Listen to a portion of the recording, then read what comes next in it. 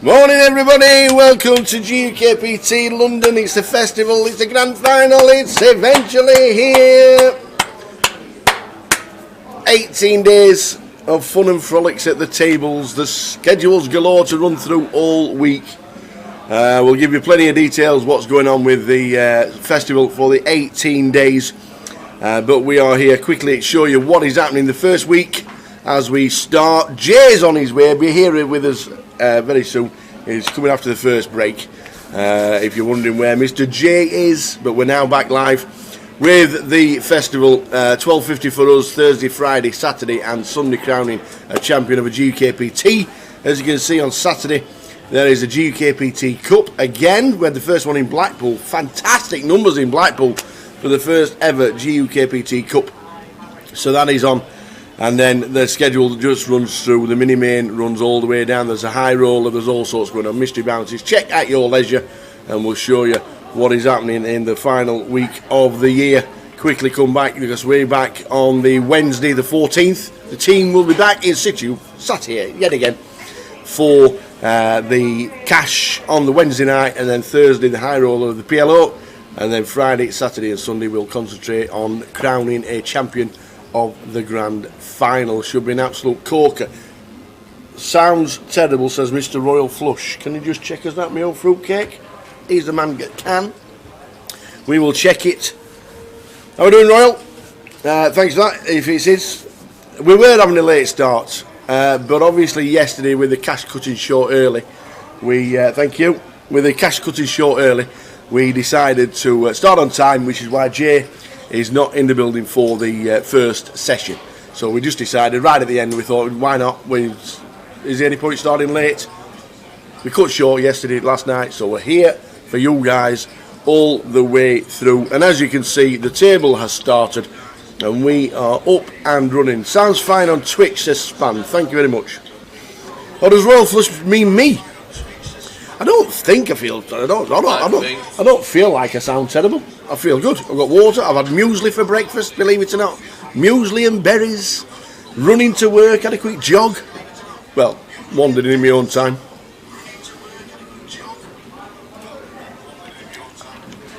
And all is good. So nice one, Spander. What about Mr. Andy Wilson? Mr. Andy Wilson in Florida. Absolutely amazing. Well done to the Bowie Effect, winning the WPT and over $800,000. Saw the winning photo, which was fantastic. Well done to him, and hope we see him at the grand final later in the year. If not, he'll be taking a well-earned rest, because that is a great effort from Andy. Proper good effort. So with us on our table, Andy Kite in seat number 2, Andy Hume in seat number 3, Alex Goulder in number 4, in 6, unfortunately is a GDPR, so we can't. Colin Paddington is back, and Victor Ilyukin in seat number 8. Good old Victor, won one of these back in the day, about 2015 was it? Victor Ilyukin, and Junior also plays the tournament as well. And Michael Ray sat in seat number 9.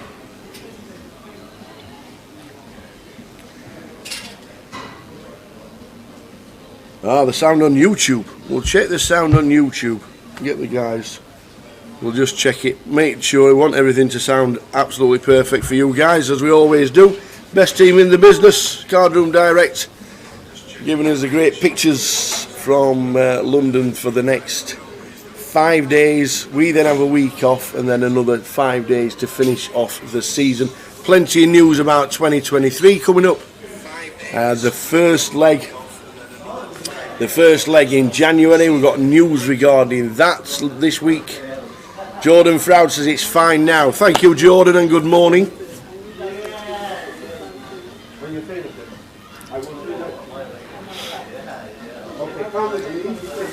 Span's been working since 6. Good on you, Span. Keep that country going. Yes, Apocalypse, this is the first event of the festival. This is actually the first event in total of the festival, because the festival starts like that, as you can see, Started today. Yesterday we had the 510 PLO cash, and now we're on the festival and the tournament hunt all the way through until the 18th of December. And don't forget, the 19th is the final closer of 2022 as well. But the full schedule is there. Check it out on social media. You can check it out. You can freeze frame it. You can take a screenshot of that. The full 18-day schedule. It will be with us, and we'll show you plenty of times to get your teeth into what will be an amazing festival here in London. Numbers should be fantastic. I spoke to one of the guys behind the counter yesterday. He said we're going to beat the 1.1 million that we got in the grand final from last year. Ooh, juicy. That would be incredible. That would be another great feat. Now we know we can fly everywhere and go everywhere in the world, as Andy has just proved by winning in Florida. Hello.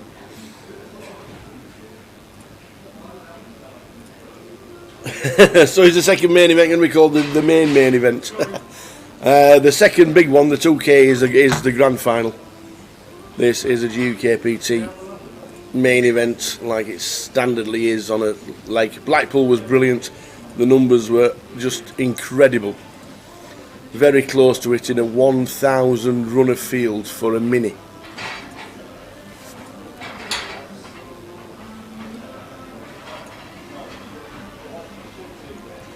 Which was amazing.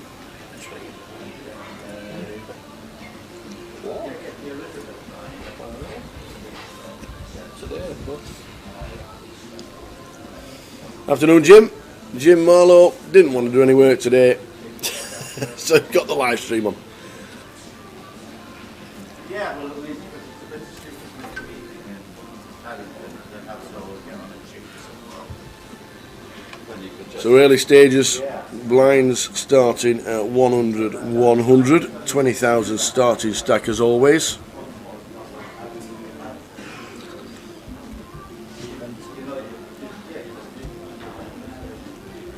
Ace 2-4 flop with flop bottom set. There's Gitano. Yeah. Well, have a look at the list. Gitano in seat number 6. What else you want to meet? Yeah. Yeah.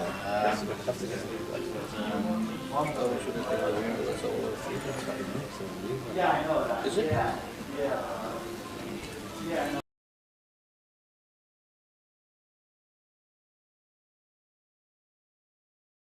So Gitano bet 600. Alex gets out of the way. Great to disguise the bottom set, but you always need an opponent to be a bit fruity, but not to be for Gitano in seat number 6.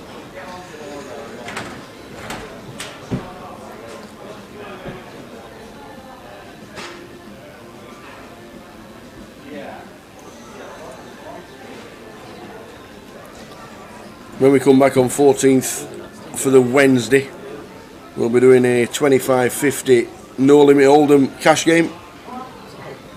Thursday we'll be doing the high roller of the PLO, day 2.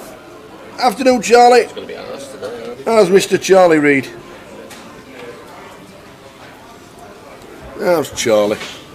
What's the plan for 2023? Good to see you in Blackpool.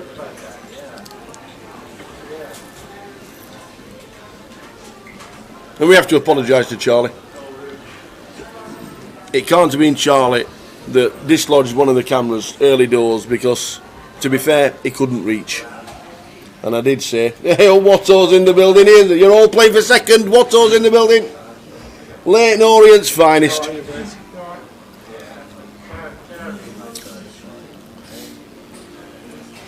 Yeah, we checked the rig and we checked the size of Charlie, and then we realised he couldn't reach.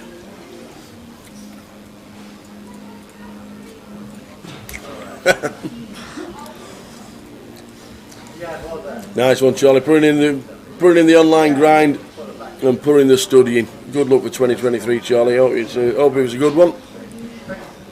Plenty of schedules coming out. If you are looking at 2023, there are the legs for the GUKPT. 12 till the 22nd of January is the first schedule for the boys. We'll be in situation We'll give you news on that. We know the main event is always the last weekend of the festival. Berry New Road in Manchester pretty early this year, and then Blackpool at the end of March, because that gap between February and March is filled with this. The UK Poker Open, the 1500 buy-in. There'll be satellites galore in clubs, online, plenty of ways to get in, more news over the week, and obviously when we come back in 2 weeks' time for the grand final itself, plenty of news regarding that fantastic 1 million guaranteed tournament in Cov.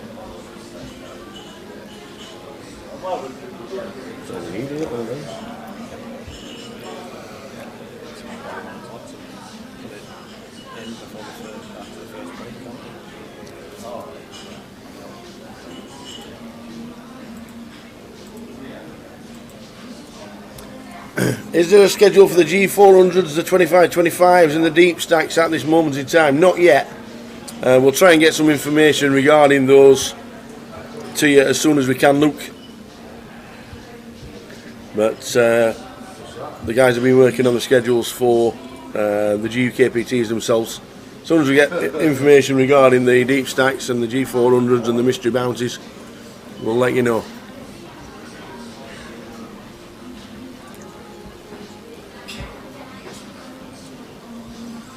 Yeah, I already mentioned, Charlie, that we saw Andy Wilson. A lot of guys were watching the live stream last night. We left last night when he was when he was heads up, and then I did notice when I got back into the hotel last night, it said that he just posted up on Twitter that we got him, which was fantastic. Great effort from Andy Wilson. The Bowie effect done. Come on, Andy.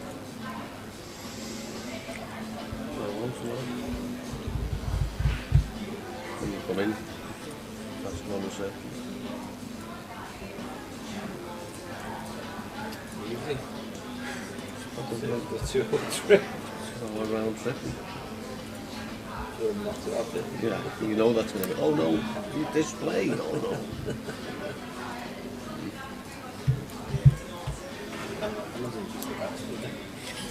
Stato, Andy Hume.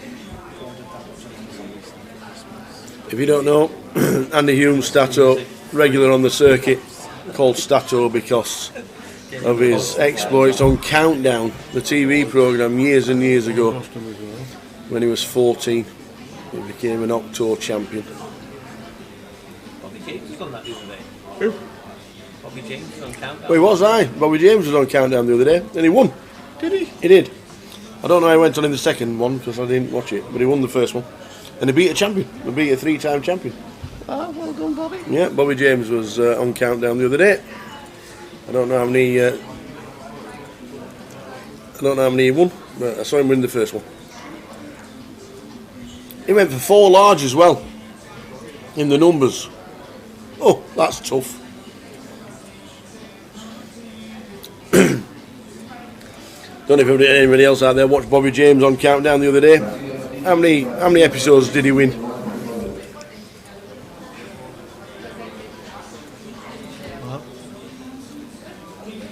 He's clever lad, though, isn't he? Yeah, especially the numbers.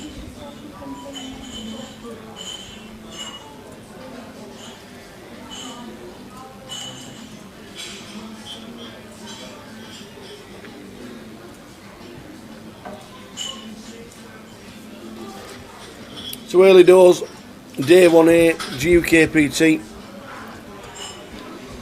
1250.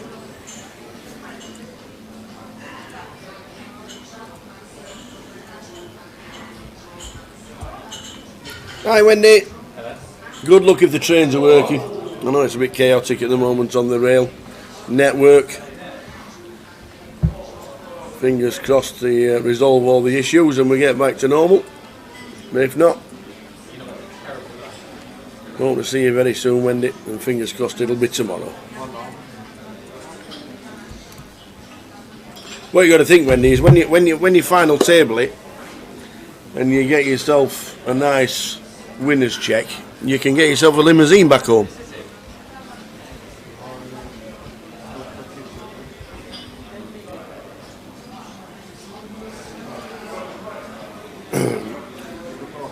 Apocalypse watching on Twitch. Thoughts on the World Cup so far? I haven't seen anyone look particularly impressive. It's the least interested I've ever been in the World Cup ever. I don't know whether it's an age thing. I don't know whether it's because it's halfway through a football season. I don't know whether it's because it just hasn't been very good. 32 teams obviously dilute the standard. So next year's, the next World Cup when we have 48 teams, we could have San Marino playing Luxembourg.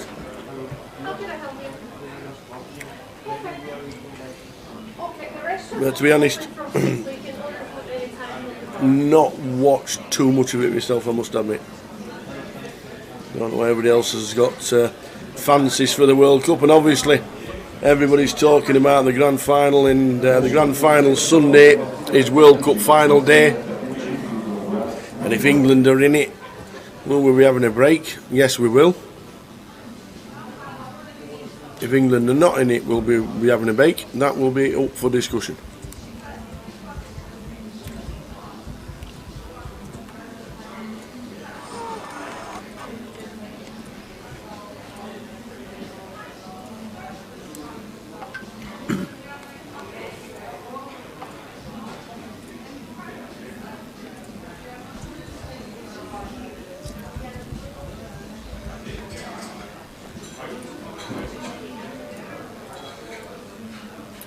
Raise 10 for Stato, raising up in the small.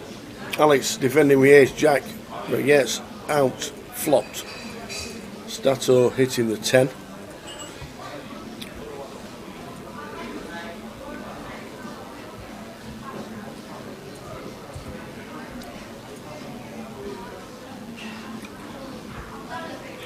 So there's Pains. Is that giving Broadway to Alex? It does indeed. Delicious turn.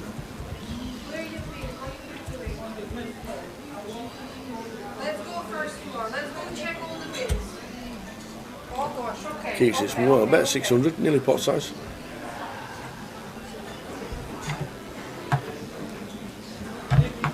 Start going to call.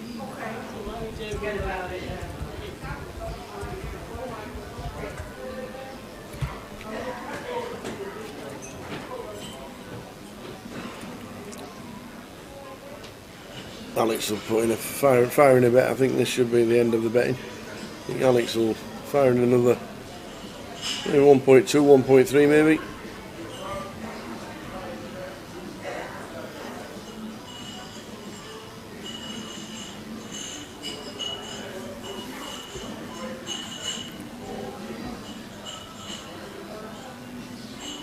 $4K.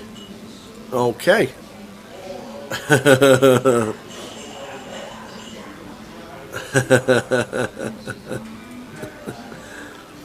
These two will have played with each other for years. The old chestnut of I've overbet the pot, sorry. Spain, Portugal, Uruguay, says Apocalypse. A lot of people fancied Uruguay. I've not seen it. I actually haven't seen a game they played in. And a lot of people are tip Uruguay to do really well. Spain and Portugal always do well, don't they?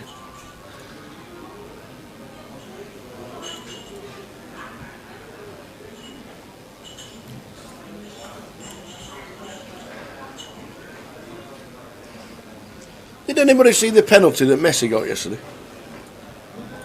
Like, if that's a penalty in football, you might as well quit the game. Literally quit the game. The goalkeeper went for a ball. The ball came over from the corner post, not the actual corner, but come over from the side of the corner. The goalkeeper's gone up, he's falling backwards, he's missed it with his hand, literally missed it, and he's hit Messi with his hand flailing behind him as he's coming down, and Messi's gone down, and they've given a penalty, and the goalkeeper didn't actually know that Messi was there. and they gave a penalty.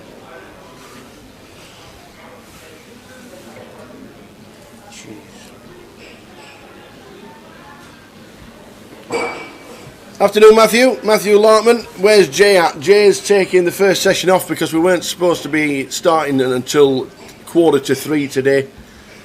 But we finished the PLO a little bit early yesterday, so we decided to start bang on time. Jay obviously had gone to bed by that time, so we just said Jay can carry on and come in after the first session, but we'll start the live stream as normal on the first 2 levels.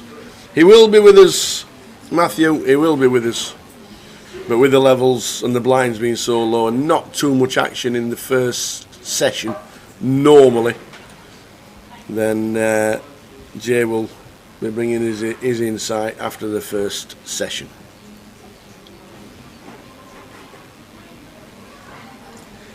Bazza says, what's the reason for no live sats for the 900 mystery bounty? I don't know. I don't know. If you come into the club and we get a lot of interest, they might put single tables on. But yeah, maybe it's space, maybe it's timing. Not too sure, Bazza. Can always ask the question when the main man comes in.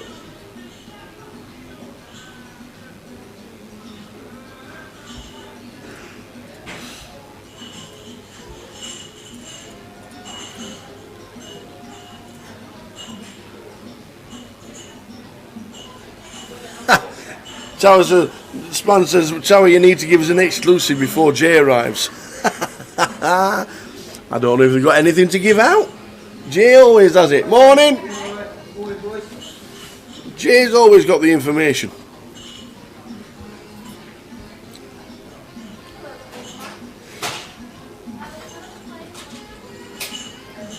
I'll try and needle Andy or Jim. See if there's any exclusives in the first session before Jay comes in. See what we can give out.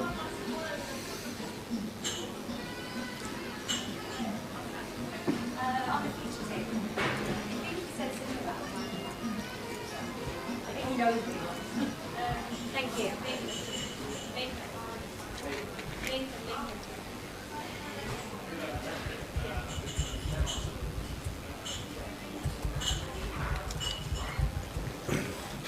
Early stages of the 1250, the GUKPT main event. The first leg of the 18-day festival. There's the start of the festival. Plenty going on. And like I said, there is a mystery bounty. 16 levels played in the mystery bounty all the way through. Some cracking prizes, I'm guessing, in the mystery bounty by the time the prize pool has been added together, because there are 6 starting flights. There should be some Christmas bonuses in that one, I'll tell you. Pretty impressive, that. And then the mystery bounty will then be taken over by the 100k guarantee that's on for a £300 buy-in. Delightful.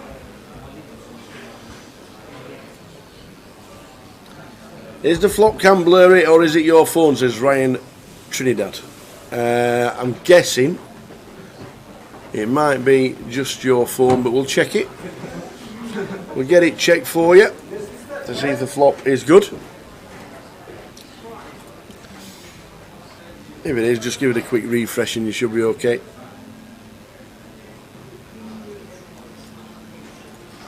When it goes to the flop, we'll have a look. If it is a bit blurry, we'll tell the team. We're just about to get to flop because it's to the turn. 4 of spades.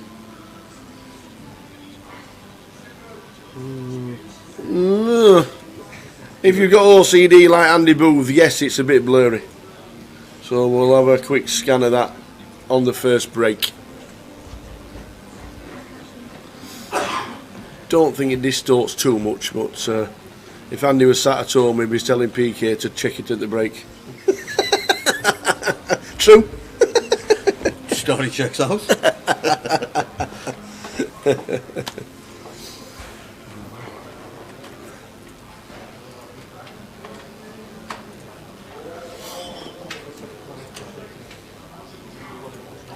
What's the games on the World Cup scene today? Are there any punting going on this afternoon? What groups are up for grabs today? As we're watching the live stream of the main event, GUKPT, the 1250.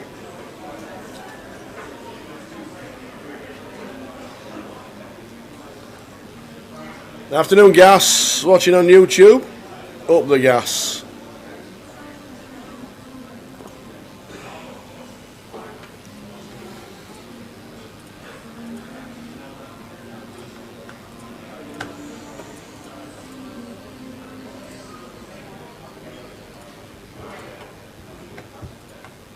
King high flop, King 6-4. Ah, Sean's on the feature. Afternoon, Sean dealing. Lump down straight draw for Andy K. Sun in C2. Not much going on for Gaetano.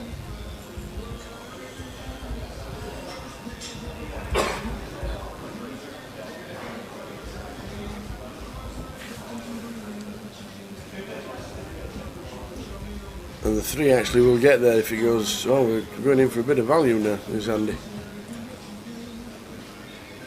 At 1.7 half pot. And a fold. Germany, Costa Rica, Spain and Japan today. Is it? There you go.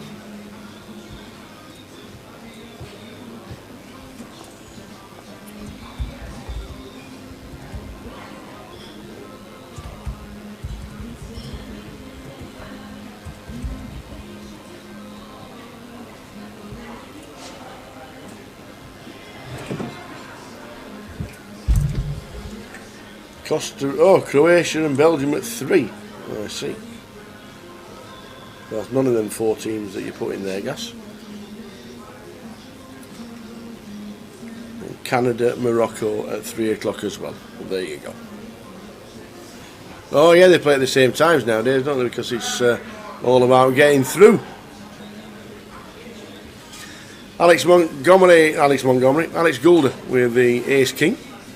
Colin Coles with Ace 7. Victor not getting involved at the moment. Back round to Andy in C number 2.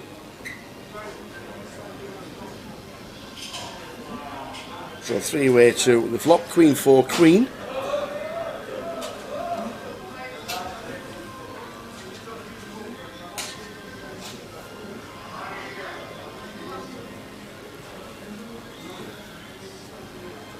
There, 300 from Colin with the Ace 7.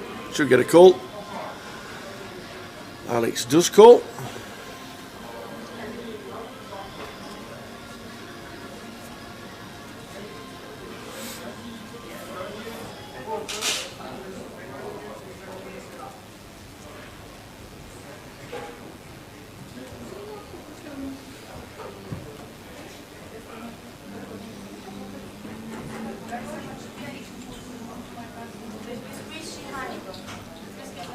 And Colin with the aggression.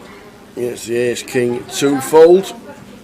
Not seen Croatia play, Gas, I must admit. I was saying earlier on that I've not watched hardly any of the World Cup this year.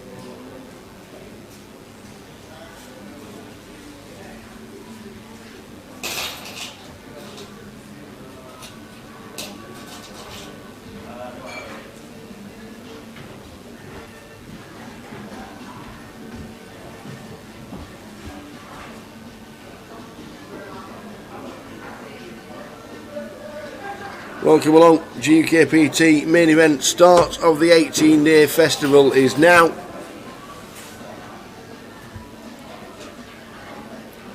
The team are here Thursday, Friday, Saturday and Sunday, and then the 14th, which is the Wednesday, we're back again for the final 5 days of 2022.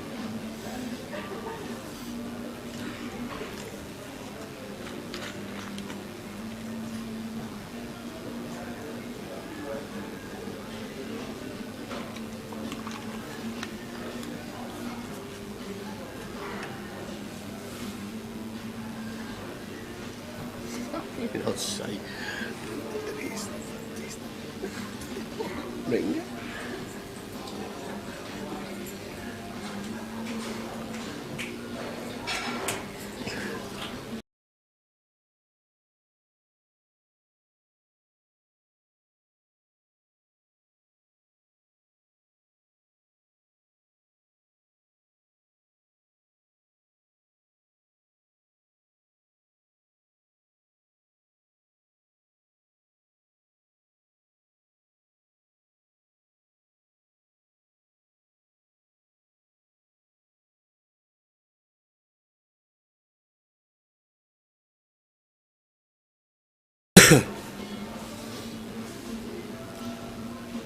Apocalypse has got Argentina, France and England already in the last 16. Who's the surprise team that's got through so far? Backdoor flush for Gaetano gets there as Victor loses with the ace queen after flopping. Top pair, decent kicker. Backdoor flush draw gets there. Victor drops down to 16,000. England, you're not wrong. Where they played against USA. I actually watched that one for some reason.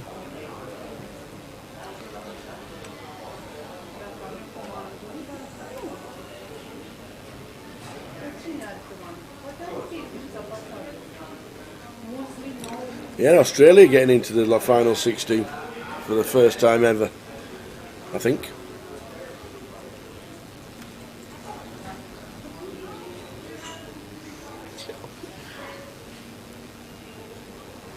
Toll booth.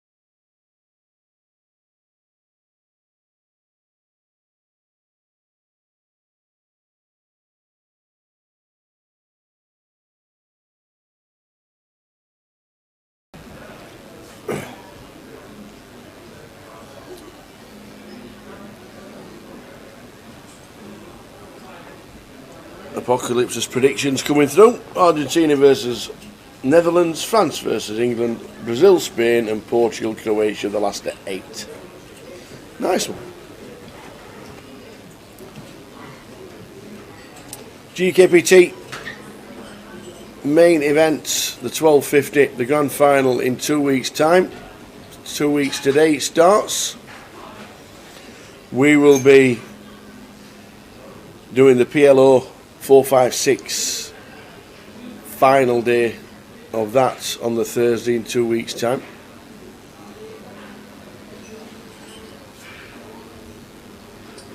We will be back.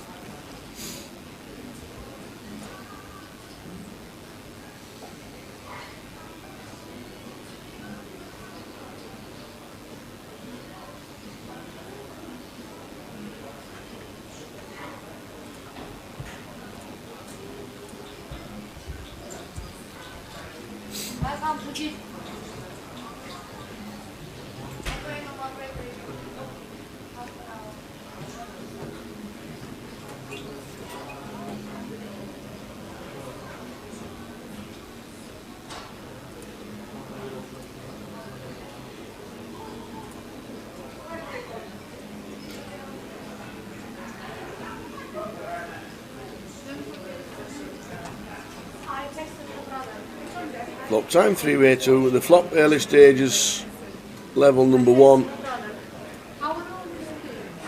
Decent flop for Gaetano with pocket 8s. Top pair, top kicker for Colin. And the gutter ball for Andy in C number 2. Yes.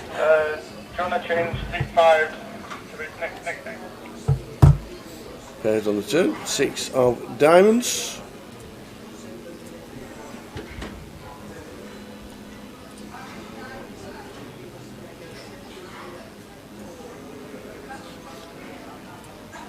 And a call from Gaetano. And also a call from Andrew in seat 2. So top pair on the kicker, top pair on the flop. Turns into 2 pair on the turn. Colin bets 800. I think Gaetano might call this.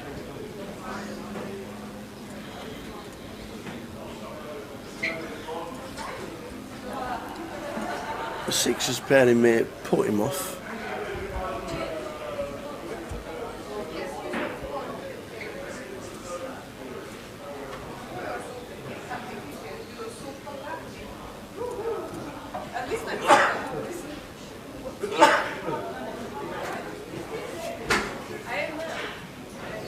And the tank with the 8s. He's got the blockers.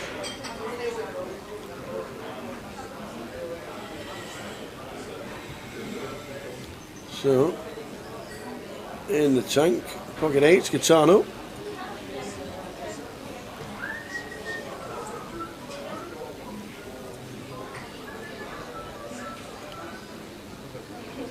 He does eventually get out of the way.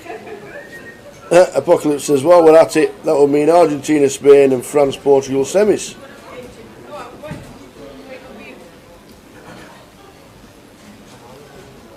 might have just swam the channel.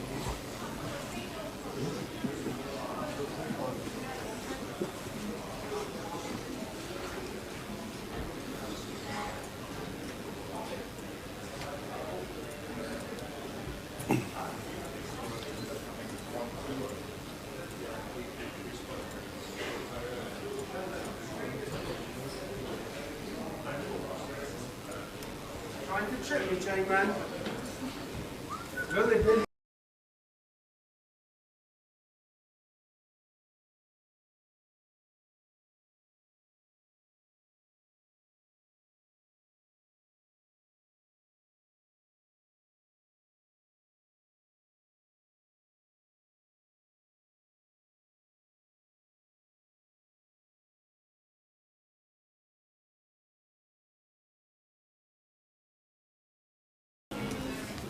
Level 1 of the day, GUKPT main event.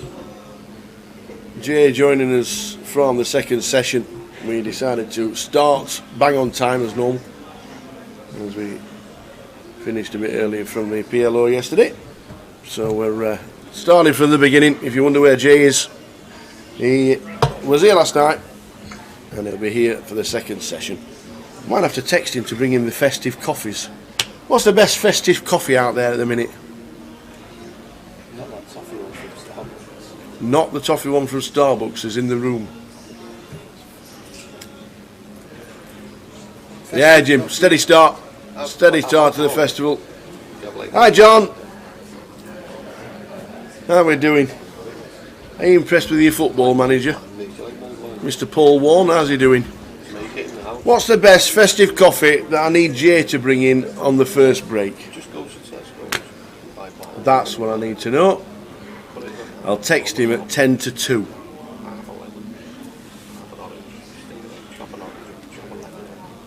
Let me know.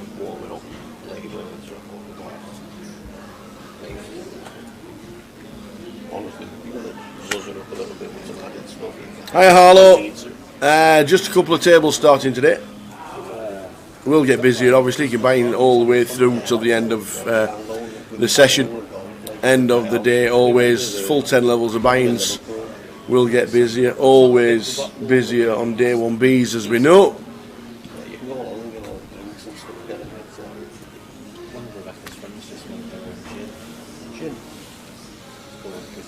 Morning, the technician. Yeah, just a steady start, but with an 18-day festival in full swing. People will be picking and choosing. Obviously, we can still travel to play the WPTs and the likes. So, but it will get busier. it will get a lot busier. And there's a full schedule that we can show you what is going on here in London as Victor flops top 2. But Colin's got a redraw and a pair. Is Victor going to lose to another flush?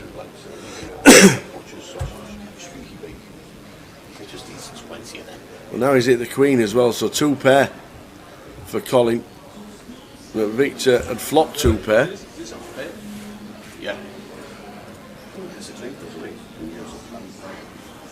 Victor hurriedly betting out of turn. Do you want one, Phil? One drink? Tea, please. No sugar. No. Thank you. So Victor, Oh, we've got one. You get them things out of downstairs. so he can't raise. So just a bet of 100. Just about 100 from Colin. Kept it quiet, so it's on Colin now. Victor mistakenly betting out of turn. Obviously didn't mean to do it. Colin turns 2 pair. And a bet of 1.2. And Colin says call. And flop 2 pair. Turn 2 pair for Colin with a redraw. That didn't get there. So Victor gets his stack near the starting stack of 20,000. Is the side bet on for the Mad Turk? How do I repay you if I lose? Apart from coming to Cyprus. I tell you what. If the Mad Turk makes the final 30, is it this event or the grand final? I'm guessing it'd be the grand final. I've not seen him in the building yet.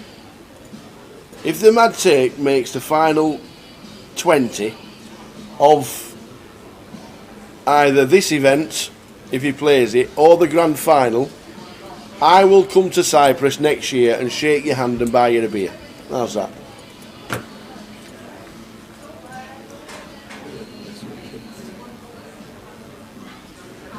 Span says, the train strikes don't affect things too much next week. Yeah, we know there's going to be disruption. I don't know when they start. I don't know what days they're actually supposed to be striking. I keep losing track with it all. I wish they'd resolve it.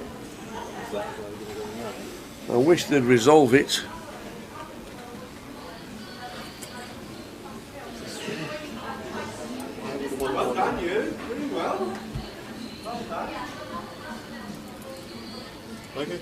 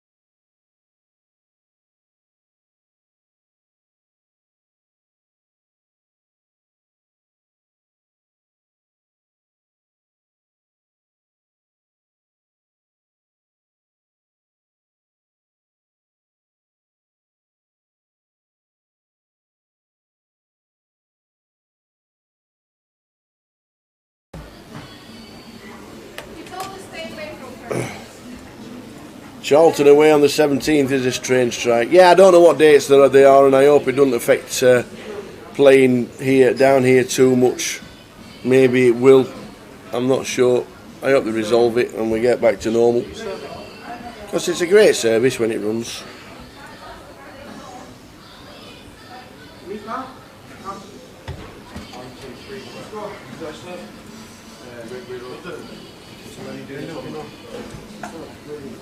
Luca DeSantis watching on YouTube says, "Go Gitano!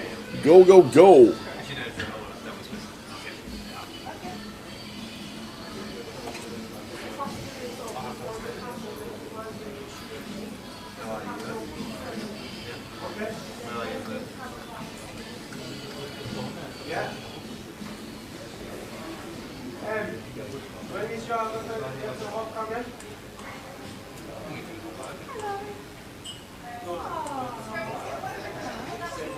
No, it's done less than 18,000 miles.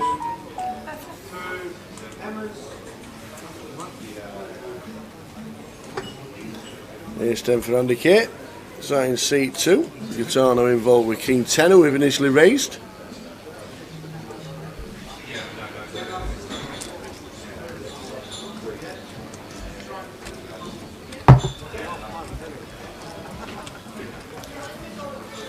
And the 10 on the turn. We'll keep them both involved here, and this could be a bit of carnage in the early stages. Bet 500 from Andy in seat number 2. Gitano trip 10s on the turn, just a call. We're going to chop it. No, sorry, I'm going to say we're going to chop it. The 10's full. Oh my days. If that was a big bet, bet 1.6 from Andrew K. Are we going to raise it?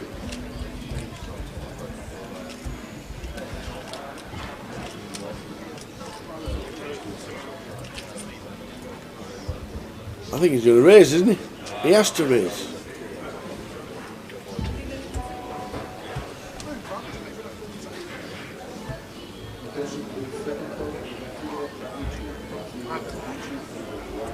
Raises just a call with the ace 10. Just a call.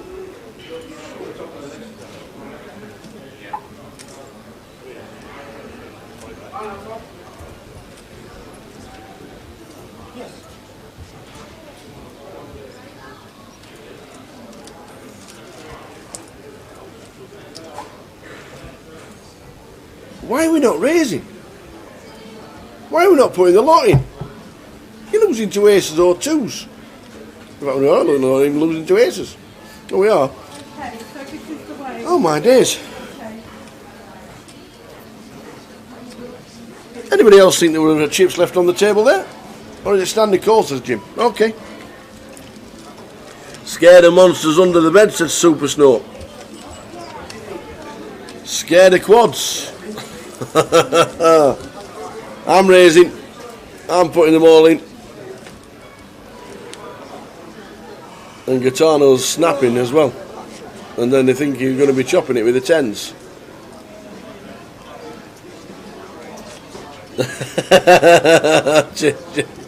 Cheers, Jim. I'm getting them in. Oh, will have to be a highlight reel for Jay. That'll have to be a highlight reel for Jay.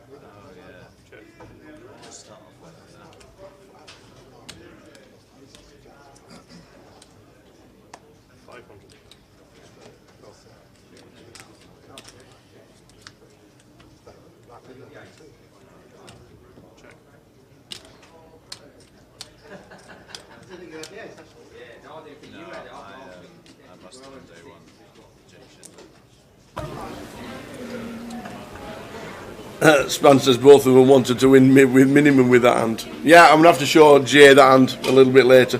See what he thinks about the call on the end. I know what he'll say. I know what he'll come up with. And he'll go like that. That's what's got coming up this week. Thursday the 1st of December is today. We start the main event, day 1-8. There's a cash out satellite starting at 7. That will be busy. Tomorrow is main event day B and the Turbo. Day 2 we'll be concentrating on while the GUKPT Cup starts here in the club. That'll be a 2-day event. We'll crown a champion of the main event on Sunday while the day 2 concludes of the GUKPT Cup, and then the mini main starts Full schedule is there. It's on social media. Check it out. It's a busy 18 days. This is day number 1.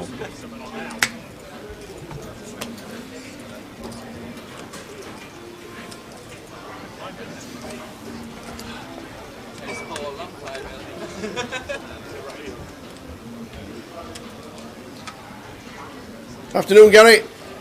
Mr. McGaffney, are you coming to join us? Are you going to join us this week? Are you playing the PLO? Don't forget the 4, 5, 6 PLO in 2 weeks' time. We'll be covering that as well.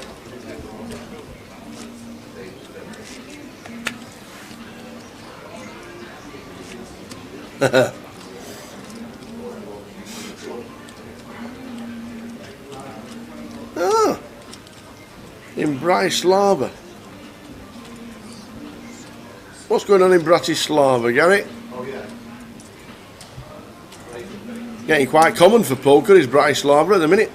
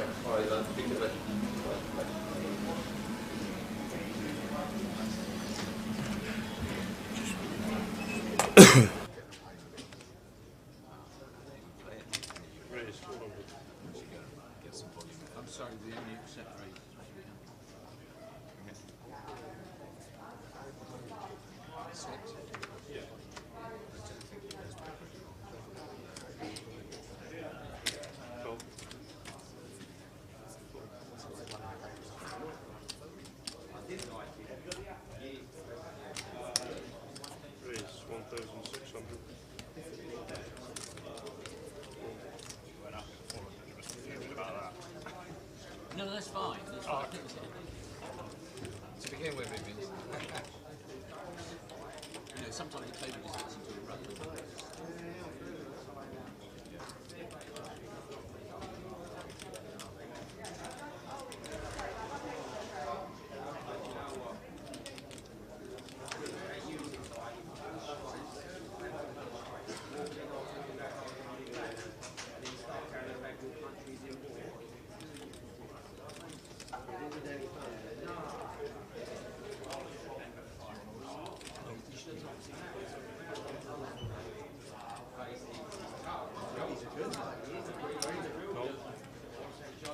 On yourself? 1,600.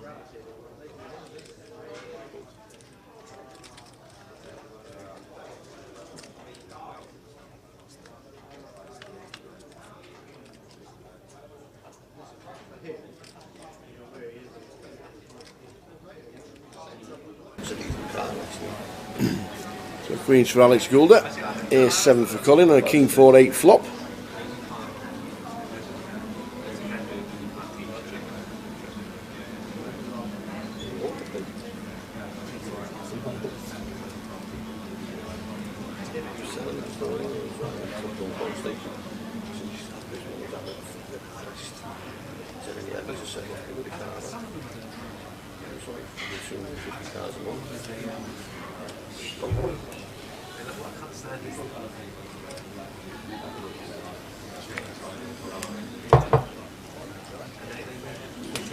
Oh, we get rid of the queens.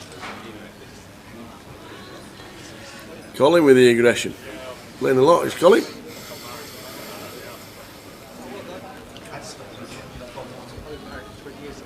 So good looking Bratislava got it. Maybe we don't see it in London this time.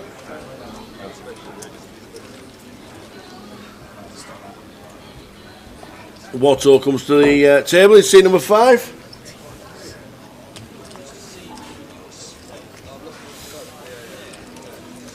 Stevie Watts, seat number 5.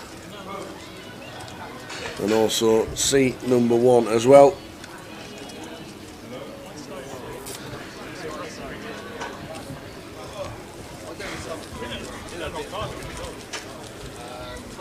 That Danny Toffel. He's had a complete shave of the lot off. Mr. DT, Danny Toffel, former champion. Former runner-up. Second in Coventry back in 2010. There he is, Danny Toffel. Half the man it used to be. Absolutely. He has shed half his body weight.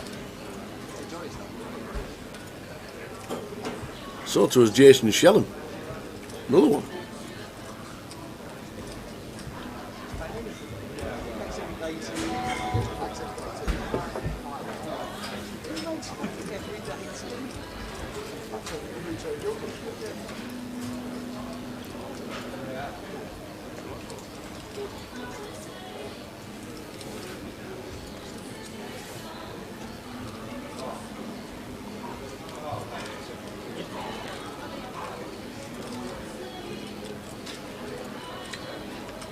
Queen 9-3, 2 hearts.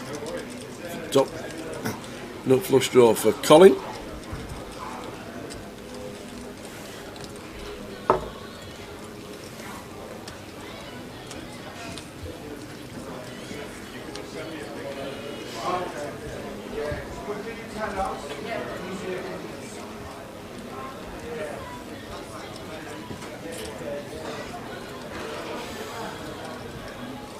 About 1k from Alex. Find out where he is.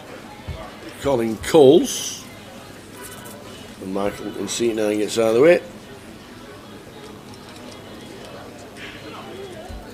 Pairs the Queen on the turn.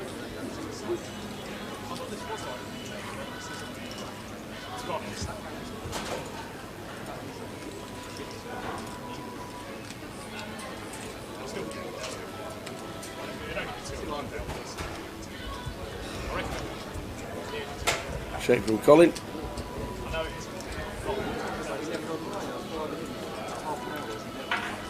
Is Alex going to continue on the turn?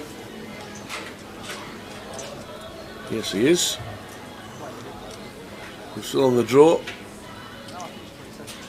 Here's Colin, so he's going to call.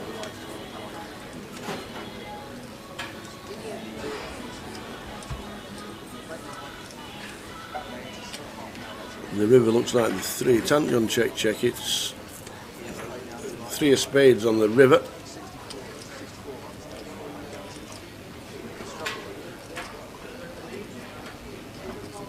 And now the aggression comes in from Colin as he check called.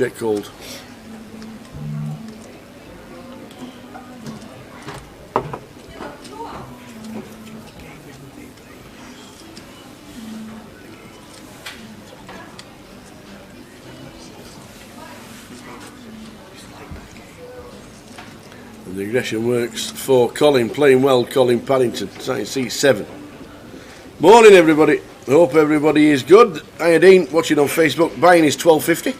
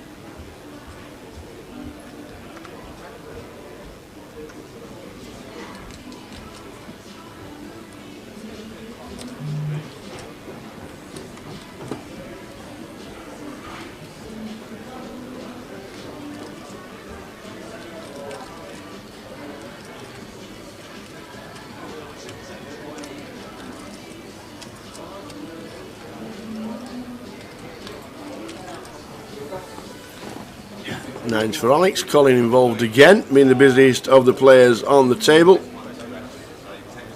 About 300 and a call.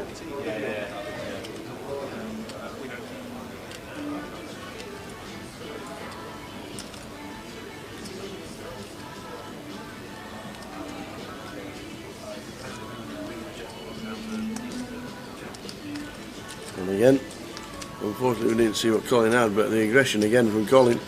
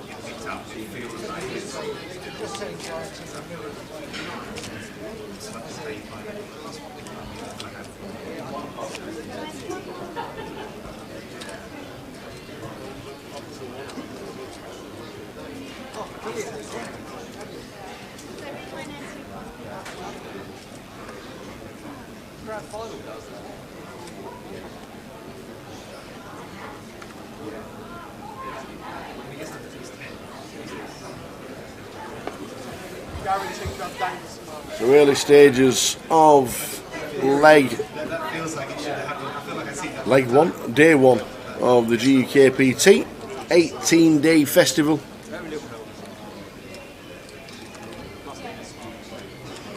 Plenty of poker to be played.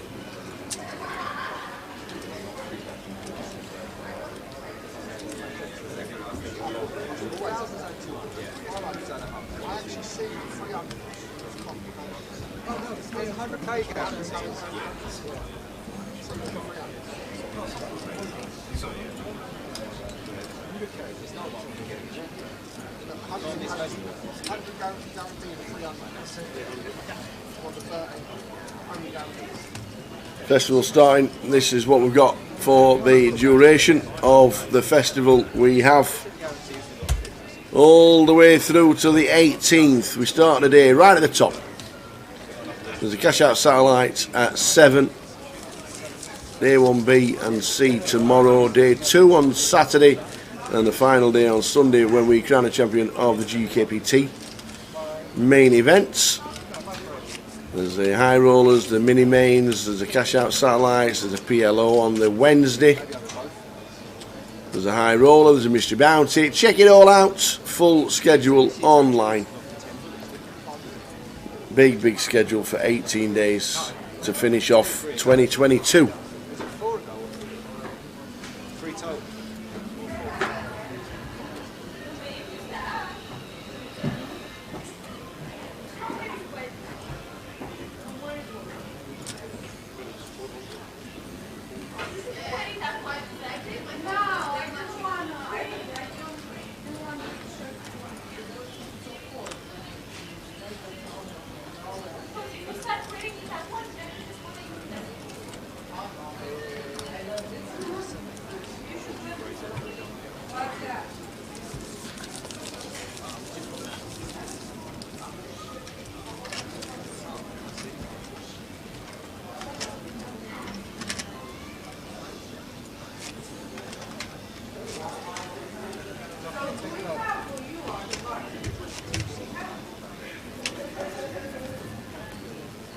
So just losing a couple of players from our table because we're making another table in the building.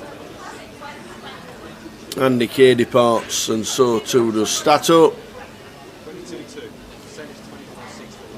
Good to see more players coming through the door, as they will all day long. It has been a steady start, but it is the start of an 18-day festival. Showed you what was happening in the first session of the festival. Here is the final week, and we're back on Wednesday the 14th after this weekend for the cash. Wednesday, Thursday, Friday, Saturday, Sunday, the final 5 days of live streaming from Card Room Direct in 2022. Finish and crown the champion on the 18th, and yes, it's World Cup Day, and yes, England won't be there, but they might be. If there is, there'll be a break to watch it. Argentina-Spain final. How does that sound? Maybe. There's plenty going on with the high roller of the PLO, which we'll be doing on the Thursday. The grand final, the PLO bounty going on the Saturday. Plenty going on the 18-day festival. Check it out. Make sure you check all the details.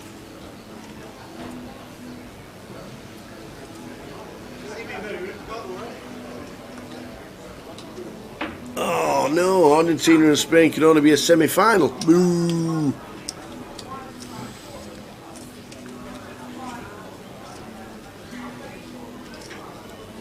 What about they do the World Cup like an FA Cup draw when they pull the balls out every round? Or is that bad for TV? Because you might not get the best two countries. Like they used to and just pull the draws out every time. Bad for fans. Oh, maybe so, I suppose. Not knowing where you're playing and not knowing where you're going to be. Yeah, I suppose, yeah, that makes a lot of sense, Mr. Kebabs.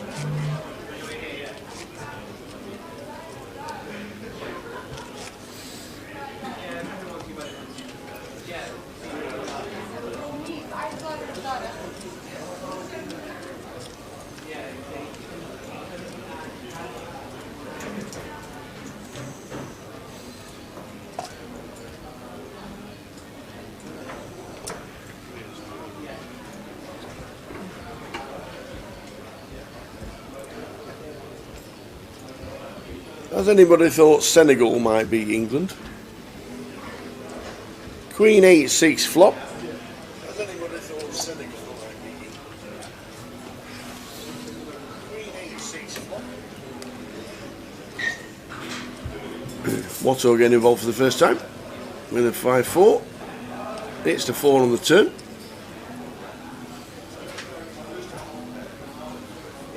Colin with none of it.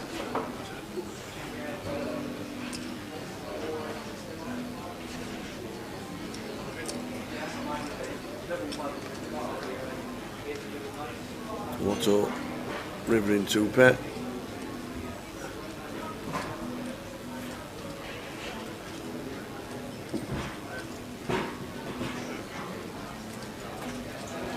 Wouldn't surprise me if Colin came out and Watto called.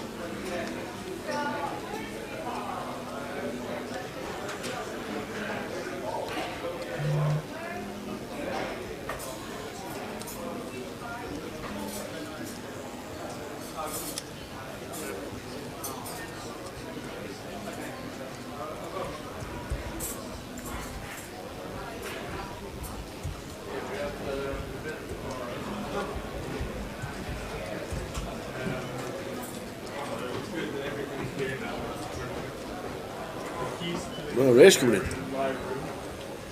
A big race coming in from Stevie Watts. Oh, the snap fold. Nice.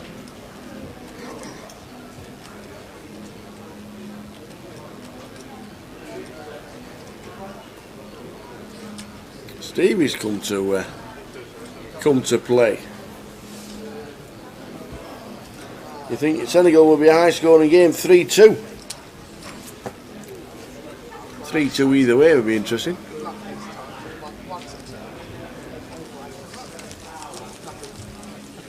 Usually about 25, so 3-2. Afternoon, Paul Hare watching on YouTube. Hope you're well.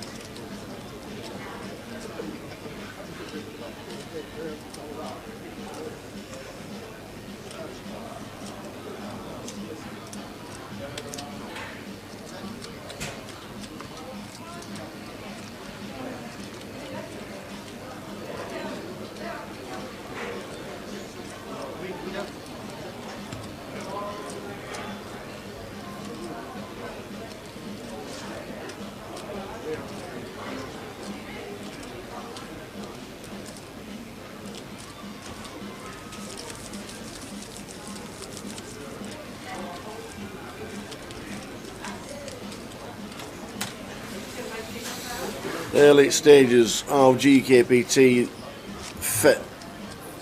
the Grand Final Festival. This is event number 1 of plenty. There's 18 days of poker, plenty of satellites going on. We'll ask the question about the bounty satellites. Why is there not a bounty satellite? That's, maybe it's just time and space in the room. Maybe.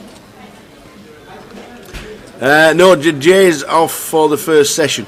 Yesterday we finished early for the PLO that we were streaming, and we normally start after the first session when we stream till late. But because we cut it short a little bit,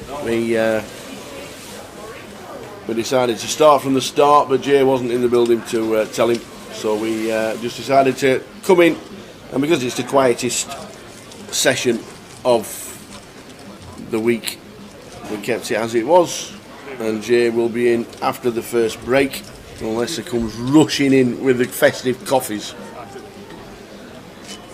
He will be with us. He was with us last night doing the PLO, but we decided to start from the start. With the Tonys, are the rebuys, or are the old freeze outs? Most of them are re-entries now, Dean. Most of them are re-entries. They don't have the runners like they used to with the bags for the rebuys. So they are re-entry tournaments. If you bust out, you can re-enter. Back up to the cash desk, play it as a new person, and come back in again. With the old rebuys, with people running around with chips in their satchels ready to give you chips, thing of the past now.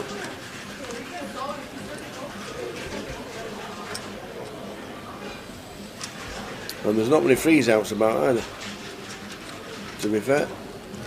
Not many organisers at all run freeze outs. If people have made an effort to come and play in your club, then give them the opportunity to play again. Afternoon, Francis. Hope you're good. Will we be seeing Francis in London this week or for the grand final? We're streaming this weekend all the way through to the final on Sunday, and then 2 weeks' time we'll be doing the grand final, the 2K buy-in, which last year got 1.1 million in the prize pool.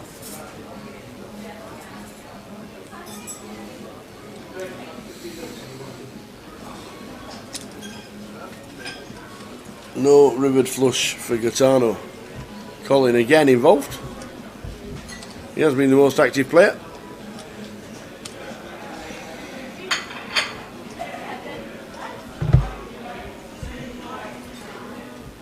Good shout from Spand. Looks like you've got 2 pair, he says Colin. He announces call, and Gaetano shows the 3 missed flush, and Colin with top pair. They should chuck in a £20 rebuy or a £50 rebuy at one of the stops every now and again.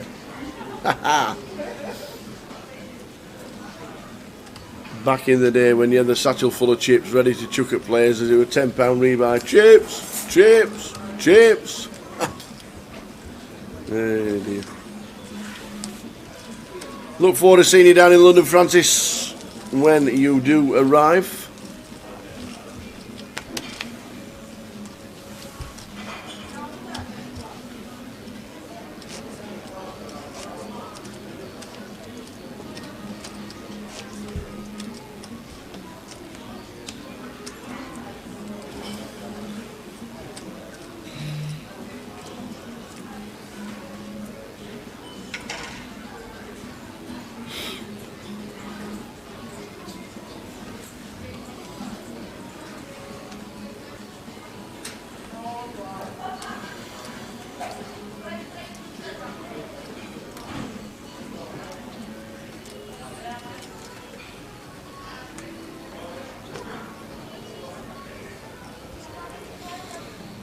Do we know if there's any New Zealanders playing?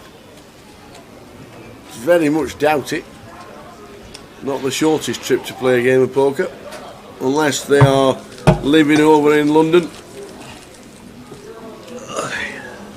Very rare we get anybody from the Southern Hemisphere playing the game. I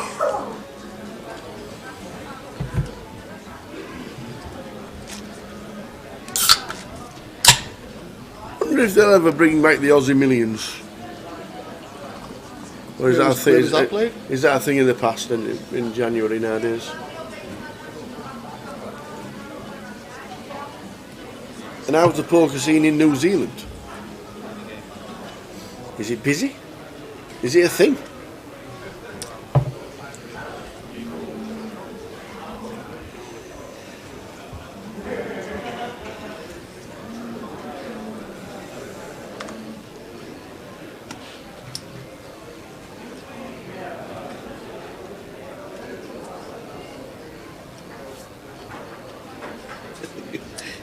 He's doing transparency, you know, the lady. See me? He's crazy. Should we go with it? Like it? Like it, yeah.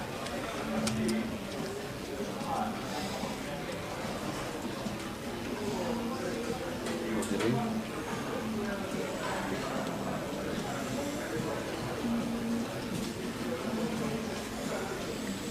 2-2-5 flop.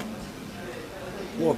Colin and Danny flopping 2 pair. Ace King of Diamonds for Watto with the flush draw.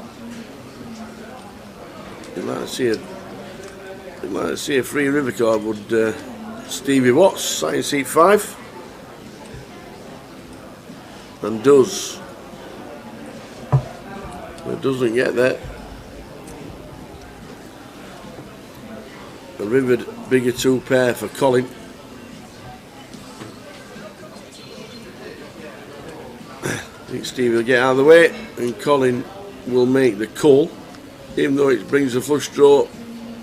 I do think he'll call. And a rivered bigger 2 pair.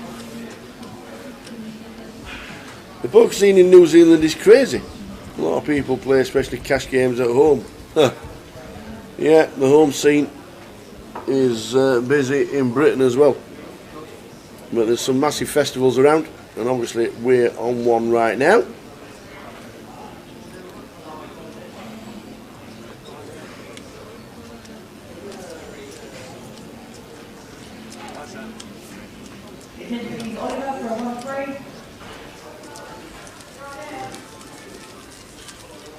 Afternoon, Guy Taylor tuning in on Twitch. How are you, sir?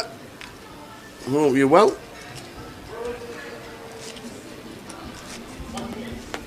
Jay will be with us for the start of the next session. With the PLO last night. We changed that skin. Mid. And coming in for the start of level number 3 is Jay, unless he comes early with the Christmas coffees. I've sent the message out. Festive coffee. Bring it in, boy. So he's got to see what happens, eh? See what happens. He was asking to send it. You don't have a break. You can have it with him.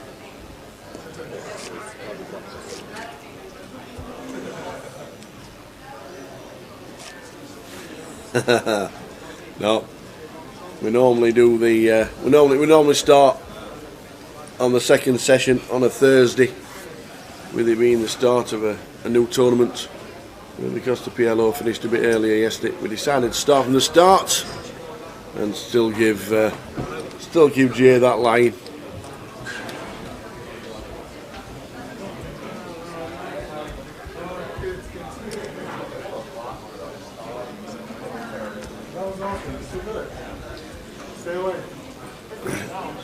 Chin knows, watching on YouTube, if you're having festive coffees, you need donuts to go with it. Queen High flop, Queen 4-7. Top pair for Colin. Shoots to the lead. Are you playing London, Guy? Are you playing in London, or have you got other plans? The grand final last year, over 1.1 million in the prize pool. It was an amazing tournament. The Friday was ridiculously busy.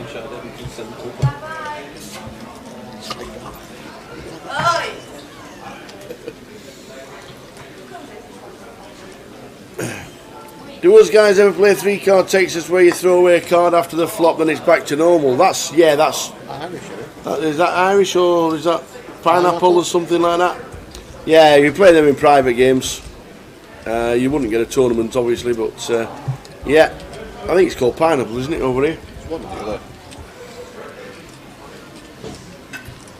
I think it's pineapple. Or is that discarding 2 out of 5 pre-flop, something like that? They're all kind of games you play, variations of games when you're playing privately.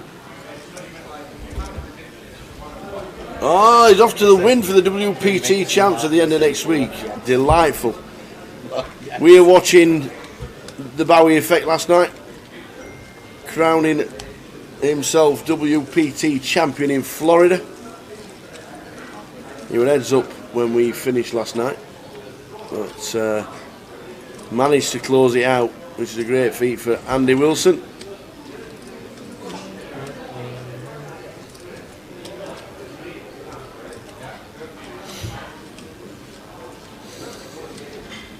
Right, it's called pineapple, says Dean, and we play 5-card Omaha and throw 1 away after the flop. Interesting. It's not like when you've got choices, it's whether you make the right choice. Nice one, Guy. Yeah, it was a great effort. We didn't get a chance to watch it yesterday, but a lot of guys were multitasking and watching both streams. And crowning Andy Wilson champion. What about the trophy? I'm not being funny.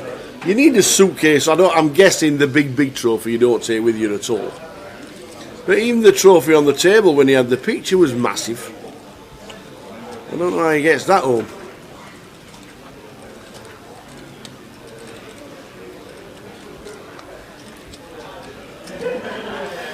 Well, the actual WPT trophy is just huge.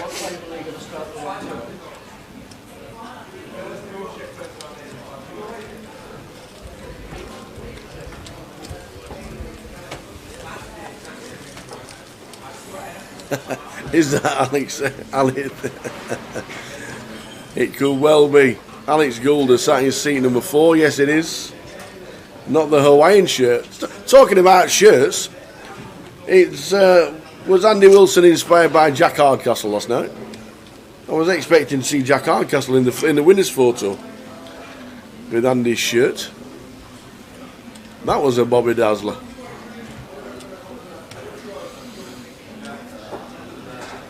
Victor Lukin getting involved. Raises to 400. Michael Coles in 9. Alex Goulder with the ladies. Raises it up. It's like 1.5 or 1.6. Victor's not impressed. He says, I'm having some of that. We're going to see a flop, me and you, he says. And Michael's coming along pretty loosely with King Jack off.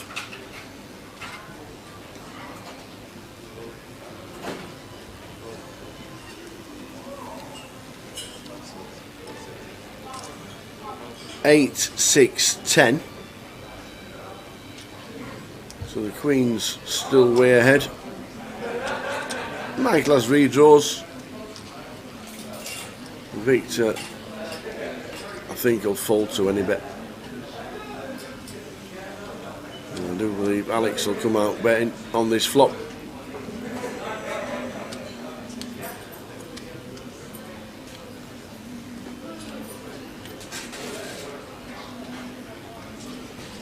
Makes it 3.8.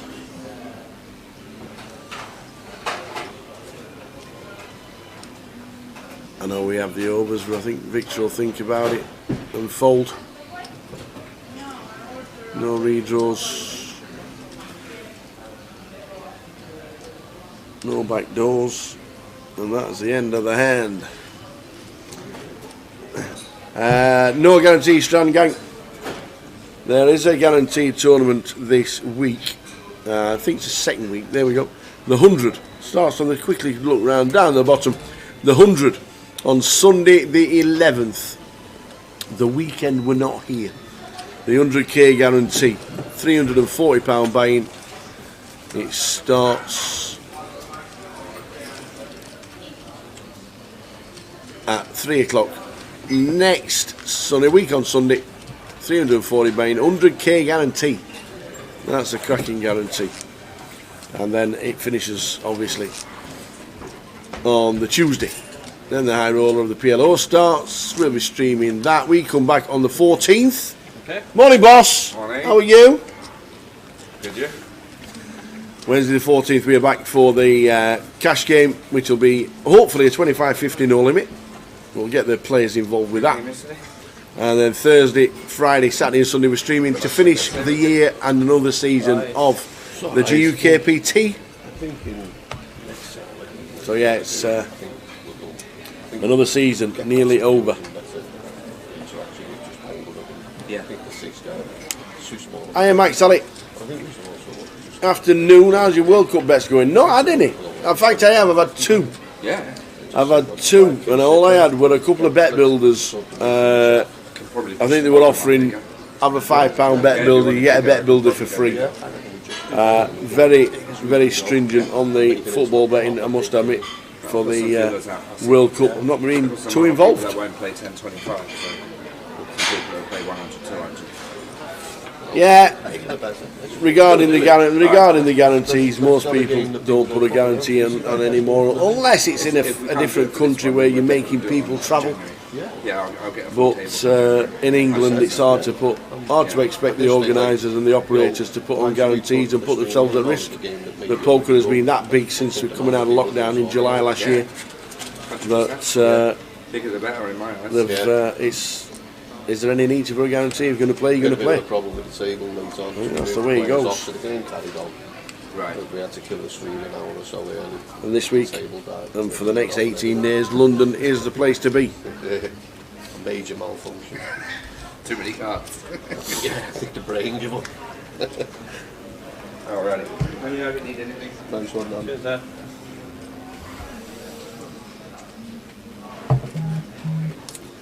100, 200.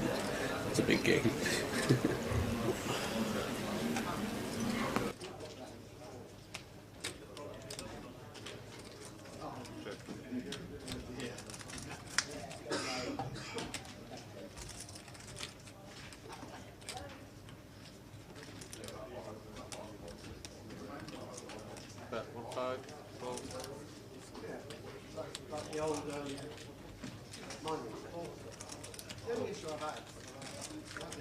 When is the televised no limit cash game? 2 weeks, 14th of December, the Wednesday is when we're back.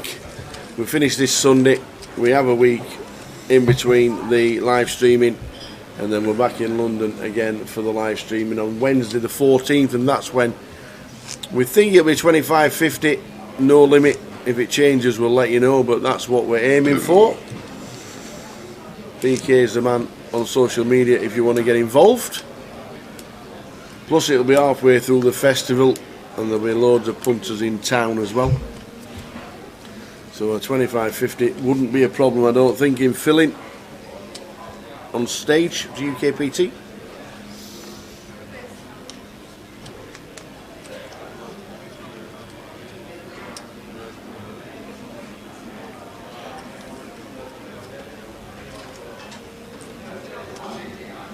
Kings for Colin.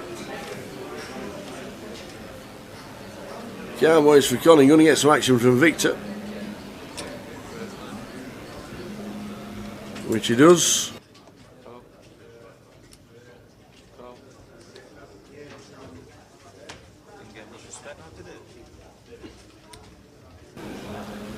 Eight, Queen, 7. All clubs. We're going clubbing.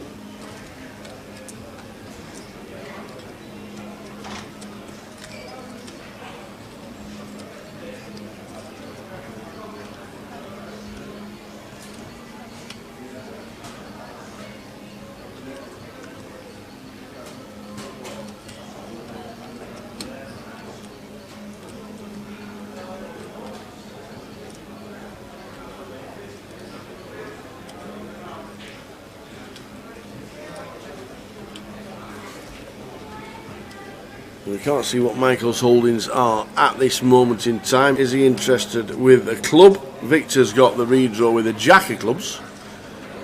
And Colin has the overpair with the Cowboys. 2 pair for Alex Goulder in seat number 4. But it brings the flush instantly for Victor.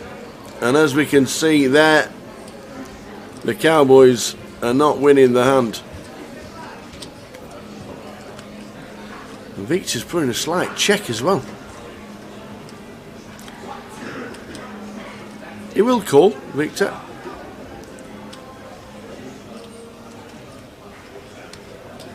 Instantly calls, does Victor, which I thought he was going to do. And Alex with 2 pair. Is he going to think I can get a bit lucky?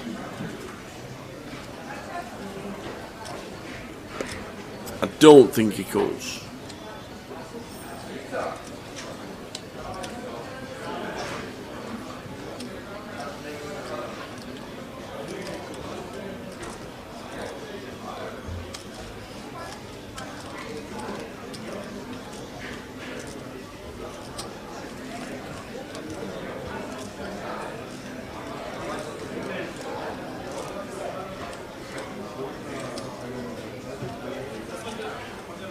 He's calling.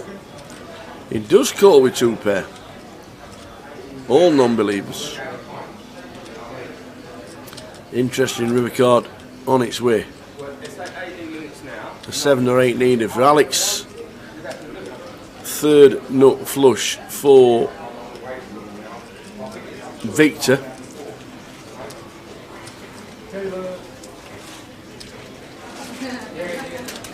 Is he going to try and get Colin to bet again? Or does Colin put the handbrakes on and say, let's see what you've got? Or does he think the only chance I've got of winning this is piling?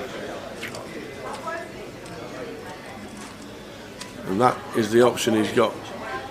Now Victor has got a decision and he might fold this. I'm not folding a jack. I'm not folding the 3rd nuts.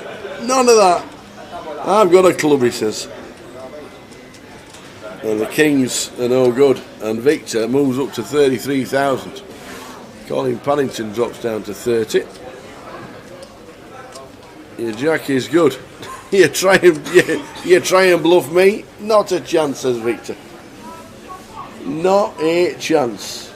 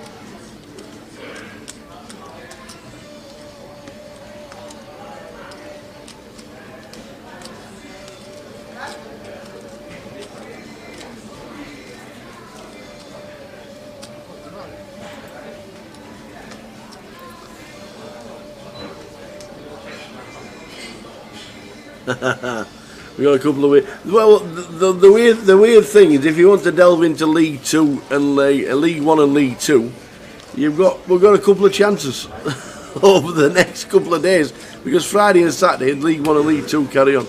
But I don't think we'll be punishing you with the Towers treble this week. You never know. You never know. League 1 and League 2 carries on while the World Cup is on.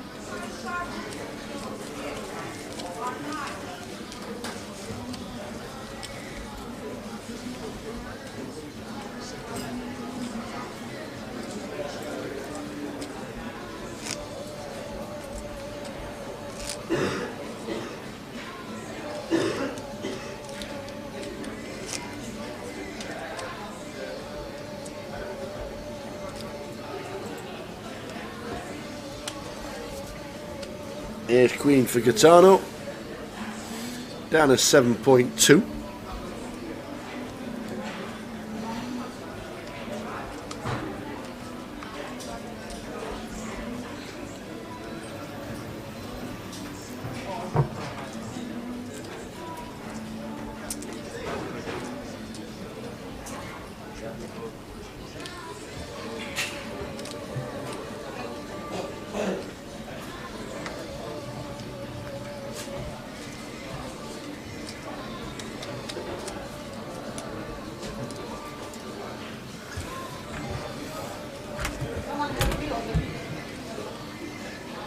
afternoon, Michael, watching on YouTube. Gaetano, yes! There he is, flops top pair, top kicker. Turns into 2 pair. We'll get the check mark. And now needs to bet. He ain't getting paid, but he still needs to bet.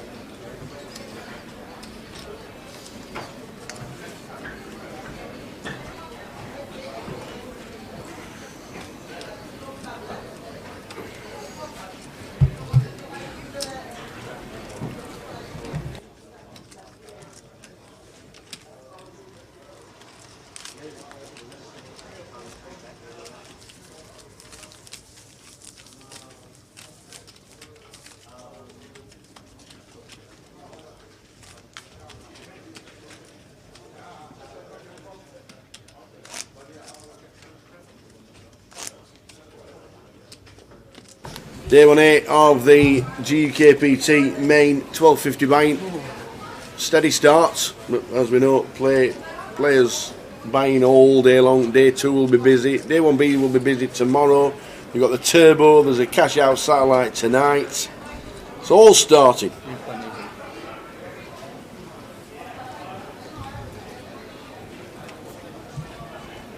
Here he is. Here's the champ. Well done, Mr. Wilson. Well done, Mr. Wilson. Big question is which trophy do you bring home? The big one or the big one?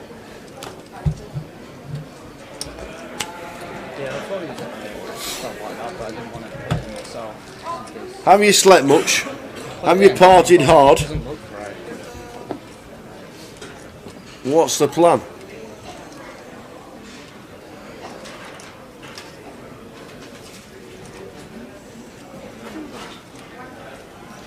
Three, 4 ace, nut flush draw for Victor. Hits the flush on the turn. Watto top pair, decent kicker. 2 pair for Alex Goulder.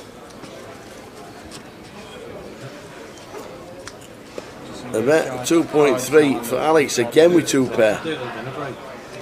Lost to a flush against Victor last time, and if he doesn't pair up again, he's going to lose another sizable bet.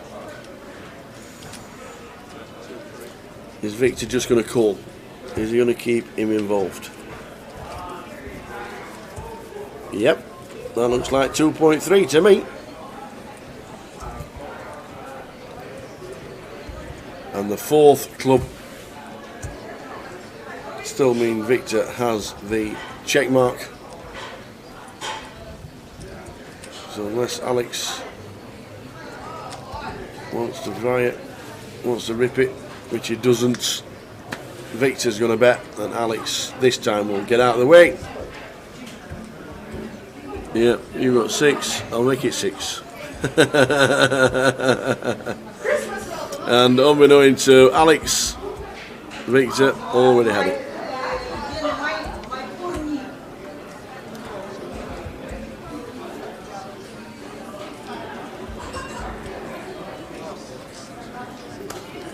That's a little bit of discrepancy with the bet. I'm not too sure that's right. I understand why it's 6, but he asked Alex how many he got, and Alex said 6. He ain't only got 600 left, has he?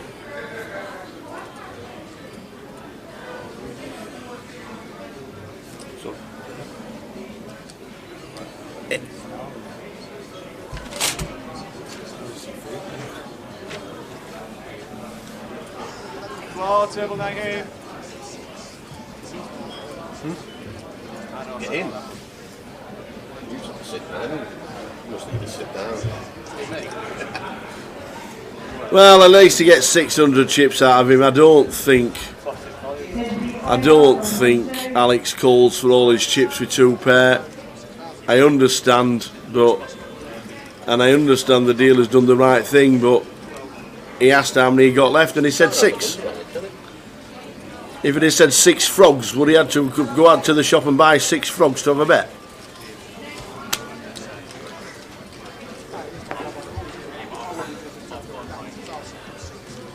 Yeah, I think Victor was just being a little bit naive in asking how many you've got left. Alex said 6.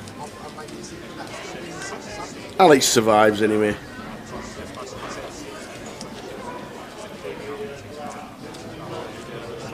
It is what it is. Yeah, by the letter of the law, I suppose it's correct. Take the transparency instead.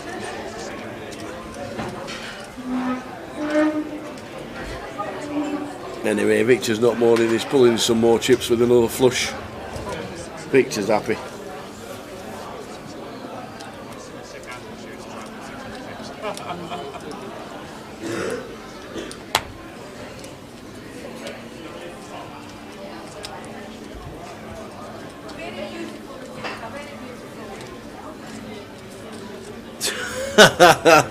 No way. Sponsors, by the way, Tower, guess who else won an event at the WPT Florida? Matt Davenport. No. What did he win? What did he win, Spand? And Andy's going to be celebrating his win because it's his birthday on Monday as well. Absolutely brilliant. Have a fantastic time, Andy. Have an amazing time. Celebrate. Remember it all. And enjoy. It was a fantastic effort. I can't believe Matt Davenport's won a side event in Florida. But is there any away points for the NPL? Do you get double points for winning away? Oh dear.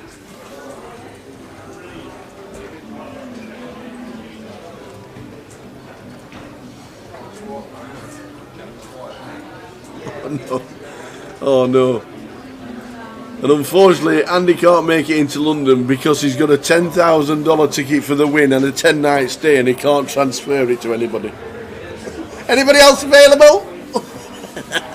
Oh, just bring both trophies home, Andy. That will be a great birthday present.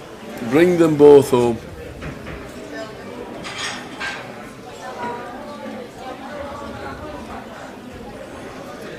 Matt Davenport won a 1K side event for 18 grand.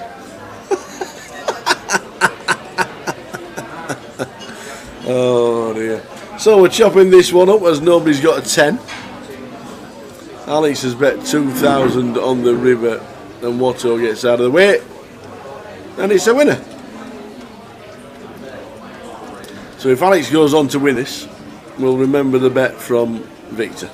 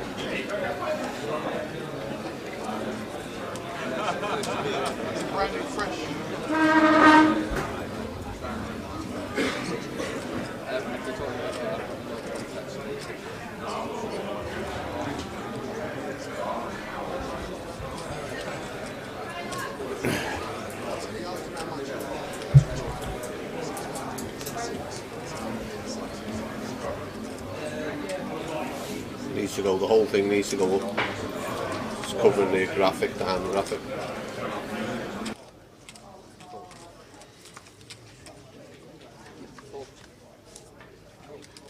Cool, yeah.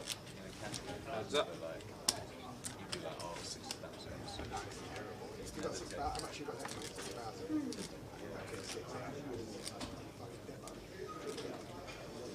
Check. And check.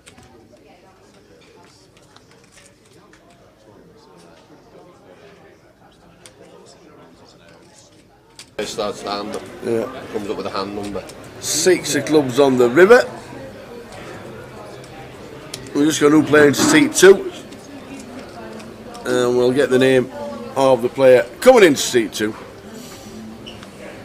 Very, very shortly. As he's just come to the table.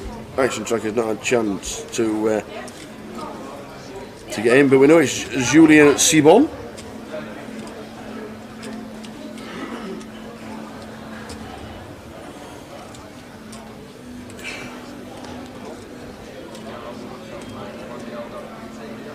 Who's that Martin?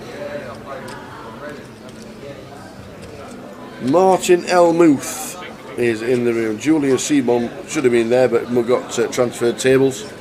Martin Elmuth, probably not related, but you never know.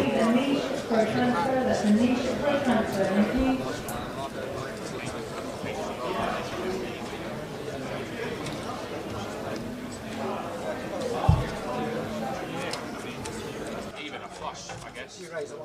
Member of staff. Huh? Oh, if you, yeah, no, so if I raise you and you ship it or whatever, I just fold that. I can't really do that. That's why I hate it. So Martin Helmuth comes to seat number seat number 2. Sam, that's fine, that's no problem. Your attention please, ladies and gentlemen, you have just over 3 minutes remaining break. You're welcome to start retaking your seat. If you get Once again, Hi, that's Kev. And that moves down, doesn't it, when the outs are there? yeah. Keep it where it is. Stuff like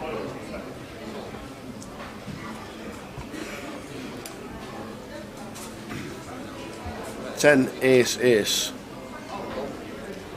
Bit of action. 2 pair for Colin, 2 pair for Victor. Trips for Gaetano. Victor makes it 1.2. Back round to Gaetano on the button. Initially raised it up with ace 4.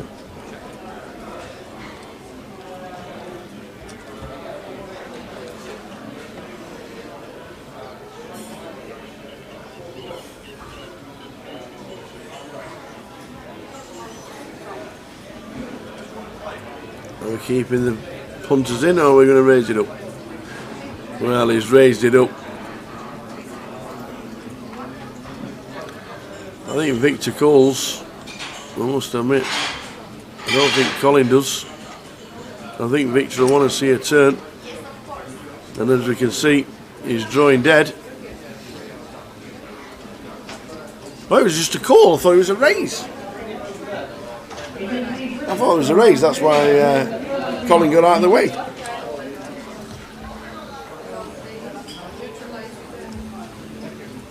It wasn't a raise, it was a call.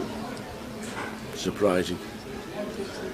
Well, not surprising, he kept his customer in, but I actually thought he'd thrown raising chips in.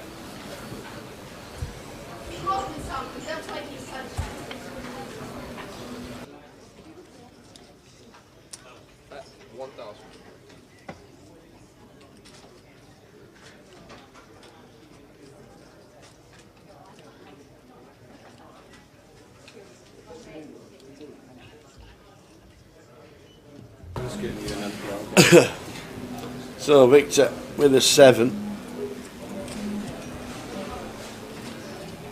Meaningless 7. And now we raise for Victor. Instantly calls, but you're going to see the bad news. Gaetano is going to get the chips. How much is it? About up to 2.5. So Victor loses a few chips back down to 35. Gaetano gets up to 11.7. Matt Davenport's last 12 entries of his last 13 efforts on the end of mob have all been final tables. Last 12 Mob doesn't show 12 or 13. what he's played. No, So I he know it shows doesn't. what he's. I know it. Yeah, but his last 12 cashes have all been final tables. He's only average player.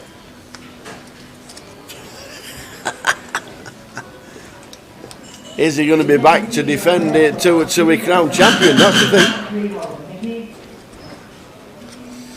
That's the thing. 10 minutes to go until the end of this first session. Jay will be with us for the start of session number 2. So much more diver on the table now, on the screen now than it did then. That's on last year. See what needs to chalk his cue. You can't say that about Danny. He's played and he's played pool as well. Brilliant. Well spotted, Mike Sally. He has had a close shave, old Danny, hasn't he? He thought, let me get rid of the lot.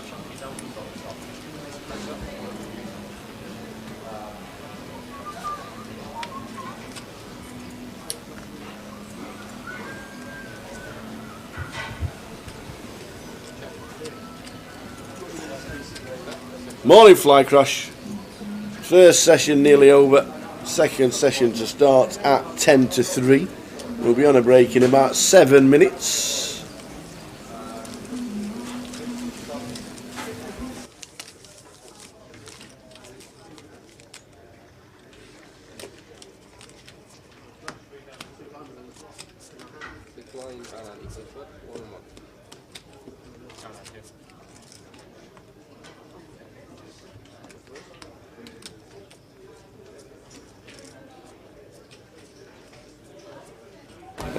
Nice and steady session to start proceedings of the 1250.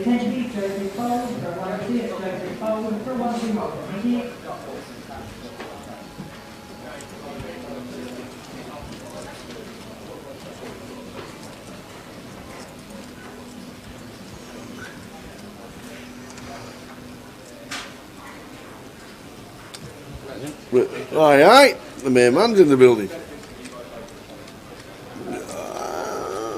Believe me now. Mr. Jim McShane's in the building.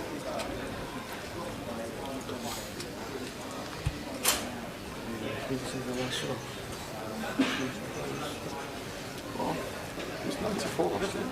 67. No, I think we're on target. Yeah, I'm trying to remember, but we were probably doing the same thing last year, didn't we? You know, we're just I'm old. Yeah. Colin 2 pair.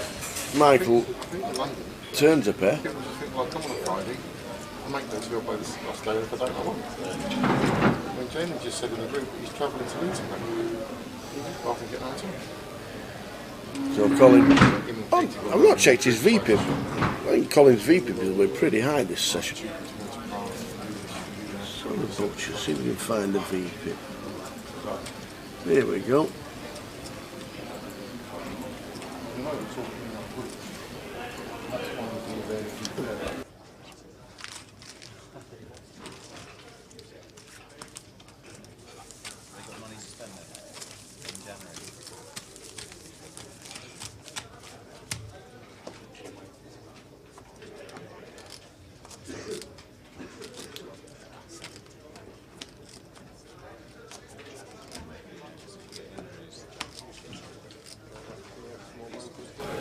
Colin's VPIP's only 46%. I'm quite surprised it's that low, to be fair.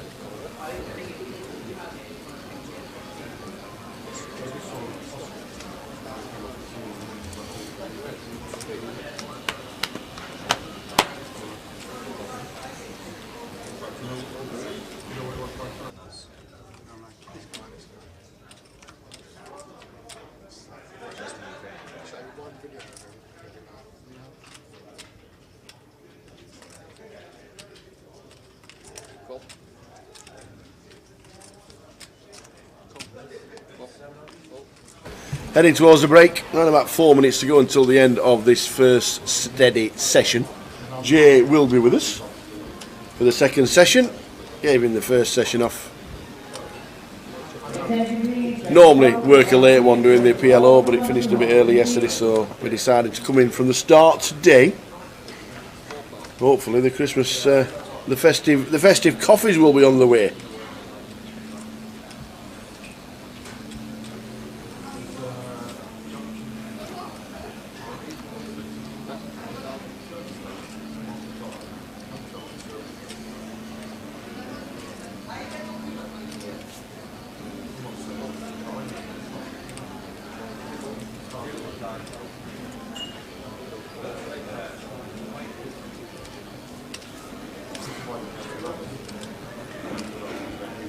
Colin turns a bit more equity with the ace of clubs in his hand. Still top pair and a redraw for Alex. Second pair and a redraw for Colin. He's got the redraw to Broadway and now the nut flush. Goes checkity check. And the ace on the river for the ace queen. Brings us 2 pair, but now Alex has Broadway.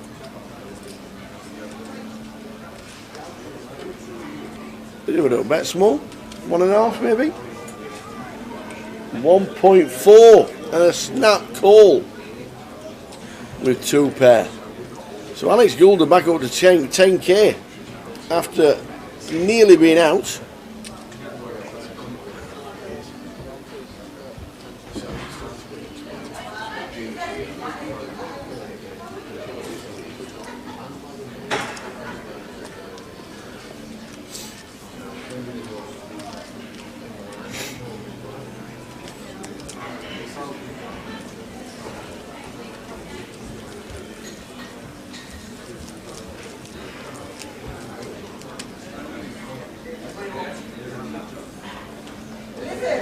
You can always call sick.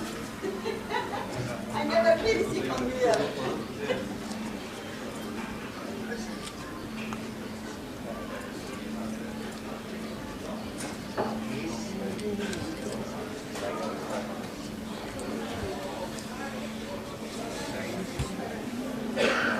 So good afternoon one and all. 2 or 3 minutes to go until the end of this session. In fact, we'll just be less than that, and then we're back at 10-2 after a 20-minute break.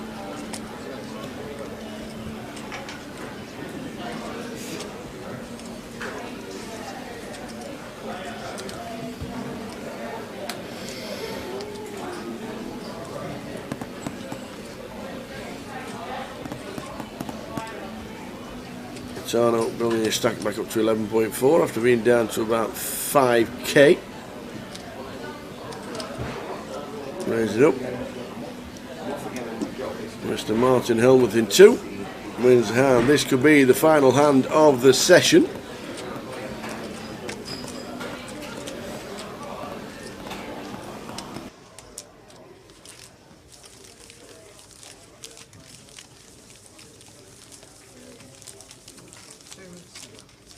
Coats are being put on in the outer buildings. Looks like the last hand of the sesh.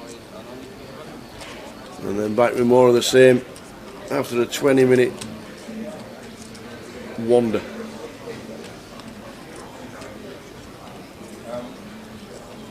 Colin Ace King +1. Going to raise it up.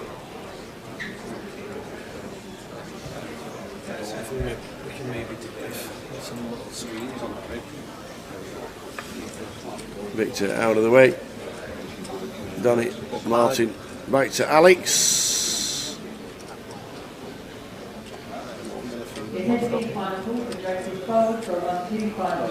8-9 of clubs. Watto is going to see a flop.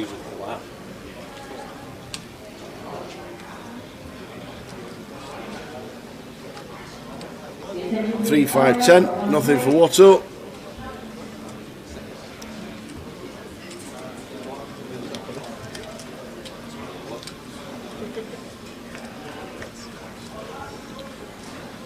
It is cool. Floating with the 8-9.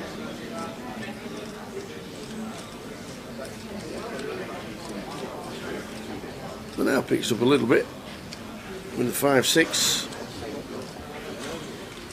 7s. Look, let's jamming.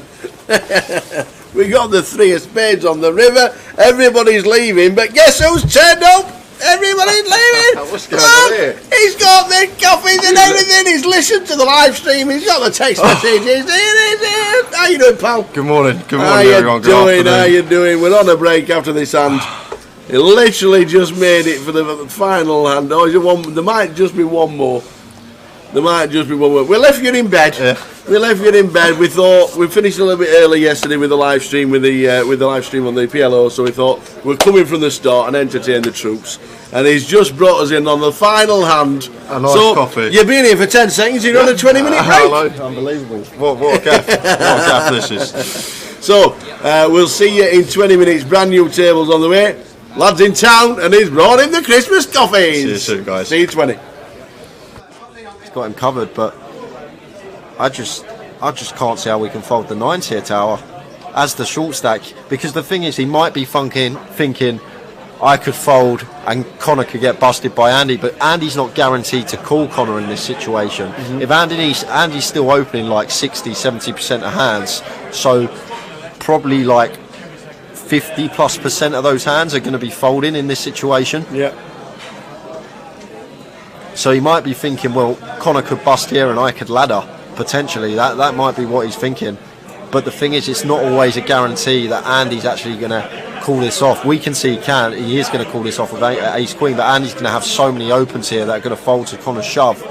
But it's tough. It's tough here for the Turk, but here's the short stack. He has folded, and it should be a snap here from Andy. And there's the flipping with the call. And Connor, this could be a spin if he doubles. He was down to 200k, but he's at risk, and he's going to need to find a king to stay alive.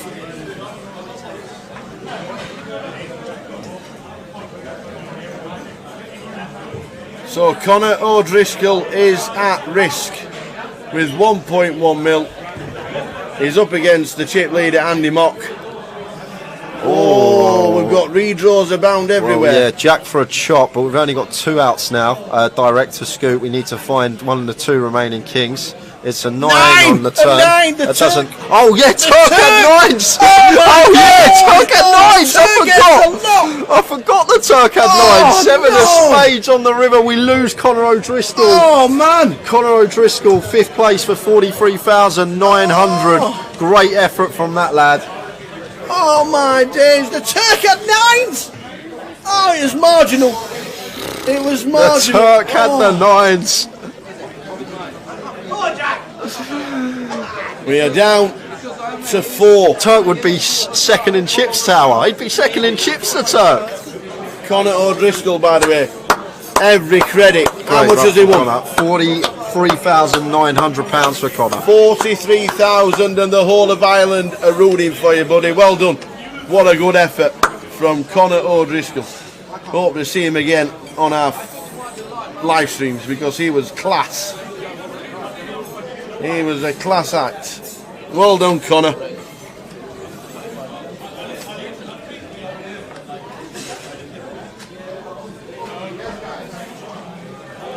Well done, Connor. Connor O'Driscoll, absolutely amazing. What a good effort.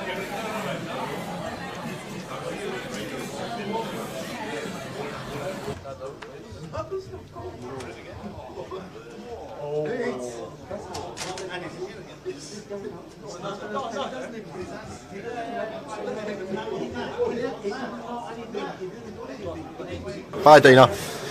Oh well, just look back. We've got another all in from Ed and Andy. And we could have 2 bust outs and 2 hands here, Tower. Ed with the 7s. He's been behind a lot of all in situations and got lucky today. And he's picked up a little few extra outs. So working with 4 outs now instead of 2. Offsuit 5 or 7. King of spades on the turn. Could we lose 2 in 2 hands? 5 or a 7. Oh, we've lost another. It's a diamond. It's a diamond. Oh my God, it's a diamond head, sorry. Oh my days. Tower 40 double. Is it the 7? Tower 40 double. Is it the wrong 7? And the 8 of diamonds is playing. So we lose 2 in 2 hands. Look at that. We've been waiting, and Ed, 70 grand for him, £70,000 exactly. 4th place for Ed Roger. That leaves us with 3, just like that. And look at Andy's stack. Look at Andy's stack. How can this go wrong? It can't. It surely can't. 10 mil. Jack and oh my days. The Mad Turk, man. With the stack. Oh.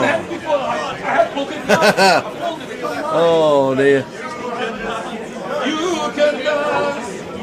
Everybody now has locked up a minimum of £110,000. How is that even possible? Crazy, Tower. 2 bust outs in 2 hands.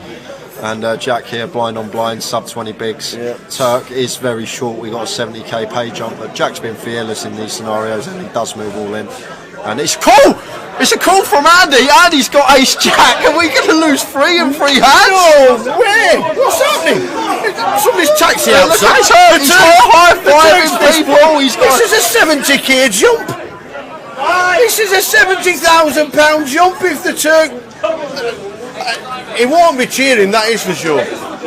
He won't be cheering. But Jack is all in with pocket 5s against Andy Mock's ace jack. Well, there's no help there. Jack could be doubling up and that will put him right back in it. And that is clean. We do have counterfeit outs to fade now. Queen. Ace Jack Queen to fade. An Ace Jack Queen. He'd like a 6. It's a queen! It's counterfeited! Counterfeited! What a mental thing! To go out! Oh my god, look at Turk! Turk's jumping around, he's made 70k! He's just sat there for 3 hands and he's landed from 5th to 2nd. As the short stack, the man Turk is loving life. He's pointing at Andy saying, "You're the man! You're the man!" And just like that, we're heads up. What? We were 5-handed 3 hands ago and we're heads up. Wow! To get counterfeited out of the GUKPT Grand Final is ill. Yo, ticker's going a bit. So's mine. By jolly. And I think Andy, oh my dears, heads up. I think Turk's got like 5 big blinds tower. Live poker will never die. Oh my word, we've been sitting here, we were 9-handed for what, 4.5 hours? That, we were like, really? And then we were 5-handed to 2-handed in 3 hands. What on earth is going on?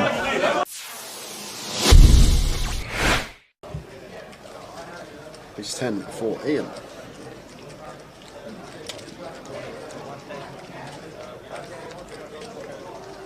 Raises to 1.3 under the gun +1.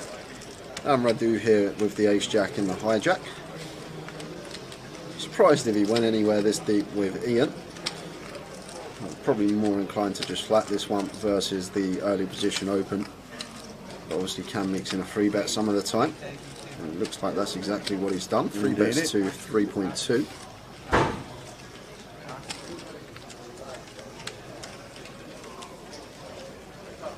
Julie, if you just give yourself a refresh, should be alright because picture's crystal clear here for us. Yeah.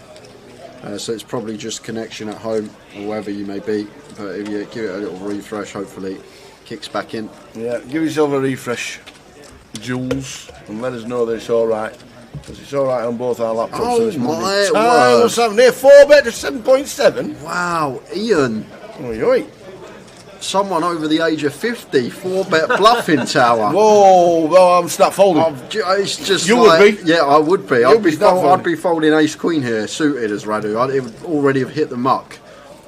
But this is, I guess Ian just thinks Radu's at it too much. And to be honest with you, the ace 10 off tower, it's a really beautiful 4-bet bluff hand. And maybe Ian's been amongst the solvers the last few months. You don't know. He might have been putting some work in off the tables. That could be the case. And he might have put in the low frequency 4-bet here with the ace 10 versus Radu, who's been fairly aggressive, and with the chips as well. But fair play to Ian, mixing it up, not just having the ace king plus in his 4-bet range, and now action back on Radu here. And oh wow, No is way. he gonna 5-bet? Has he picked up on That's something about here? 20k. Wow, Radu, what senses from him. He has to have picked up on something here, Tower. Read on the situation here from Radu is just so good. What a play. 5-bet bluff tower, we just, no way. Do you know what, if Ian 6-bets here with ace 10 tower, I'm done for, I'm having an early finish. He's not doing it. There's no way Ian 6-bets here. How often do we even say the word 6-bet on stream? Oh, wow. But Radu 5-bet bluffing the ace jack. This is just a leveling Not the war lot. between He's not the putting the two lot in. players. He's doing it no again! way! He's doing it again! That's amazing! Oh my god! Ian 6-bet roll that, baby! 10! How'd you like them apples? Solve that! Ace 10, 6-bet rips it in for 100 big blinds. Oh my word. Ian is my new hero, Tower. I want this man to win the comp. Oh my word. 6-bet rip with the ace 10, folding the ace jack out. Where has Ian found that move from? Oh my word. How'd you like them apples? I've waited all day for something, and it's just happened. Oh my word, Ian! Do you know what? Do you know what? I'd be sat at the table. If I was sat at the table there, and Ian said to me I didn't have aces there, I would have had a lot of money with him that he had aces in that spot. A lot of money. But wow, wow! Fair play to the man. A 6-bet rip. Well.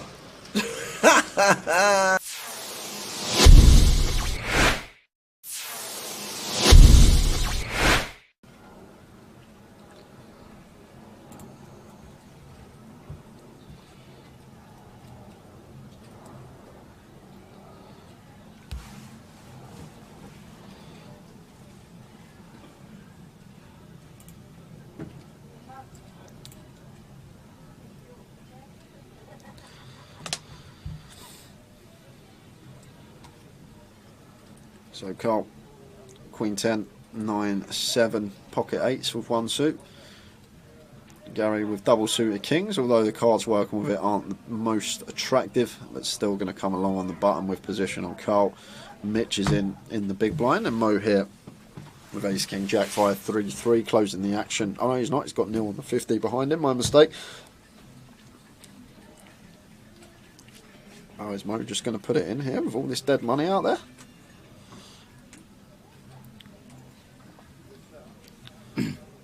He's just going to flat, and Neil is going to pot it because Neil has got triple suited aces here. Queen 9 6 deuce makes it 1.2, and Carl's going to give him a spin here. Absolutely, that's a great board. 7 8 8 9 10 queen, and Gary good enough to fold kings now tower. This just becomes an easy fold with pocket kings here for Gary, I think. Double suited? Yeah, they're double suited, but the thing is, like against ace of spades, ace X of diamonds out there, obviously bad reverse implied odds. The deuces, the times that we flop a set of deuces, we're not really going to be in love with our hand, whatever the board. So basically, call in to hope for a king here as Gary, and I think he'll come to the correct decision to let this one go.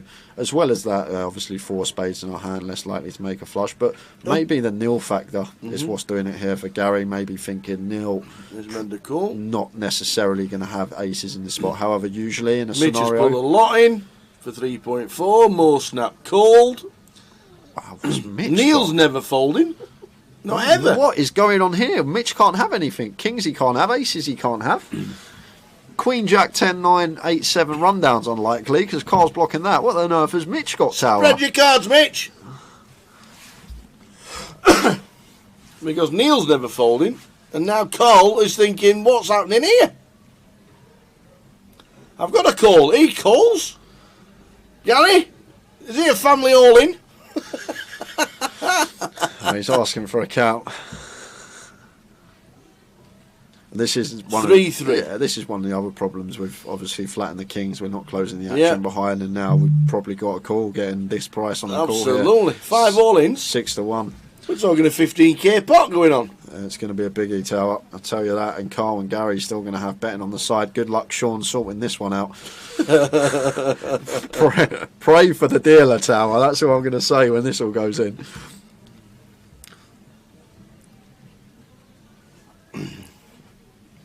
I mean, it's still like to know what Mitch has got. Yeah, it just don't make sense to me because obviously he can't have aces, he can't have kings. He's just took a picture of them for his fans. I reckon he's going to have Queen, Queen, Jack, Jack, 10, 10. We'll go with that. Queen, Queen, Jack, Jack, 10, 10. I'm going on the dead cards tower, but the fact that he's taking a picture as well, I'm guessing it's a hand he's not going to have too often. Yeah. So Carl and Gary both just getting the lot in. Well, he can't have kings. He could have queens. Yeah, Queen. He could have jacks. Queen, Jack, Jack, 10, 10. Something like that for Mitch. Spread him, Mitch. Maybe with the ace of spades in there. There we go.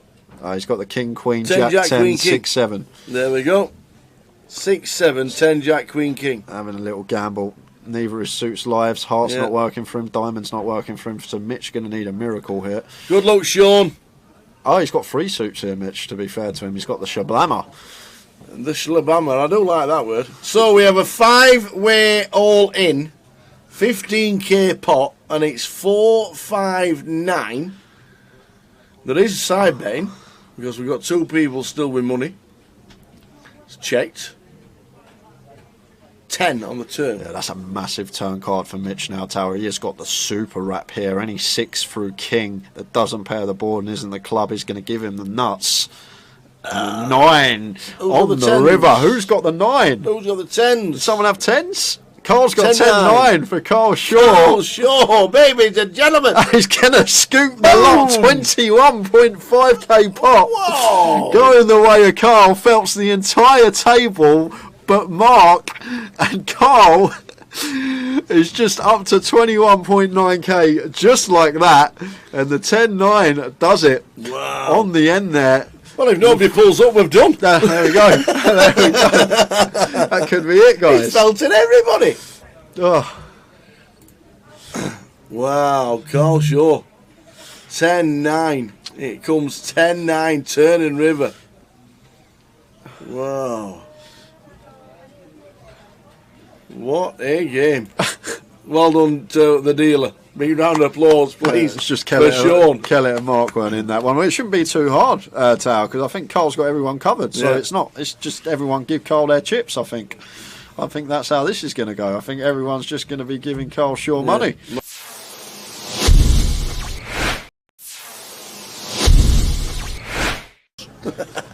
So you see Tom opening Jack 9 off in the hijack, can open a lot wider here with the chip lead, a lot of pressure on these guys with ladders and approaching the FT. But Matt never going to be going anywhere here with pocket 8s, easy decision for him in the small, just the call. And it's heads up between Tom and Matt Davenport here. Let's see a flop. Flop time, ace 9-3. Second pair for Tom. Takes the lead in the hand. It's still may bet small here, Tom Hall. This is a board that's just going to favour us a lot of the time here, being the opener. We do have middle pair as well, so do have some disguised trips or 2 pair when the turn is a jack or a 9. So potential. You can go really small here, as small as quarter potentially.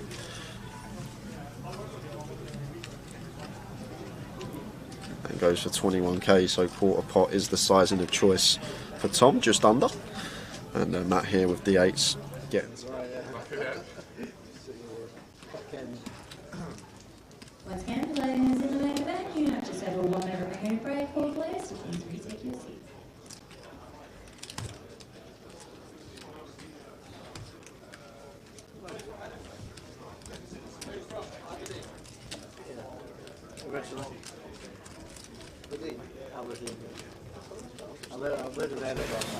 So here we go. New lad in town. Here he is.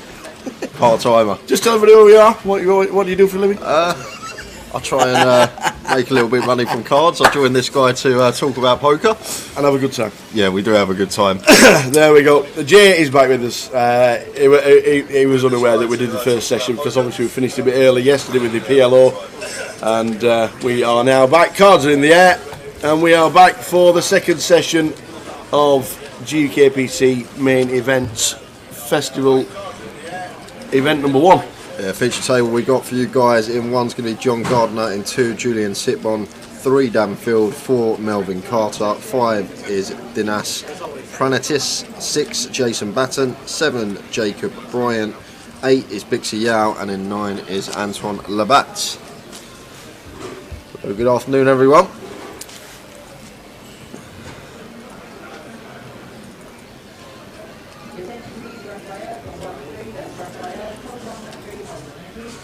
Not a bad table. Evening, Julie. Oh, good afternoon. I keep getting my times wrong. I was evening when it was afternoon. I was afternoon when it was evening, and we're all going on. How are we doing, Jules? Hope you are well. Good table. Bixie's on the feature. Melvin, who invited me to a game of golf while we were doing Blackpool GUKPT. Unfortunately, I was working. He played Royal Lytham, which is the most prestigious club round where we are. And he says he was treated like a king. Loved it, he said. He said I had a caddy. They gave me a caddy for the day. He said they took him all around the clubhouse and told him all the history of the club. He said it was amazing. Likes his golf. There's old Melv sat in seat number 4. And Julian Sitbon back in seat number 2. You haven't seen too much of Julian this year. No. He's usually always a regular Vic. For Yeah. us, you always see him here, but hasn't branched out to other legs. Antoine, Yeah. Labat, November 9 up. When that's out. No, Labatt as well. Has he done it as well? Yeah, Labatt as well. Mr. Labatt's done it as well. I think 2009, Mr. Labatt. No, it's one South did it in twice in 1 year. Was that the Europe as well with Aikenhead? The WSOP Europe was Mr. South when James Aikenhead did it. Yeah, back in 2018. Just 9th for the Mill Bowl. Not bad. Absolutely. And cashed a couple of years before that as well, didn't he? Yeah, 38th. That was last this year. This year, 38th. 38th. He likes that event. He does like that event. There's another one. 610th. Oh, then Max Ali. Good afternoon to you. And good afternoon, Julie, as well. You're not wrong, Mike Sally. That's it. Drag him out of bed. Jay, we need you. Oh, I'm all right. Once I woke up, jumped in the shower, I'm all right after that. It's the initial getting out. So the next session is with us legs 3 and 4. As you know, during this session they'll feed the players at the tables, as they always do during GKPT London. The restaurant is always busy, and not too big a place either to get all the people for the buffets that normally happen around the country.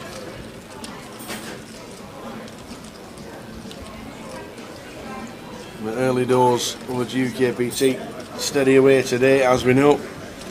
I saw this morning old Bowie closed it out as well for yes. the WPT. Yeah, he's been in the chat as well. Has he? He's been in the chat. He's been in the chat today. He's unfortunately for him or for us, he's just got to play the free roll. That's the 10k win with 10 days all expenses paid for. Oh, what? Because he wins a seat with it as well. For winning, of course. So he wins a seat with the WPT. So he has to go to the win. You know, just as a bit of a downer. Yeah. Just the 10 days in the win, complimentary on the WPT. You know what it's like. Tough times ahead. And it's his birthday Monday. It's a nice little early birthday present.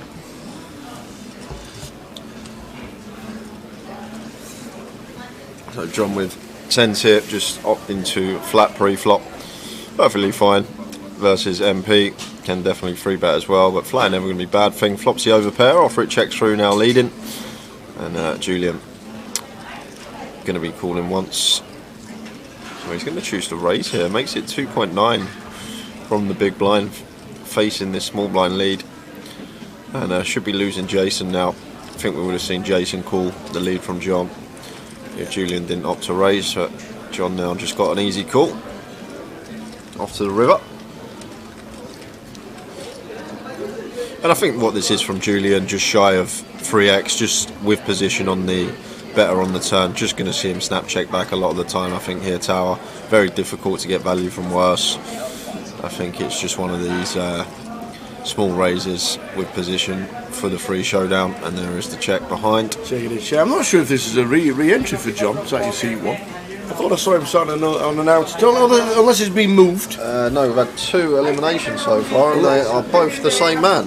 Jason, so he must have moved tables. Jason Batten, we lost at 1 and 10-2. And we've actually got Jason in seat 6, so he's on bullet number 3. Last one today. We are now bouncing another table, so we are losing Dan. Good luck, everybody, he says. On seat 4, Melvin's on his way as well. So we are opening another table around the room, so the small and the bleak disappear. Good luck, Melvin. Antoine Labatt raising to 500 with ace 10 off. As it should be, and Julian just going to choose to flat the ace 10 of spades. Same hand. Did you send the messages out? Have you got millions to give away? Have you? Well, I spoke with him. We've got £1,000 to give away over the whole festival, but really? he wants us to do a lot of £5 and £30 giveaways. Okay.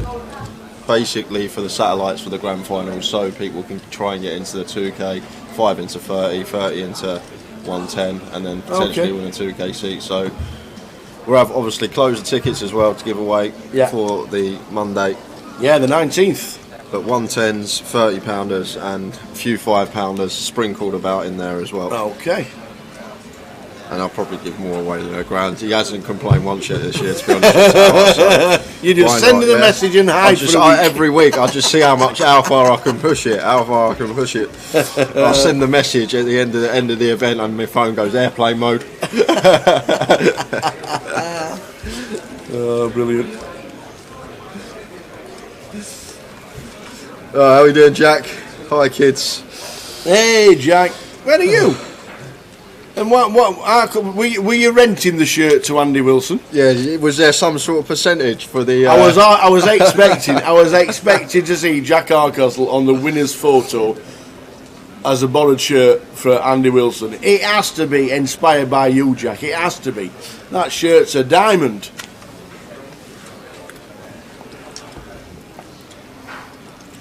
King 9 suit here for Bixie. Definitely opening this one. Makes it 5.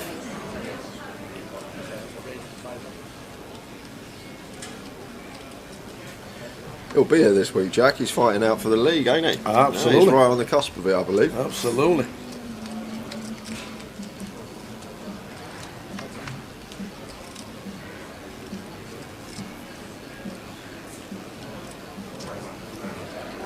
He's on the train up. It's similar to one he has. The King of Spades on the turn. One slot goes check, so expect to see Bixie delayed c-betting on this turn most of the time, especially once picking up top pair here. And now this is where we're just going to lose John. Indeed. So John must have moved tables and not had a re-entry.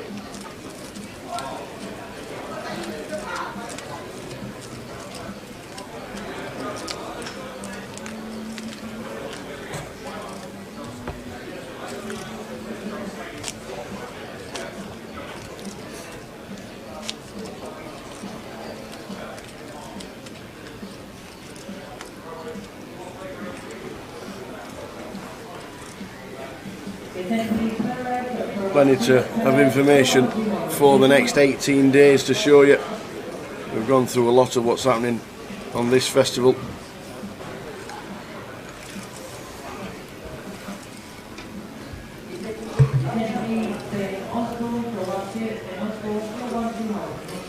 So Bixie choosing to open the ace-9 off it from under the gun. 7-handed, perfectly fine. John just flattened the ace-10 suited in the hijack. And Julian going to squeeze this one up, makes it 2.2 from cut-off. And gets a cold call here from Jason with the ace-jack of hearts. I think because Jason could just let this one go. Julian repping strong hand here. Gun open, hijack flat, and opt into free bet to 2.2. But Jason wants to get involved with the ace-jack of hearts. Queen 4-3, 2 diamonds. And nothing going on here for Jason after cold calling the 3-bet from the small. And not going to be able to continue if faced with a c-bet from Julian. And it will just be bet fault. Oh, then Scorps, we are good today. We're all good, thank you very much.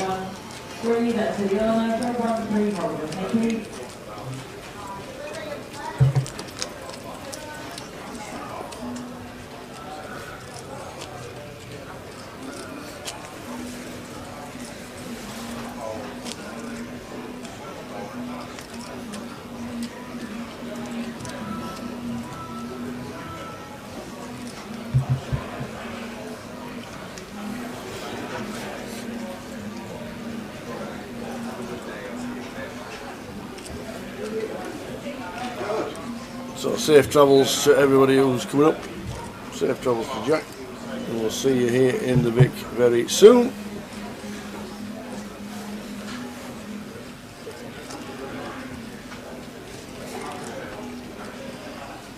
For the National League up after this hand as well. Yes. Have a look what's going on. Very interesting. Look who's up Let's there. have a butcher's look at this. Who's in first place? Matt Davenport. Who won a side event at WPT Florida? Did he? Really? He won the 1K. The 1K. Just the 1K. That must have been a decent sun on top. No, of it was a small field. He won 18. 18. Yeah, Still scooped it. still scooped it, Yeah, some at the top there. and he gets away points for the NPL. away points. Yeah. That is fantastic. As you can see there, Danny Ryder fighting for one of the 10K packages. But to have 17 10K packages shows how busy it has been this year. Incredible. Well done, everybody. It really has been amazing. Amazing turnout. Well done, everybody who's fighting on for the packages. The big one is Tony Filoni in 6 and Riggy in 5. There's only 2 points in it. Yep. That's the big one. 5K. So, plenty going on there. We'll show you that on a regular basis, and we've also got some news regarding the NPL. I've got some news regarding the NPL as well. Have you? What's that? I might have a day off in January. Oh, you're in it? Yeah, I know. You're in it. You only found out yesterday. Yeah, so you might actually get the privilege of commentate on me give all my chips away tower if we're lucky. I'm sure if you are streaming it, that there'll be one of them random seat draws and I'll end up on the table somehow. How on earth would you say that? Why would you say that? That's leg 1. That is leg 1, and Saturday the 14th is the NPL playoff for the 14th, and we can confirm that the team will be live streaming the first weekend. Okay. We weren't. We were initially doing the Wednesday, Thursday, Friday, Saturday and Sunday as normal, but we can confirm that the team will be in situ for cash on the Friday on the 13th and the National League playoff on the Saturday. And obviously the Sunday we'll be doing the Mystery Bounty Day 2. That's going to be a fun one. So that's an additional 3 days of streaming. And down there, where's your name? 78th, there he is. 78th, right up there. There we go. Might just it would be nice with a little 5K package for Absolutely playing off the platinum packages. Absolutely amazing. And then obviously the guys 90 to, is it just 90 to 100 that play off for the online? 10 man Just team 10 go for 10 one man. package, yeah. No?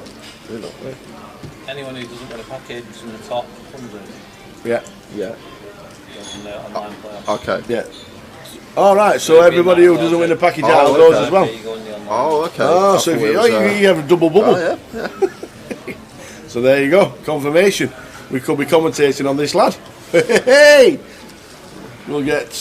We'll have to ring round for expert analysis on the day.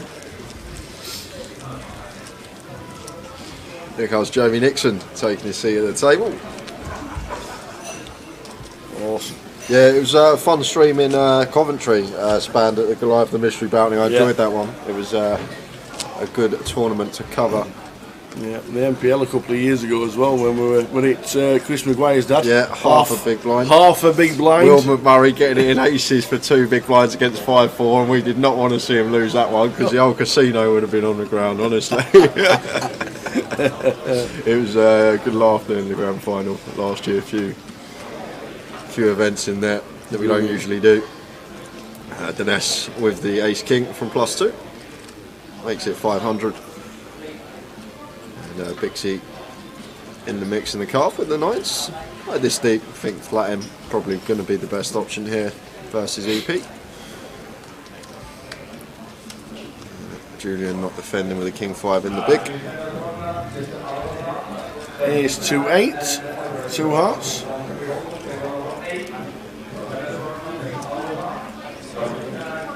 And Dines continuing here. A-side board can go fairly small. Does opt for 40% though. And Bixie only 1 over Cartile 9s. Still going to be continuing once here. Board she'll know Dines going to be firing whether he has the ace-X or not. So always want to be calling once with position, especially so when the 9 comes on the turn. So Bixie loves to see that. And now Dinesh with the double barrel hit. And from Bixie's perspective now, we do expect him to have ace-X at least very often once he does double barrel here. So just going to be flat in with position, try and get our value on the river with the raise. Jack of clubs rolling off. So dry and ordered for ace king as well.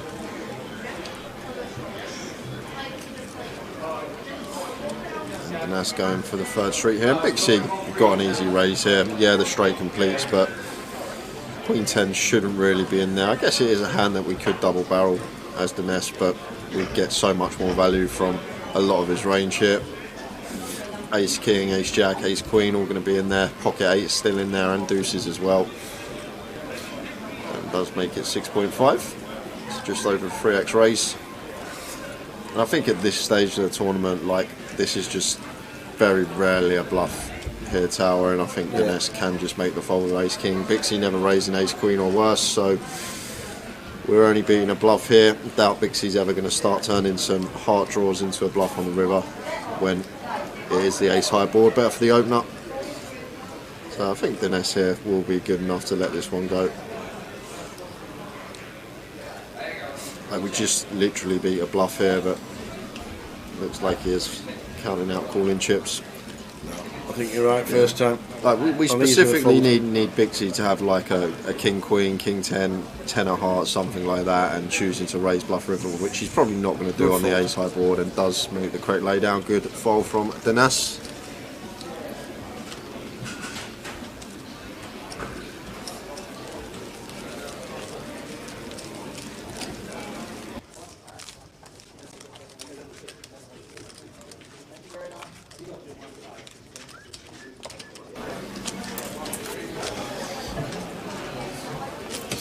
How are we doing, Wendy? Hey, Wend, get on that train tomorrow. I'll see you in the playoff. Hopefully I'll see you in the playoff, because I might not get in yet. You don't know, there could be a few cashers below me that cash a few events at the grand final.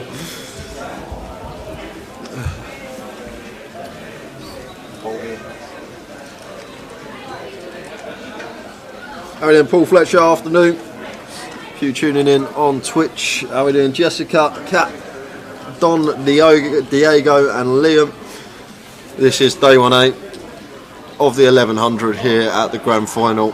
We are here for 18 days. We've got 10 days of streaming.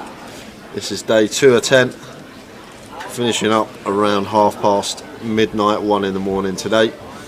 Full 10 levels, hour clock, great structure.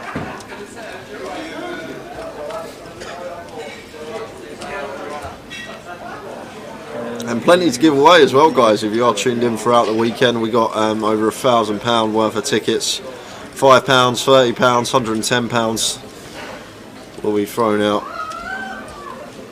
throughout the weekend.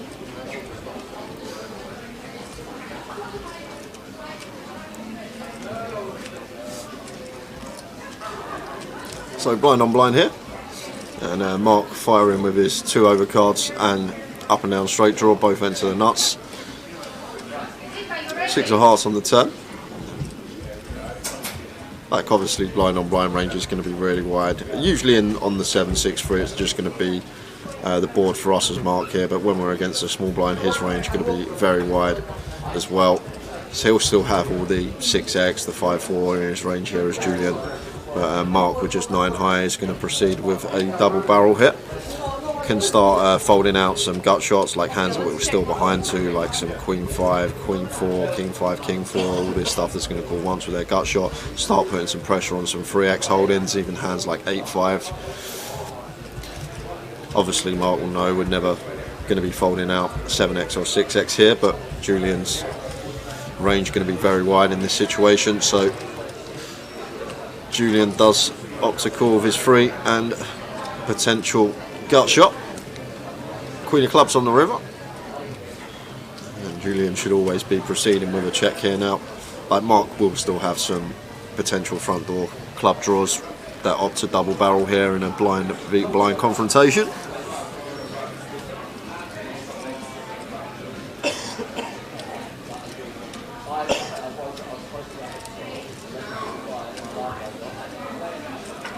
It looks like Julian here is going to opt to lead, so essentially turning his bottom pair into a bluff there, and fires for 2.2.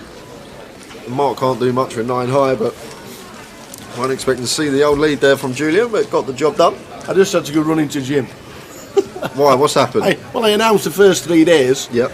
And we only got told yesterday, and I thought, can I announce this? And I said, Jim, so I've got something to ask you. I said, what? I said, you know, for the first 3 days, what, those that you just announced? Yep. I went, yeah. He says, you're all right. He says, you're all right. Afternoon from the Royal Oak in Bracknell. Good afternoon, the Royal Oak. Cheers, everybody. If you're watching in the bar. How are we doing, Richard? I think that's what I think pubs should do. Stick it on one of the TVs that's in and it's in and around the pub. Stick a HDMI in, get Twitch on, or if it's a posh TV, you've already got Twitch downloaded. Get it on YouTube, get it on the telly. Get the pub full. Get them all drinking pints of Guinness and start a pram and have a good afternoon. That's right, right? Do you know what, Wendy? If you manage not to be in the playoff and manage to win a package automatically, I would be so happy for you. I know you're 20 off or something, and if you just shipped a few events at the grand final and somehow got into the automatic places, that would be lovely to see. But if not, I'll see you at the tables in January. Absolutely. After what she done to me in Blackpool Tower, she got home that night, emptied her pockets, I fell out. Literally. In the old... played a bit of poker together, me and Wendy in Blackpool. And now we're doing Rich T on Twitch. Early stages of the 1K here on the Thursday.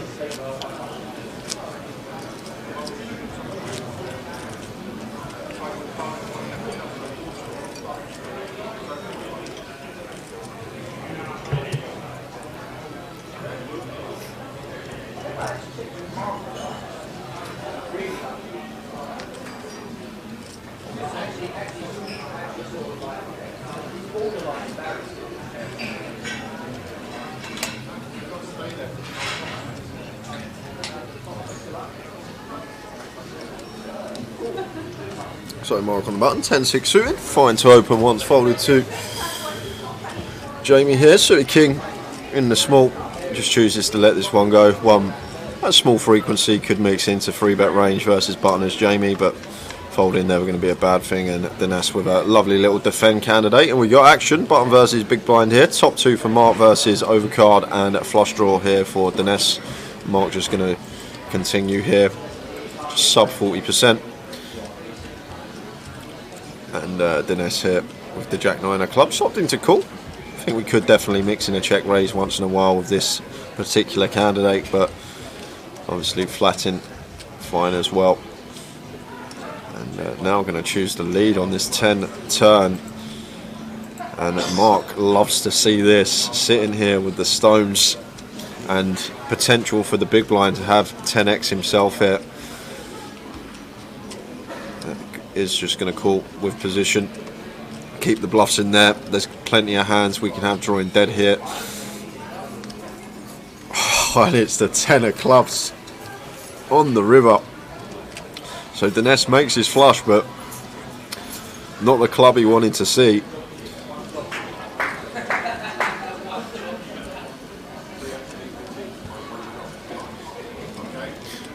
And if I'm Mark here, like, it's quite annoying that we got a 6 in our hand as well, because obviously we're blocking some of the calling range of our opponent here. So intrigued to see what size he opts for. The fact that we have a 6 in our hand as well as the 10. Like the way this hand's played, like it does probably look from Mark's perspective, once Dinesh checks river, a lot of the time he is going to be bluff heavy. And maybe go for the smaller size, just going after some 3x, 6x in there that elect to lead turn for equity denial purposes. Just to overcards, and does opt for the small size 1.6 like this. Just fact of the matter that we got the 6 in our hand as well, so less likely our opponent has a 6, and maybe just going after the 3x that just opts to lead turn for those reasons just mentioned. The 9 equity to overs that are likely to check back on this 10 turn in terms of range, and does actually get the payoff from the flush of Dinesh, and sees the bad news.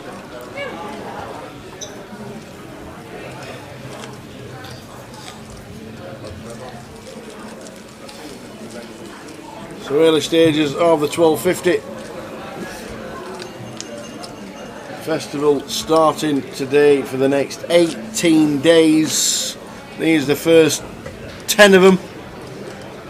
The main event Thursday, Friday, Saturday, Sunday. There's the GUKPT Cup on the Saturday and Sunday. There's satellites, there's main minis, there's all sorts going on. What's your plan, by the way?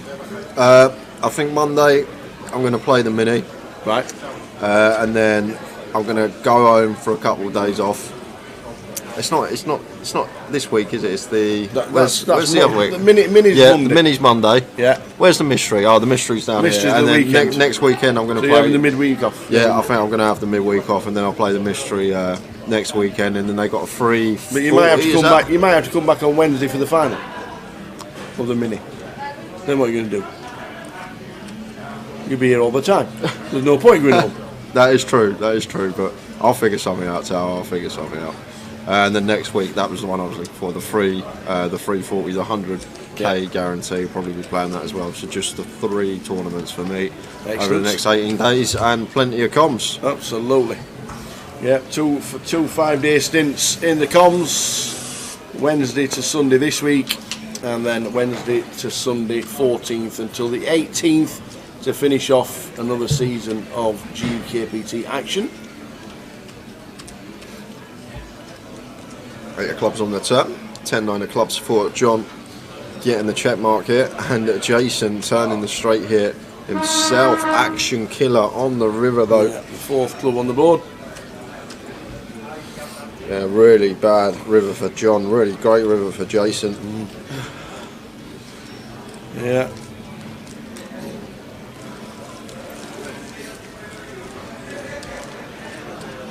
I haven't even checked how many we got in today, Tara. It doesn't look too busy. Just No, nice and steady today. let's have a look. Jim just said, "Are you happy, please? What do you think?" I said, well, you've gone straight into a 1250. Literally, first event, Yeah. boom, straight into 1250. Tomorrow's going to be mobbed. And obviously, people travelling down, Friday, Saturday, Sunday makes a lot of sense for the weekend, and then plan of action for the rest of the festival.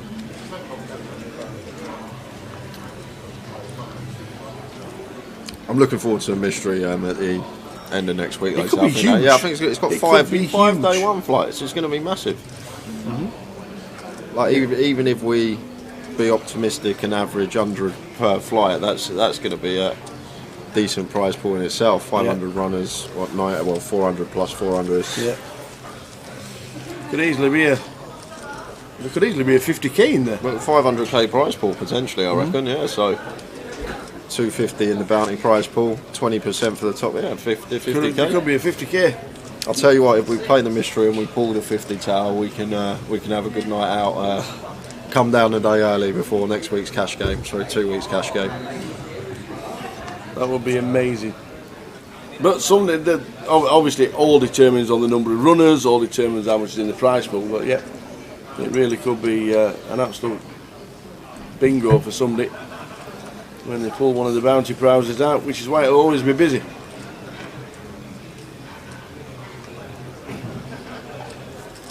The one in Vegas this year had over 6,000 runners in it. So that was the most difficult comp to make day 2 of Tower. It was just like, I think it was 23 levels for day 1 or something like that. Wow. 30-minute levels. I think they were, weren't they? Because the 500 that I played was 30 minutes as well. So that was 20. I think that was 23 or 24 levels. I made it to level 21. Felt like a win.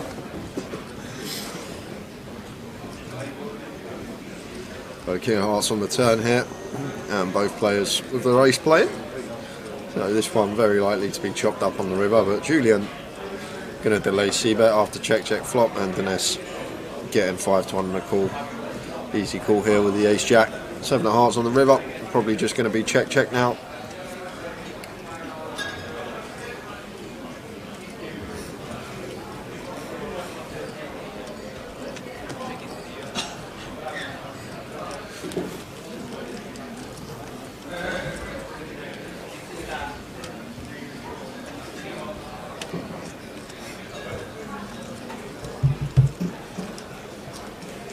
Seals and pliers in the main event. You have your level. It's small blind of 100, big blind of 300, and a 300 big blind empty. That's 100, 300, 300.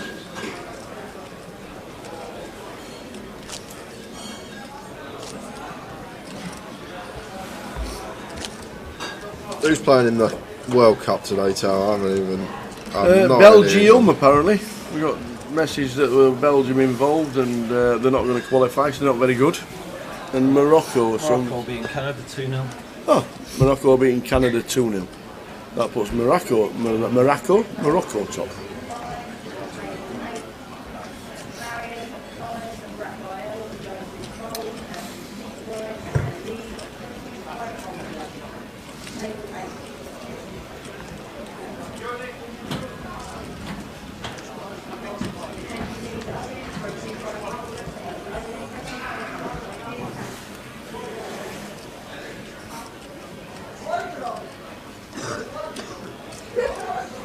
Open from Danas in the hijack. Jason with fairly loose pill. 10-9 wants to get involved. Then big blind comes along as well. Jack 8-5 rainbow board.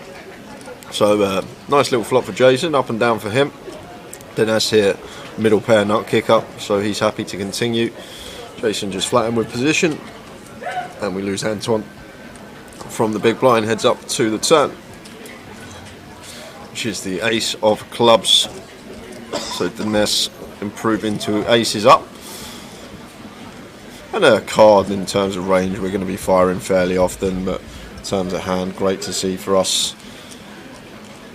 Now go in front of some Jack X, which can definitely be in there for Jason in the cut-off. Should be peeling all King Jack, Queen Jack, Jack 10, Jack 9 suited in there as well. 3 of clubs on the river, but not going to be getting any value on this particular river card.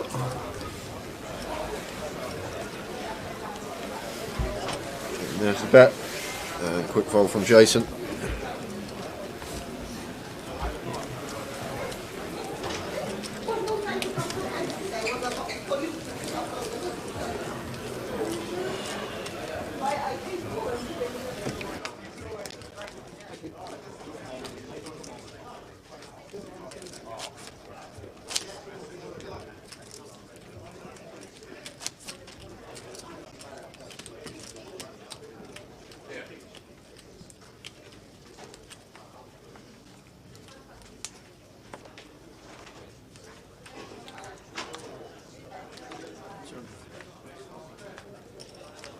Raise 500.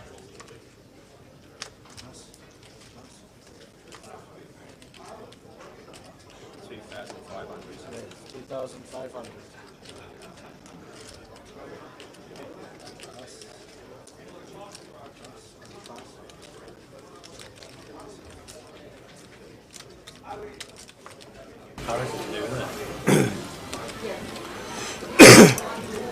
The snowmen.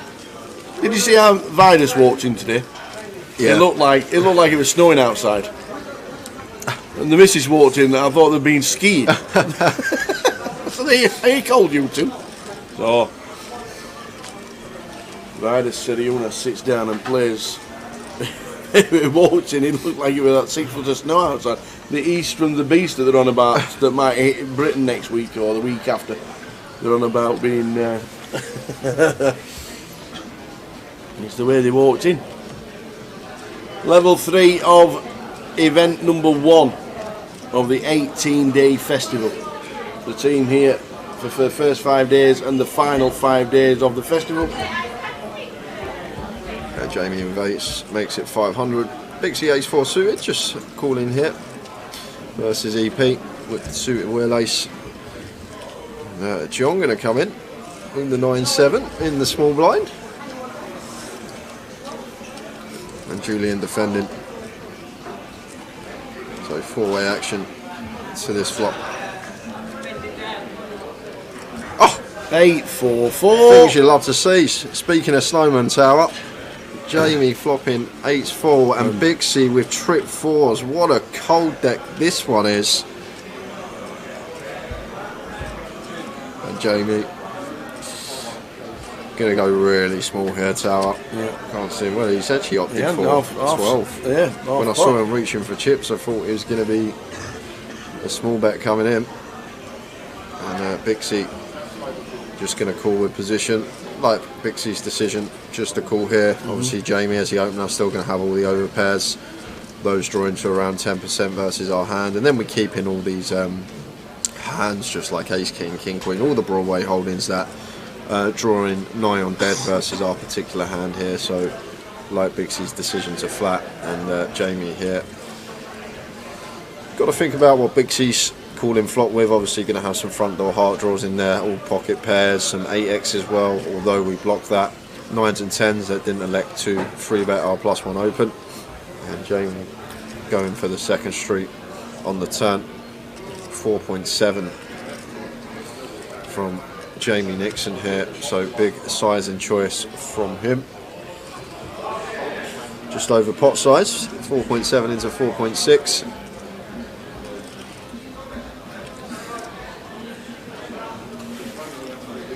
Big C once more calling. So he's obviously sizing for a river jump. Yes.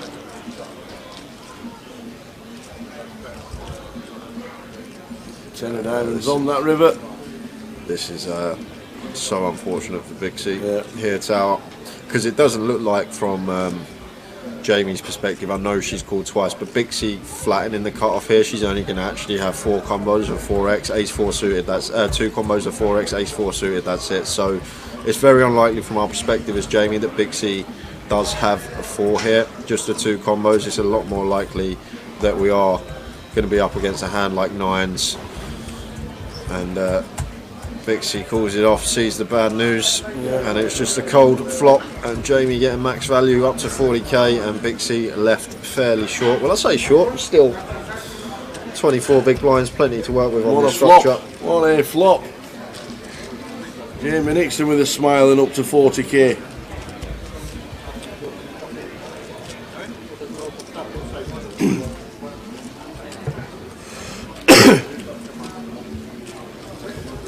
You know, going back to this in January, I'll just give you a prior warning. You know, if you bust, are you going to storm off and get face on, or are you going to do some comms? I won't. Do you know what I'll do? I won't tell you. I'll walk out through the smoking area, down the stairs, into the downstairs smoking area, pop to McDonald's, and then Jay's on his way. Jay's on his way. Jay.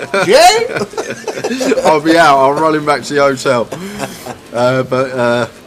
No, I'll probably. We'll see what happens. If I bust early, I'll come in and do the rest of the day. If I end up free off the package or something, I think making me come in. I want to talk to you. If you make me come in to commentate on my own bust out, then I wouldn't be happy. Jay, come and watch this. Yeah, I wouldn't be happy. But we'll see how it goes. So that's the first event of 2023, and we have a bonus the Friday, Saturday, Sunday, 13th, 14th, and 15th. The boys are back in town.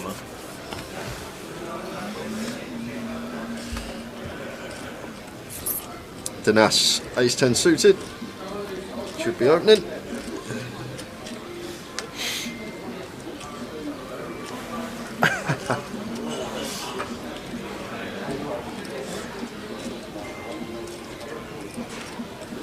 We had the Xmas coffees earlier. Yeah. The festive coffees came in. So Anton here, ace king, almost always going to be 3-betting this one versus +1. Makes it 1500, so just the full 3x. Going to be back round to Danas, and this deep ace 10 suited, do expect Danas to be continuing here, especially versus Antoine as well, who probably going to have a wider free bet range than most.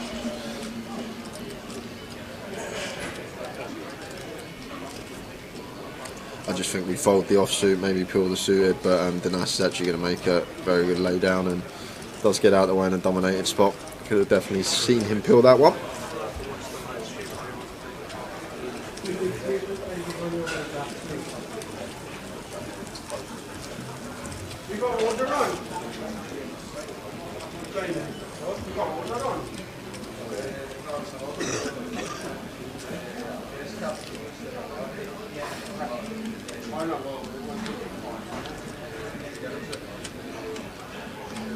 Confession to Jessica, I have not had a Big Mac this year. Just letting you know. I reckon I've probably had less than 5 Big Macs in my life. And you're like, yeah, I think I'm with you on that. I reckon I've probably had less than 5. I've tried them a few. I'm just not the biggest fan. When them big tasties come out, yeah, are they out now? PK has one a day. I like the wraps. I prefer the wraps now that they do wraps. Honestly, 100% true. Not had a Big Mac this year. Is this a no alcohol event? No, it's just a £12.50 buy-in, so they're taking it a little bit more serious than a £10 rebuy. Very seldom do you get players mixing drinks, especially at 2 o'clock in the afternoon.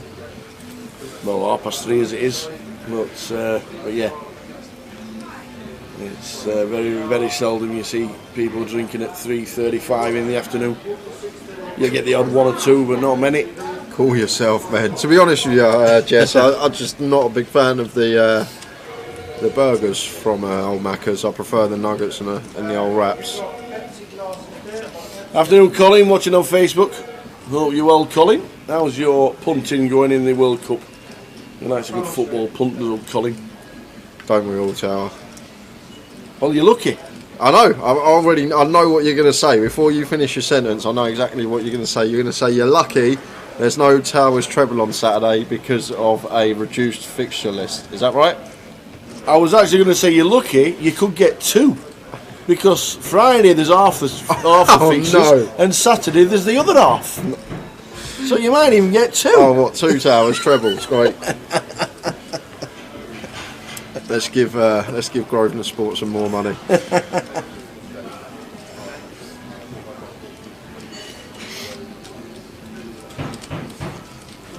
What was the reasoning that they split League 1 and League 2 into Friday and Saturday? I don't understand that, but they have. You're looking at me like as if like you know, like I know the answer to that.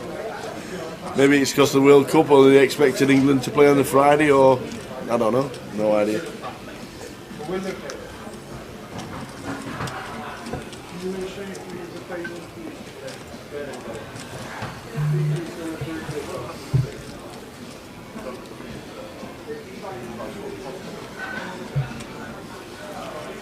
So the room's building up.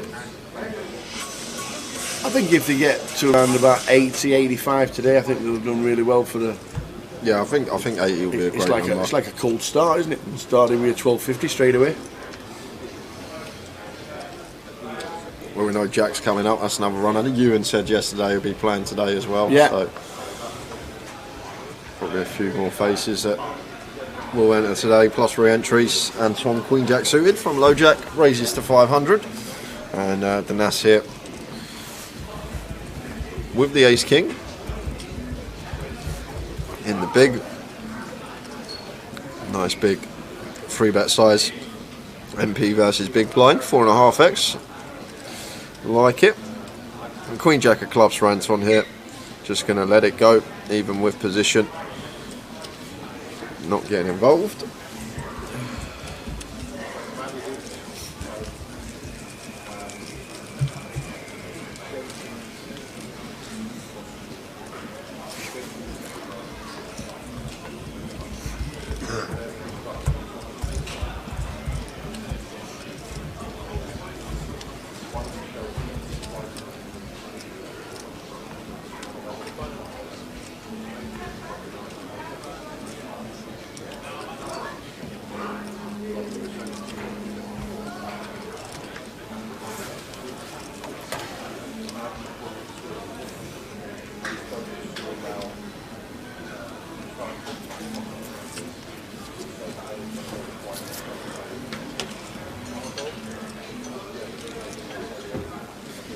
Bixie Ace 10 suited here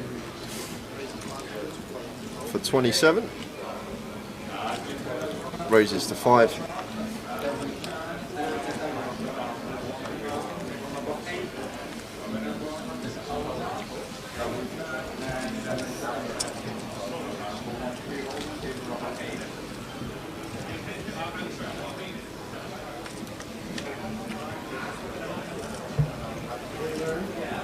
Jack 3.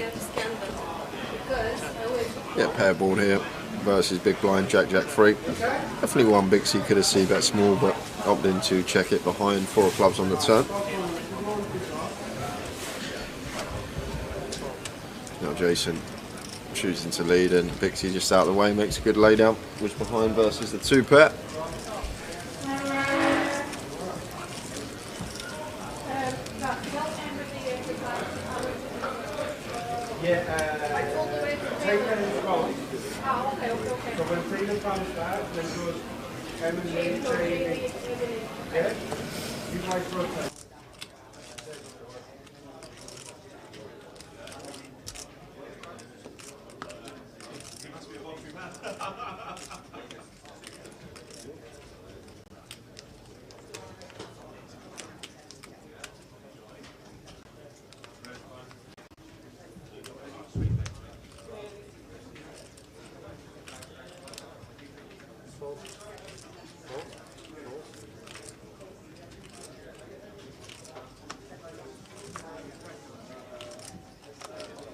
Raise to 500. Cool.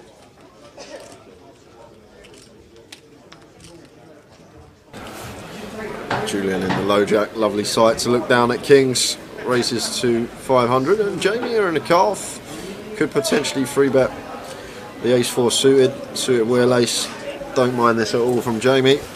Great hand choice, good opponent selection as well, and just over 3x.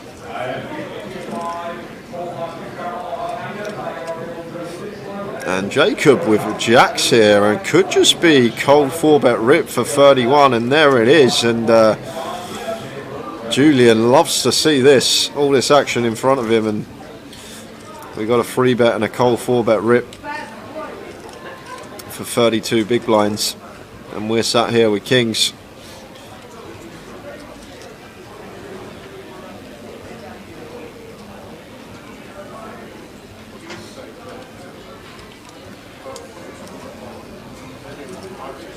It's an interesting one.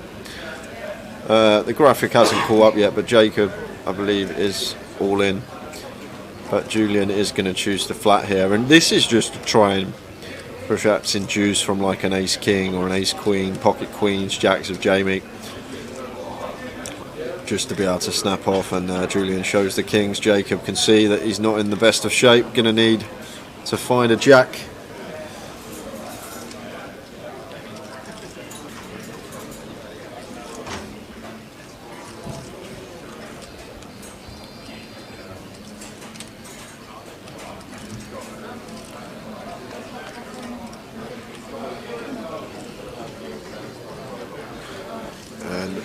Although the king's flop is set, it's actually a good flop for us with the jacks, doubling our outs.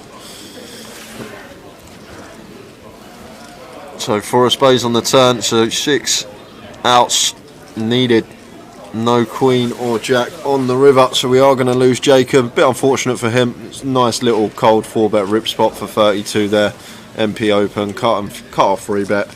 We've got jacks against 2 competent opponents. It's just always going to go in for us. Unfortunately, we do run into the top end of Julian, and Jacob will have the option to re-enter if he chooses. Late reg open all the way up to day 2, guys. If you do fancy coming along and flicking it in, you can register any time throughout the day 1s, and then any time before 11:45 on the Saturday when day 2 does start.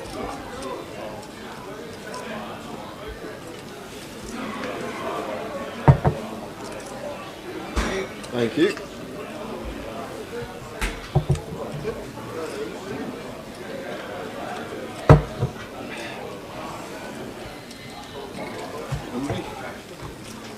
Good.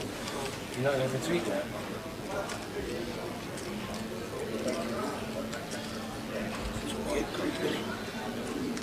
Am I calling 2 or not? So Dinas suited connector from the cut-off, 6-7 of diamonds, fine to open, and Bixie defending with the 8-6, but this pot going to be going the way of Dinas, just going to be check that fold almost always here. Stone cold bottom of the range here for Dinas, ace high board, just probably going to be a third, and a fold from Bixie.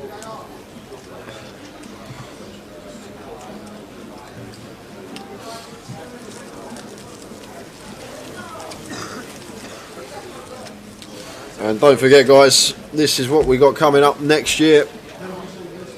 25th of February to the 5th of March, we are putting on $1 million guaranteed prize pool at the CBS Arena in Coventry. Same venue as the Goliath. 1,500 buy-in for that one, and $1 million guaranteed prize pool. First time ever been done for Grosvenor, guaranteeing the $1 million. And Tower and I will be there for the whole festival with plenty of coverage throughout on the live stream. So really looking forward to that one in 3-4 months time. Going to be plenty of satellites running on the client and as well as in clubs as well over the next few months leading up to that event.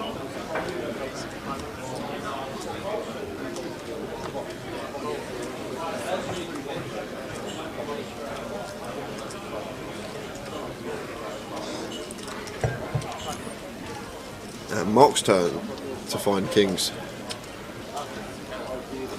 No action for him, raise and take.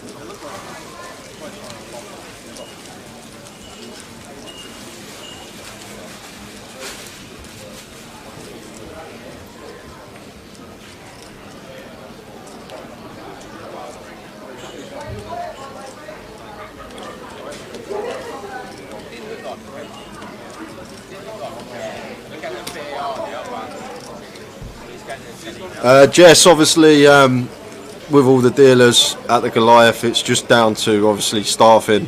Basically, after what happened, I think it was with Brexit, couldn't get as many dealers over that we used to fly out from overseas. So last year at the Goliath, I think we literally had every single dealer that wanted to deal it in the country, and dealers that still flew over that could flew over to deal it. It's not the fact of getting the people in, it's getting the people that want to do it, if that makes sense. Like, there's not a infinite amount of dealers out there that we can just get X amount in. If there's only 100 dealers that want to deal it, there's only 100 dealers we can get, unfortunately. But hopefully this year, obviously you've got plenty of time building up to the Goliath. Might be a change in that, but it's just obviously all down to staffing. If we haven't got the people to do it, then there's not much we can do. But everyone at that event, all the dealers, floor, just working effortlessly all day for 10 days on the trot. I know for you guys that want to play it, you want to get in the tournament as fast as possible. You don't want to sit around on an alternates list, but the dealers need their breaks. They're working hard for a long period of time. Some things you just can't do anything about. We're not going to chuck the tower in to start dealing at a table or myself. The good thing about the Goliath is £150 buy-in, and you get like one of the tour dealers, you get a proper dealer dealing to you for a small buy-in with chance of winning life-changing money.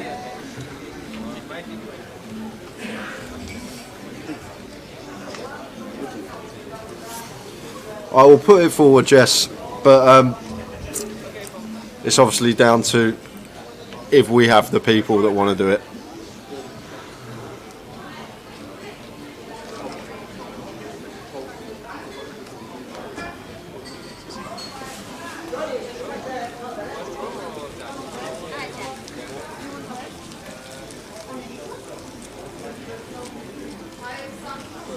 Food's out.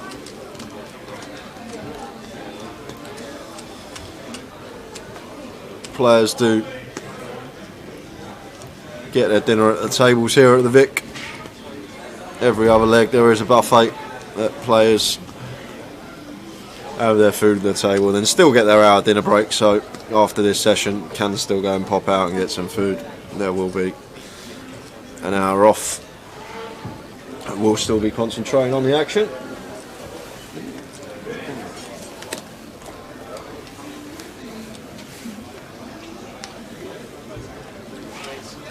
And Mark under the gun with a King Jack, raises to 500.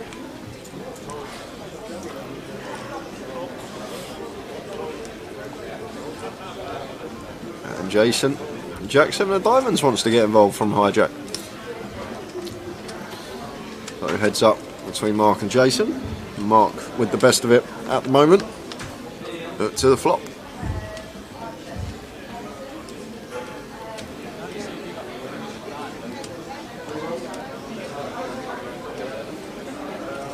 It's King 10-5. All spade board here. So mono board here. Mark going to start with a check. 4 of diamonds on the turn, so sorry, 4 of clubs on the turn, so just going to be delayed c-bet almost always here from Mark after check flop, and bet 600, so 40% size and choice, good enough to get Jacob out of that.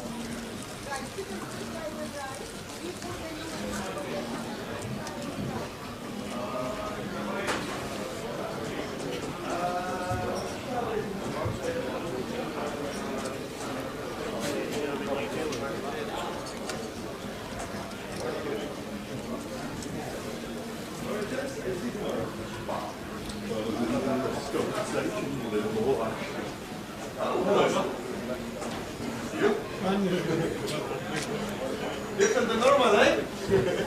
Whoa! Are you okay? Yeah. Go ahead. Oh, John. Okay.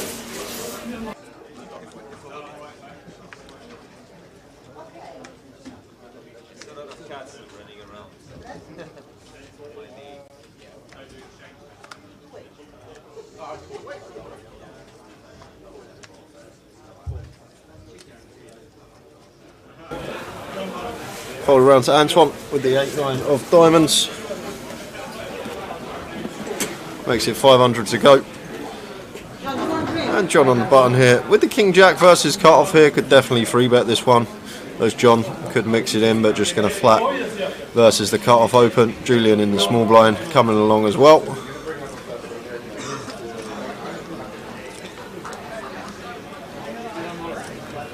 King high flop, King Jack Queen. Oh, a little bit of action.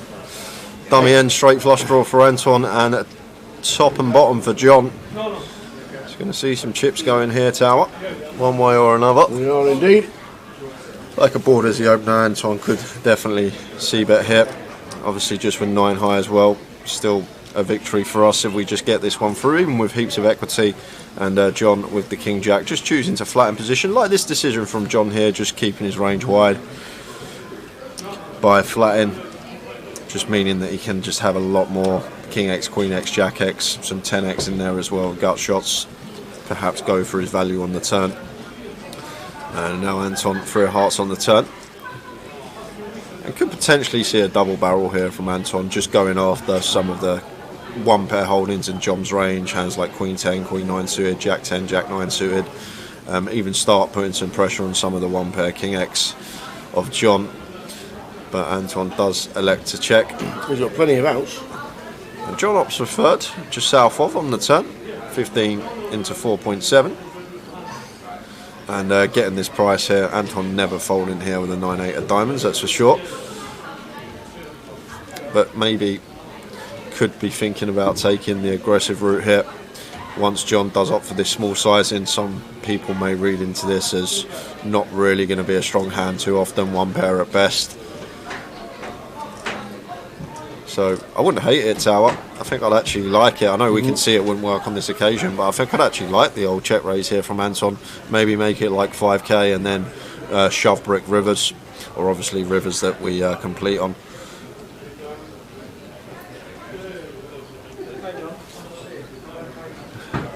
And does make it 5, well, 4.9. It's not going to work, but I'm a big fan of this from Anton. Just once John opts that size, and we're just going after all the 1 pair King X hands like Queen 10 that are just sort of blocking, trying to get a free showdown. And quick call from John with the King Jack, and Antoine just does Antoine things.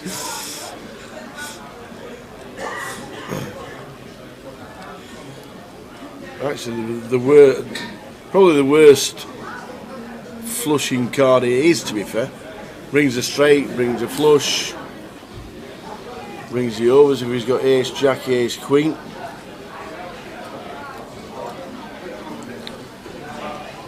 So I think Antoine's sizable bet. Well, the triangle's in the middle, and John look down at his cards and think these are beating nothing. Yeah, we can't call now. We lose to all the bluffs. Yeah. Some 10x hands like Queen 10, Jack 10.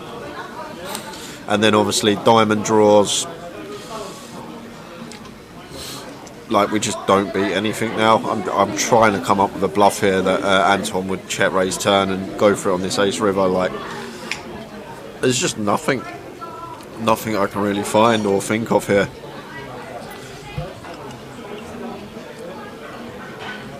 I doubt. If I'm clutching at straws, Jack 9 suited, that's probably about it. And that is really just trying to find something, because I can't think of any other bluffs here for Anton. Like, no, not what's he got? Like for value, once he raised his turn, like he'll have 10-9, he'll have ace 10, he'll have some sets, he'll have some 2 pairs. So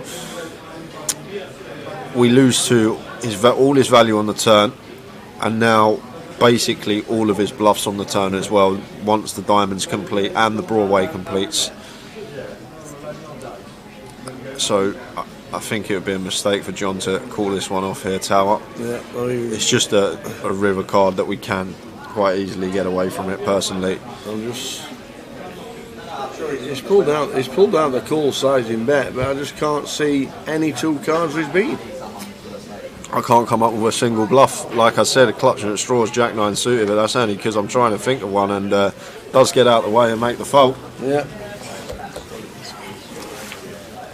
He makes the fold eventually. And yet this is a feature table, not the final table. This is day 1A, so there's 4 days in the main event. Day 1A, B, C, day 2, and the final. This is day 1A. We're here until the Sunday when we do crown a champion on the Sunday.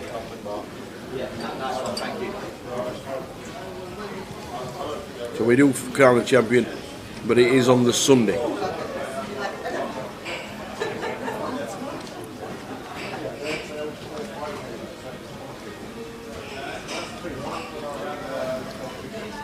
We do only have 1 streaming table.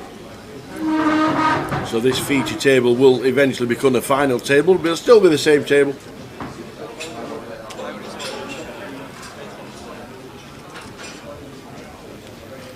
And Jessica says the champion will be Mark, who sat in seat 3.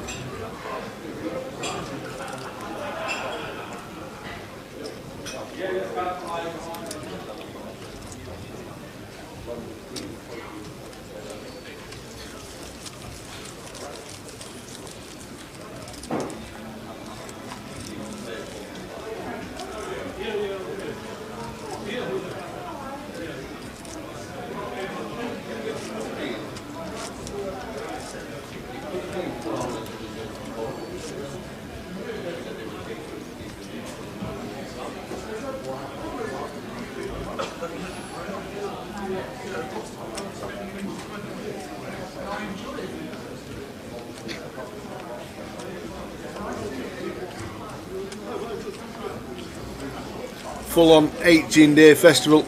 We'll keep you updated what is happening and let you know what events are on. If you fancy coming to the Vic on Edgware Road near Marble Arch in London,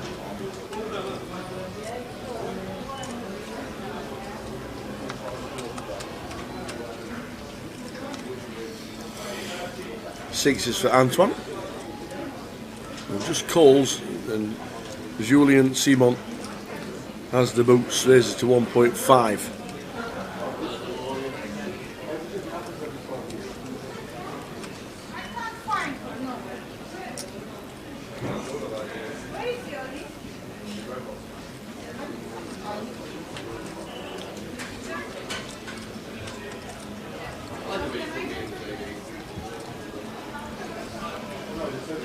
Four, 4, 3 flop. It's Queen 10 comes along for the ride as well. Jason defending the big.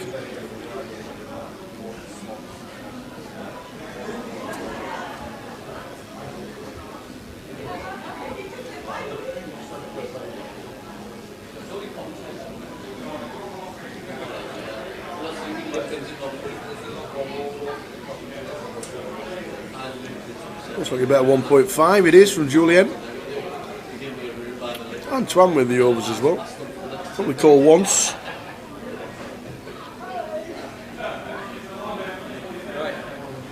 you back later or you do?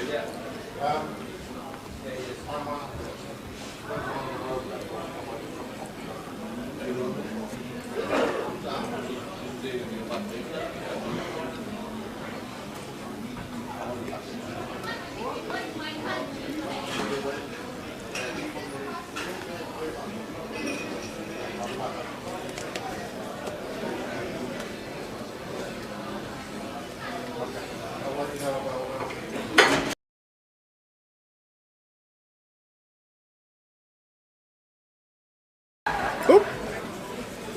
Had a shout, Mr. Jim then. Jim's in the building. Hello.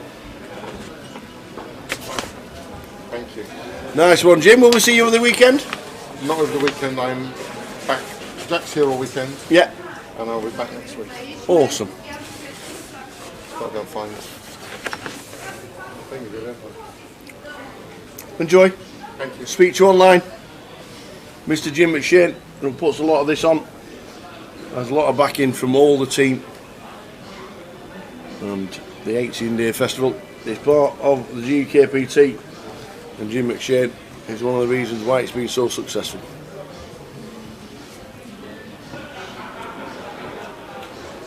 So still with the overs is Antoine Labatt. He bets 4.9.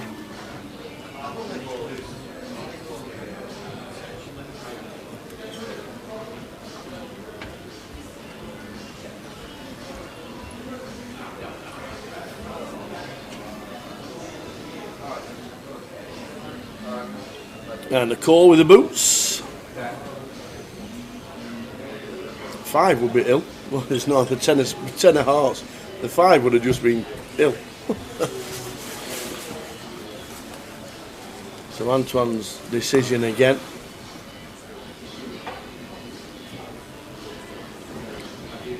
Surely this has to be a check now from Antoine. Yeah. After he gets.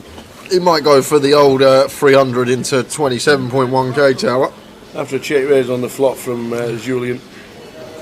Yeah, no, Julian here's got a easy value bet for us here with the aces, just going to be moving all in.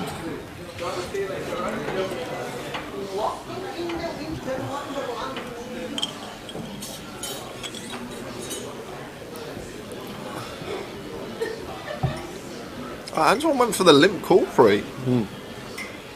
Is that right? Yep. Are you sure? Yep. I'm gonna have to check that one. I'd be very surprised if Mr. Labatt is limping sixes from +1 off of this stack size.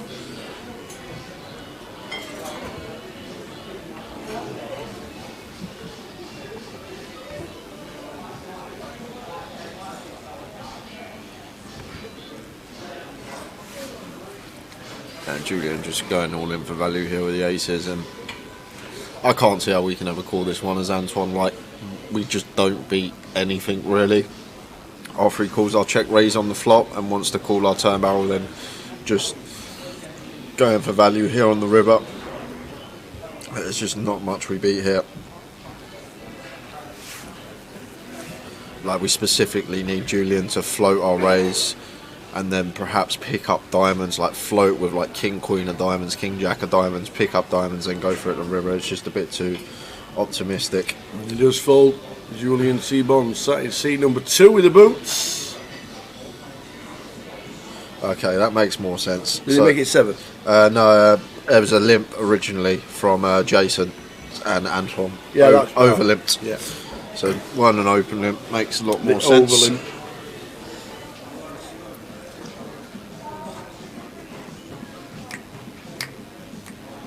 So plenty going on for the next 18 days. We'll keep referring to the festival schedule. If you want to get involved, there is plenty to get involved with.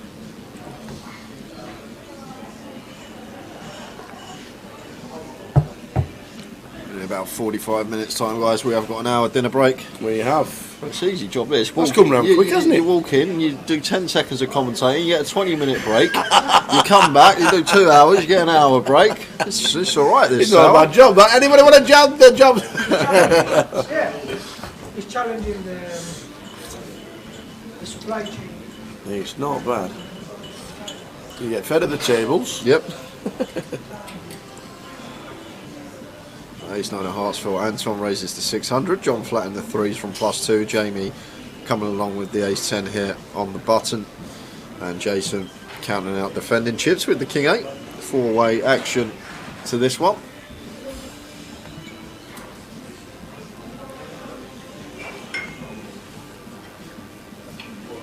A lovely flop for Mr. Nixon. 10, 4, 7, 2 hearts, because Antoine's involved as well. Top for Jamie. Yeah, once checked through here, Jamie just always going to be firing this one. Four-way tower, multi-way on a board. Fairly wet, so probably going to be sizing up here. I think at least half, 1.4 minimum.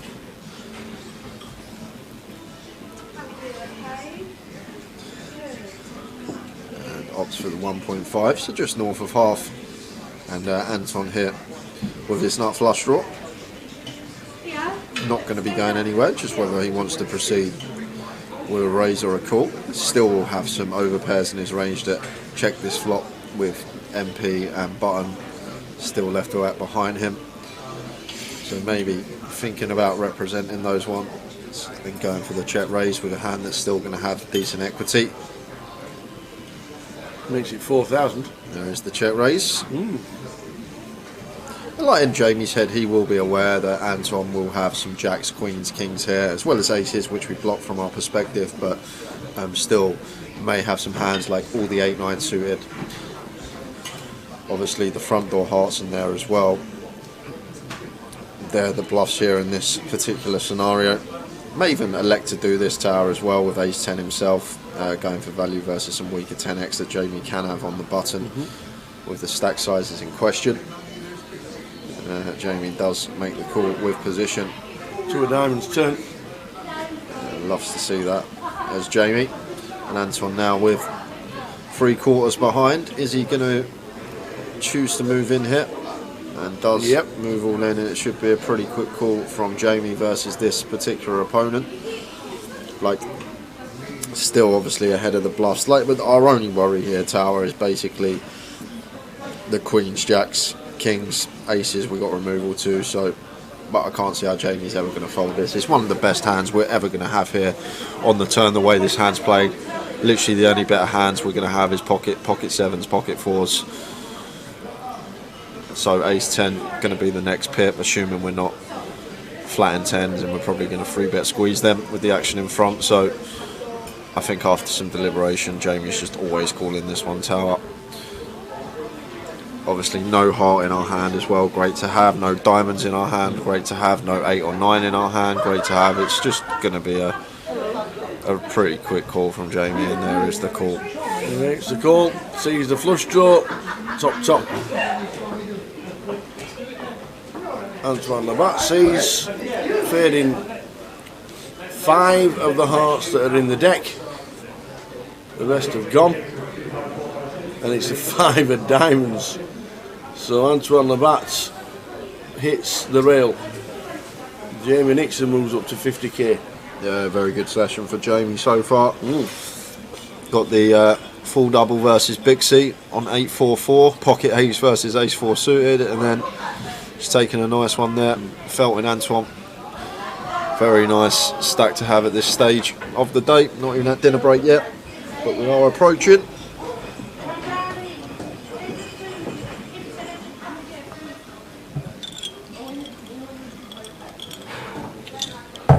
I was looking forward to you coming, Brad.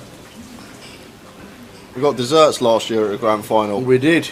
I even brought my own cream. Can't make most of the festival as busy, earning his billions. What do you reckon he charges? 1.5 for a Christmas dinner? Bottle for a Christmas dinner? Won't be many barbecues in December, that is for sure.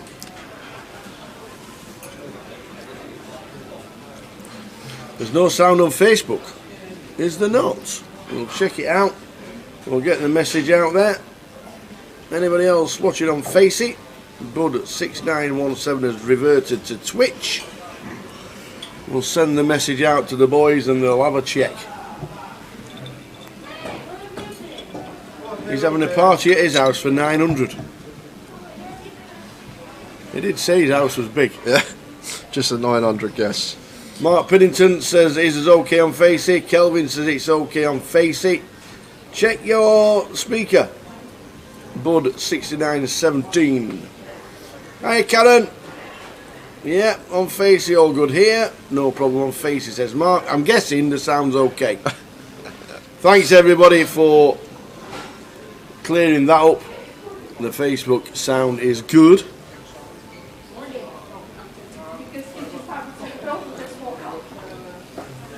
Not sure if you just got it on mute by accident, Bud. Just check it. Hiya Danny. Danny Poker watching on Twitch. Danny Poker Ace. We're all good. The final 2 weeks of streaming. 5 days this time. 5 days from the 14th to finish off. 774 after Dinesh opens with the fives, ends up going three-way, and a board that just almost always going to be betting here with this particular hand on the 774.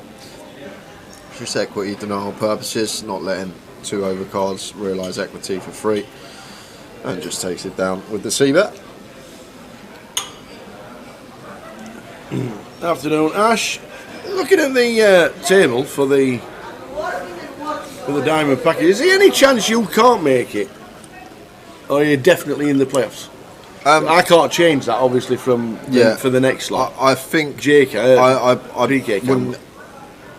It would be difficult, I guess, because it's top 100, isn't it? I'm 78, so I'd need 23 people to go above me. No chance. Yeah, so if I don't know, what was you going to say, Tower? It sounded like you was going to say we had something planned if I didn't make it. Well, I'm putting it out there that we might need comms. Oh, see, yeah, that is true. Because for this, leg one, in 2023, we need a commentator. We've for the got Saturday. a bonus for you guys because we're here Friday, Saturday, Sunday, 13th, 14th, 15th. Friday's going to be cash. It's going to be 25.50 no limit. Saturday is going to be the playoff for the NPL. Who's going to be winning all the prizes? This guy's involved. And then Sunday we'll be doing the mystery bounty day 2 to its conclusion. So there we go.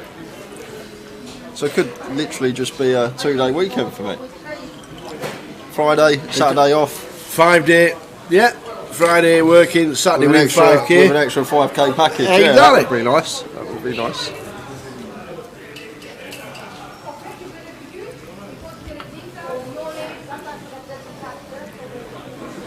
Yeah, fancy doing some comms, anyone, for leg one on the Saturday. I can't not play the player. I have to. It's free. It's a free money, ain't it? Yeah. I didn't even realise I was in it till yesterday until we saw. But you don't even need to play the main events to get all the Goliath to get in these. There you go. You see. Just play the sides, the minis, and the bounties, and cash a few times, and you're in the points.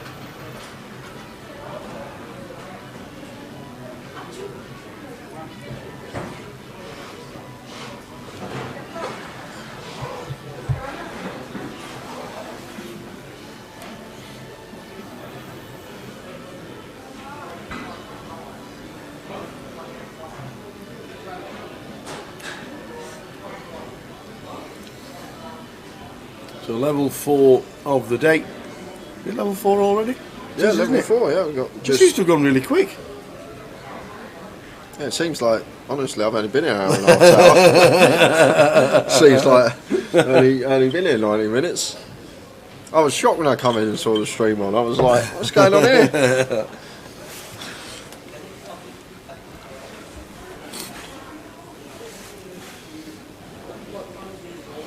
Thought I was going to, just as I walked up, saw you on the stream, thought I was going to see Ali Najad just pop round the corner or Norman Chad or someone.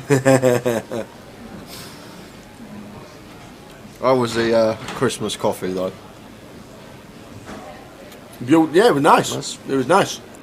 Nice touch, thank you very much. The old festive coffee.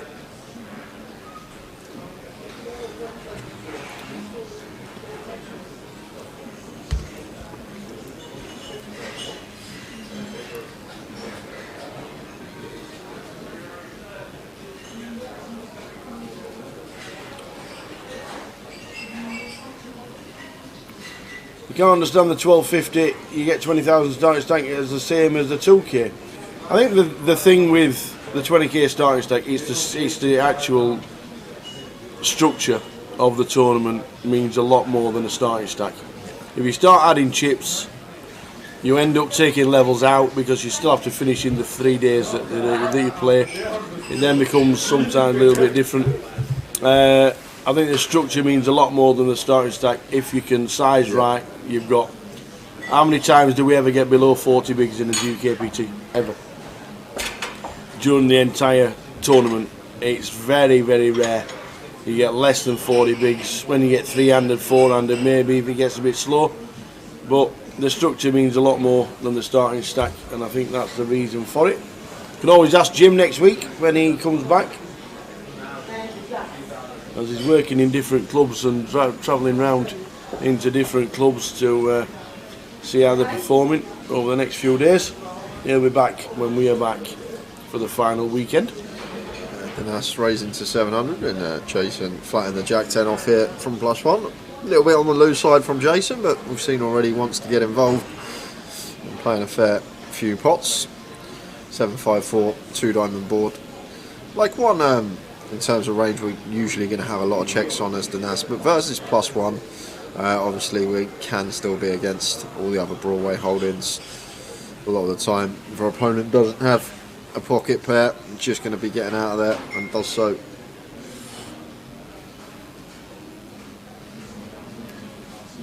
Dates for next year. As we know, the leg 1 is sorted. We've got the actual schedule for leg 1.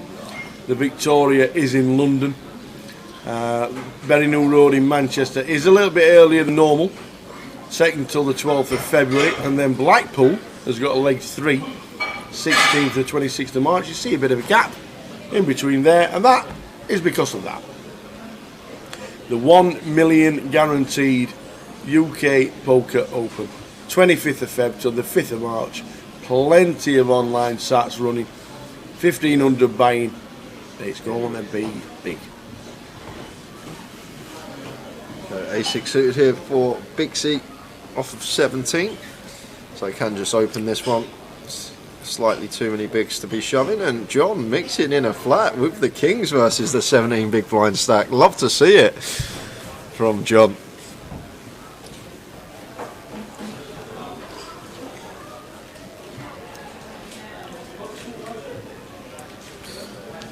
So, flop time. Oh, there's always there. Ace 3 Jack. Yes, both players with an ace as well. We go from first to third as John. And Bixie just going to choose to shove here. This is a bit too much personally, 4.4 into 2.5 as Bixie. Like we're going like 1.7, 1.8x pot here, and the thing with this tower, like we only get called by a better hand here as Bixie. Like we lose action from the hands like King Jack, Jack 10, Queen Jack. Once we opt for this size. However, if we opt for a smaller size, a more legitimate size like 800, 900, we start getting value from this proportion of our opponent's range. But now we're basically only targeting better hands. Like we never get called by worse here. And Danes here, like Danes even thinking about folding the ace-9 suited here. I don't think he will. But the fact that he's deliberating this one just shows you why, like this particular size and choice is just a little bit too large. Want to be able to get value from worse when we start going into that remat of only getting called by better. It's not going to be good for us, and sees the bad news. Maybe Bixie's stack might slightly be out. I'm just having a look there. I can't actually see too many thousand chips, so it might actually be a slight graphic error there, guys, and the jam might actually be fine. And if that's the case, I take back what I've just said. However, we've got the draws. We've not even got that. 7-3 would chop it. 6. No, Big break on the river. Deuce of diamonds. So we do lose Big C. Very unfortunate caller for her earlier. She'll be back. But I think actually she did have 4.4 there. There was 3 yellows at the bottom of that stack. 3 whites, sorry. She will be back. But the mess takes a nice one. And that means we've got 30 minutes to go for the session. The old ball bag's back in town. How are we doing? Hope things are good. Yeah, we're all good. We are all good. And just before Big C, we saw we lost Antoine Labat, Alex Golder gone from an out of table as well. Jacob Bryant, we saw on the feature, and Sandy Gill. So we've only actually lost 1, 2, 3, 4, 5, 6, 7 players so far today. Just the 7 out of here.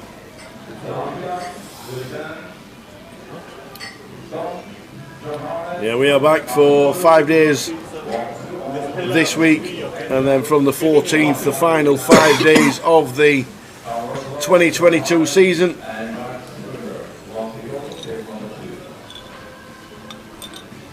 Cash game on the Wednesday, 25.50 No Limit Hold'em.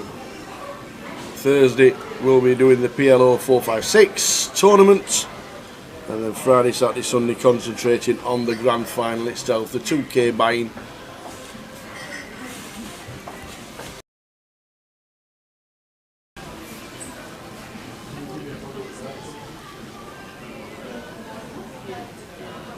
Free bet from Danas, no action with the ladies.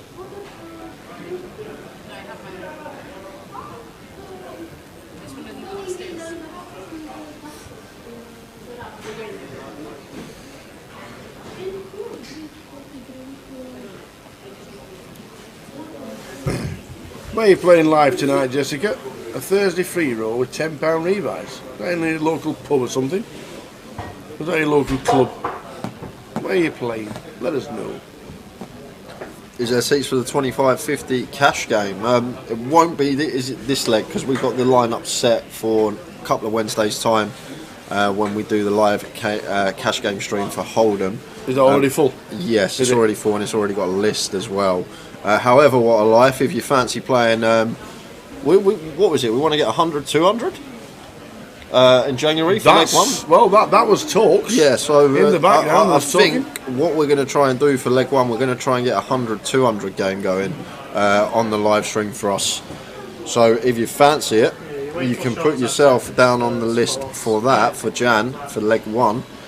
You just need to message Grosvenor Poker on Facebook and let them know that you want to lock a seat, and that would be that.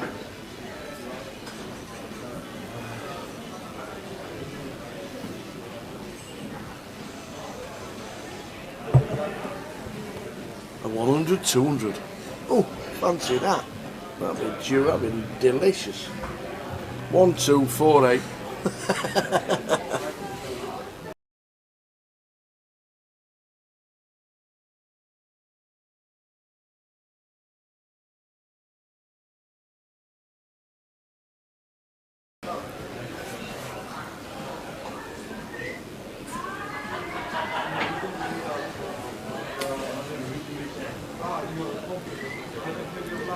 So Julian here on this 5-turn.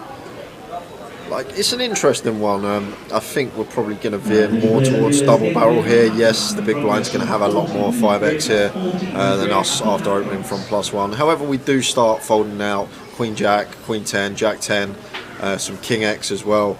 So still go after a fair proportion of Charles's range after he defends in the big blind. But Julian, after a fair amount of deliberation on that one, doesn't elect to go for the double barrel.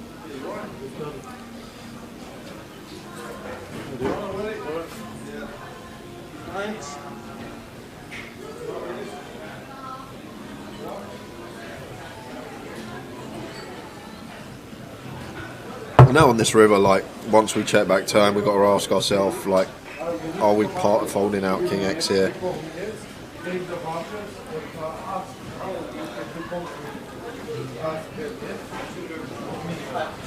And goes for 1.8. So this is just, we're just basically going after here Queen Jack, Queen 10, Jack 10 and front door heart draws, because don't think Julian expects King X to be folded into this particular size, so I think this is just always targeting the front door hearts and the Queen Jack, Queen 10, Jack 10 that are in front of our 7 high, obviously. But does actually get Charles to fold the King, so fair play, even getting the King out of there. Nice little sizing choice from Julian. If that size is working versus the King X in Charles's range, then that's going to be print for us. So Jess is playing in the Rainbow Casino, Bristol. Is that the old gala at Harbourside? I'm guessing it is.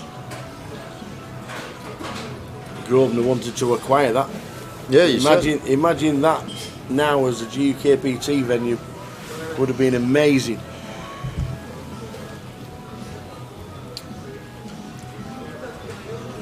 Yeah, the one in the big square, absolutely. And down by the Harbourside. That's where I interviewed Phil Lark and Jennifer Tilley. Oh. And Robert Williamson III. Ah, must be nice. And Jamie Gold. There you go. All them names. Yeah, the Bristol Gala was ace. You're not wrong, Kev.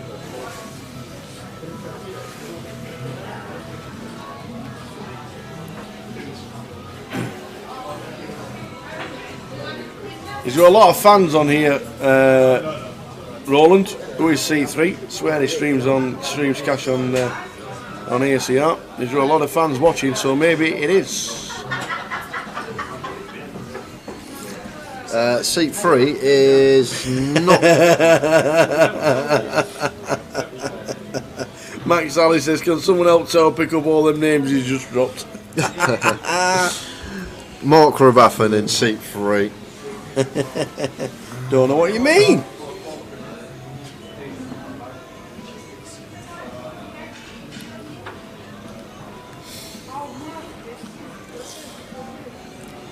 It's worst trait, ain't it, Tower? What's that? Worst trait in a person. Name dropping. Who said that? Joe told me that. Who told you that? Patrick Antonius told me that. Patrick Antonius. Can't believe he didn't play Goliath this year. I did message him actually. I said, do you want to come and hop in the booth again for Goliath this year? I think we should invite him again next year. Still undelivered. So Charles finds Ace King, 3-bet to 2.8k with position after open and a call. Jamie here with the pocket 8s. I won't be too worried about Jason. I think Jamie will just expect Jason to just be 3-betting all his strong hands here. And tough one for Jamie here with 8s. He loves the boots though, he's not folding. Versus the stack size in question, but is happy to come along. Obviously Charles still repping strong hand once we open +1 a flat and still elects to squeeze. King high flop, King 6-3, 2 hearts.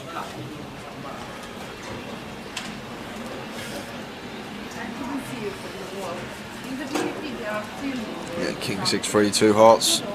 Don't need to go too large here as Charles. And does continue for 2.5 into 7.1. And Jamie out of position here. Going to have a tough time continuing, and there is the quick fold. Lets it go. Yeah, M&M on YouTube says would have loved a GUKPT Bristol. So would we. That would have definitely have happened and been on the list. No doubt about it if Harbourside would have been acquired by Grosvenor Casinos back in the day, over 10 years ago.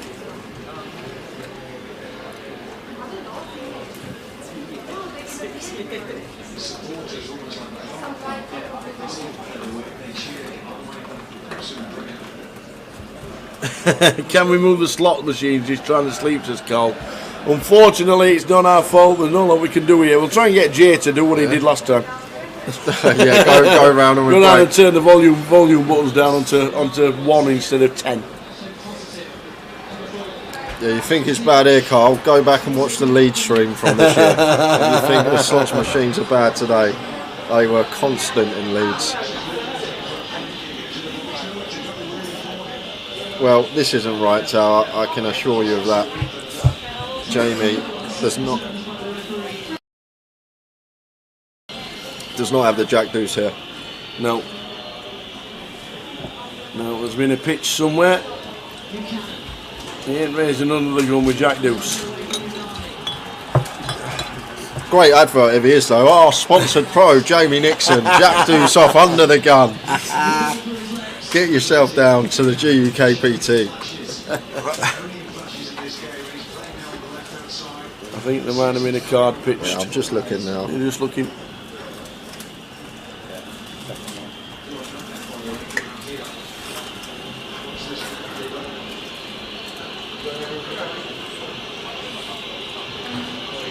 So Jamie's definitely probably got the jack in his hand and the deuce was pitched into the wrong box, so second card wouldn't be Jamie, so that is the deuce, yeah. So we know Jamie's got a jack here. And the fact that he c-bet this flop with a jack, I doubt he's got king jack or jack 10 tower because they're going to be nice checks. So very likely that Jamie could have a set of jacks here, ace jack or queen jack. And Dinesh with the king queen calling once with his second pair and Broadway draw. Set of jacks, that's what it's going to be. Yep, second card flipped over into Jamie's box, 100%. Yep. So the deuce was folded by Mark, who's not in the hand. Jamie's just tuned in as well. He says it's jack, jack, don't worry. Right. So we know he's got the jacks.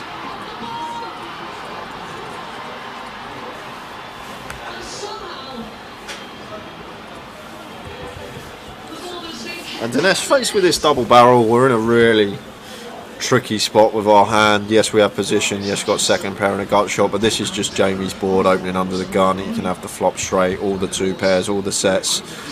So just letting his hand go, and correctly so. Jamie turning the pair of jacks into a bluff with a deuce kicker.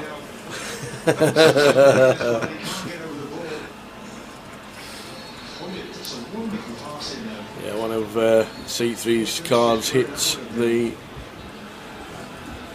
the mark where the cards read in Jamie's spot, and it was deuce folded by Mark. I thought you was getting coaching from Jamie, Brad. I didn't realise it was the other way round. What's the next event in Luton? Says Jules. I don't know the schedule for this. Is there any more 25-25s for the rest of the year? No, is that it? This is it. The festival of this one, so it'll be when we get the 25-25s and the mystery bounties and all the other events, we will let you know what is happening on that score for the first couple of months of the year.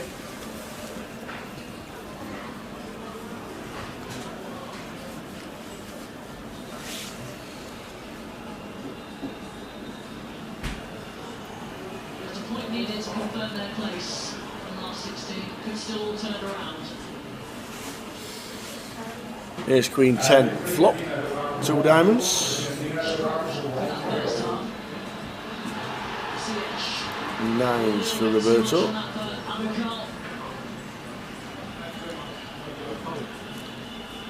three of clubs checked, ace of clubs on the river.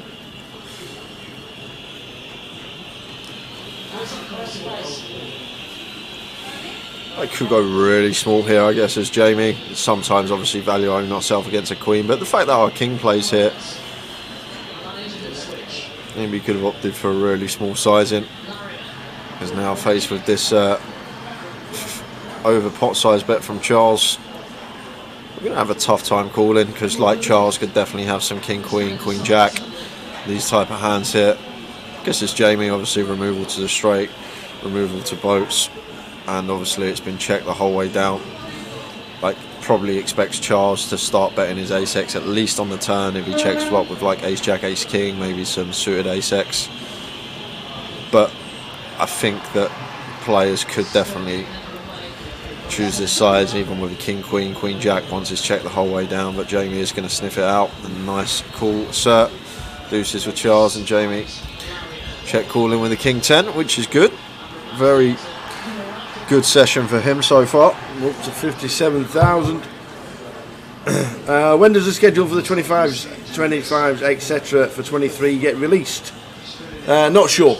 We'll find the answer. Try and get in touch with Jim and find out what's happening regarding the 25-25s. and the deep stacks and all the other sides that go on a regular basis. What casinos are you looking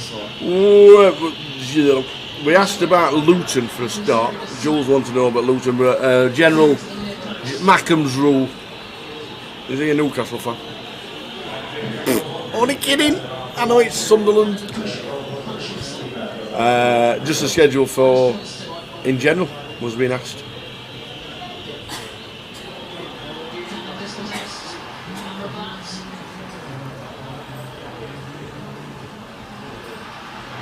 I'll put something together today. Okay. Over the weekend, we will have the first 3 or 4 months of 2023 regarding 25s and deep stacks. Do have Roberto here. Ace Queen opens as he should be. Makes it 800, just shy of 3x, and Jamie flattened the deuces in the small blind, but not any help on the Ace King 5 board, and double Broadway 2 suits, probably around third here for Roberto. That is going to continue. Seat's 9 name is Alberto, not Roberto.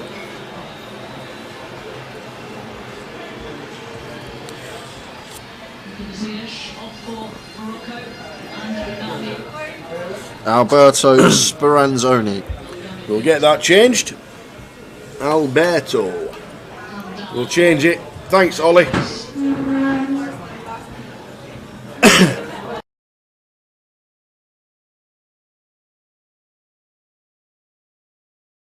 Probably won't get changed before the dinner break, so we're on a 30-minute break, 30-minute delay, and we're on a 40-minute dinner break in about.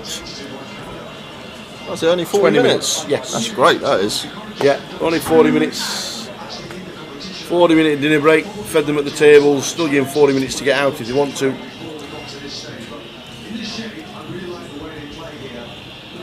Is there a Northwest Christmas cracker this year? No, there's no Christmas crackers scheduled anywhere. I don't know if local tournaments can do something themselves.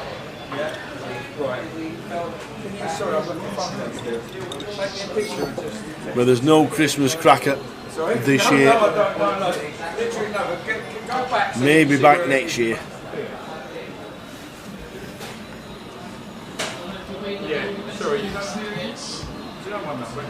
Expectations will be high. Next World Cup they Yeah, that's fine. Just absolutely. That'll be fine. Oh, there we go. Oi, straight away. I'll put something together, he says. I'll put something together, he says. Instantly comes up. They're the first up until the middle of May, when the Edinburgh has a GUKPT that will have part of a Scottish Open. Cardiff? What? Where? We're going to Cardiff. Where? Deep Slack. Yes. Coventry, at Liverpool, Glasgow, Reading, Sheffield, all in January. A little tip, guys, because this isn't released yet, screenshot it and then keep it on your phones. Yeah, tell me what talk sense this guy yeah. Again. So you can just go back to it whenever you please. It's not released anywhere yet, so if you want all those dates for yourself, maybe booking hotels, little screenshot, just keep it on your phone, but plenty going on next year. Blackpool's got 25-25, Walsall, Portsmouth, Newcastle, Dundee. Then it's the UK Open. Then we're back in the Vic. Leicester, Edinburgh, Leeds. Oh! Screenshot. And Carl Jones says we'll also have a Christmas cracker. Excellent. Nice one, Cole. Thanks for that. I might even play that, you know. It's only down Walsall. the road. Yeah. It's only 10 minutes away from you. Literally, 20 minutes. Yeah. What's the best Uber you've ever been in? Best Uber? Well, you get 700 a year. Yeah, I've had a lot of Teslas now. Right. I've had a Porsche once. Porsche? Yeah, I've had a Porsche once. One of them 4x4 ones.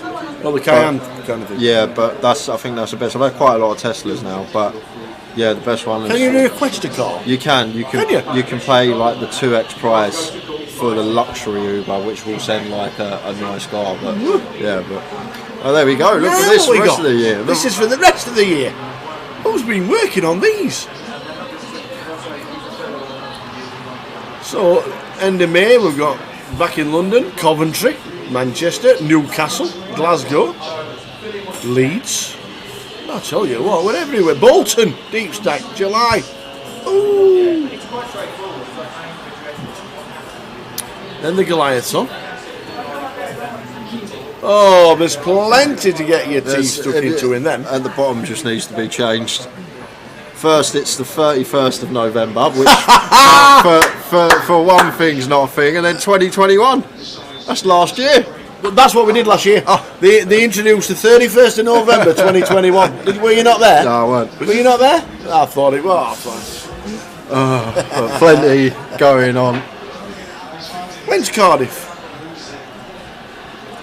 I might go myself. I think it's just before the UK Open. I like Cardiff. Where's Cardiff? Just after the UK Open. March. 8th till the 12th of March. Beautiful. Scottish Open. GUKPT. Incorporated into a Scottish Open somehow. I don't know how. Obviously still the GUKPT name is on there, because the main event will be a GUKPT. Maybe the Saturday Sunday event might be the Scottish Open. Like the Blackpool 500 had the GUKPT Cup, didn't they? So the Saturday Sunday could be the Scottish Open. Good stuff. Is the Grosvenor in Leicester nice? That's near my parents. Cardiff is very close to Bristol, so we'll go there for sure. To be honest with you, Jess, I went Leicester for the first time ever a couple of weeks ago, and the casino there is pretty nice, to be fair. It's quite a nice casino, yeah? I've never been. What is it, 3 floors? Fairly, 3 floors. I've never been. Hey, the boss is back in town. Remember last year? Yeah, we got a cake. When we got a cake, we got it posted. The great big massive cake, which was amazing.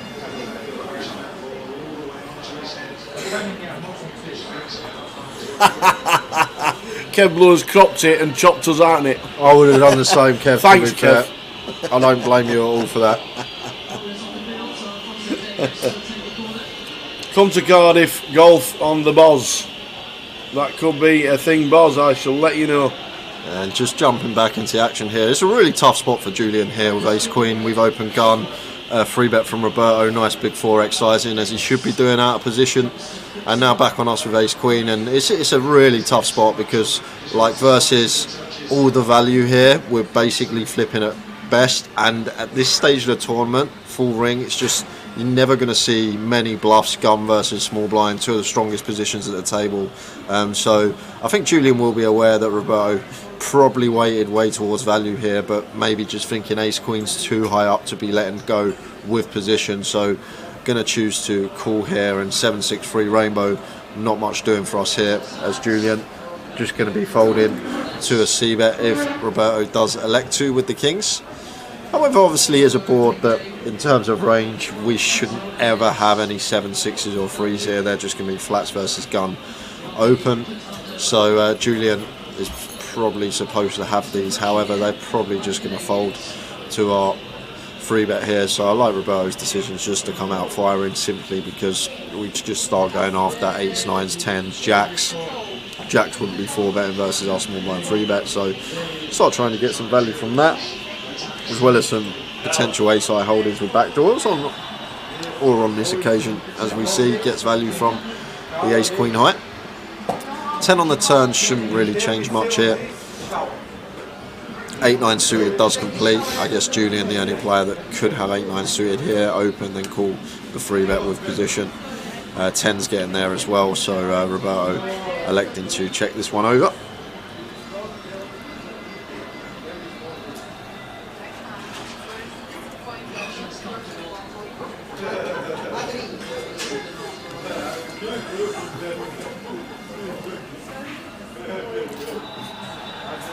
It looks like Julian going to go firing here with the ace queen.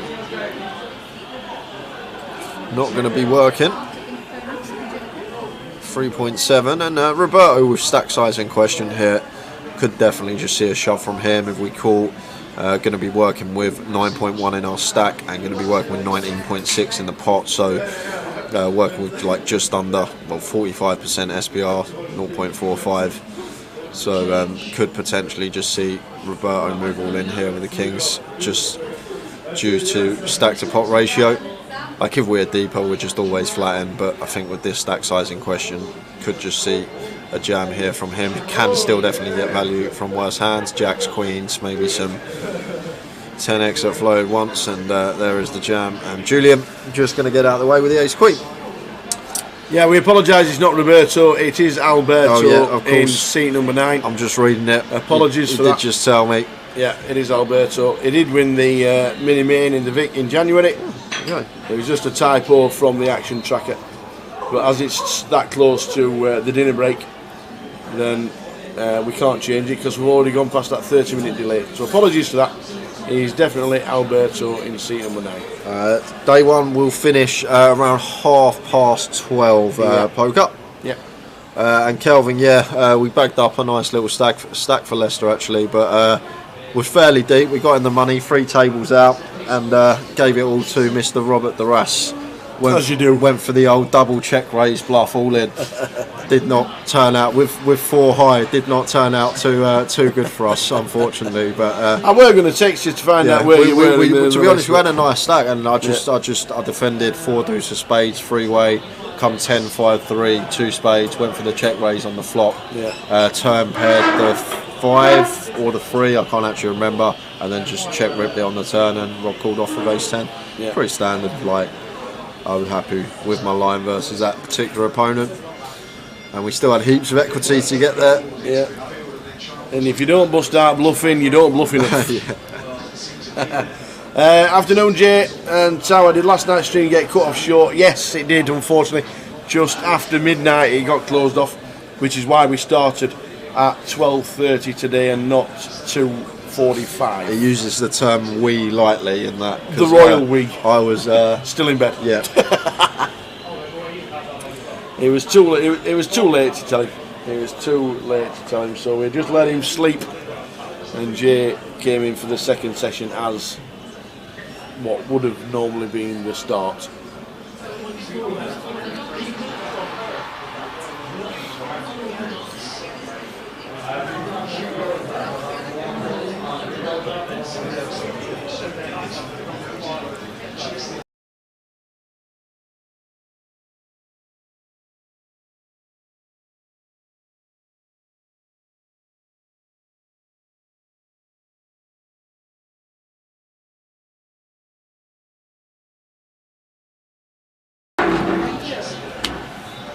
Chef Brad Poker says Belgium nearly out.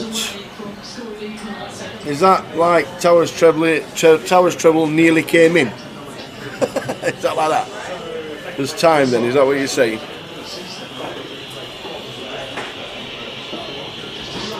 So Jamie building his stack to 57,000. In about 10 minutes, we'll be heading out for a 40-minute dinner break.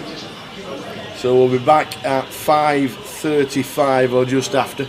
About 5:37 actually. But there we go.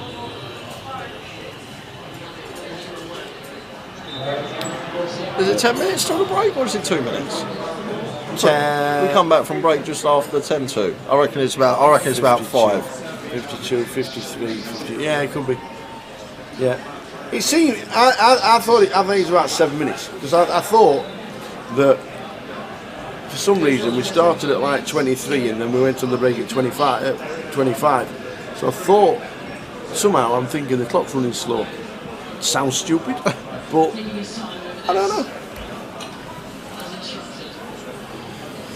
And some news as well, guys. When we get back after the dinner break, we're going to do our first giveaway of the festival. What's it going to be? I don't know. I don't know whether I'm going to throw a 110 straight out there, or whether I'm going to throw a 30 out there. What or about a few doing the old fivers. card?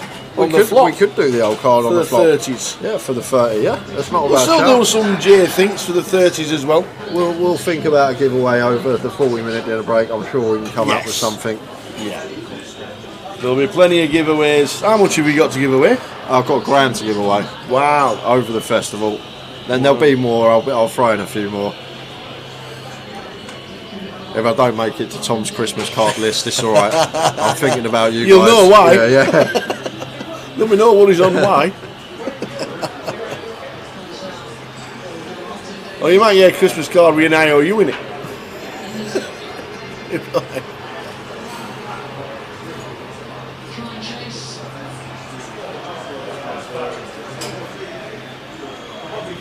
Any eliminations in the last 20 minutes or so? I know it's been pretty quiet for the So eliminations. last today. one was Big C. Since then we've lost Martin Helmuth, Gary Bluston, Sebastian Young, Ewan McNicholas, Oh no. Christian Dina,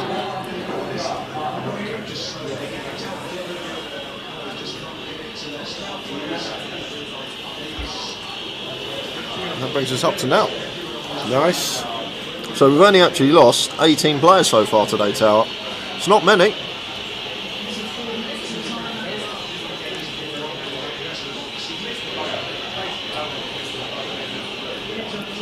There's Charles with the King Jack, raises to 800.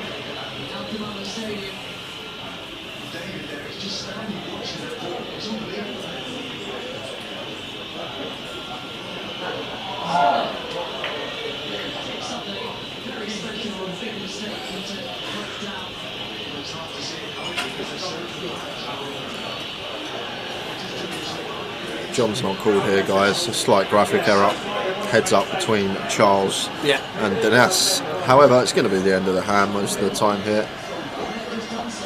Oh, John is in. Oh, John has gone. Oh, he has called with 10-3. The old 10-3. That could be incorrect. But Charles mixing in a check here with his top pair. Like it when hijack's involved. When we're out of position, check calling with our top pair. Let's check. 5 of hearts, 3 of diamonds on the river. And if he does have 10-3, it's finally connected.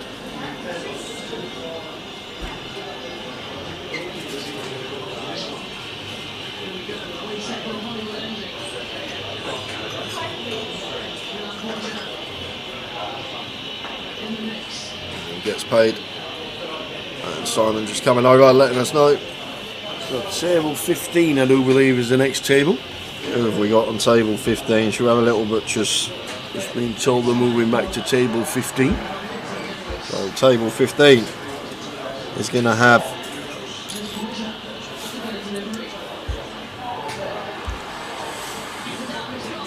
Bixie's going to be back. Stato is going to be coming to join us. Andy Hugh. This, love it. I'm expecting to be the last hand.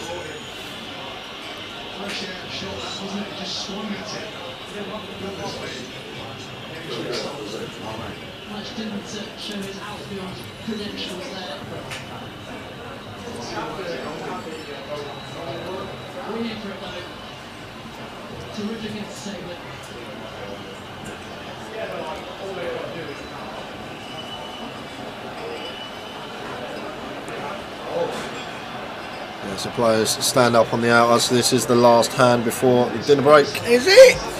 Last hand. Unless they're all just stretching their legs.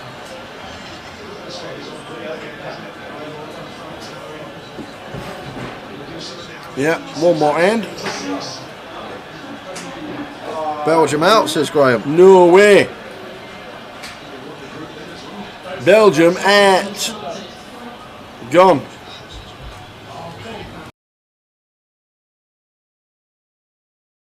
Thanks very much. So we're on a 40-minute break after this hand. 40 minutes, which will take us to 35. Yeah, 25 too. 5:35. 5:35. We will see you back at the tables. And John opting to limp in with the sixes. Roberto raises to 800. Sorry, Alberto. There we are. I got it. Alberto raises to 800. John calls Sorry, with the Alberto. sixes. And Julian free betting the Queen 10 of spades makes it 3.2. We're on a break after this hand. Alberto in ace 8 suited. go for your dinner break, Alberto. Go and enjoy your 40 minutes. Brian, be honest with you, I've not watched. I've watched 10 minutes of the England game so far. That's all I've watched. I woke up the other night and caught the last 10 minutes of the USA game at about 8:30 in the evening. Yeah, that's all I've watched. That's literally all I've watched. Yeah. And the S8 is coming along for the ride. Yeah, I'm not being too involved with the World Cup myself either. I've not watched hardly any of it. So the last time before we're back at 5:35. Back at 5:35. So 40 minutes time. King 5-5 flop. Yeah, so not much for anyone here. However, Julian here with Queen 10 of Spades probably happy to continue on this board, blocking King Queen and King 10 of Spades here. Removal to some of the King X. Not going to be peeling offsuit King X here. And Ace King's going to free bet, so I think this is going to be a nice C bet and potential double barrel candidate for us. But John is going to make the call once with just one overcard here. Faced with a 6.6k bet. Alberto is out of the hand. Just want to see if complete 10 of diamonds on the turn. So Julian does turn the best of it. John does pick up flush draw though, so still with some equity within the pot to make the best hand by the river, but expecting Julian to just start checking now. Almost always here tower. Like, it's a really, we make a pair, but flush draw is now complete. King X not folding to a second barrel, so doesn't really achieve much betting here with the Queen 10, and there is the check from Julian, and it looks like Queen of diamonds brings the flush.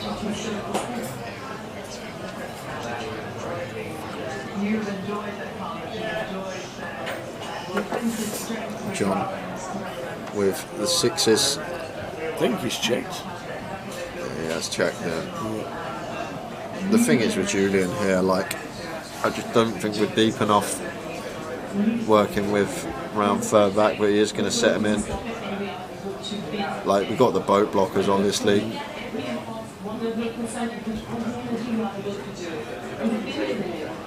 I guess just going after some King X here without a diamond, maybe even some 5X, although he shouldn't really have much here, John. Unless it's Ace 5 suited, so it does get it through. Nicely played from Julian. We are back at 25 to 5 guys with another 2-hour session and a new featured table. See you then. There's a 10-seat guaranteed on Wednesday if anyone's interested. £40 rebuy for the 25-25 at Walsall. Well, this could be going in. Well, Connor's got King Queen here.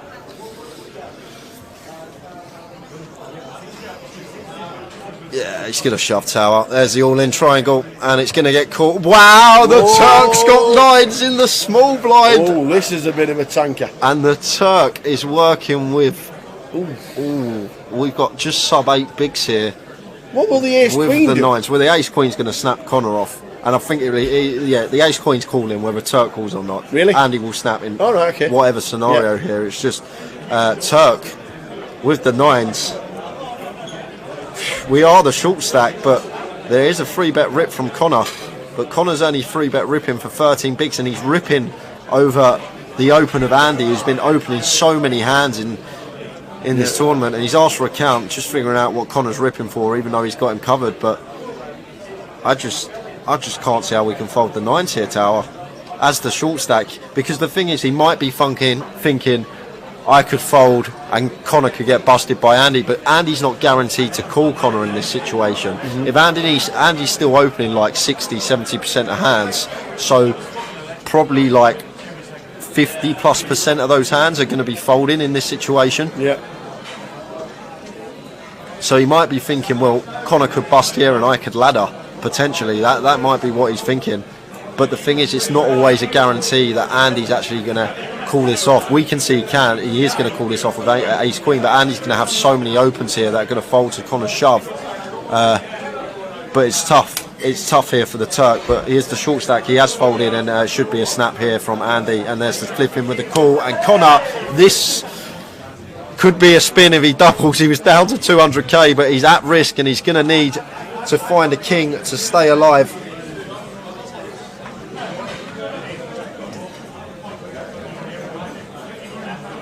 So Connor O'Driscoll is at risk with 1.1 mil.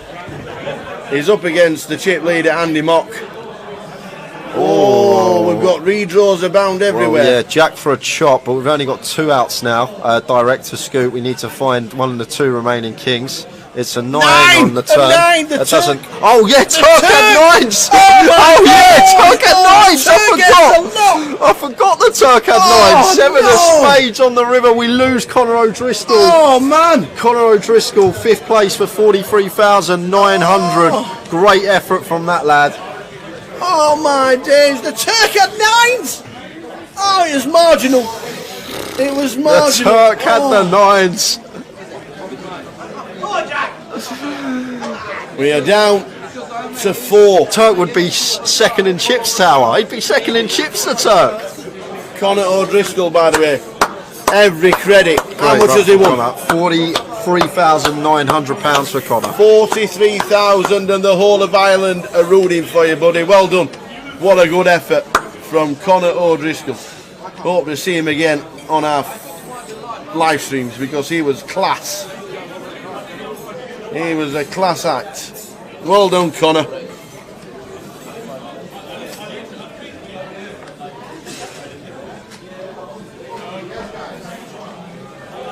Well done, Conor. Conor O'Driscoll, absolutely amazing. What a good effort.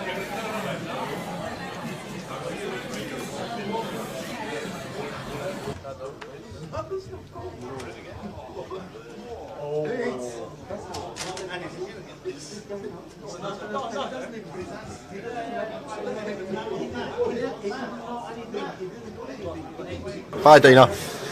Oh, well, just look back. We've got another all-in. All-in from Ed and Andy. And we could have 2 bust-outs in 2 hands here, Tower. Ed with the 7s. He's been behind a lot of all-in situations and got lucky today. And he's picked up a little few extra outs. So, working with 4 outs now instead of 2. Offsuit 5 or 7. King of spades on the turn. Could we lose 2 in 2 hands? 5 or a 7. Oh, we've lost another. Boom! It's a diamond. It's a diamond. Oh my God, it's the diamond head, sorry. Oh my days. Tower 40 double. Is it the 7? Tower 40 double. Is it the wrong 7? And the 8 of diamonds is playing. So we lose 2 in 2 hands. Look at that. We've been waiting, and Ed, 70 grand for him, £70,000 exactly. 4th place for Ed Roger. That leaves us with 3, just like that. And look at Andy's stack. Look at Andy's stack. How can this go wrong? It can't. It surely can't. 10 mil. Jack and oh my days, the Mad Turk, man, with the stack. Oh. Oh dear. Everybody now has locked up a minimum of £110,000. How is that even possible? Crazy, Tower. 2 bust outs in 2 hands. And Jack here, blind on blind, sub 20 bigs. Yeah. Turk is very short. We got a 70k pay jump, but Jack's been fearless in these scenarios, and he does move all in. And it's cool. It's a call from Andy. Andy's got ace jack. Are we going to lose 3 in 3 hands? No way! What's happening? Somebody's taxi outside. Look at Turk. He's high-fiving people. This is a 70k jump. This is a £70,000 jump if the Turk. He won't be cheering, that is for sure. He won't be cheering. But Jack is all in with pocket 5s against Andy Mock's ace jack. Well, there's no help there. Jack could be doubling up, and that will put him right back in it. And that is clean. We do have counterfeit outs to fade now. Queen. Ace jack queen to fade. An ace jack queen. He'd like a 6. It's a queen! He was counterfeited! Counterfeited! What a mental free to go out! Oh my God, look at Turk! Turk's jumping around, he's made 70k! He's just sat there for 3 hands and he's laddered from 5th to 2nd as the short stack. The mad Turk is a loving life. He's pointing at Andy saying, "You're the man! You're the man!" And just like that, we're heads up. What? We were 5-handed 3 hands ago and we're heads up. Wow! To get counterfeited out of the GUKPT Grand Final is ill. Yo, ticker's going a bit. So's mine. By jolly. And I think Andy, oh my days, heads up, I think Turk's got like 5 big blinds tower. Live poker will never die. Oh my word, we've been sitting here, we were 9-handed for what, 4.5 hours? Like that, we were like, really? And then we were 5-handed to 2-handed in 3 hands. What on earth is going on?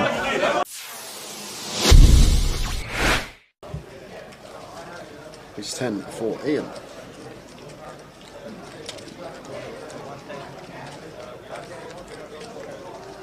Raises to 1.3 under the gun +1. And Radu here with the ace jack in the hijack. Surprised if he went anywhere this deep with Ian. Probably more inclined to just flat this one versus the early position open. But obviously can mix in a 3-bet some of the time. And it looks like that's exactly what he's done. 3 bets to 3.2.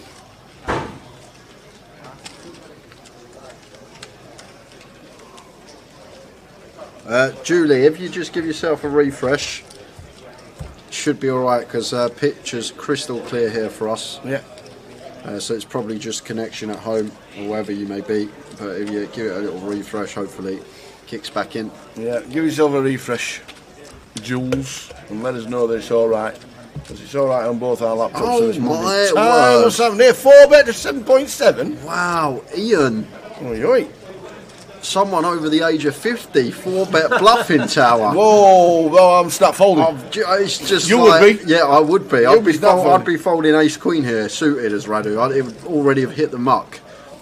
But this is, I guess Ian just thinks Radu's at it too much. And to be honest with you, the ace 10 off tower, it's a really beautiful 4-bet bluff hand. And maybe Ian's been amongst the solvers the last few months. You don't know. He might have been putting some work in off the tables. That could be the case.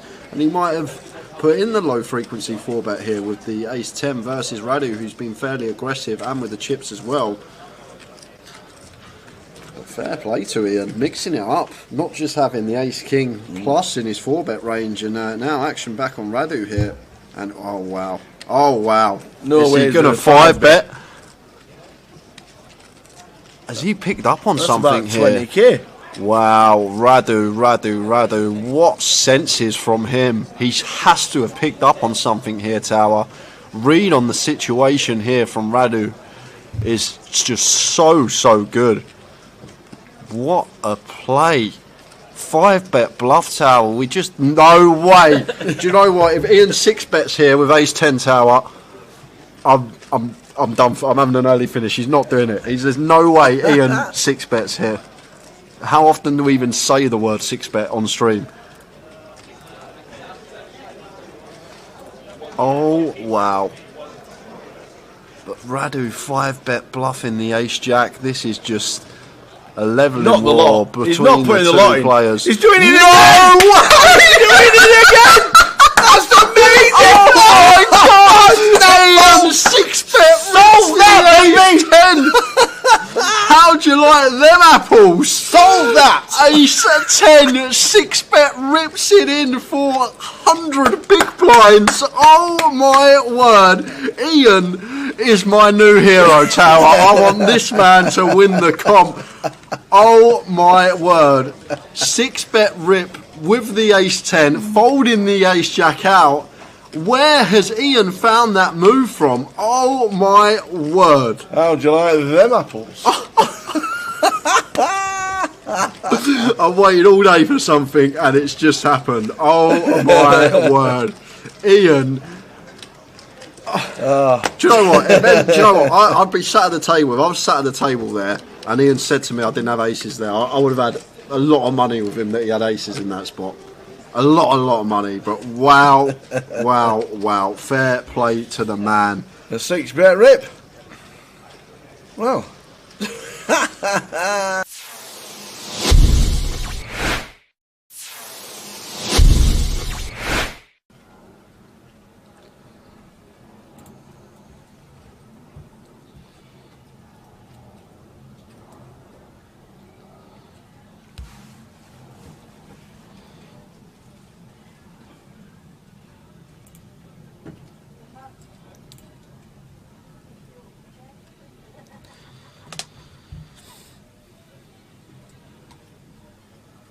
So Carl, Queen 10, 9, 7, pocket 8s with 1 suit.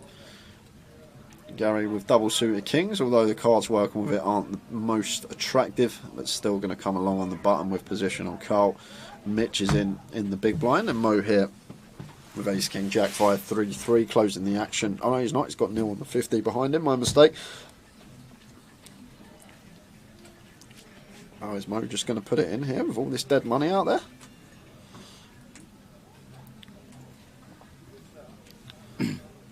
He's just going to flat, and Neil is going to pot it because Neil has got triple suited aces here. Queen 9 6 deuce makes it 1.2, and Carl's going to give him a spin here. Absolutely, that's a great board. 7 8 8 9 10 queen, and Gary good enough to fold kings now tower. This just becomes an easy fold with pocket kings here for Gary, I think. Double suited? Yeah, they're double suited, but the thing is, like against ace X of spades, ace X of diamonds out there, obviously bad reverse implied odds. The deuces, the times that we flop a set of deuces, we're not really going to be in love with our hand, whatever the board. So basically, call in to hope for a king here as Gary, and I think he'll come to the correct decision to let this one go. As well as that, obviously 4 spades in our hand, less likely to make a flush. But maybe the nil factor is what's doing it here for Gary. Maybe thinking nil, not necessarily going to have aces in this spot. However, usually in a Mitch scenario, has put a lot in for 3.4. More snap called. Neil's never folding. Not ever. What is going on here? Mitch can't have anything. Kings he can't have. Aces he can't have. Queen Jack 10 9 8 7 rundown's unlikely because Carl's blocking that. What on earth has Mitch got tower? Spread your cards, Mitch. Because Neil's never folding, and now Carl is thinking, what's happening here? I've got a call. He calls. Gary, is he a family all-in? He's asking for a count. This is one 3-3. Yeah, this is one of the other problems with obviously flattening the kings. We're not closing the action behind, and now we've probably got a call getting this price on the call. Absolutely. 5 all-ins. 6 to 1. We're talking a 15k pot going on. It's going to be a biggie tower, I'll tell you that. And Carl and Gary still going to have betting on the side. Good luck, Sean, sorting this one out. pray for the dealer tower. That's what I'm going to say when this all goes in.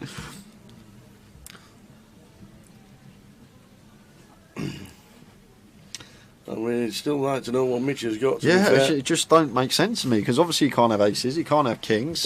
He's just took a picture of them for his fans. I reckon he's going to have Queen, Queen, Jack, Jack, 10, 10. We'll go with that. Queen, Queen, Jack, Jack, 10, 10. I'm going on the dead cards tower, but the fact that he's taking a picture as well, I'm guessing it's a hand he's not going to have too often. Yeah. So Carl and Gary both just getting the lot in. Well, he can't have kings. He could have queens. Yeah, Queen. You could have jacks. Queen, Queen, Jack, Jack, 10, 10. Something like that for Mitch. Spread him, Mitch. Maybe with the ace of spades in there. There we go.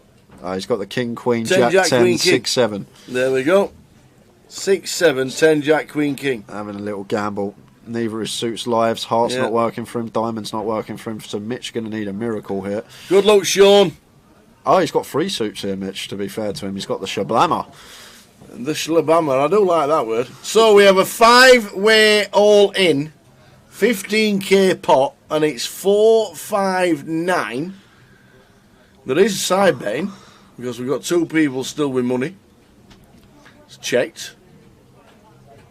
10 on the turn. Yeah, that's a massive turn card for Mitch now, Tower. He has got the super wrap here. Any 6 through king that doesn't pair the board and isn't the club is going to give him the nuts.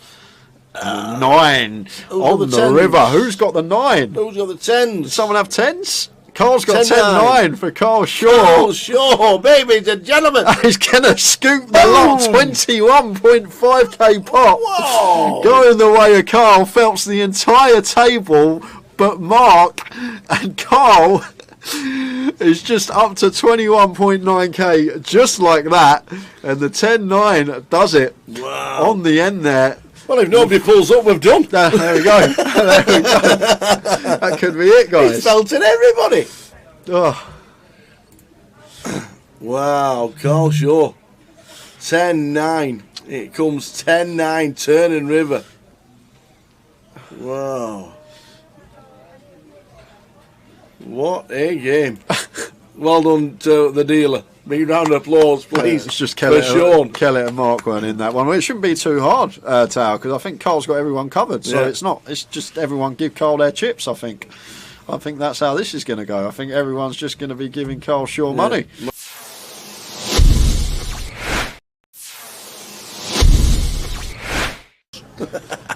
So you see Tom opening Jack 9 off in the hijack, can open a lot wider here with the chip lead, a lot of pressure on these guys with ladders and approaching the FT. But Matt never going to be going anywhere here with pocket 8s, easy decision for him in the small, just the call. And it's heads up between Tom and Matt Davenport here. Let's see a flop. Flop time, ace 9-3. Second pair for Tom. Takes the lead in the hand. It's still may bet small here, Tom Hall. This is a board that's just going to favour us a lot of the time here, being the opener. We do have middle pair as well, so we do have some disguised trips or 2 pair when the turn is a jack or a 9. So potential. You can go really small here, as small as quarter potentially.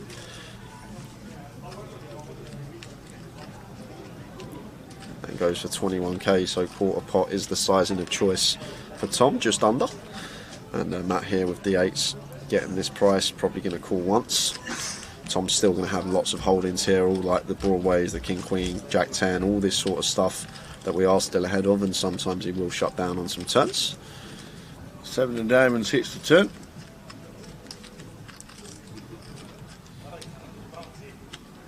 So this is where it's probably just going to go check, check here. Tower. I think Tom maybe a bit optimistic to fire our 9 here again. Very hard to get 2 streets from worse now. I think the 8s will fold if we fire, so maybe better to check this one behind. We can also put ourselves in a tricky spot here where we do fire and Matt opts to raise. So just expect to see Tom Hall check this one back most of the time here on the turn. And there is the check. See a river card. And it's paying 2 pair. Well, it is 2 pair for Tom Hall, but probably going to be very difficult to get value from Matt Davenport here with his particular hand. Matt does have the 8s blocking the nuts. 10-8 could still be in Tom's range. He's going to open 10-8 suited from the hijack, although 10-8's probably going to double barrel turn, something to take into account. But Tom will now just opt for probably a larger size here, I think now. Tower, this little disguised jack 9 of us, ours somewhere around like 90, 3/4 pot, probably what I expect to see.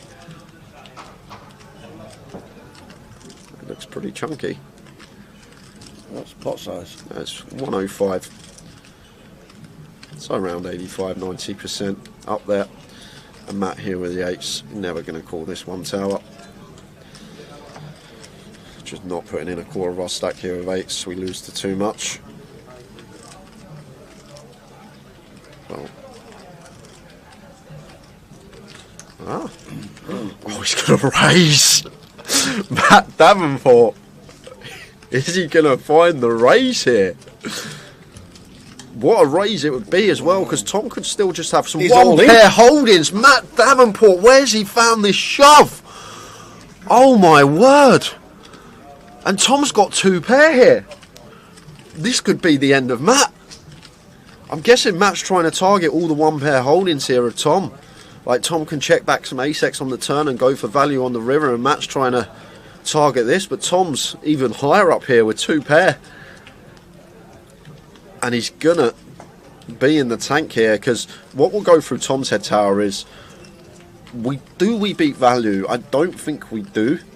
Maybe 9-7 might be in there for Matt, but is he going to check rip that? Obviously Matt can still have some ace-3, ace-9, ace-7 defending out the big blind. He might even float a 10-8 as well, wrap round this 9 with backdoors, so 10-8 of hearts, diamonds and spades probably going to be in there. But the question we got to ask ourselves, is Matt Davenport ever going to do this as a bluff, and what are the bluffs, Tower? Once Matt calls on an ace-9-3, there's not many you can come up with. And because of that, I think Tom may let this one go.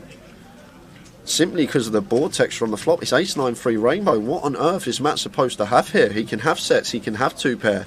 And what hand is he going to turn into a bluff? Is he going to rip some 9-10, some 8-9, blocking straights and 2 pairs? This is just a 6-6 jam from Matt Davenport early on a big day 3, and Tom Hall in the blender here and lets it go.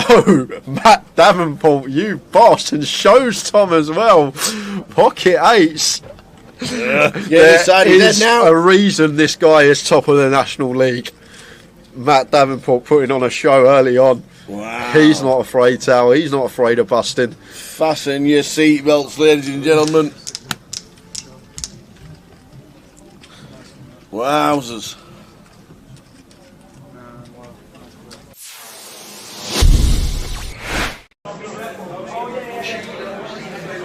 There's a 10-seat guaranteed on Wednesday if anyone's interested. £40 rebuy for the 25-25 at Walsall. Well, this could be going in. Well, Connor's got King Queen here.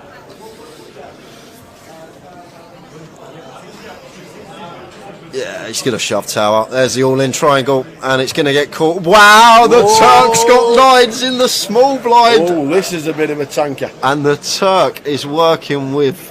Ooh, we've got just sub-8 bigs here. What will the ace queen with the do? 9s? Well, the ace queen's going to snap Connor off. And I think, the ace queen's calling whether Turk calls or not. Really? Andy will snap in okay. whatever scenario here. It's just Turk with the 9s. We are the short stack, but there is a 3-bet rip from Connor. But Connor's only 3-bet ripping for 13 bigs, and he's ripping over the open of Andy, who's been opening so many hands in this tournament. And he's asked for a count, just figuring out what Connor's ripping for, even though he's got him covered. But I just can't see how we can fold the 9s here, Tower, as the short stack. Because the thing is, he might be thinking, I could fold and Connor could get busted by Andy, but Andy's not guaranteed to call Connor in this situation. If Andy's still opening like 60-70% of hands, so probably like 50+% of those hands are going to be folding in this situation. Yeah.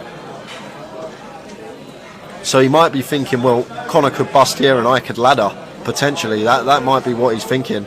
But the thing is, it's not always a guarantee that Andy's actually going to call this off. We can see he is going to call this off with ace queen, but Andy's going to have so many opens here that are going to fold to Connor's shove. But it's tough. It's tough here for the Turk, but here's the short stack. He has folded, and it should be a snap here from Andy. And there's the flipping with the call. And Connor, this could be a spin if he doubles. He was down to 200k, but he's at risk, and he's going to need to find a king to stay alive.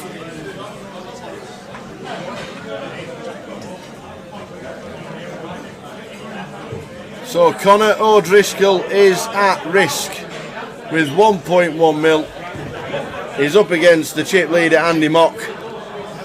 Oh, we've got redraws abound everywhere. Well, yeah, jack for a chop, but we've only got 2 outs now. Direct to scoop. We need to find one of the 2 remaining kings. It's a 9 on the turn. That doesn't. Oh yeah, Turk had 9s. Oh yeah, Turk had 9s. I forgot the Turk had 9s. 7 of spades on the river. We lose Connor O'Driscoll. Oh man, Connor O'Driscoll, 5th place for 43,900. Great effort from that lad. oh my days, the Turk had 9s. Oh, it was marginal. It was marginal. The Turk had the 9s.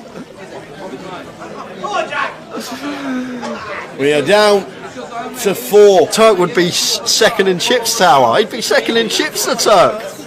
Connor O'Driscoll, by the way, every credit. How much has he won? £43,900 for Connor. 43,000, and the whole of Ireland are rooting for you, buddy. Well done.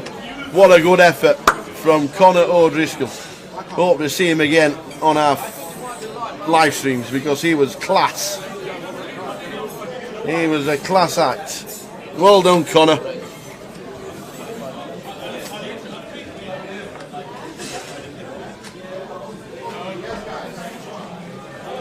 Well done, Connor. Connor O'Driscoll, absolutely amazing.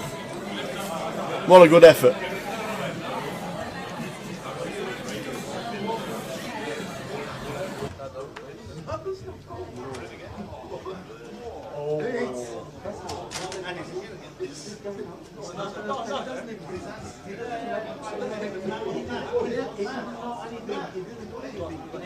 Hi, Dina.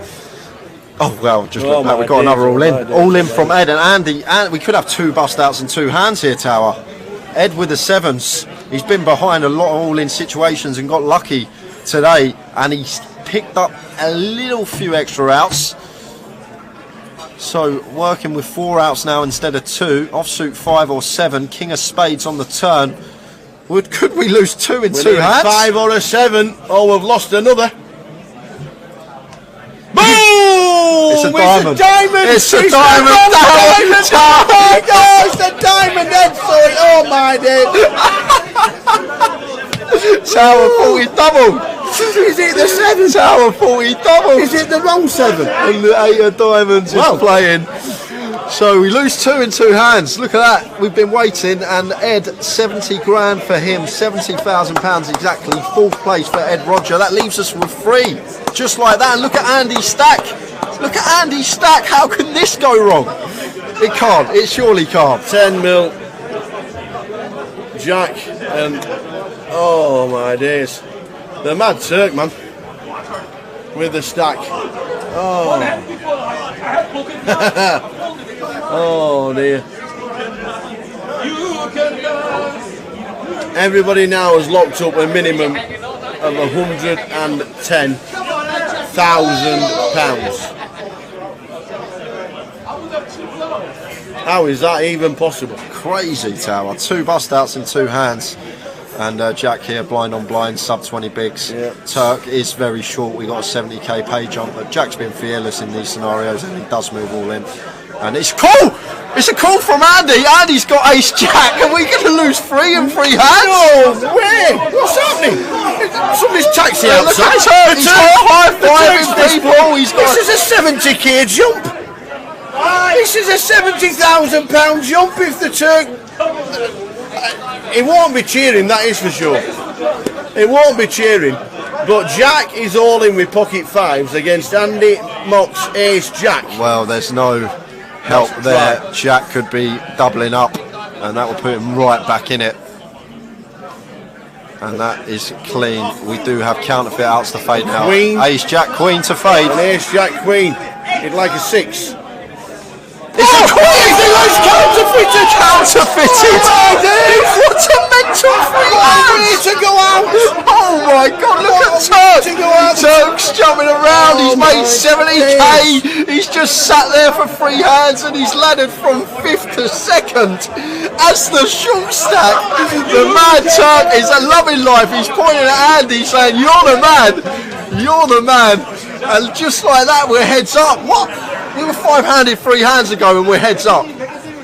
Wow! To get counterfeited out of the GUKPT Grand Final is ill. Yo, ticker's going a bit. So's mine. By jolly. And I think Andy, oh my days, heads up. I think Turk's got like 5 big blinds, Tower. Live poker will never die. Oh my, well, we've been sitting here. We were 9-handed for what, 4.5 hours? That we were like, really? And then we were 5-handed to 2-handed in 3 hands. What on earth is going on?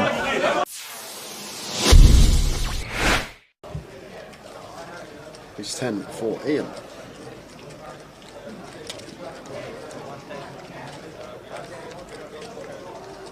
Raises to 1.3 under the gun +1. And Radu here with the ace jack in the hijack.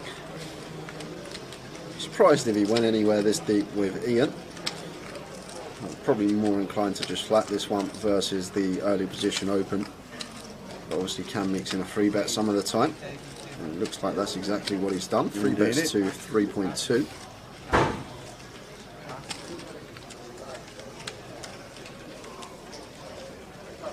Julie, if you just give yourself a refresh, should be alright, because picture's crystal clear here for us. Yeah. So it's probably just connection at home or wherever you may be. But if you give it a little refresh, hopefully it kicks back in. Yeah, give yourself a refresh, Jules, and let us know that it's alright.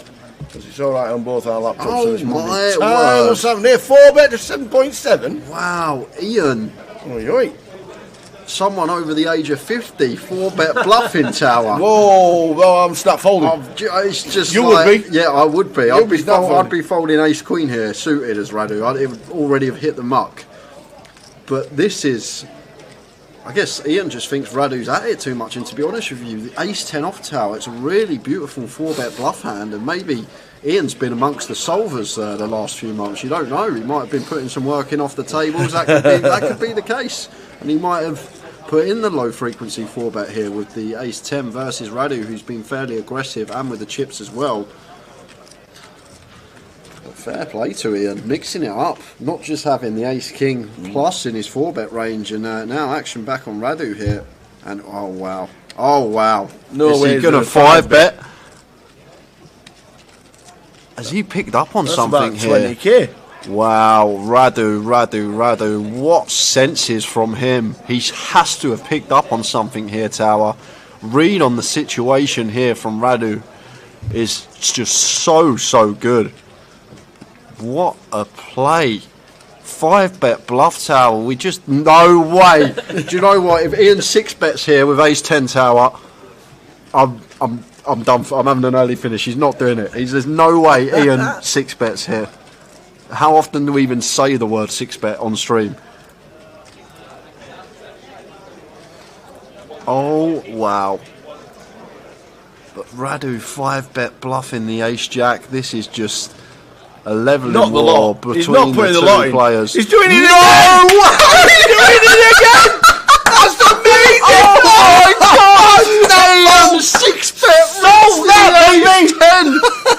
How'd you like them apples? Solve that! Ace 10, 6-bet rips it in for 100 big blinds. Oh my word. Ian is my new hero, Tower. I want this man to win the comp. Oh my word. 6-bet rip with the ace 10, folding the ace jack out. Where has Ian found that move from? Oh my word. How'd you like them apples? I've waited all day for something and it's just happened. Oh my word. Ian. Do you know what? Do you know what? I'd be sat at the table. If I was sat at the table there and Ian said to me I didn't have aces there, I would have had a lot of money with him that he had aces in that spot. A lot of money. But wow. Fair play to the man. A 6-bet rip. Well.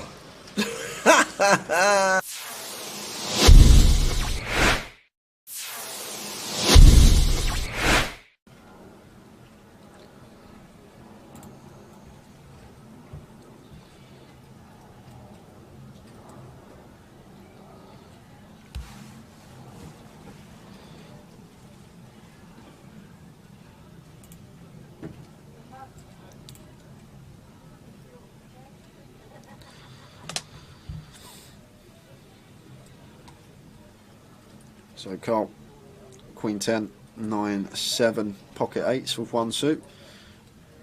Gary with double suited kings, although the cards working with it aren't the most attractive, but still going to come along on the button with position on Carl. Mitch is in the big blind.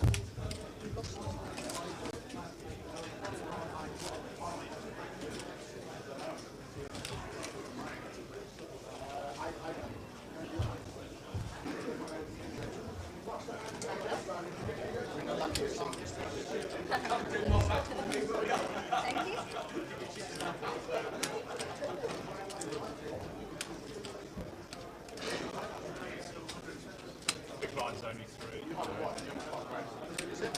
Still, it's 200, 300 now, yeah.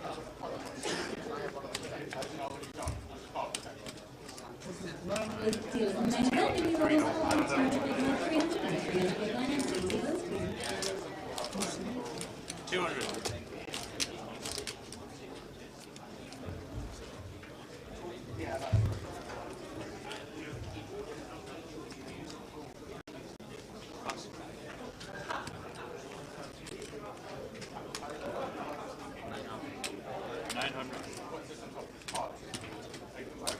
We are back again. Here we go. The man is there. He's sat down. What we're going to do is we're going to give him a booster. We've noticed. I've got a lower chair. I'm not actually this small. I'm. We're going to get him a booster. We are back. Good evening, Melvin's back. Victor's back. Bixie's back. Stato's back. And Gaetano. They are all back, ready to entertain us. But in seat order, we have got Bixie Yao in 1, 3 Victor Luking, 4 Melvin Carter, 7 is Stato, 8 Gaetano, and 9 is Gabriel Constantine. Indeedy. Let's do it again. We'll be getting a couple of players over shortly. Yeah, let's do it again. We know it's been a bit of a steady day, but there is over 50 in the building. Tony Tats, Craig, Hale, Jules, Paines, Manastro, good afternoon and good evening to Richard Whitmore. Hope you're well.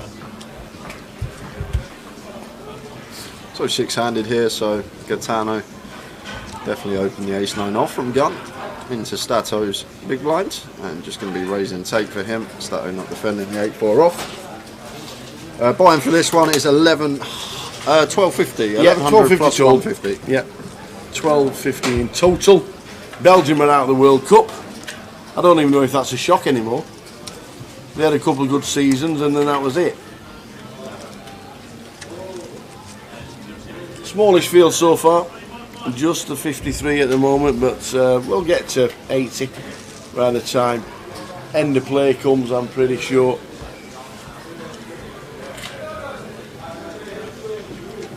The 1st of December. The 1st of December.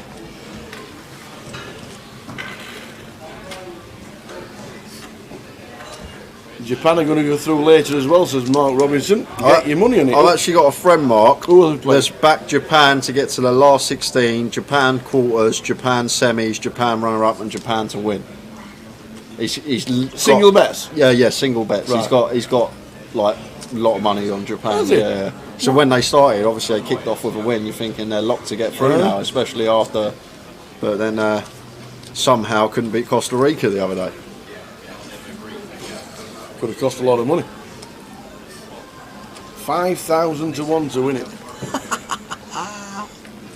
No, but what were the price again to get out of the group? I don't know. That'd have been a decent price.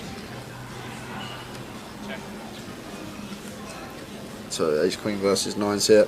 Why is Brad Simpson now on Facebook? He loves it. Tara. Bradders, are you logged into all 3? Must be. He can't miss out on anything in any chat box, so he has to be on all 3. Has them all open like us. 7 spades on the turn. And Melvin here checking behind after c-betting the ace high board. It's the 3-bet, perfectly fine, but Montreux met with some resistance. Just going to be checking back now, hoping to get to showdown. And Victor going to be going for value. And now we have an easy fold as Melvin. Oh, he's cold with the 9s. Victor shows him the ace. Oh wow, what a session for Victor so far, up to 80k. Just seen that. That's a day 2 stack. When are the cakes arriving anyway? When is anything sweet? I just need sweet today. Christmas cake with a block of mature cheddar. Oh, delicious. So what do you mean, oof? I don't like Christmas cake. Oh, do you not? And then I couldn't imagine it with cheese on it either. Oh. Slab of Christmas cake with a block of cheese, nice glass of port. I like my favourite. I like Christmas. the Yule log. The Christmas, all right, okay. And a bit of Swiss roll a bit of warm camembert and a bit of bread. That's nice as well. Yeah, you buy the camembert and sieve it in the oven. Well, Alice does. It's not. She will be this year at least. Ace King for Victor. Little upgrade from I'm the Ace surprised Queen. you're not tripping over 3 or 4 days to Poland. No, we spoke about it, but I think we're just going to go next year at some point. So, well, you've done the winter time. Yeah, you want the summer this time. year, yeah.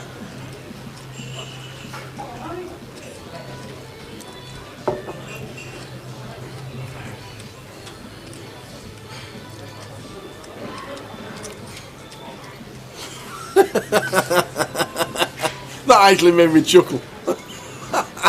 He's a clown, ain't Brad he? Simpson has just logged into Facebook. Said, afternoon, have I missed anything? He's been chatting on Facebook for 15 minutes. That actually made me chuckle, that, Brad, I must admit. So Victor here with the 2 overcards, and King of Spades working back door as well, so going to c-bet this one on the Queen high board. And Gabriel here just flatting with the 8s, good to see. Keep some of those bluffs in with our opponent. We have hands like Ace King, Ace Jack drawing very thin versus our particular hand. 4 of Spades on the turn. And Victor with a quick spade check. Yep, you got the King of Spades, Victor. And is going to choose to double barrel here. Is it some flushes, does Victor, this year, this day one? Let's see if we can hit another one, Tower. Yep. No. Yeah, and this is just going to be check. Personally, I don't think Victor's going to be free-barreling on this river card versus big blind range when still can be a plausible 6x in there. And Victor sees he is up against the set. Ace King for him, no good.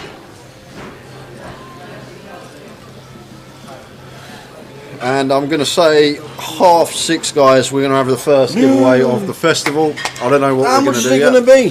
What's it going to be? I don't know. Are we going to start big and drop down, or are we going to start small and go up? I'll see what mood I'm in at 6:30, Tower.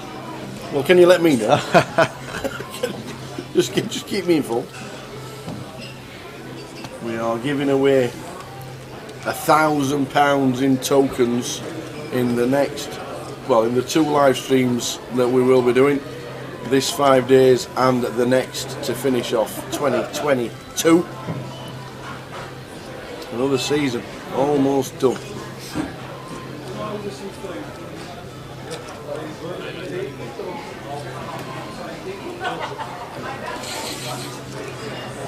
Victor from gun up to the old 3x, raises to 900. And Martin in the hijack. Is he playing the 7 deuce game? He's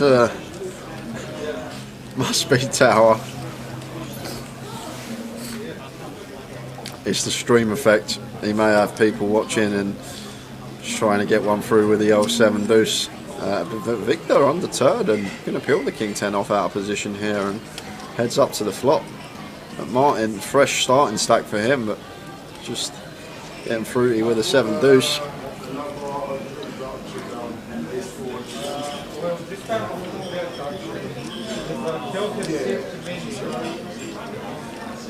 Up to 1600 into 5.8.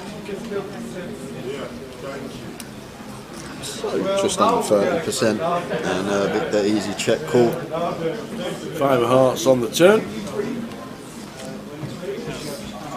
Now Victor leading out with his second nut flush, and wow, what is Martin up to here? What is going on this hand, Tower? Is it the 7 deuce? Love it when he chucks it on. Chucks it over and it is the 7 deuce. So Victor bets 3k and Martin just rips with the 7 deuce. Victor, got a call.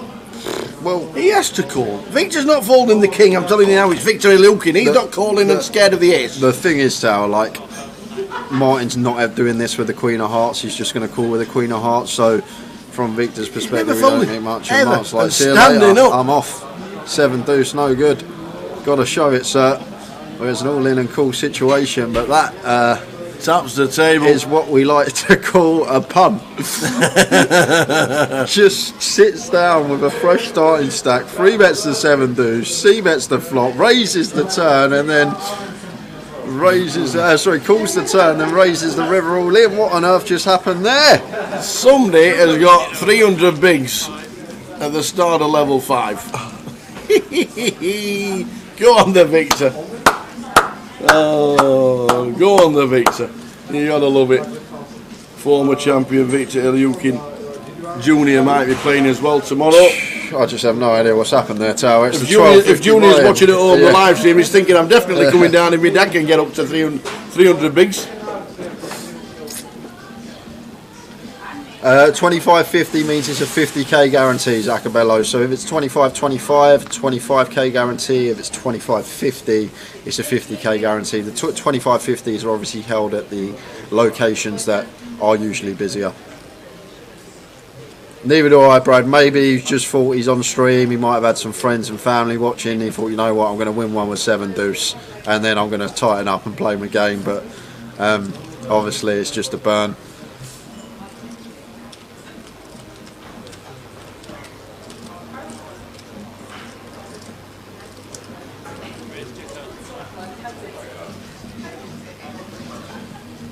So we've got action here. Hijack versus Cut-Off, two legitimate holdings. Stato with the jacks and Gaetano with the ace king, and Victor with the ace king himself here. So bit of action early doors here, third session of the day.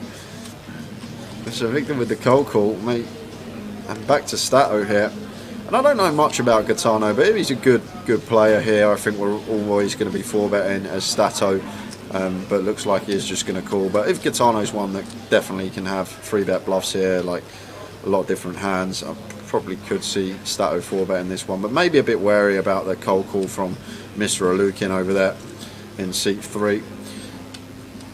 9-6-4, 2-club board here.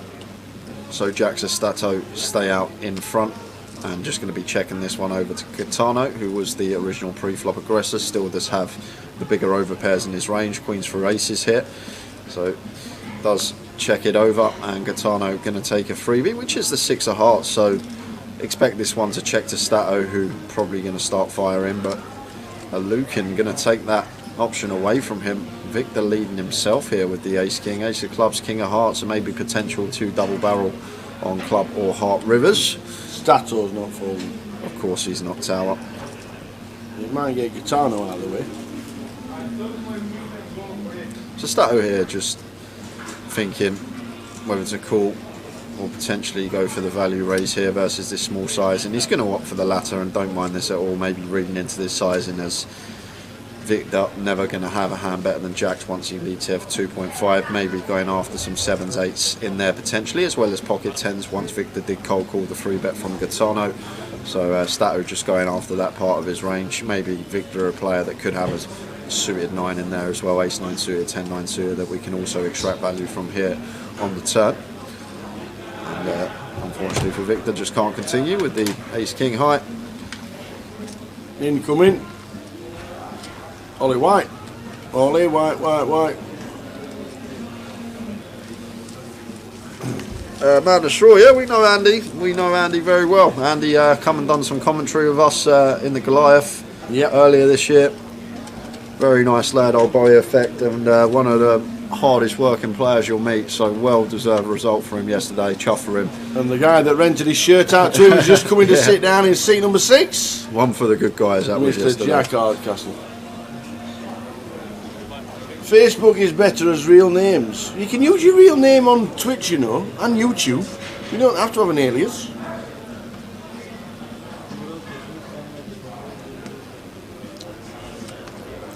Zacabello says, what's the 2550 as the 2525s? Are they the same? 2550 is 25,000 starting stack, 50,000 guarantee. That's what a 2550 is.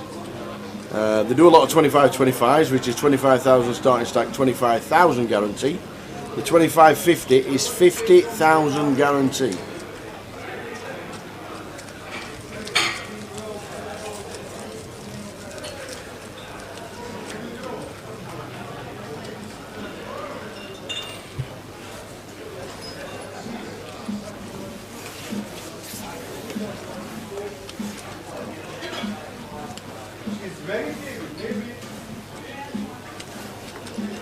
Do you know what I haven't had this year yet? What's that? Mince pies. I love a mince pie. What you lost? Oh my god. Don't tell me you were looking for your... No, you were, weren't you? I was looking for the list so I could see oh, right. see the play. Was you really? That was on top of your phone that you were looking for? Yeah, mince pie. I don't like mince pie. Oh my god. I can't do mince No pies. way, man. I don't mind scooping the stuff out in the middle and eating the pastry. I can do that. I can eat around the filling. But other than that, I'm just not biggest fan of the old hot mince mince pie and clotted cream. Oh dear. Will these events run until 1 AM? Tonight's live stream will finish around 12:30. Gaetano now loosening out. Jack 4 hearts from +2. Does flop pair and flush draw, to be fair to him. Not going to get any action though. Gaetano there wanting to open the Jack 4 suited.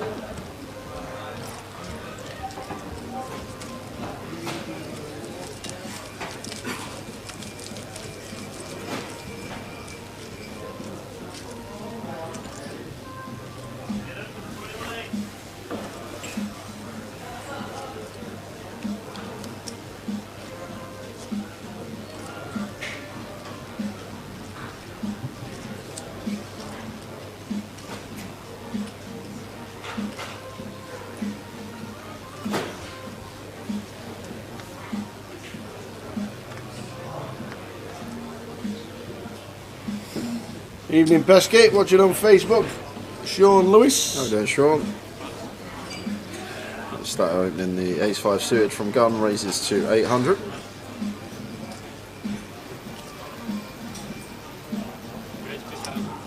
And Melvin on the button here. Couple of jacks, free betting this one up. You can see 2400. And I think Stato this deep probably just going to let this one go with the ace-5 suited. Probably makes the assumption Melvin's not going to be getting out of line too often versus our under the gun open, and does make the correct lay down with the ace-5 of spades.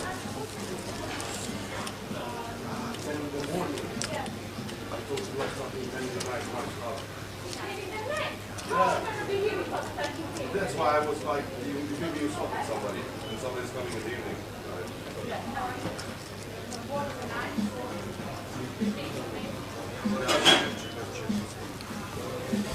A couple more eliminations to tell you about. Go on then. We lost Damien Pilkington, Lewis, Shah, Attar, Jason Batten again, he's maxed out for the day. Martin Helmuth and Jacob Bryant. So Martin's at 2 as well.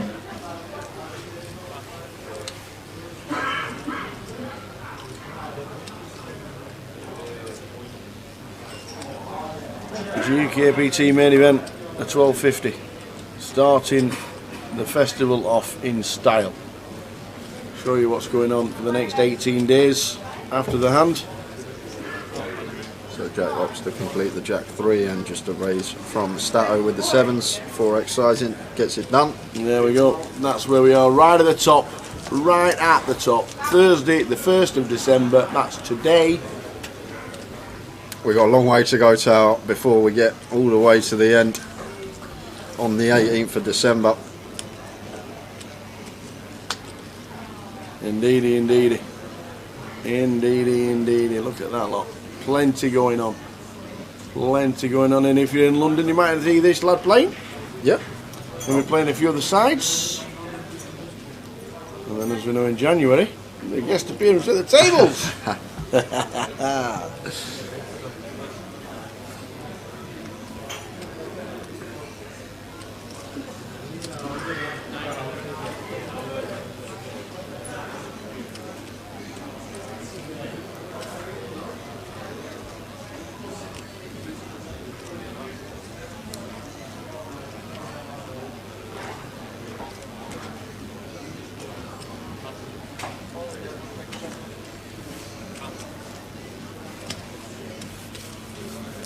Victor opening from +2, Ollie just flattened the 7s in the cut-off.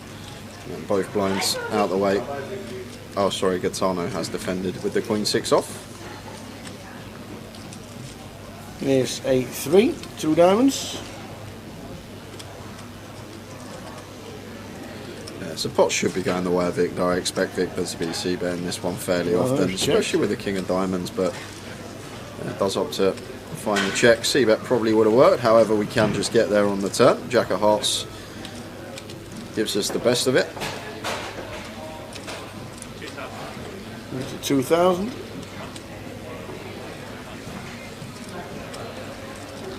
It's good. He's having a great day. 90,000, Victor Ilukin.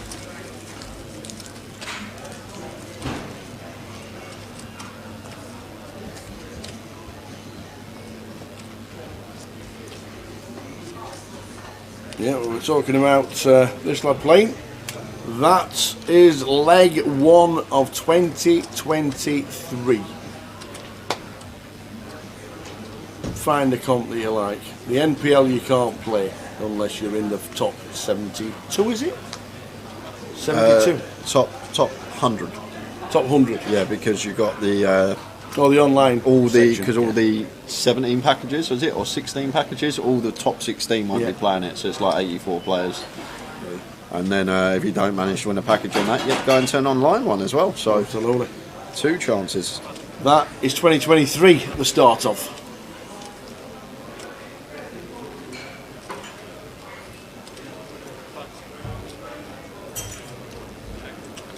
Victor limping in with the 8-4 of hearts from +1. Playing the rush, and Gabriel gets the option to check with a 10-3. Queen 6 Deuce rainbow board, so not much here for either player. Victor here with 8 high, some nice backdoors, might take a stab here. And that's exactly what he's going to do, and he's going to get the better hand to fold. 10-3 not going to be continuing. And that pot going the way of Victor Lukin. Got some momentum going his way, and lovely stack size to have. Not even at the halfway point of the day yet.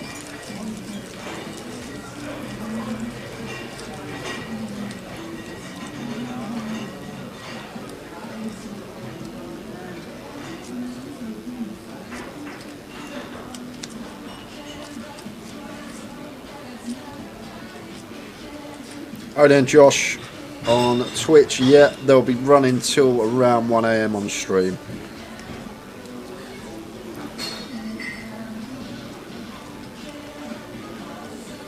Oh no, man, I'm a man of straw. They should have done. They should have flown Tower out just to do the interview. There was no winners interview or anything. No way. Yeah, nothing.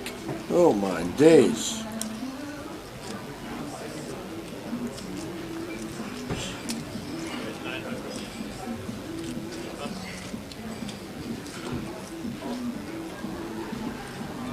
Gaetano on the button, 9-6 suited, raises to 900, and Bixie with a nice defend candidate, Queen 8 of clubs, gets in the mix, and flopping best on 8-3-5. Top pair here for Bixie.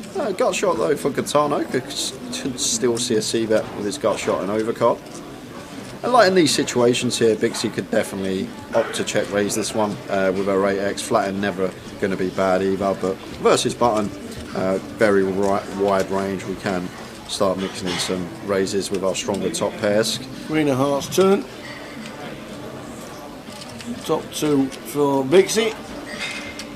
Yeah, and probably wants to be slowing down here now, Gaetano, but is going to choose the double barrel here. It's just Bixie going to be defending any suited cards, so she's going to have all the flushes here. Bixie just calling, keeping some bluffs in of Gaetano, just fading a 7. Well, how about a lady? Absolutely. For the lady. Checks once more. And Gaetano, just with 9 high, not going to choose to fire this one. 9-6 of spades shown, and Bixie with the Queen 8. Wanted to see what Gaetano was floating with. No guarantee on this one, man of straw, but I reckon the 1k or 1250, I reckon this will get over a 350k prize pool. Yeah. I think we'll get at least 300 runners for this. I don't think it will be the usual 400 or 500 runner we get at the Vic, just because it's the start of the festival and kicking it off with the 1250 in May. Yeah. Not get as many players as we usually get, but I still expect over a 300k prize pool, 350, something like that. Man of Straw says, bet they don't get to keep the trophy at home. I'm guessing he's on about Andy Wilson, indeed, because he didn't have an interview. Have you seen the size of the trophy? That's what I always think with a WPT. There is How do they get that back on the plane? Anybody can ever take it home. Ever. That has to stay with the WPT. And then even the one on the table was 3.5 foot, Yeah. 2.5 foot. It was huge. I wonder if it's classed as extra luggage when you go to the airport. I don't think you mind paying a few extra quid to hour after shipping 800 bags. Excuse me, can I bring this winner's trophy back from Florida, please? Just won the World Championship.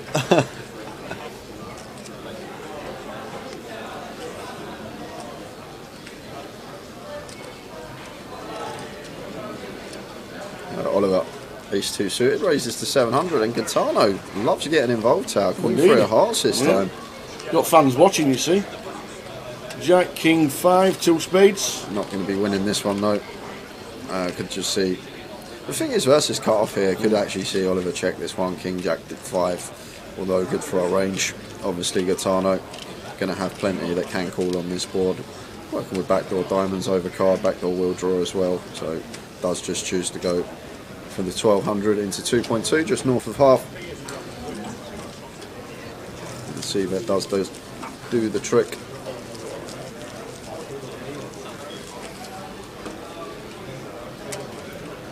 Yeah, and what's worse for Andy Wilson is he's got to go to the Win Classic and go and play the 10k mil guarantee. It's a hard life, ain't it? Yeah. Gotta go and play that with 10 days hospitality as well. Bit of a struggle for him, you know. Being forced to go for 10 days in the Win. Damn. Damn.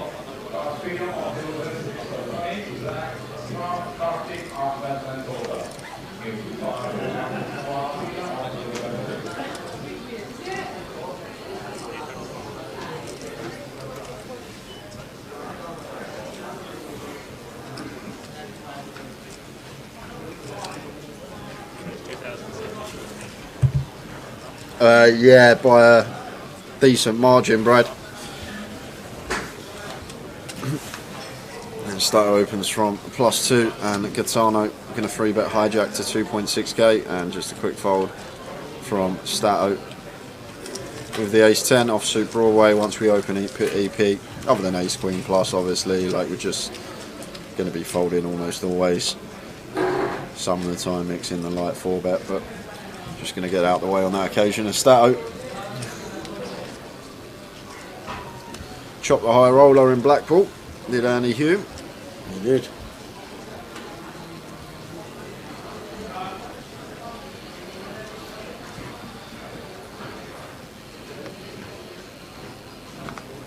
Yeah, it's always nice, Brad, when you see someone that is truly one of the good guys, and real joy to speak to off the table. Always handles himself well at the table. When it's someone like that, you see Scoop a lovely score, like you're always happy for them.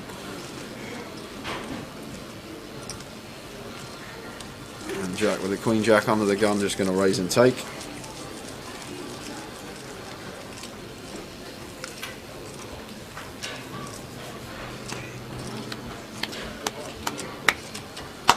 '22 just about finished. 2023, the first half taking shape.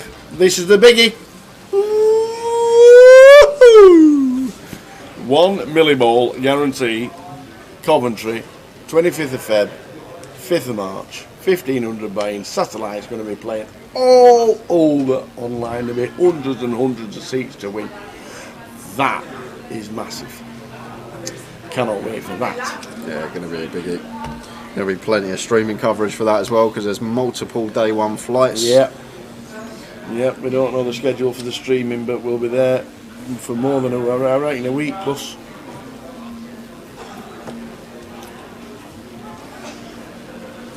Gaetano opening the 9s here.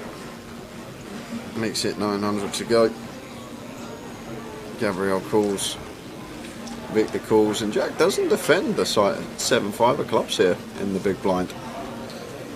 Obviously a 3x sizing, but still surprised to see it. Thought we'd always be defending the suit of one gapper there, but it was a well-timed fold as he was up against 9s. And Gabriel with the ace-queen after Gaetano choosing to check. Really mixes it up, Gaetano. Plays lots of hands from what I've seen already, but probably plays any given hand in differently in every situation.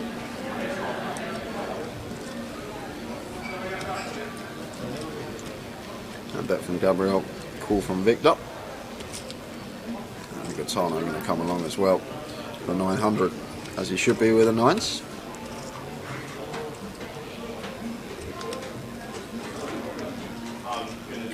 Eight of spades to turn. Yeah, no one in the field is going to really like that card. Gabriel helps him the most, bringing him backdoor, third nut flush draw. But I'd be surprised if this didn't check through tower. And fours obviously picked up the dummy and straight flush draw here for Victor. Maybe when Victor just wants to take his equity and go to the river, but he's going to fire here. 3.5. So 3k from Victor. 3k. A little bit less than half.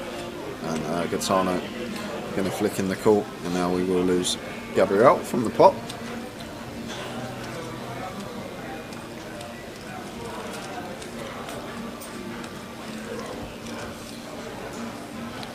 That's a beautiful card to see for us here as Gaetano here with the pocket nines, but it's just going to go check now. Assuming Gaetano is going to be playing in flow here. And there's the check, and I'm sure Victor will be checking this back pretty quickly. Wow, he's going to bet with the fours. Is this value? Has to be a call. Yeah, it's just always a call from Gaetano, but I'm just almost certain I'll see Victor check this one back, and like we're just never really getting called by anything here, Tower. Like, what worse calls us on this run out? So effectively we're turning our fours into a bluff. I guess we still beat some hands, some ace king, ace queen with the spade, ace of spades, that Gaetano may elect to play in this manner.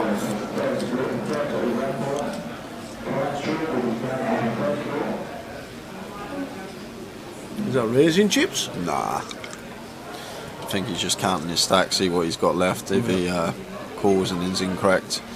But wow, he is raising. So going for value with the nines here. 16.8. Maybe going after an 8x hand. Like, I guess Victor can have 7-8, he can have 8-9. These type of hands that turn top pair are now going for their value. So maybe that's what we're going after here as Gaetano. He's making the call. He's making the call. He's going to lose chunks, is Victor.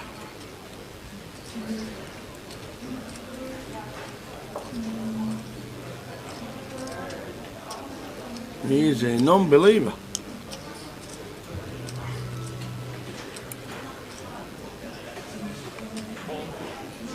Wow, he does make the call. Gaetano shows the pocket nines, which are good.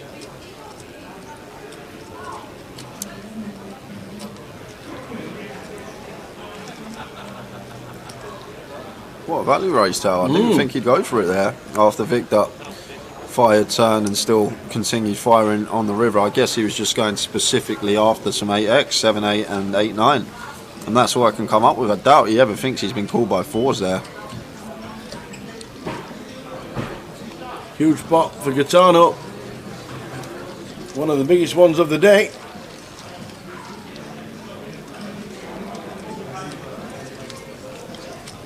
Maybe he knows his customer, maybe. Yeah, maybe so. Gaetano plays a lot of the Vic like Victor does, and maybe aware of his customer and thinking that he could definitely get value from worse there.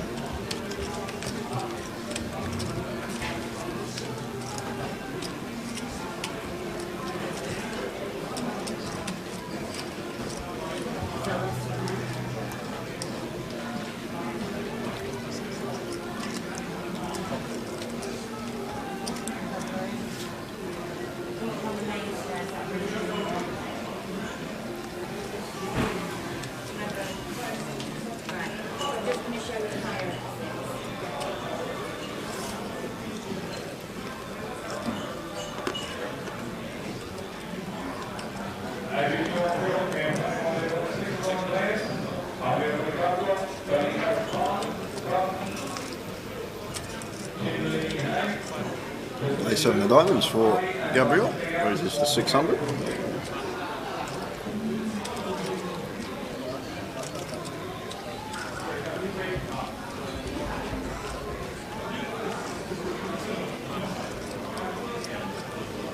And Victor free bet to 1.6k with the ace king, and that's going to be enough to get the job done. So Victor already losing near 30,000 this session. Good evening. Good evening, how are you? Are you well? Very good. Nice to see you again. Good to see you too. Just in the right time. Oh. Thank you. Lovely to see you. Thank you. You want any drinks? Are you okay? No, we're all right, thank you. Yeah? Thank you very much.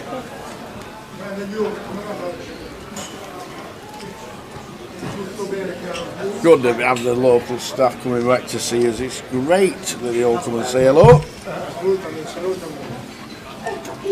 Vixie with the fires raises to 700. King 9 of spades here for Stato in the small. Going to be continuing, probably just in the form of a flat here. Obviously Vixie opening from +1. King 9 suited, definitely one we can mix into the 3-bet range, but I think on this occasion versus the EP Open from Mixie, this is more or less going to be the way we proceed. Just call him, and going to bring Gaetano in with the Jack 8 off. He should be defending this one in the big, and it's going to be 3-way action to the flop.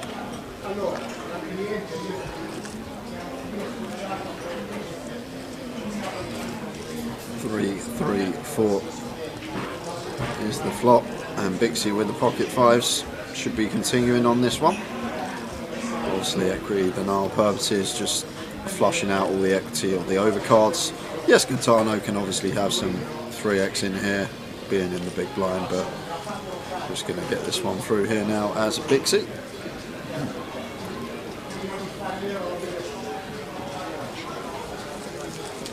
A lot of chips on this table, Tal. There are. 69, 60, 58.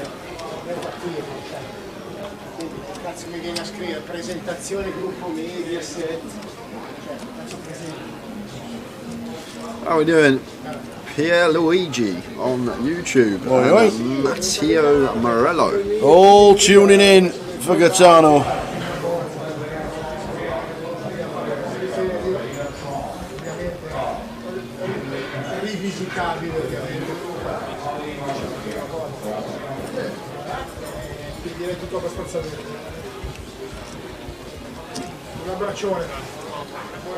And Melvin, Ace Jack suited. Opts for the full 4x here from Melvin.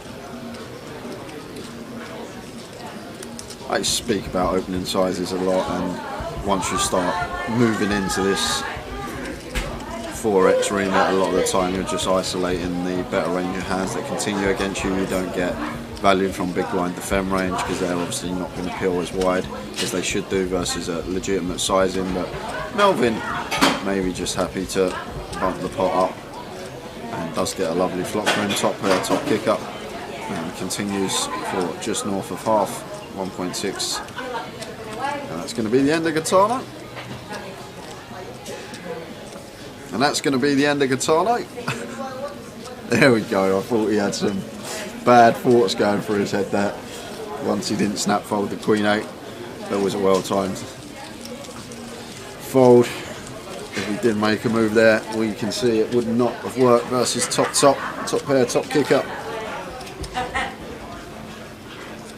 Right, so we're all good here, yeah? Okay.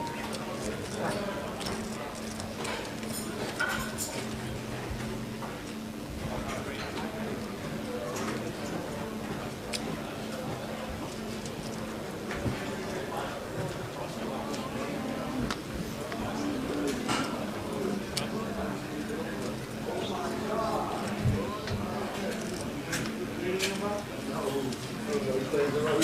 Don't go anywhere, guys. We got the first giveaway coming up in 15 minutes time. No, what are we doing? Have you decided yet? I don't actually know. I don't know what I want to give away. I don't know what token. I don't know what we're going to play.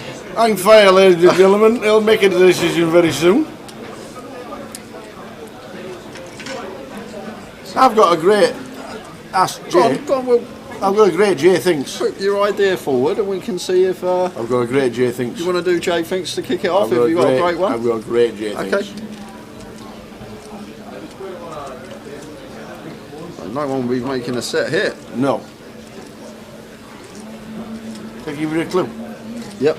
On this day in history. On this day in history. We've been 1st of 1st of December.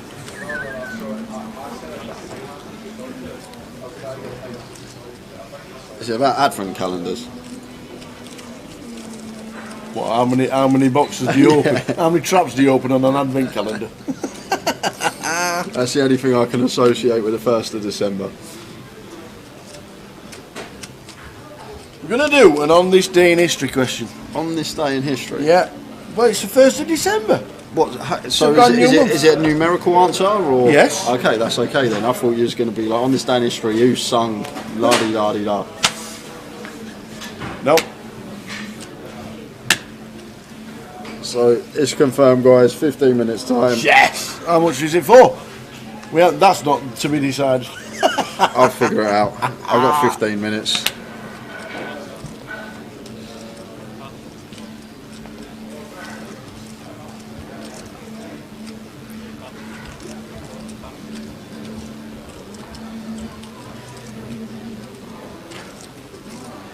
Dixie ace queen here, blind and blind in the small. Gonna raise it up, makes it 900. And Seb suited jack here with position, should be peeling here, blind on blind situation. We're suited, we got position.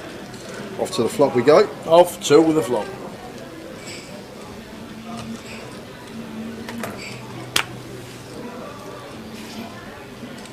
And Bixie gets a delicious flop for her with the ace queen. Top two here. And versus big blind here, small blind versus big, ranges are so wide. Wouldn't even mind seeing a check here from Bixie once in a while, but going to opt for the small size in here on the flop. 600. And if I'm Seb, I'm calling once here. Versus 600, backdoor Broadway wheel and club possibilities. And potential to take it away from Bixie on later streets. I know we can see Bixie does have top two here, but if I'm Seb, I'm definitely going to be taking one off here. Getting through it 4.5 to 1 McCall, but it's a very well timed pass. As Bixie did have the goods. Yep, Mark, 6:30 is when it's going to kick off, and Tower seems happy, he's dancing, so that's never good news for me, is it? It's relevant. It's relevant to where we are, and it's on this day in history. Okay. And it's great. And somebody is going to be playing with a free token of some value that is decide before I ask him. Alright, we'll start off with a 110. We'll start off with a 110. £110 token to kick off proceedings.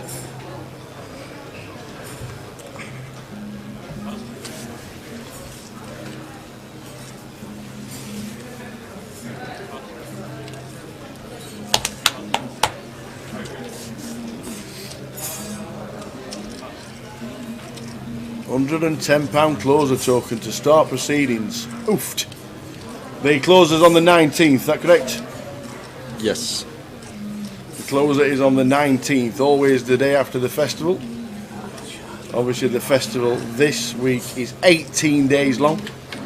So we do finish on the Sunday the 18th. The closer is on Monday the 19th of December.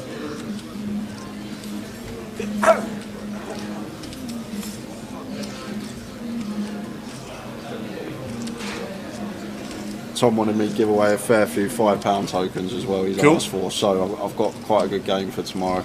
Oh, have you? At the start of the day we can pick a card, and every time that card comes out on the board, fastest finger first in the chat box gets himself a £5. Okay, fastest finger first. We can run it all day. Oh, you've got good broadband. Yeah, that's it. We can't do anything about it. For the £5 tokens, fastest finger on the button. Oh, he retires this year.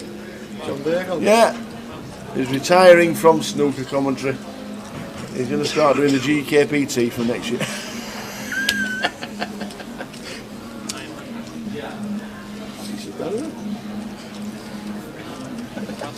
Gatano raises to 900.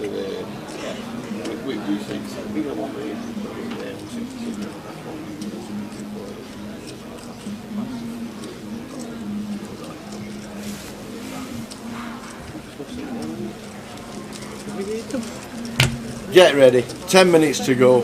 There's going to be a J Thinks to start off the grand final giveaways. What we got? It's probably going to be charged. Something. Have we got a plug? No. No, there's no plug. No.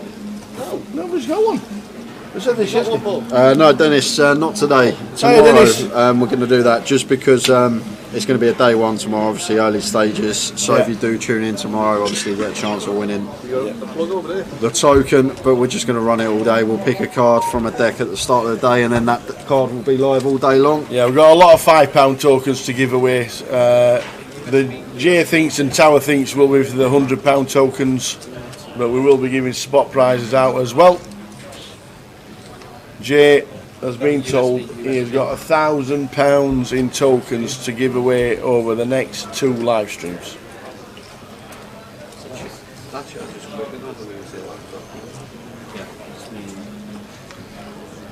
So Gatano here, 9-5 of hearts, peeling Statos, +1 open here from +2. He's got chips, but this is optimistic to say the least.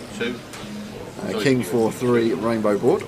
And Stato here, King High Rainbow, going to be continuing here, 800 around that sort of size for pop. And now Gitano. To be honest with you, we've actually got a pretty nice float candidate with these backdoor hearts wrapped around that 4 and 3 with the 5 working. So now that we're here with 9-5 of hearts, it's going to take one off with the backdoor possibilities. However, not going to love to see this on the tap. Really good card here for Stato. Like, we'll be wary, like a legitimate range. I know we can see that's not what Gitano's playing, but it's going to contain some King Queen, King Jack, King 10 suited in here. So Stato opting for the check call, which I like. 1.2 from Gitano on the turn, and Stato here should just be calling and seeing rivers.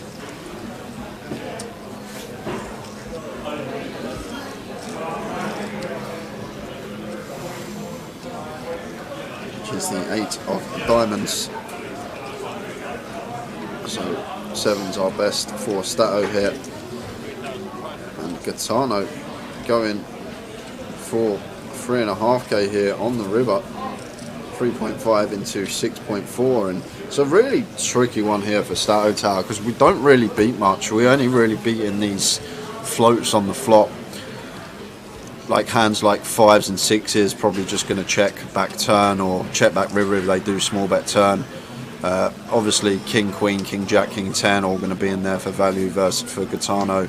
So could see Stato letting this one go, Tower. Like, there's just not really much that we beat. We specifically need Gitano to be float and flop and then go in bet. Like, I guess he will have more floats like Queen Jack, Queen 10 with backdoors, even maybe like Ace Jack, Ace 10 suited with backdoors, these type of hands. And I'd probably be folding here as Stato, and looks like he's going to make the laydown. So Gitano gets that through with 9 high. Don't show them.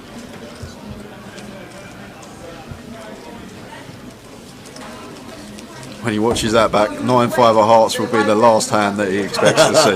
Yeah. You're not wrong.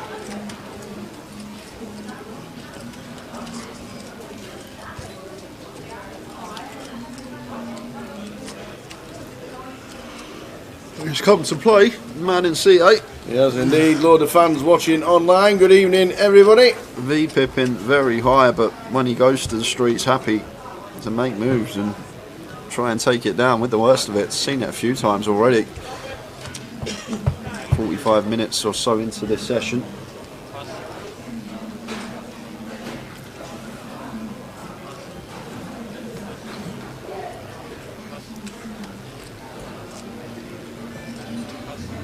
Owen and Preston Pixie, good evening to you.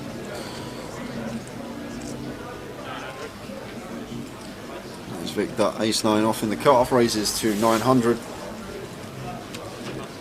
Just raise and take for Victor, getting that one through. Buenas noches, Preston Pixie. Buenas noches.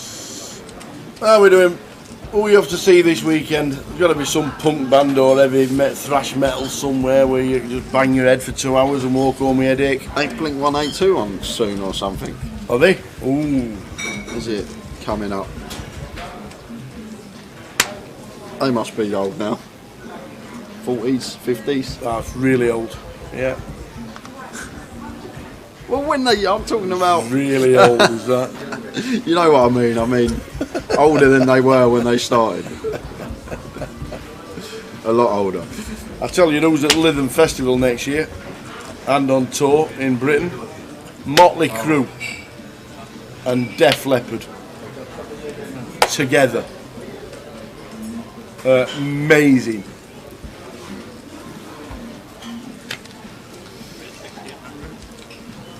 Ollie here going to make it 1600 after 2 limps in front of him.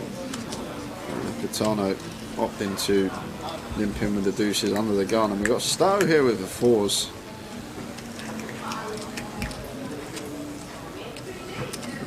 The way Gitano's been playing, I agree with Stato to call here. Basically, don't think he's ever going to have any limp raises. If he's got a strong hand, he's been V-pipping so much that he's just going to want to raise that anyway.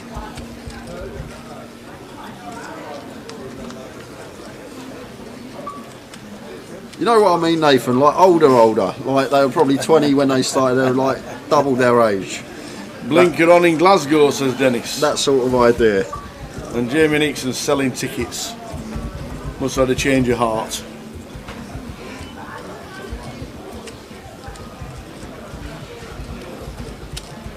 Gaetano going to donk here after limp calling from under the gun on the 3.65. 3K into 5.6. And Stato not going to be going anywhere with the pocket fours. Easy check call for us. Round 2 coming up. Yep.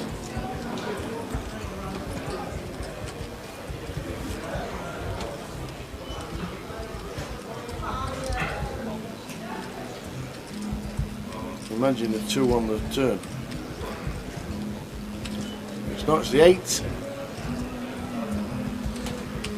8 of diamonds.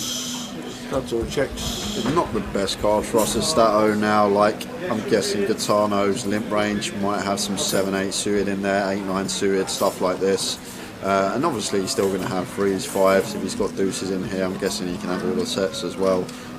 Not going to have 4-7 or 4 deuce after limping from under the gun.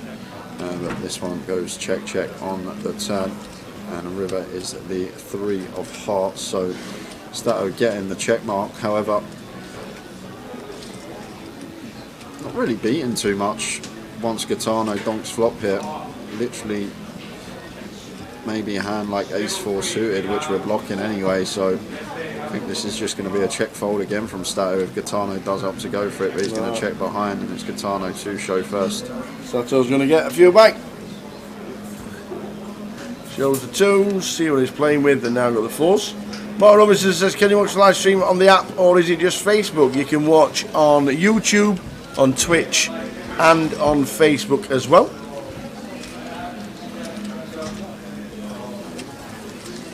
If you've got a smart telly, just go to the YouTube app. Yeah. And clickers on.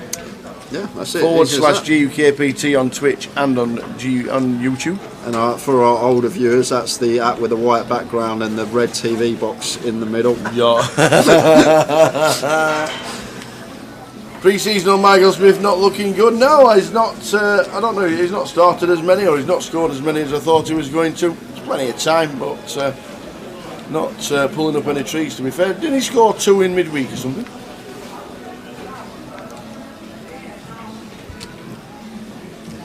Queens for Gabriel.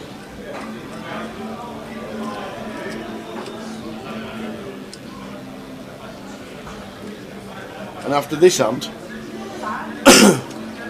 the most relevant on this day in history question coming up to Jay. Better get some paper ready. Yeah. And it's a little bit different. Just want to let you know. A little bit different? Yeah. Well, you can't just change the rules. I can do anything. It's Christmas.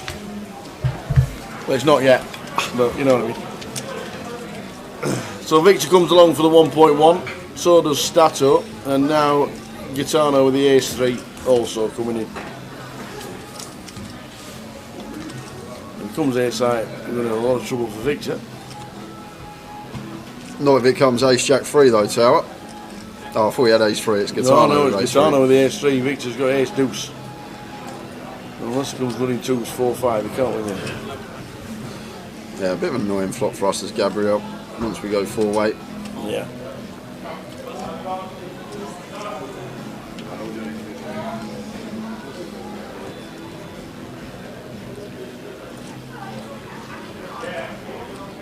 And Gaetano going to come straight out the bat here and go for value with his top and bottom. Can plausibly rep some bluffs here out of the big blind, some club draws. I think it's at 3.8, and Gabriel here with queens with the queen of clubs. Very bad hand to be calling down with here, so I think we have to just fold as Gabriel, especially with Victor behind as well. It's annoying.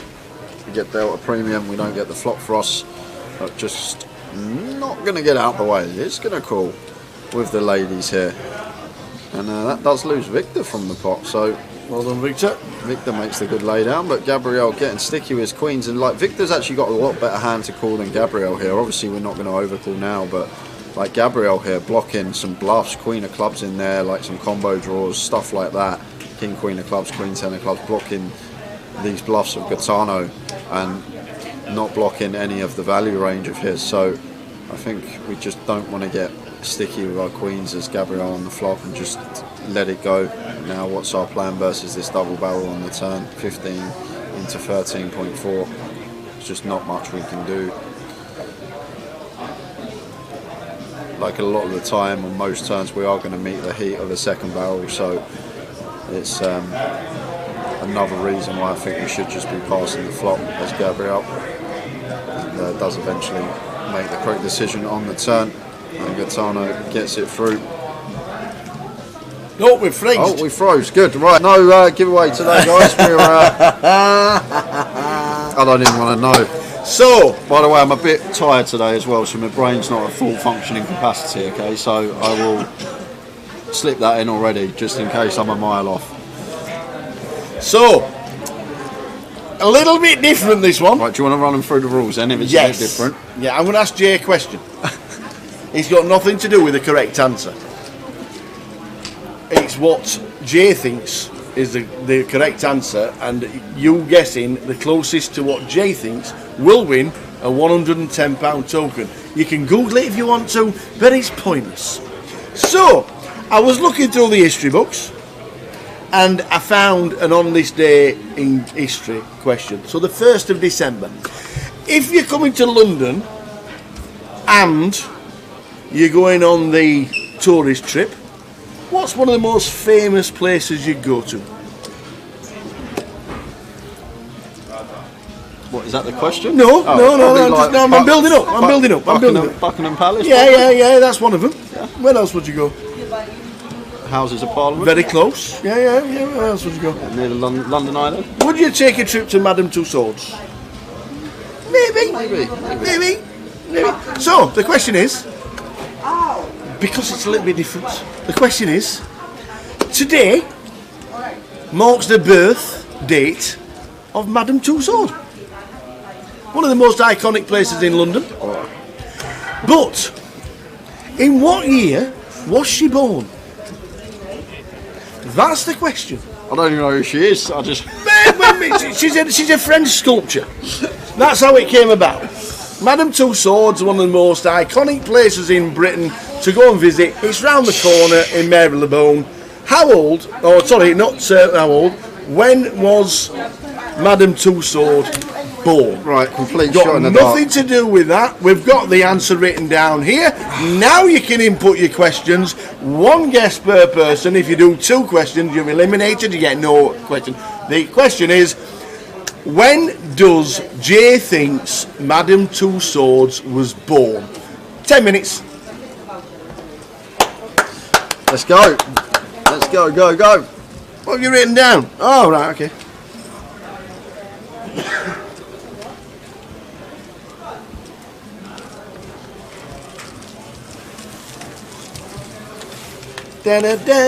When does Jay thinks Madame Tussauds was born? If you come to London, you have to do Madame Tussauds. You have to look round it, see. We'll have a picture with Harry Kane and the Queen. Is Harry Kane in there? Yes. David Beckham.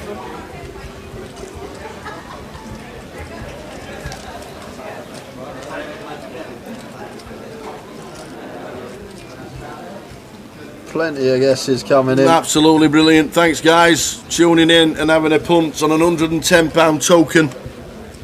On this day in history, Madame Tussauds was born, but when was she born?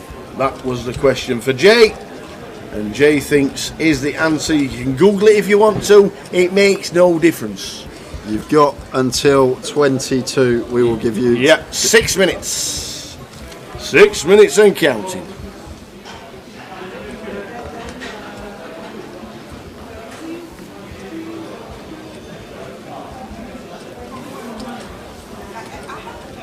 When are you going to give us the correct answer, Tower? I will give you the correct answer in 3 minutes.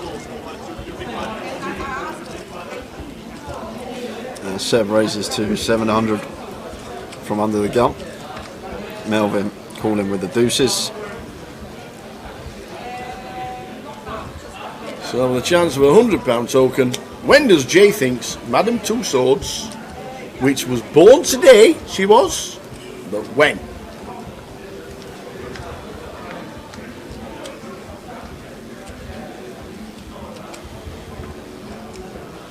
.864 rainbow board.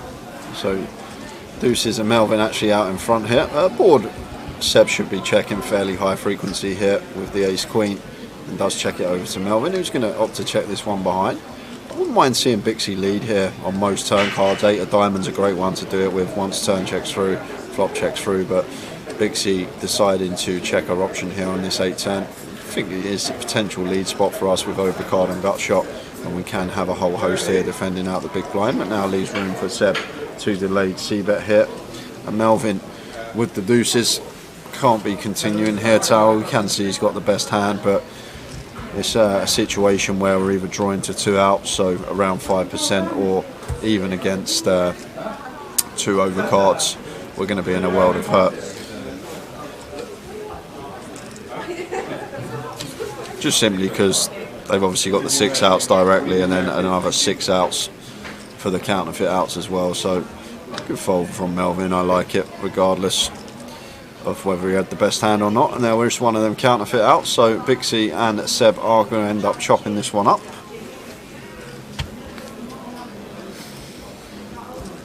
After the next, yep, they're chopping it up, chopping it. So you've got 3 minutes to get your guesses. You've got 3 minutes, and then we'll go through it. If I've got 3 minutes, so I'll give you the correct answer now. Okay. So, we went on this day in history. On this day in history, Madam Two Swords was born, but when was she born? That was the question. It's what Jay thinks, not the correct answer. But the correct answer was 1761. Just saying. 1761. Look at the face. You expect me to know that? No, and then it was relevant to today, okay, and relevant to London, because Madam Two Swords is the most visited place apart from Buckingham Palace in London. Just remember, we've got 3 more days of streaming. That's all I'm going to say. I did think of that when I asked the question, to be fair. I thought, I might get done here. Alright, so 1761 was the correct answer. But that's not the answer we want. We want what Jay thinks, and we'll give you the answer in 2 minutes' time. Look, you've got all the seasoned Tower Thinks veterans coming in, putting their answer in after getting the reaction for the correct answer. Yes, Jay, what are you doing? You're trying to set her up. I'm coming now, answer.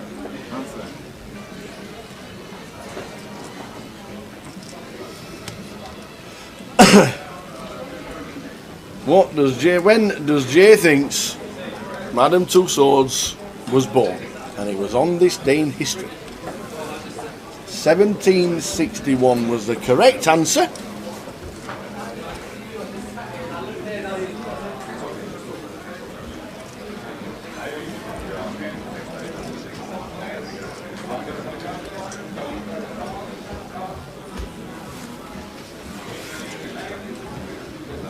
So not much going on here for anyone.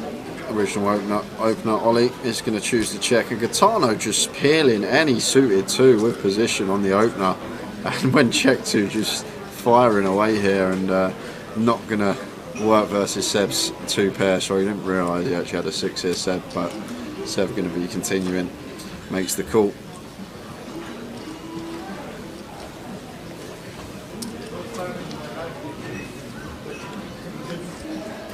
Four diamonds on the turn, so Seb improving to flush draw to go with his 2 pair, and Gaetano does pick up dummy end gut shot here, but against big blind range, okay, he is going to fire, but this is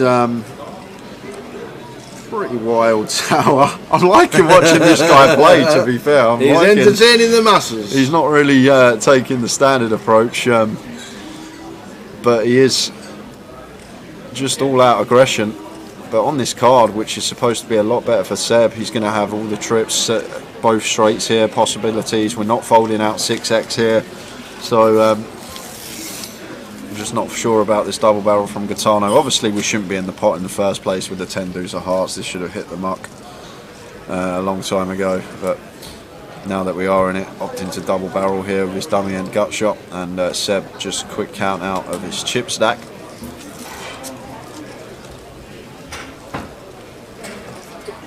As the question being done, says Chef Brad, well, we'll give it him.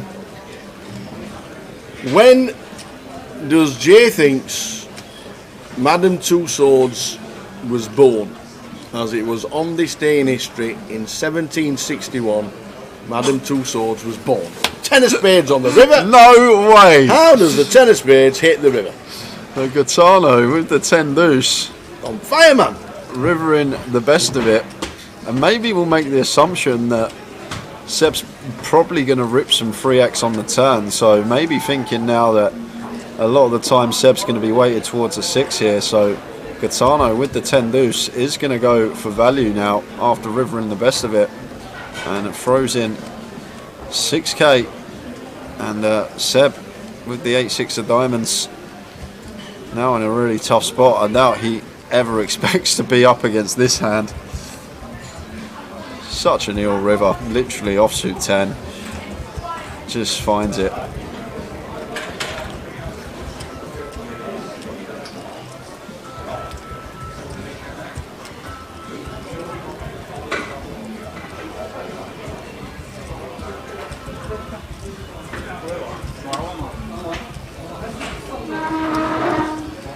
Like Gaetano on the button can probably go bet here with 7s, 8s, 9s, these type of hands, 10x of diamonds, maybe like a Jack 10, Queen 10 suited that turn the flush draw and double barreled.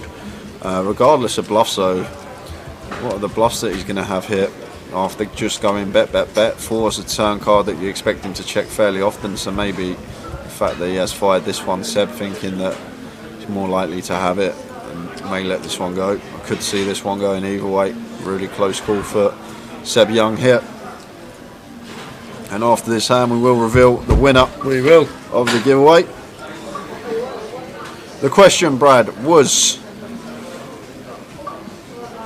what year was Madam Two Swords born? It was on this day in history. On this day in history in 1761, Madam Two Swords was born. I went Madam Two Swords because we're in London and it's the second most visited place in London apart from Buckingham Palace.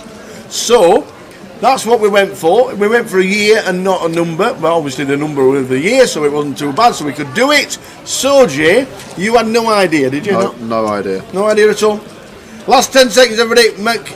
Mackham's rule is on 1939. We've got 10 seconds.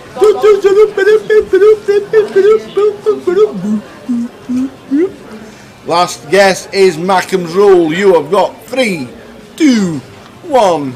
1863 for Kev Blower as the last guess. So, 1st of December, on this day in history, Madam Two Swords was born. It's round the corner. It's the second most visited place in London, apart from Buckingham Palace. You went for? How was you thinking? Well, I thought that it would probably be over 100 years. And then I thought, probably between 100 and 300 years. I didn't want to look too silly, so I went down the centre of that. I like that. And that was sort of the guess, because I had no idea, guys. 1821, if you can see that there, 1821. And with the final guess,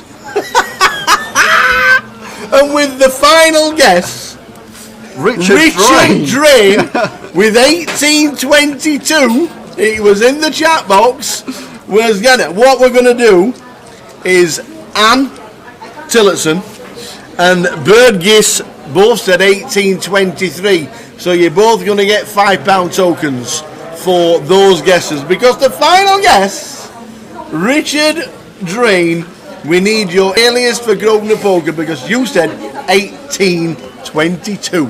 Yep. It wasn't the correct answer, it's what this boy thinks. Well done, you're going to be playing the £110 closer on Monday the 19th of December. But the other two, Anne and Bird Giss on YouTube, give us your alias for Grosvenor, he'll write them all down, put them in his spreadsheet, and you'll all get your tokens when we finish on the 19th of December. Well done.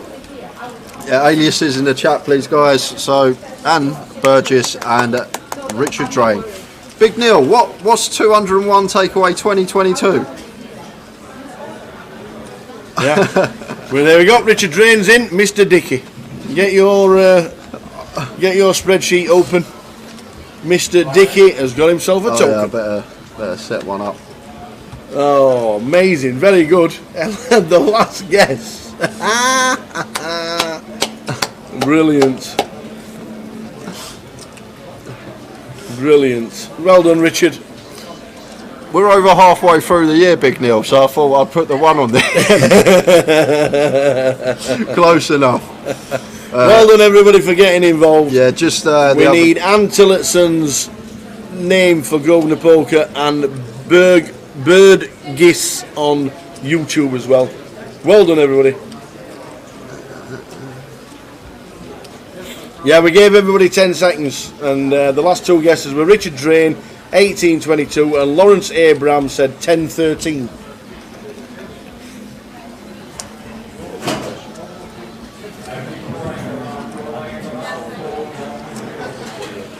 Well done, everybody. More tokens to be given away. £5, £30 and £100 tokens. £1,000 in tokens to be given away on the 2 live streams to end 2022. And Gaetano just wanting to get in every pot now. Shades of a young TJ. Every pot. He's got fans watching all around the world.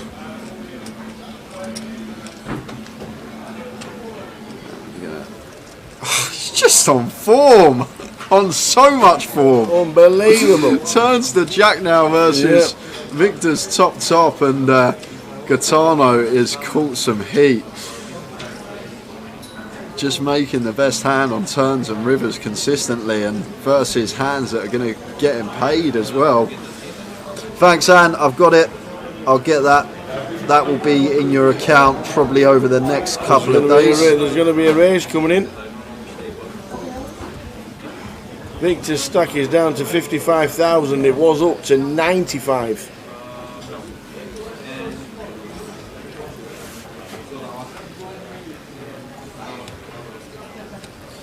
£7.5k is the sizing choice here from Gaetano, and the way he's been playing. Yeah, Victor's never folding, raising 17.5. Never letting this one go. We saw him call off the 4s when Gaetano had the 9s full. It's already a little bit of a dynamic between these two. Obviously Victor can still get there. Ace, Queen, 5, all going to be working for him.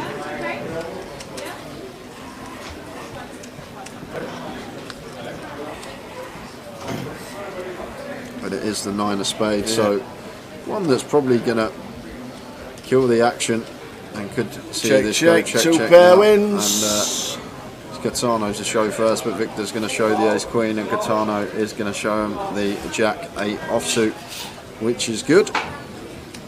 Oh, the arms go. Victor down to 45,000. He's halved his stack this session. And Gaetano is the first man over 100,000. 107,000. Halfway point of the day. Yep. Well done, Anne. Woodstock 54. Well done. You've got yourself a £5 token. That'll be added to the spreadsheet. We just need Burgess on YouTube. Burgess. If you can stick us it in. Thank you very much. You were 2 away. And a few more bust outs to tell Go you on then. Who's got the bad news? The room. So we saw Seb Young on our feature table. After him, we've lost Jack Oliver, Michaelis Michael,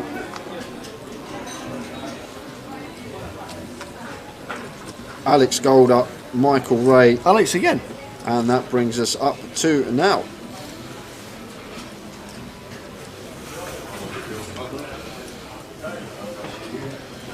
Vixie having a re-entry. Oh, it's Seb's re-entry. Right. He'd already busted. See. Busted at 6:05 on stream, and then come back over to the feature. I see. So Seb's on his second bullet. On Didn't his even second realise bullet, that. and he's down to 11 already. He's down to 11.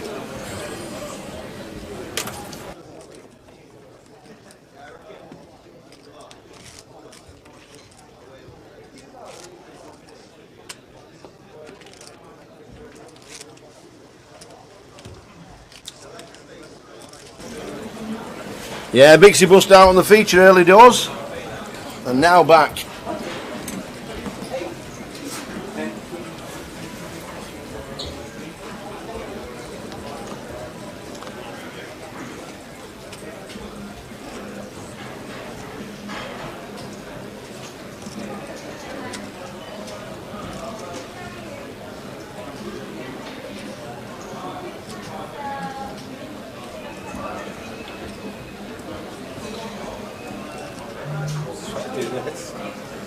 Ace 9 for Bixie in the low jack, making it 900.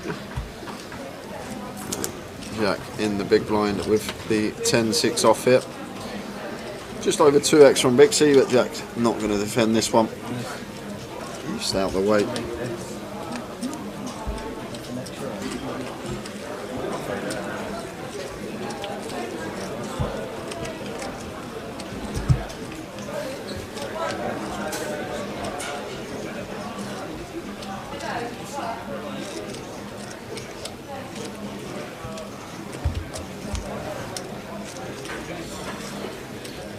Is it harder to get action when you have a reputation like Jack? Asked Lawrence. I guess there's situations where you're on the cusp of whether you're going to open a hand or fold a hand, and if you've got a very good player in the big blind, you might lean more towards fold. So yeah, maybe little things like that. Maybe less inclined to be peeling out of position versus him. But then it goes the other way. If you've got someone in the big blind that you know is potential to give you some chips, you can start opening slightly a bit wider and trying to get involved with those particular players in position. There's Gaetano from under the gun, 10-6 of hearts, why not? Makes it 1.3, and Stato here with the Jack 3 of diamonds, just going to let it go versus the big 3x sizing from Gaetano. Man has come to play today, there's no doubt about that. He is not here to fold.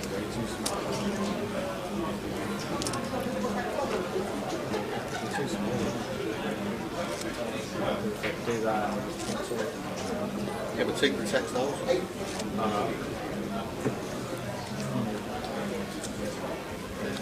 If you open it up in pink nets and take all the background out. Take the last round, fill the boxes back in.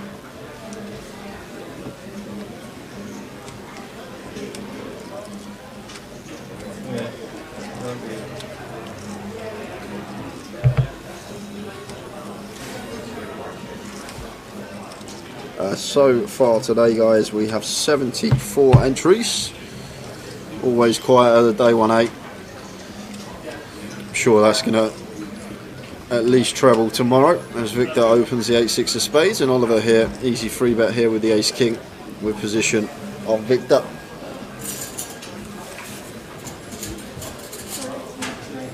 That makes it 3.6, so just the 3x facing the open. Back on Stato here, and Stato with the ace queen makes a lovely little lay down there. Knows that Ollie not really one to get out of line too much, and doesn't even really think too much about the ace queen. And if we want to continue there, Stato call 4 is probably the only way to proceed. And then if Ollie does choose the 5-bet rip, we have to call off. So just deciphers all that so quickly and lets it go. Nice fold from Andy.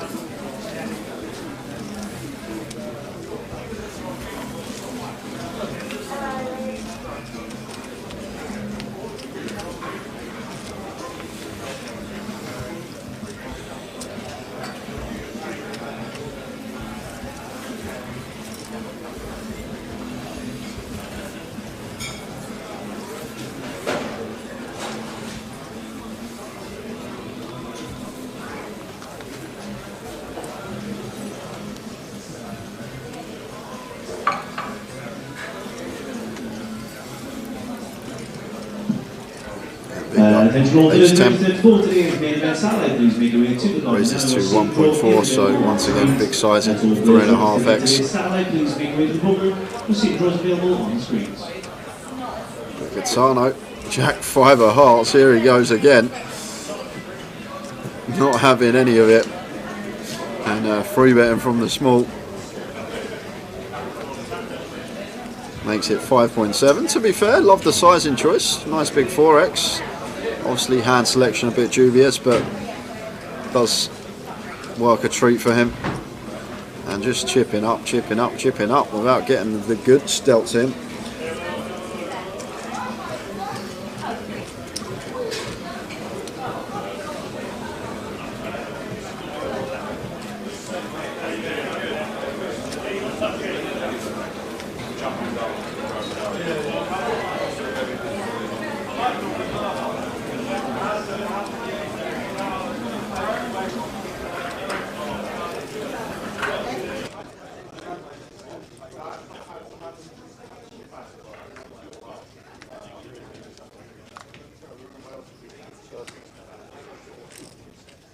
Yeah, I've got it with me.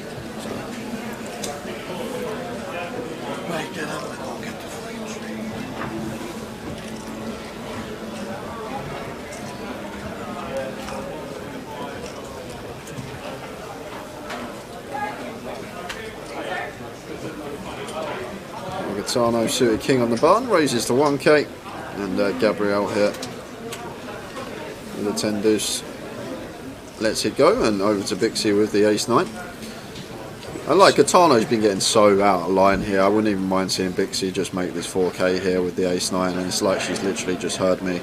3.5x, could even go bigger here, button versus big, but makes it 3.5. But I love the idea here from Bixie. Just knows how many hands this guy's opening and using that ace blocker to her advantage, and just making it 3.5k from the big blind. But Gaetano, not one who likes to fold. He's in again, king 4 this time.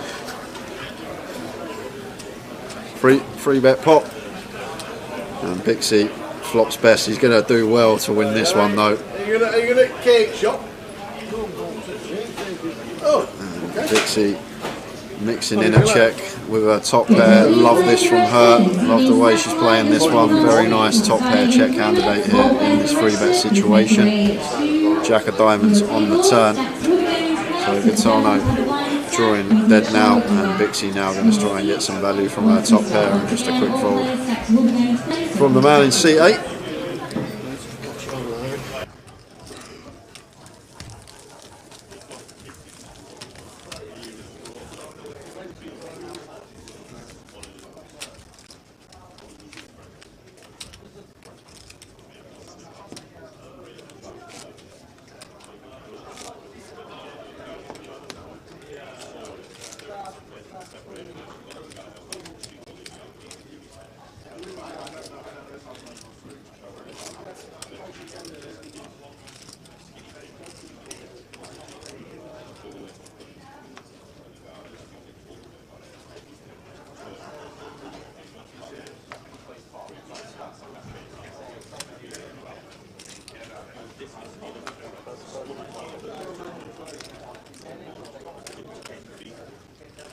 We'll be starting in less than 1 minute. Please take your seats. Stacks will be going to play. The team that wants you to have one. 6 of clubs for Ollie. Makes it 1k.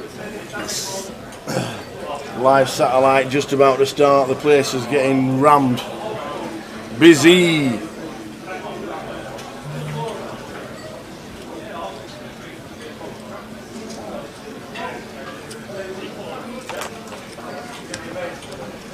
Just raise and take for Ollie. But look at that stack for Gaetano, level 6 of the day, working with 264 big blinds. What a session it's been for him.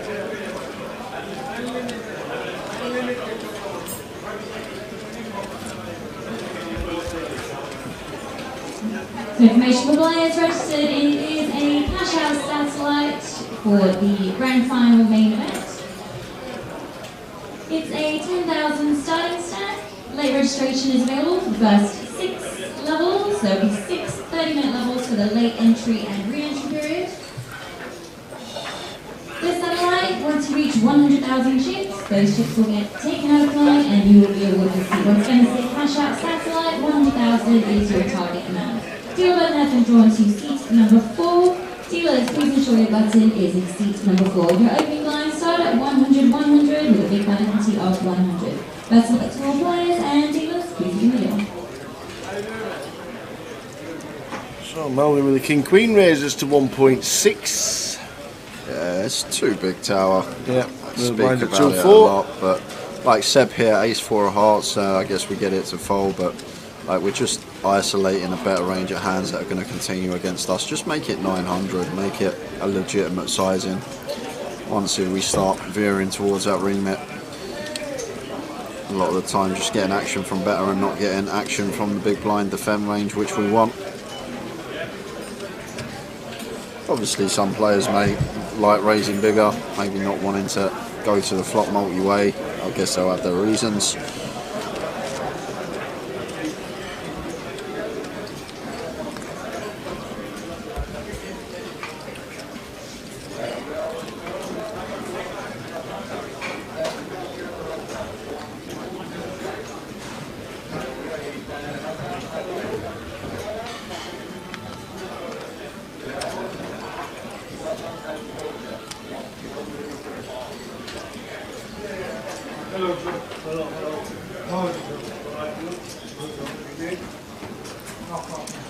Suited king for Gaetano. This one I can definitely get behind from low jack. Opening this with all the chips makes it 1.2.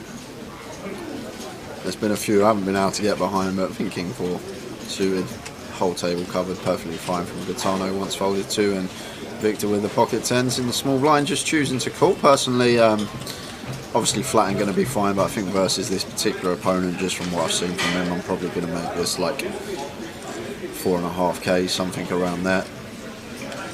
But we do flop a gut shot and only one overcard to worry about for Victor, and we'll like the fact that it's gone check check on the flop. 5 of diamonds on the turn does bring in flush draw for Gaetano, and he's faced with a 2k lead from Victor. He'll make the call.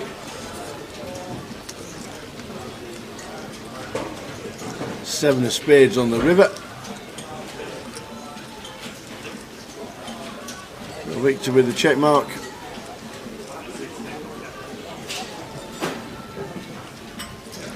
Yeah, so goes 2k into 7k, 30%, and that will be that.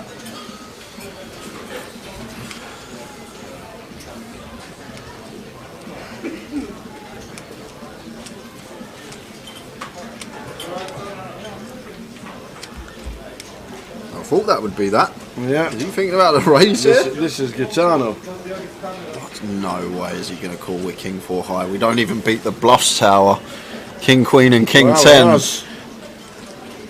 What on earth is that one? Don't have to show the king high. Oh, we lose the bluffs. We lose the king queen. We lose the king 10. Lose the ace 10, ace 8. Oh, that is a strange one from Gaetano. I guess he has his reasons, but that is a wild call. We look like a genius if it's right, but the times that we're wrong.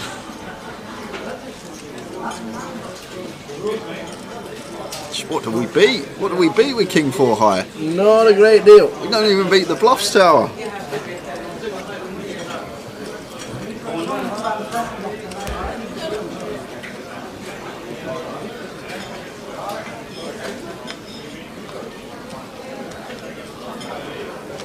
Wants to give some action back to Victor, maybe. Maybe he feels sorry he's taking his chips and giving some back free of charge. Once you finish the hand, you will be on a 20-minute break. Once again, may the both players finish on the break after now, 20 minutes.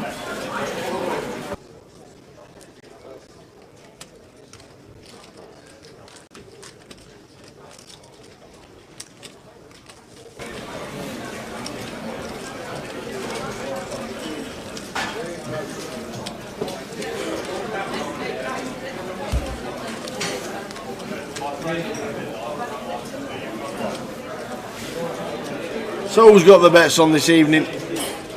Who's having a bit of a punt in the World Cup?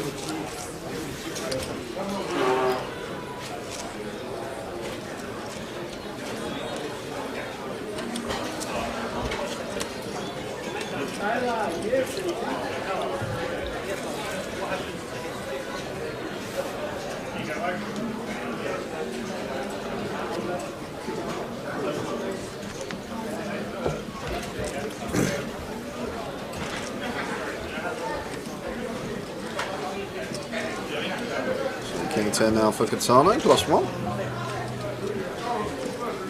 Leads us to 1.3, so big 3x open size here from him. 3.25x. And over to Seb with the 6-5 of diamonds. I think versus this size, we're just going to see Seb let this one go a lot of the time, but maybe wanting to get involved versus this particular opponent, but does quickly let it go. I think versus the 800-900 size, I might call there off of 27-28 as Seb, but chooses not to. And Ollie just going to flat the ace queen here in the small blind and heads up to the flop. 8-4-3. So check bet call. What we expect to see a lot of the time here, but just going to check behind fairly quickly with the King 10 as Katano. Not choosing to c-bet this one. However, may see the delayed c-bet here on the turn, and Ollie's got an easy call here versus this size. Ace Queen high can still definitely be the best hand.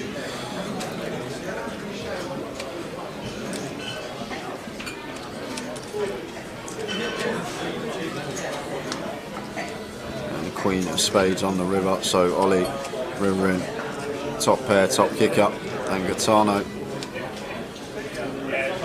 going to try and represent. And I would actually like, we can see it's not going to get called, but I would actually like to see a raise here from Ollie versus this particular size in. Flop's gone check, and now Katano going for this smaller size on the river, like could have definitely 6s, 7s, something like that. Maybe even a river Queen X of himself that opted to delay c-bet, but I think if I'm Ollie here, I'm always going to raise this particular size choice on the river. I'll probably make it somewhere like 6k, just over 3x.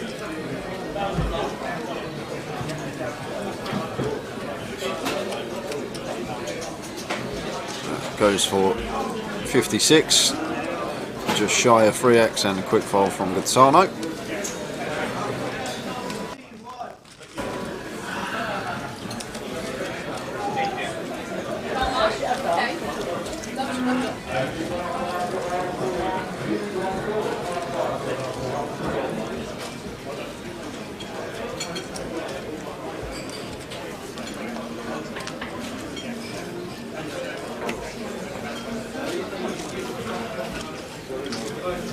This is what we got coming up. Woo-woo! Rest of the weekend, we are here till Sunday for the 1250. Full coverage of that. But we've got the GUKPT Cup starting on Saturday. That was a huge turnout for that one in Blackpool. Plenty going on, mini as always. We've got a high roller coming up in midweek, as well as PLO 4 card. We've got Mystery Bounty. Next weekend, there's just a hell of a lot on this schedule, Tal. There's a hell of a lot of events if you want to pick and choose. And then we're back on the 14th after this weekend when we crown a champion of this event on Sunday night. We're back on Wednesday the 14th. Hopefully 25.50 no limit. Maybe a bit higher. 25.50p. It's a 50p. It's a 50p. I'm in it. I'm in. Get me in. 25.50. No limit hold'em. Couple of Wednesdays time.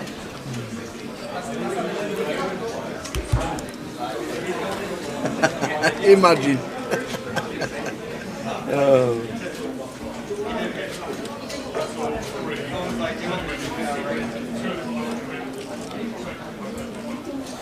Queen 10 for Bixie here after opening from +2. Love to see this flop. Unfortunately for her, not going to get any continues. Stato just letting the bottom pair go as he should be on this board once Bixie opts to continue.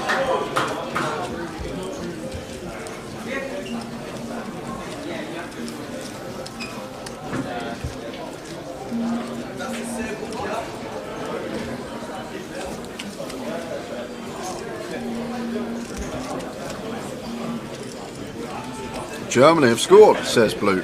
Blue, nice one, Kev. There's a shock versus Costa Rica. I'm guessing Germany have to win, don't they? Germany have to win, and Japan draw or lose. Japan basically have to win because Germany aren't losing to Costa Rica. Right. Are they? Okay.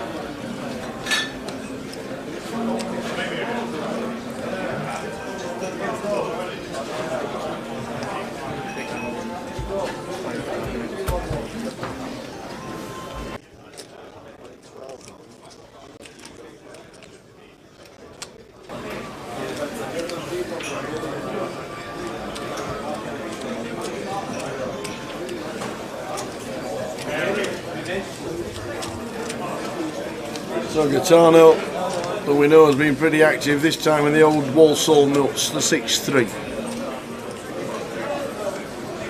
And flopped flush for Victor. We've been battling these two. Better 2K and a call. 10 of diamonds on the turn.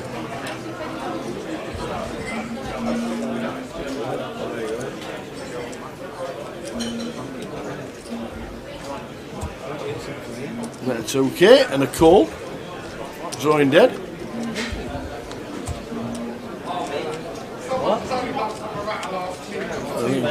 I think he'll should go check fold.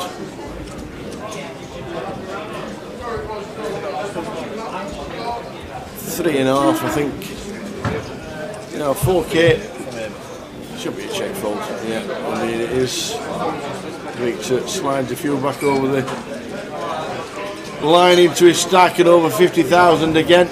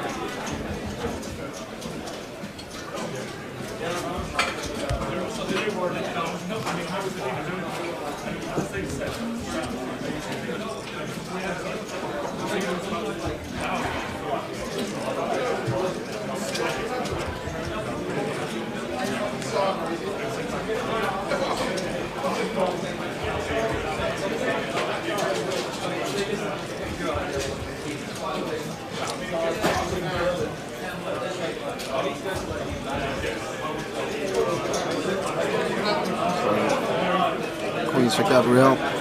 Makes it 1.5 over Gaetano's nib.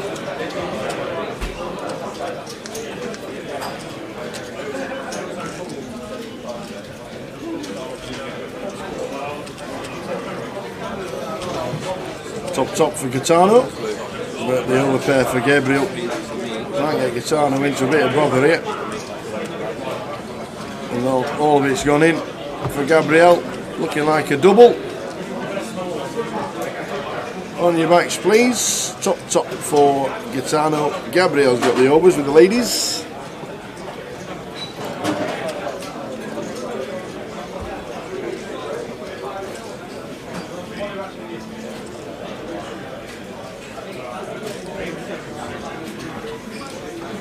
So, Gaetano been running hot. Can Gabriel fade? Well, just dead it. Why not? No sweat for us. Dead on the turn.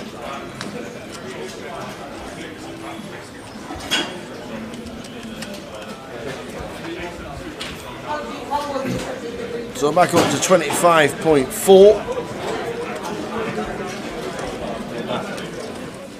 So his all-in was a little bit bigger. Gabriel up to 25.4. Gaetano 79.4.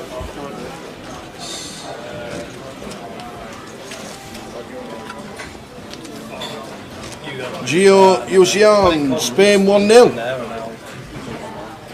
Is there any live cash game streaming tonight? No, we're concentrating now on the main events, the 1250 all the way through.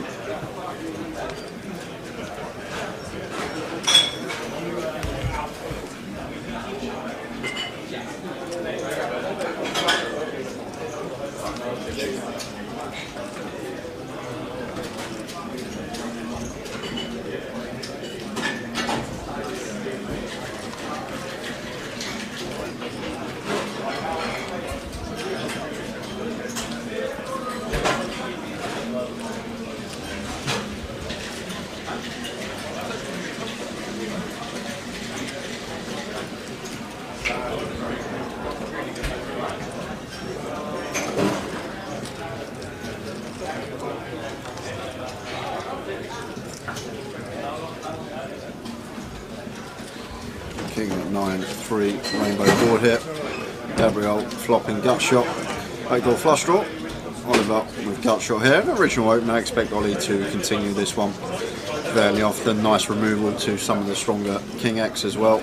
So potential to double barrel on this board. Gabriel's just got an easy check call here with his gut shot and backdoor heart draw.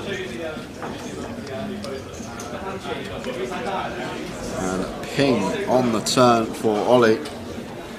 10 of clubs rolling off, and Ollie turning the king high straight. Incoming second barrel here. Gonna hope that Gabriel does have a king now, or even better.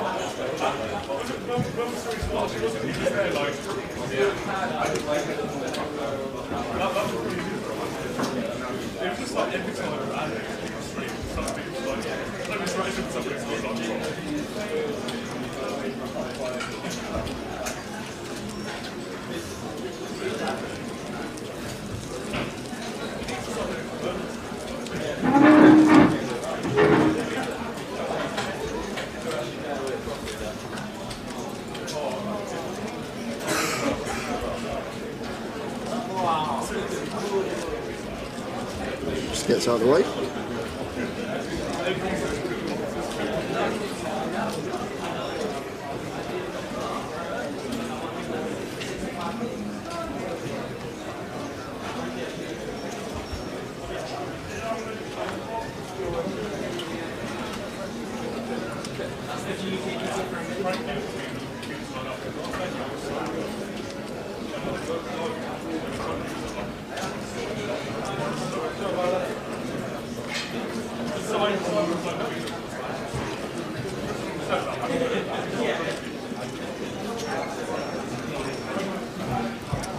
And Melvin once again veering towards that 4x remit, makes it 1.5.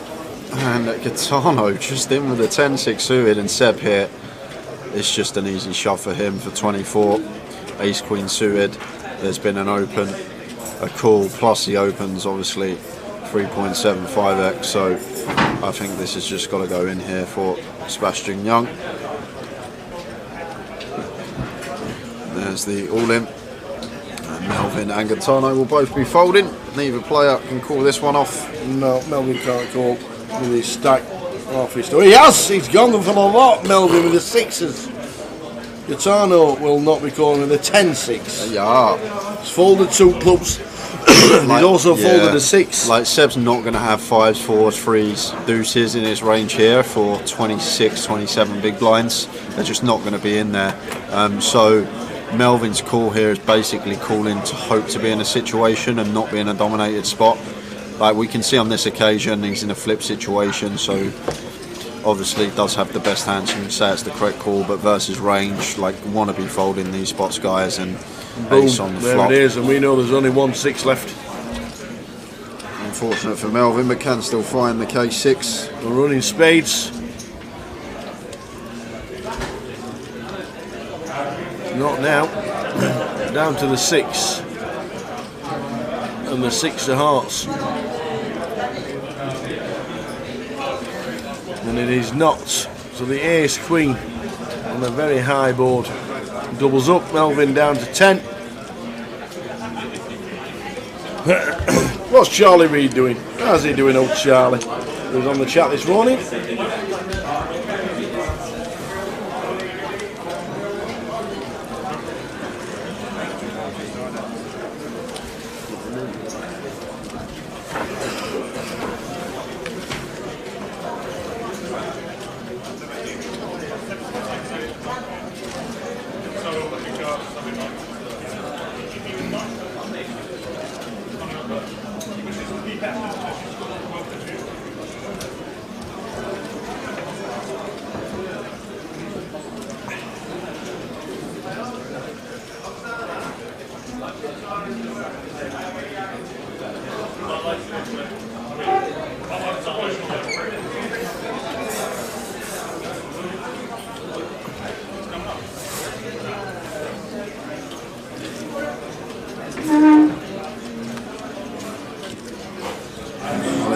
The ace queen raises to 1k.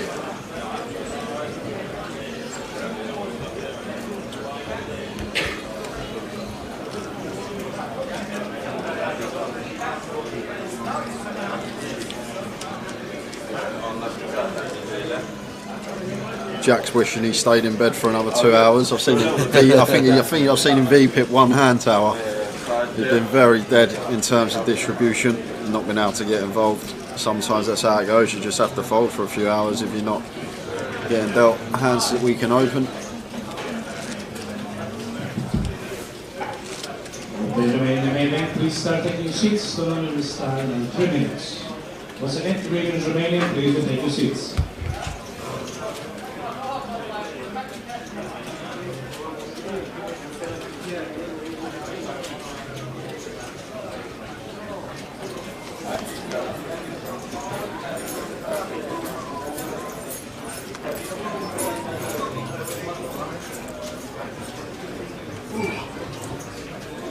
Yeah, I know. I just had one.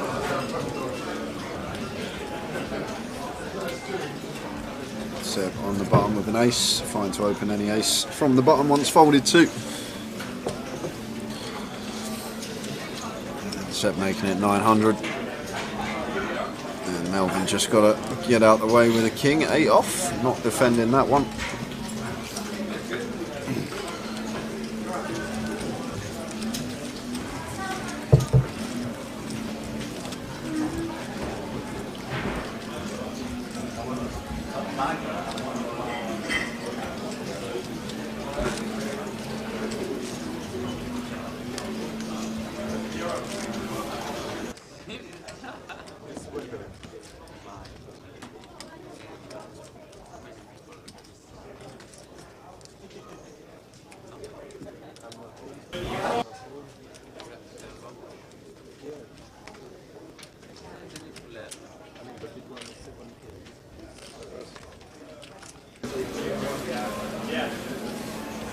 So the blind's 2-4. Half an hour's time, there's a break. Ace queen for Seb in the cut-off.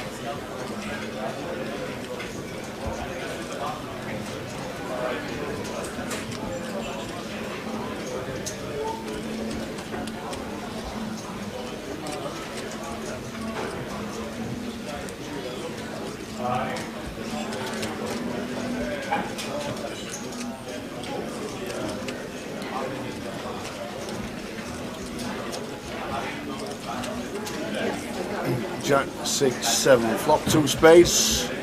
Victor. Wow, now picks up the redraws with the king of spades. Also, Seb has top pair and second nut flush draw.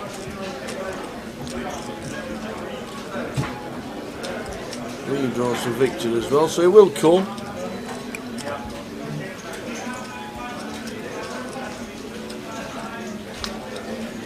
And the spade on the river. Nut flush against second nut flush. And not being funny, but how many flushes has Victor hit today on the street? He must have hit about 6. Yep, it's the nuts, Victor.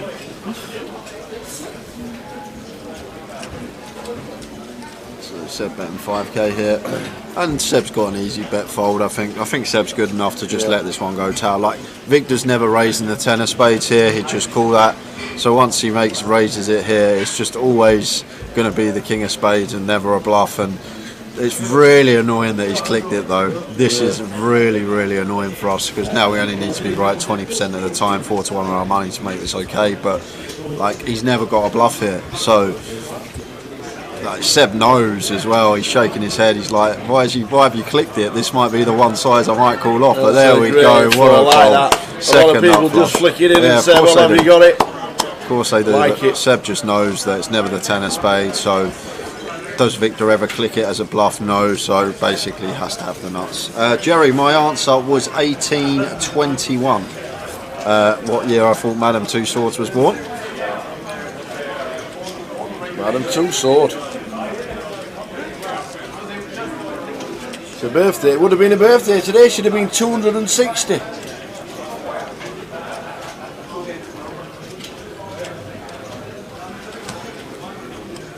One. We're in 2022, aren't we? 1761. Madame Two Swords was born. It was a birthday on this day in history. That was the relevance.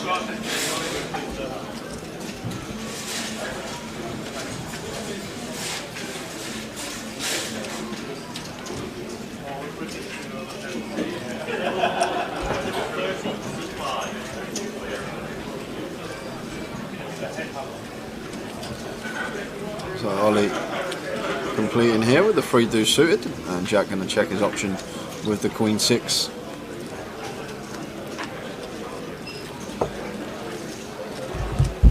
Five, 10, 5.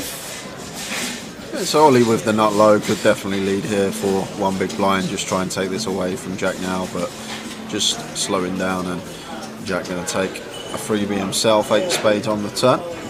So Ollie, we know 3 highs never going to be any good. It's just whether we do want to take one stab at this and give up, or we're just going to give up now and checking again with the 3 deuce, 8 of spades on the turn, and Jack checking behind. 9 of diamonds on the river.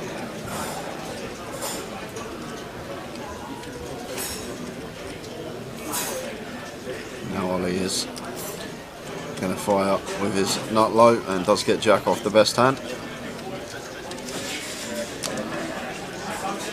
So we've got 10 minutes to go, guys, and then we are going to be on a 20 minute break. 20 minute break. Yeah, indeed, here we are.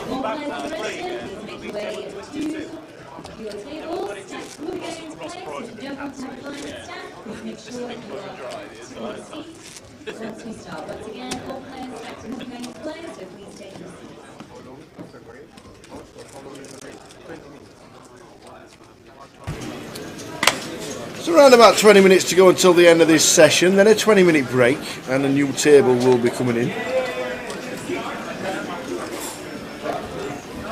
Who we lost in the last hour or so? Let's have a look. Who's been eliminated? What time is it? Who we lost? Alex Golden, Michael Ray, Jacob Bryant, and that's it. 72 so far. 72.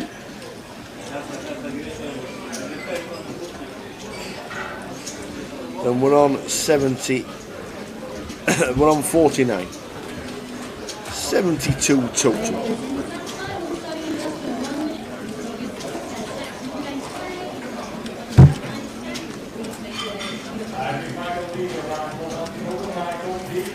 Cash Out Satellite is running with 71 runners.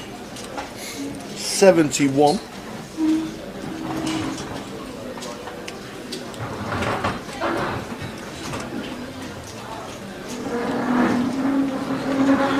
And there's 72 in the main.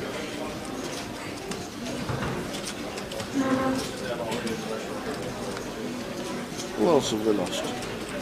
So okay, we've lost a couple more. Now we'll find out where we are on the stream. Oh wow. Queens against Kings on a 9-high flop. Race 3-bet and a call.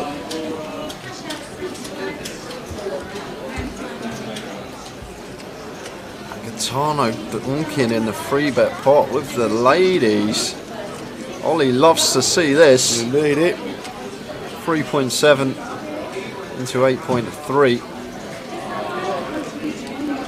45%. Yes, and please, Andrew Corrigan, please make your way to Ollie with the Kings, not going to be going anywhere.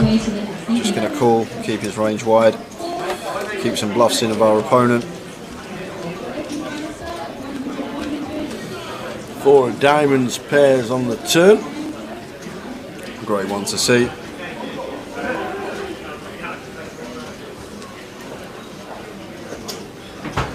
And now it's just going to be bet from Ollie. I'll probably go small here, just sizing up a real nice river jam, probably something like 5k-ish, 5.4 third pot, leaving ourselves a nice 60% river jam. King of diamonds in there as well, nice bit of insurance, making it less likely that Gaetano could have picked up backdoor diamonds. However, I'm sure them type of hands are going to double barrel unless it's like an ace-9 of diamonds type hand.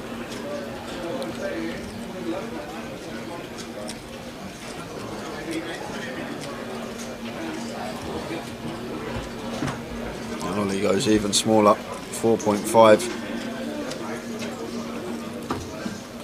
Your attention please, green. You have a seat in the satellite. Gaetano just going to have an easy call here. Look at Gaetano's stack now, Tower. Gone from 110 to 70. Yeah. Lost the one with Victor, as he was calling him down. Lost one with C9. And he's now losing this one to Oliver.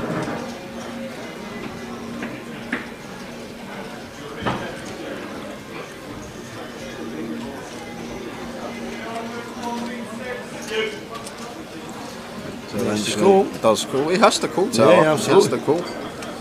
No, he's played it unorthodox, opting to donk flop, but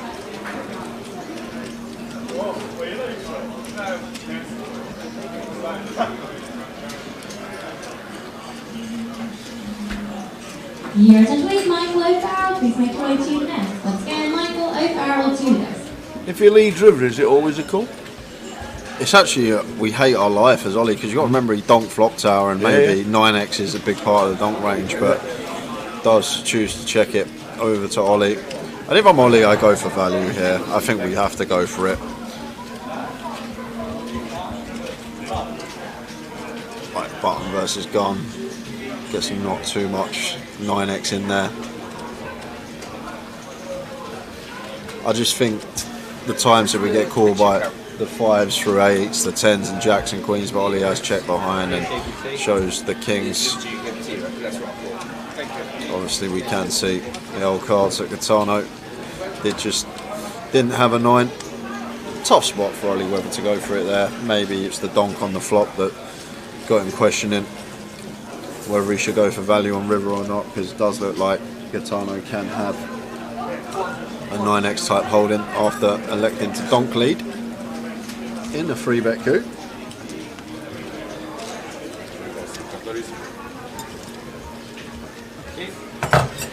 Your attention please, Michael O'Farrell to make your way to the nest. Once again, Michael O'Farrell to the nest.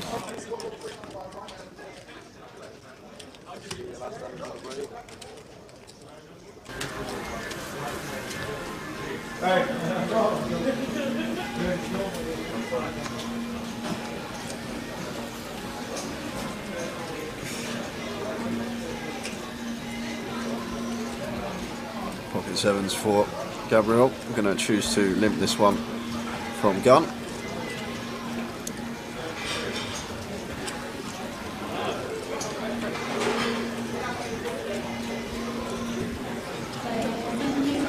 Melvin's on his feet, so this is the last hand before the end of the session, guys. Stato with the 7-5 of diamonds, going to limp in, and Gabriel checking his option with the Queen Deuce of diamonds. Final hand. 10-8-5 rainbow, so bottom pair for Andy. Expect him to start with a check here, being out of position, but looks like he is going to lead here with his pair of 5s. And Gaetano, guy is relentless, doesn't like folding, and going to make the call here. And the 7's now overcalling, so we've got three-way action going to this turn on 10-8-5 rainbow. The rest of the table is gone for their 20 minutes. King of diamonds on the turn, so Stato now picking up backdoor diamonds to go with his pair, but Gaetano also picking up a flush draw here. The way Gaetano's been running this session, I wouldn't be surprised to see the diamond on the river either, and we are going to get there. And Stato going to go for the second barrel here now. Fires for 3k. Opts to size up 75% here on the turn, and Gaetano with the Queen Deuce after now picking up second up flush draw, not going to be going anywhere, and then Gabriel will have an easy fold whatever Gaetano does here, call or raise, and he is just going to opt to raise this one up. Makes it 9.6. Now Gabriel with really easy fold, and Stato going to have to call here. Yes. 6.6 to call. Pair and a flush draw. And we're going to be back at 5-2, guys. Obviously, depending when this hand finishes as well, but going to be a 20-minute break for the players. It is indeed. And we are going to stop and start YouTube. So if you are watching on YouTube, make sure you hit refresh so that you do get the right stream when you come back and you're not watching earlier on coverage. Yeah, just so we don't go over the 12-hour recording time. That is all. So a stop start on YouTube will be required when Stato calls. No time backs this one? Or is it just day 2? Day 2. Oh, just day 2. Day 2 and day 3.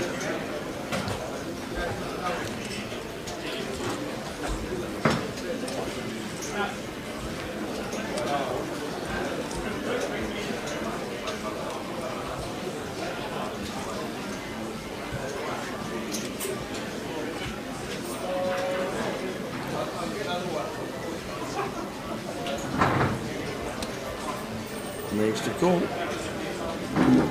If this is a diamond, this is going to be a huge pot.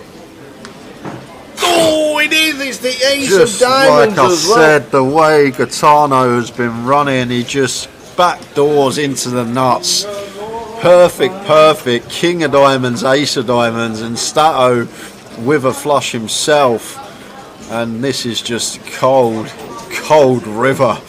And Andy Hume gonna do well not to go broke here, Tower.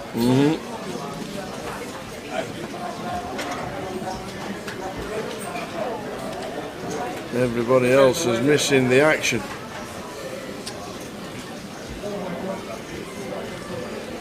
And that's a sight you love to see when you've just bluff raised the turn, you river the nuts, and then you get the donk lead into you on the river. It is things dreams are made of at a poker table.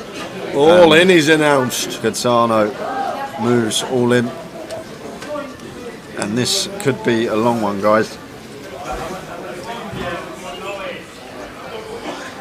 This is going to be a lengthy tank from Stato. He's working out his stack. It's called. There we go. He's He does made just the make the call. call. He's going to see the bad news of the Queen two of diamonds. Yeah, it's just a cold deck for Andy Hume there. The nut worst river card for him. And that is them all. So we are on a just 15-minute break now, guys, as that hand ran 5 minutes over into the break. So we'll be back at 5 to 8 with the penultimate session of the day. See you then. See you then. There's a 10-seat guaranteed on Wednesday if anyone's interested. £40 rebuy for the 25-25 at Walsall. Well, this could be going in. Well, Connor's got King Queen here.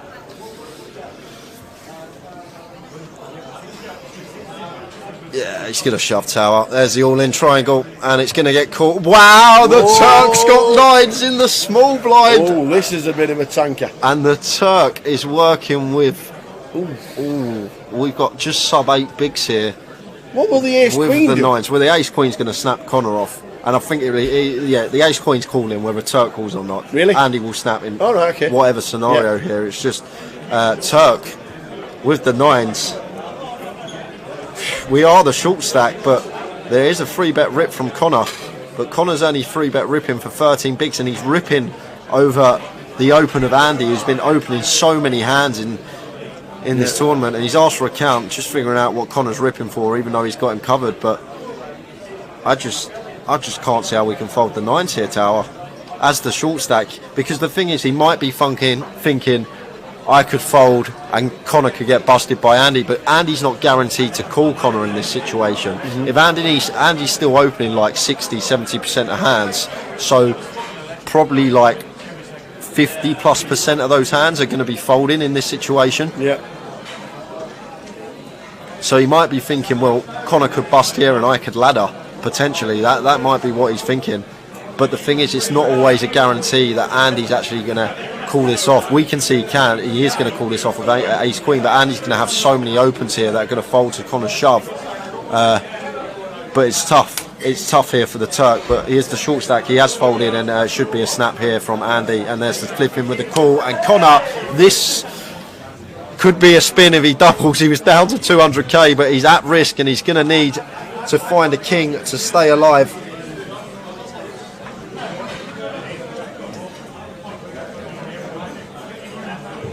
So Connor O'Driscoll is at risk with 1.1 mil. He's up against the chip leader Andy Mock. Oh, we've got redraws abound everywhere. Well, yeah, Jack for a chop, but we've only got 2 outs now. Direct to scoop. We need to find one of the 2 remaining kings. It's a 9 on the turn.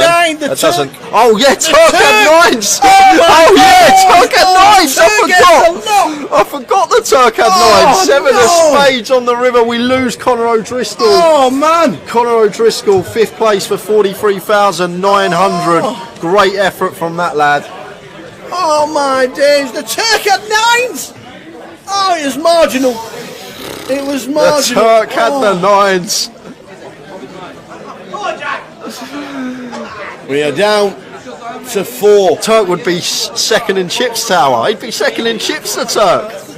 Connor O'Driscoll, by the way, every credit. How much has he won? £43,900 for Connor. 43,000, and the whole of Ireland are rooting for you, buddy. Well done. What a good effort from Connor O'Driscoll. Hope to see him again on our live streams because he was class. He was a class act. Well done, Connor.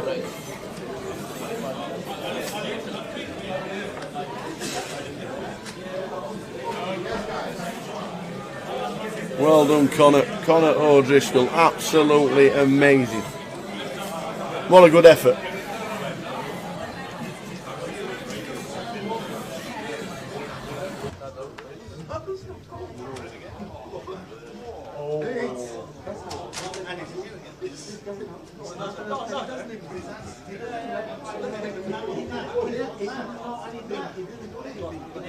Hi, Dina. Oh, well, just look back. We've got another all in. All in from Ed and Andy. And we could have 2 bust outs in 2 hands here, Tower. Ed with the 7s. He's been behind a lot of all in situations and got lucky today. And he's picked up a little few extra outs. So working with 4 outs now instead of 2. Offsuit 5 or 7. King of spades on the turn. Could we lose 2 in 2 hands? 5 or a 7. Oh, we've lost another. It's a diamond. It's a diamond. Oh my gosh, the diamond Ed saw it. Oh my days. Tower 40 double. Is it the 7? Tower 40 double. Is it the wrong 7? And the 8 of diamonds is playing. So we lose 2 in 2 hands. Look at that. We've been waiting, and Ed, 70 grand for him, £70,000 exactly. 4th place for Ed Roger. That leaves us with 3. Just like that. And look at Andy's stack. Look at Andy's stack. How can this go wrong? It can't. It surely can't. 10 mil.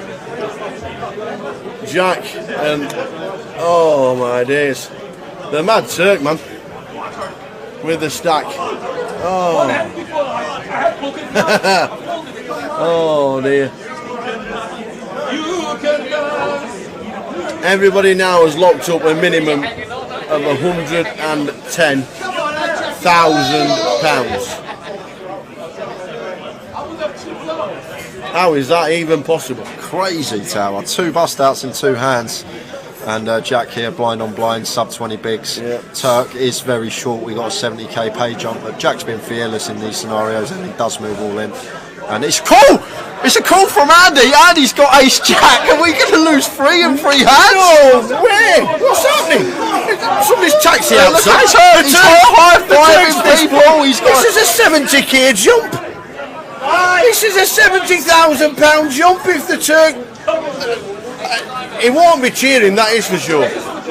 He won't be cheering. But Jack is all in with pocket 5s against Andy Mock's ace jack. Well, there's no help there. Jack could be doubling up, and that will put him right back in it.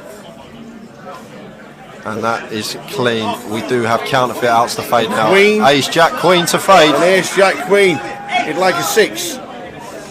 It's a queen! It's counterfeited! Counterfeited! Oh, what a mental freelance! To go out! Oh my god, look at Turk! Turk's jumping around, he's made 70k! He's just sat there for 3 hands and he's laddered from 5th to 2nd as the short stack. The mad Turk is loving life. He's pointing at Andy saying, "You're the man! You're the man!" And just like that, we're heads up. What? We were 5-handed 3 hands ago and we're heads up. Wow! To get counterfeited out of the GUKPT Grand Final is ill. Yo, ticker's going a bit. So's mine. By jolly. And I think Andy, oh my dears, heads up, I think Turk's got like 5 big blinds tower. Live poker will never die. Oh my word, we've been sitting here, we were 9-handed for what, 4.5 hours?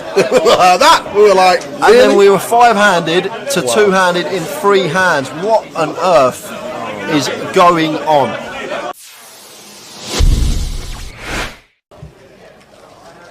It's 10 for Ian.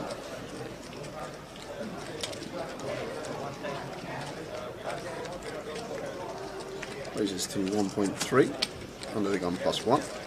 And Radu here with the ace jack in the hijack. Surprised if he went anywhere this deep with Ian. Probably more inclined to just flat this one versus the early position open. But obviously can mix in a 3-bet some of the time. And it looks like that's exactly what he's done. 3 bets to 3.2.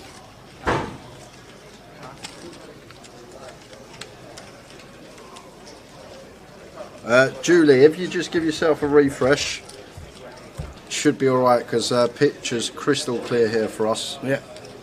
So it's probably just connection at home or wherever you may be. But if you give it a little refresh, hopefully it kicks back in. Yeah, give yourself a refresh, Jules, and let us know that it's alright.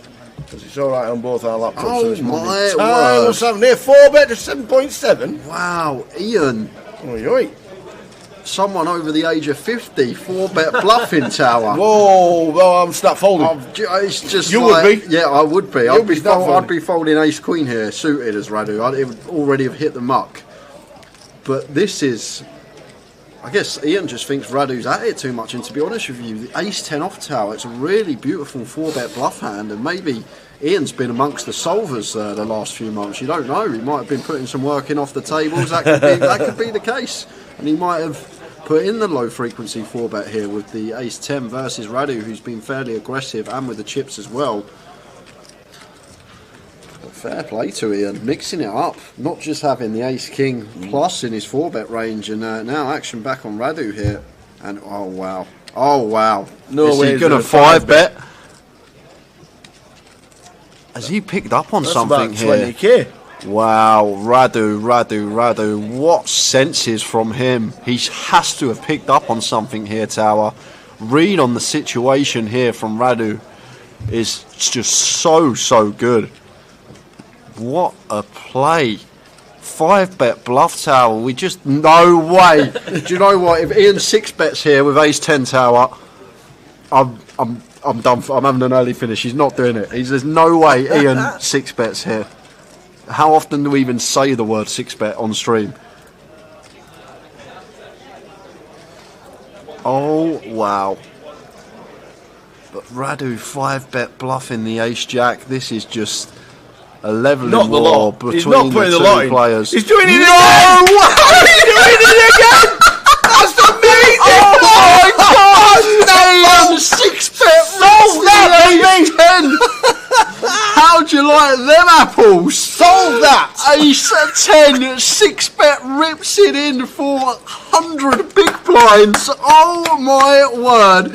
Ian is my new hero, Tower. I want this man to win the comp. Oh my word. 6-bet rip with the ace 10, folding the ace jack out. Where has Ian found that move from? Oh my word. How'd you like them apples? I've waited all day for something and it's just happened. Oh my word. Ian. Do you know what? I'd be sat at the table. If I was sat at the table there and Ian said to me I didn't have aces there, I would have had a lot of money with him that he had aces in that spot. A lot of money, but wow. Fair play to the man. A 6-bet rip. Well.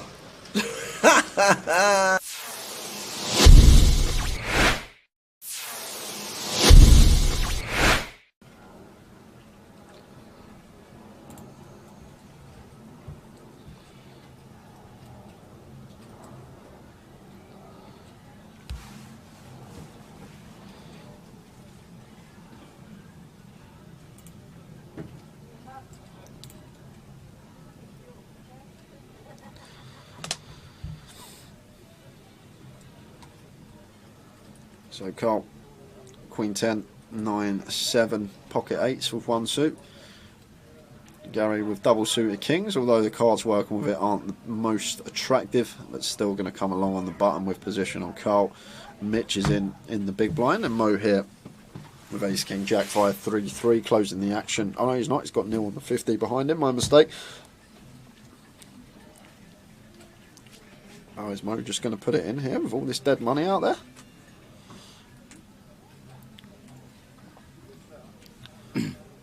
He's just going to flat, and Neil is going to pot it because Neil has got triple suited aces here. Queen 9 6 deuce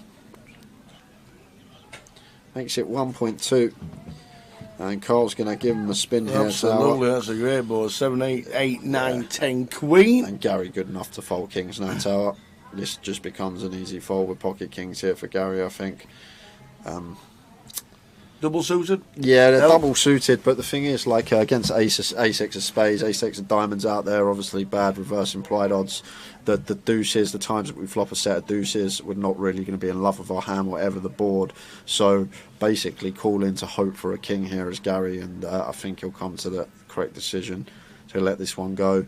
As well as that, obviously 4 spades in our hand, less likely to make a flush. But maybe the nil factor is what's doing it here for Gary. Maybe thinking nil, not necessarily going to have aces in this spot. However, usually in a Mitch scenario, has put a lot in for 3.4. More snap called. Wow, what's Mitch Neil's got? never folding. Not ever. What is going on here? Mitch can't have anything. Kings he can't have. Aces he can't have. Queen Jack 10 9 8 7 rundowns unlikely because Carl's blocking that. What on earth has Mitch got tower? Spread your cards, Mitch. Because Neil's never folding, and now Carl is thinking, what's happening here? I've got a call. He calls. Gary, is he a family all in? Oh, he's asking for a count. This is one 3-3. Yeah, this is one of the other problems with obviously flattening the kings. We're not closing the action behind, and now we've probably got a call getting this price on a call here. Absolutely. 5 all ins. 6 to 1. We're talking a 15k pot going on. It's going to be a biggie tower, I'll tell you that. And Carl and Gary still going to have betting on the side. Good luck, Sean, sorting this one out. Pray for the dealer tower. That's all I'm going to say when this all goes in.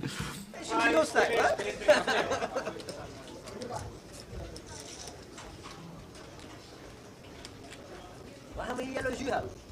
Just 2. Just 2, yeah? Okay, I'll give you a spin. Here we go yet again. Here we go, here we go, here we go. Is that Bath Cattery size seat 1? It is indeed.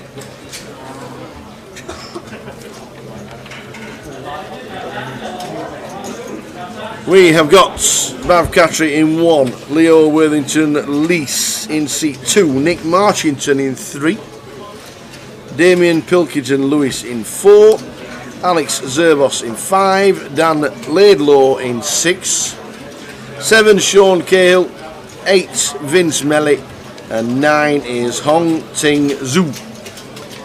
So there we go, that is our next 2 hours sorted. Enjoy it with us. And obviously, did you forget? Well, to be fair, we're not going over 12 hours because we only had a 40-minute break. So I think you can leave it today. Makes a lot of difference, doesn't it? And there's only been 20-minute breaks, not 25. So I think you might just... So we should be back with you. Gaetano the best. He has now moved tables. We have a decent table for levels 7 and 8. Jay has just gone for his supper. Tower will get something a little bit later. Don't know what, but there you go. And a board of 5, 6, 7, 4 on the turn gives Bav a straight, and it pairs on the river. And it wouldn't surprise me if he goes check, check.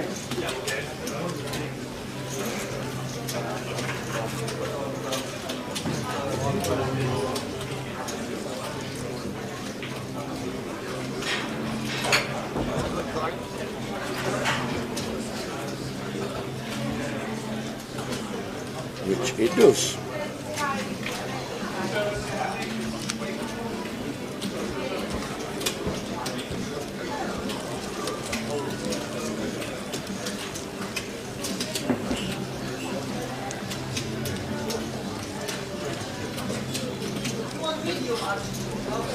Your attention please, Michael Nash to the desk. Michael Nash to make your way to the desk. Thank you.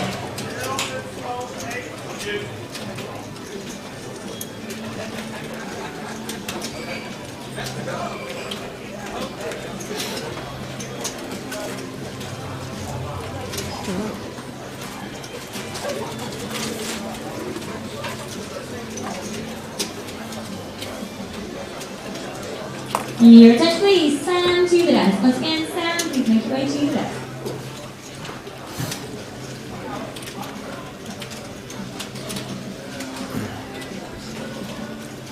Nick Marchington with ace jack, Sean with queen 10, chip leader of the table.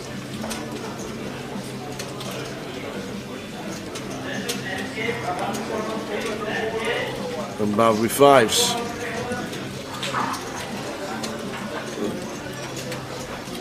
Send it to Andy.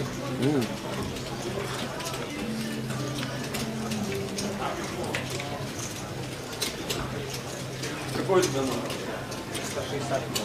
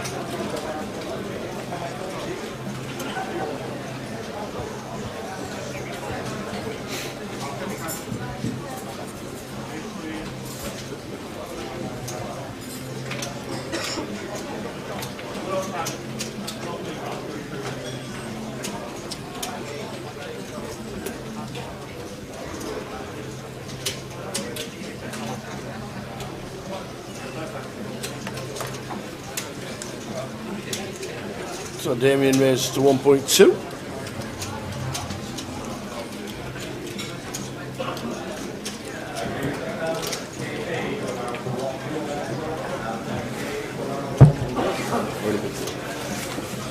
Recommended. Recommended. What, your supper? Went to Mackey's then? One of Mackey's, no. Had the roasted chicken breast with on mash and spinach, was nice. Yeah, you having a bit of goodness. You don't taste it when it's mixed in with the mash, do you? So back after the break. Yep. I'm sure Towers ran you through who we've got. Indeed, here we have. Yep, bang up to date, young man. Apart from the eliminations on the before the break, that's the only thing we've not done. We'll give you a rundown of some of the eliminations we have had. A lot of nice table, I see. We have. And Nick's 3-bet to 5k. Dealers and players in the satellite evenly level score blind of 100, big blind 300 and 300. Gun versus big blind. Dealers and players in the satellite. Expect Damien just to let this one go. Yeah. I'm sure. Dealers in on satellite. Indeed he does. He decides to get it out of the way. Good session en route, level 7 and 8 of the day.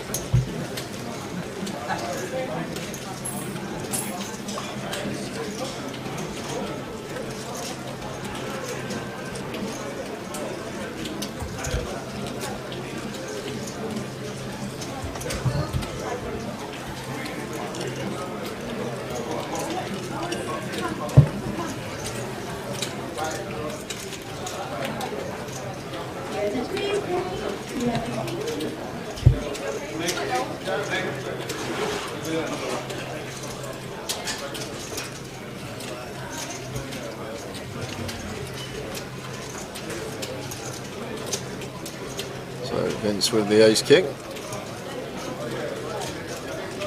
Makes it 1.1 from low jack, and Hong Ting here. Queen jack off.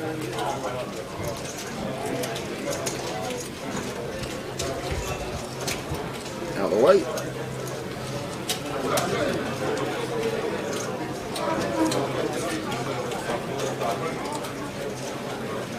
And Damien will be defending the freeze.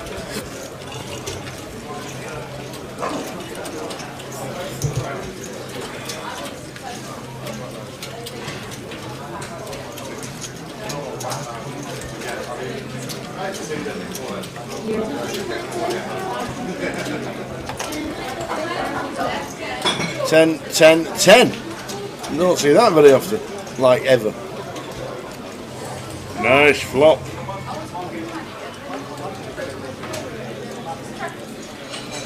10, 10, 10. Yeah, and Vince opting for third here with the ace king, 2 overcards, drawing to strong boats. But Damien with a boat himself, never going anywhere with the freeze here. Just happy to check call. Loves to see that. No overcard to the freeze.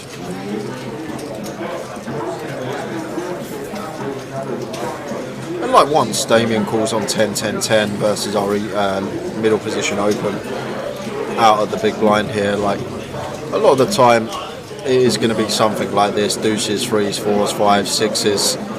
May take one off versus his size with like a hand like king, queen, queen jack, the 2 clean overcards to a boat.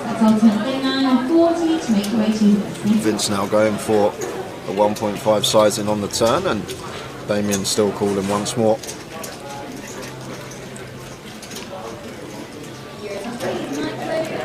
And 7 of diamonds on the river, so the threes are going to win this one. I'm assuming this one's going to go check check. I'm not sure if Vince is going to be firing here. He can still sometimes show down, I guess, with our ace king high, but obviously Damien going to have all the 10x in the big blind. But maybe thinking he's specifically up against a hand like deuces, threes, fours, fives here, and I'm guessing that is what Vince has deducted here. We are up against that type of hand on this occasion. Just going after the deuces, threes, fours, fives, sixes. Fires for 5k and does get Damien off of the best hand. Well played, Vince. Nice free barrel from him there. Getting the best hand to fold. Nice one, Vince. Getting a bit busy in this. Getting a bit busy in the building.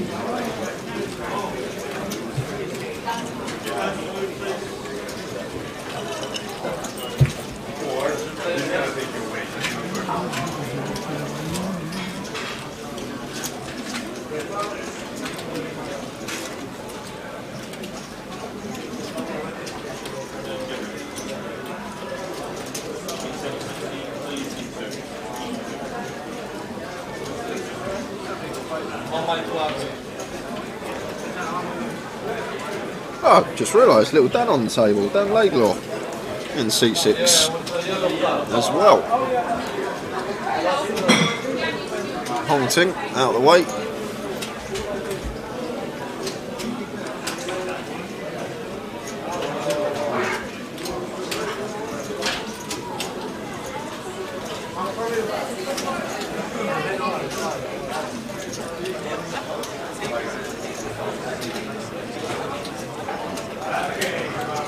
Folded to Nick on the button.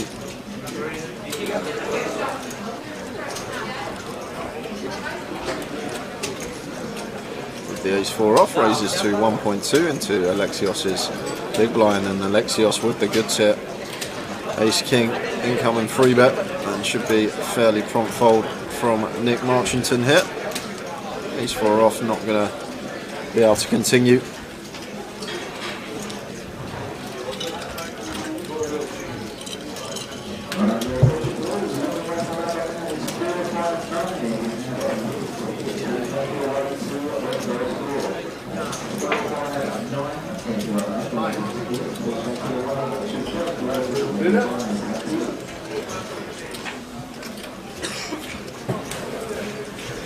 There's nearly 100 in the satellite. It's getting very busy. Very busy. We've got 80 in the main. 80 total today.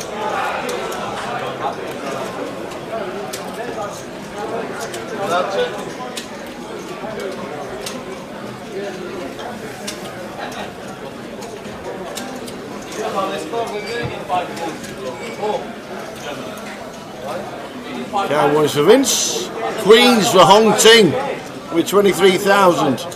So it should be a better race. Yeah, free bet here from Hong Ting almost always. I guess versus +1 we may have a flat on the odd occasion, but going to be veering towards the aggressive route more often than not, and does make it 3k here. And now Bav got an easy fold with the 7s, don't need to get involved.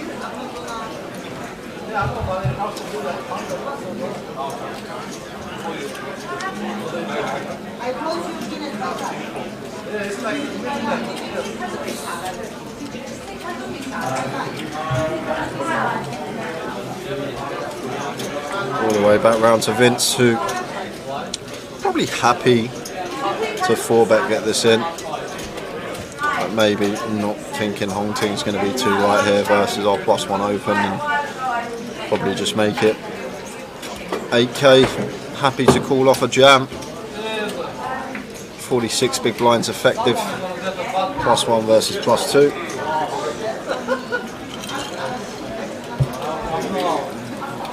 Your please alternates up to 51. Once again, alternates up to 51. Makes it 7.8. Love the sizing. Choice here from Vince. Make it.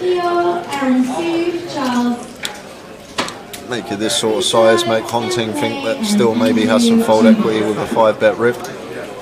But we know he's going to get snapped off when he does elect to jam. Yep. Indeedy, indeedy.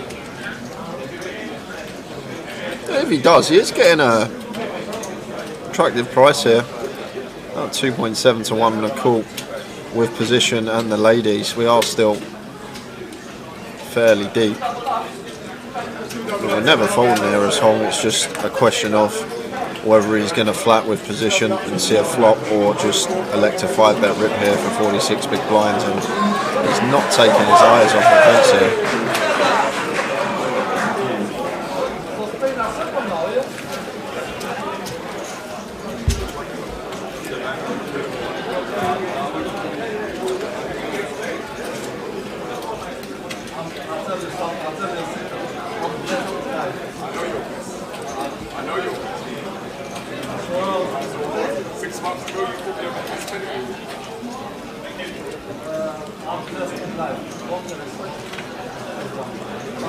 So it does just elect a 5-bet, clicks it back, and I guess we're 5-bet calling it off. Once we put 60% of our stack in, Vince will just move in.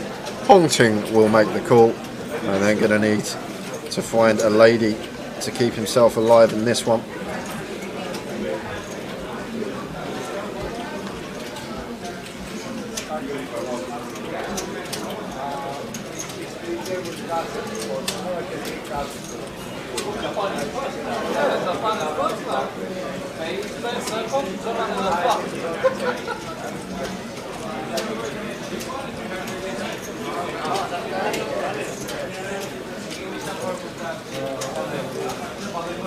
Obviously it's always in your head that our opponent could have the aces,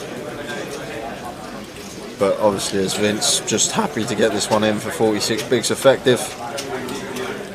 And Hong Ting going to need some help to stay alive. Japan are 2-1 up. Japan winning.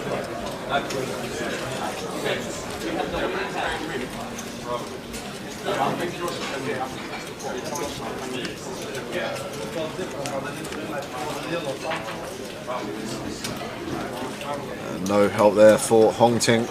Does have the run in Jack 10, but other than that, going to need a queen on turn or river to stay alive. 5 not helping, so down to 2 outs. Can he find it?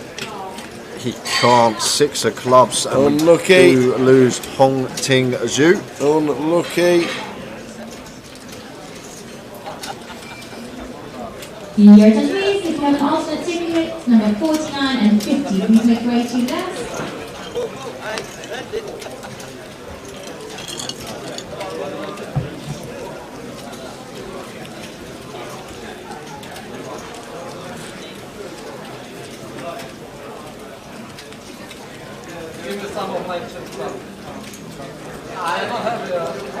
How can you beat Germany, Yeah.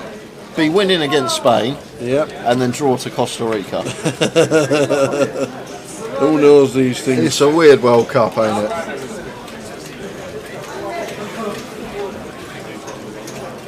Your attention please, that's alternate number 49. And Hong Kong, please make your way to the left for your seats in the center.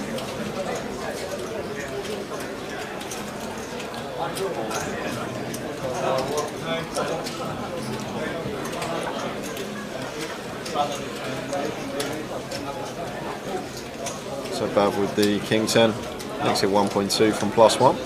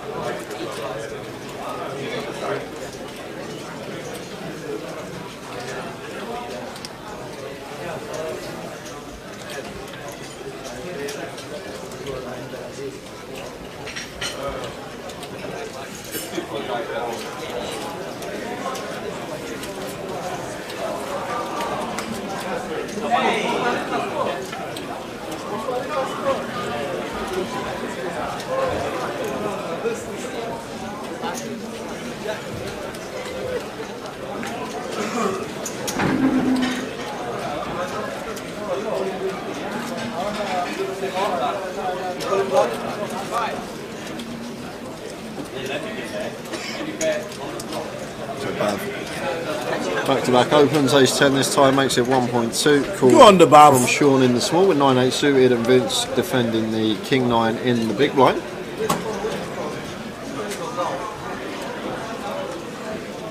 King Jack 6, 2-spade board.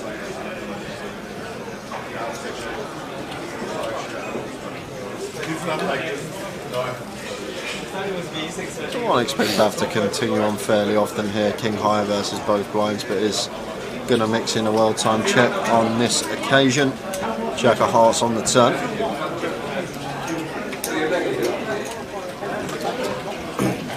We have some news in the World Cup. Germany intrepid 1-1. reporters. 1-1 Germany, Costa Rica. Unbelievable. Does that mean Germany will be out? They're already out of Japan, stay 2-1. All right, okay. Your turn, please. Final call for Peta. Oh yeah, the odd Bodkins says that Japan's sending Germany out. Hong Kong 2, if you wish to play right now, please make your way to the left. Thank you. No, well, I'm going to go for value with his top pair.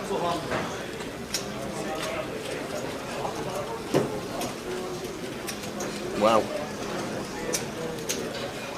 The Germans going home. What a World Cup. What a strange place.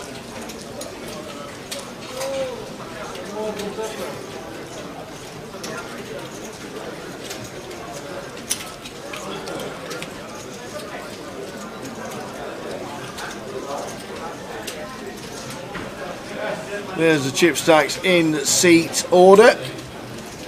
64k Vince in seat number 8 is the chip leader.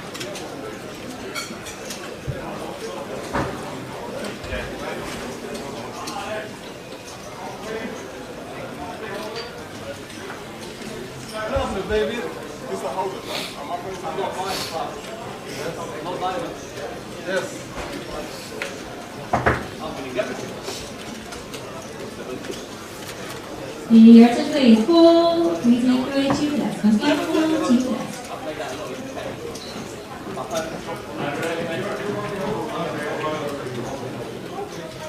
Colson down in the cut-off, ace-4 off.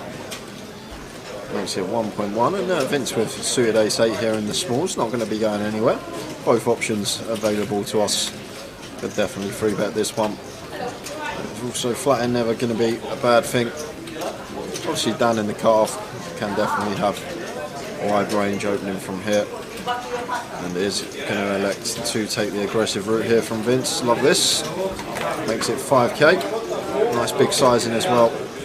Out of position, always what we like to see. And just going to get that one through. Dan not continuing with the ace-4 off, he's out of there.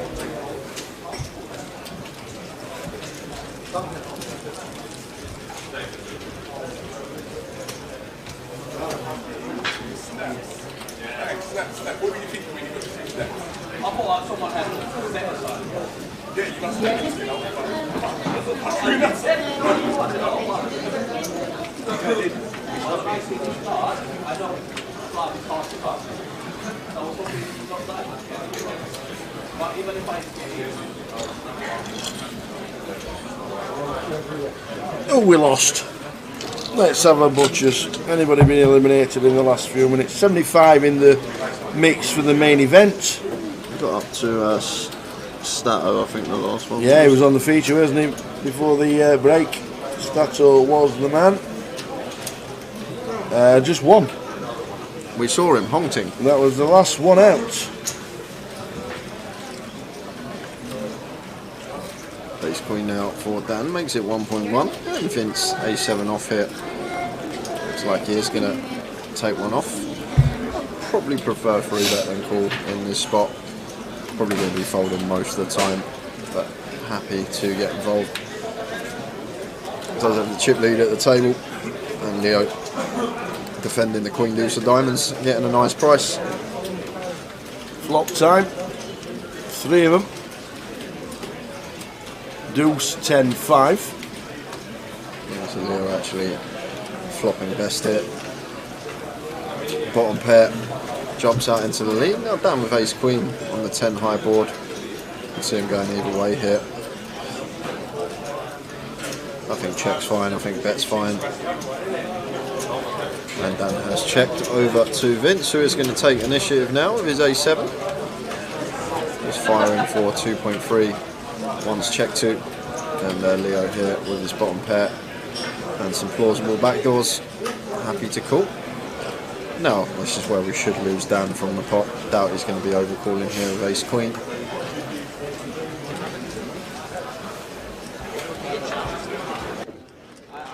Getting a fresh one.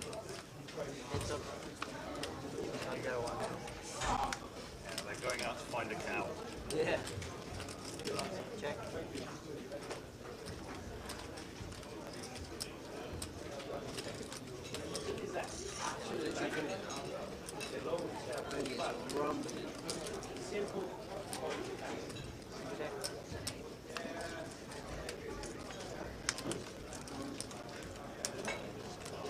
Six of clubs river. Leo with a check mark. Can't be feeling too comfortable that his deuce is winning after missing the flush draw. But he's going to put in a small bet. About 500. It is. Yep, the old one big blind block. The old one big blind.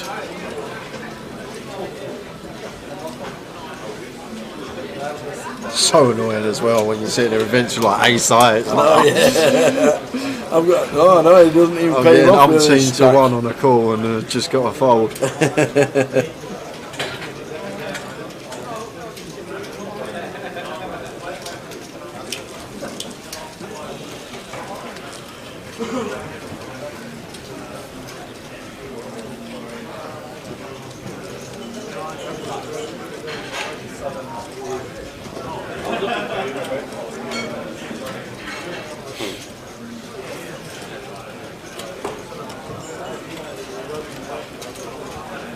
The thing is, like, the Germans have to go for it as well. So Costa Rica could actually hit them on the counter. Like it's not out of the realms of possibility because Germany obviously have to go for it. Yeah.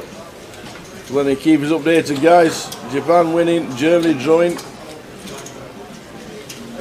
Wowzers, it's all going on. What do you reckon the price of the double would have been for that group? Germany, Spain, Costa Rica, Japan. For Japan and Costa Rica to qualify.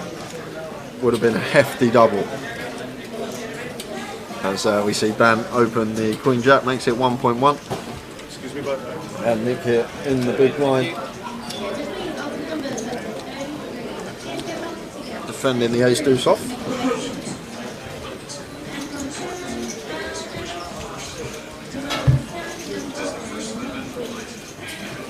I'm not defending the ace deuce off, choosing to 3-bet the ace deuce off, makes it 4.3k. Nice size choice, ace blocker in there. Where is he? Oh.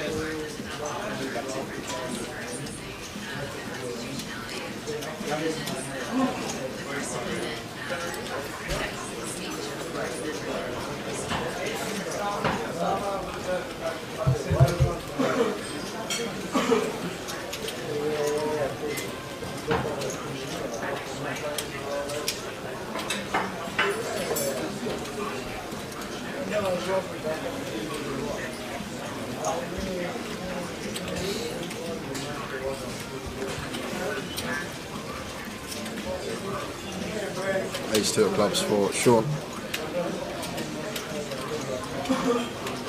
Opens. Yeah, we got 82 in now, Span, which is a great turnout for day 1A. I thought it would be a lot less today when we come in and it was 27 in the mix.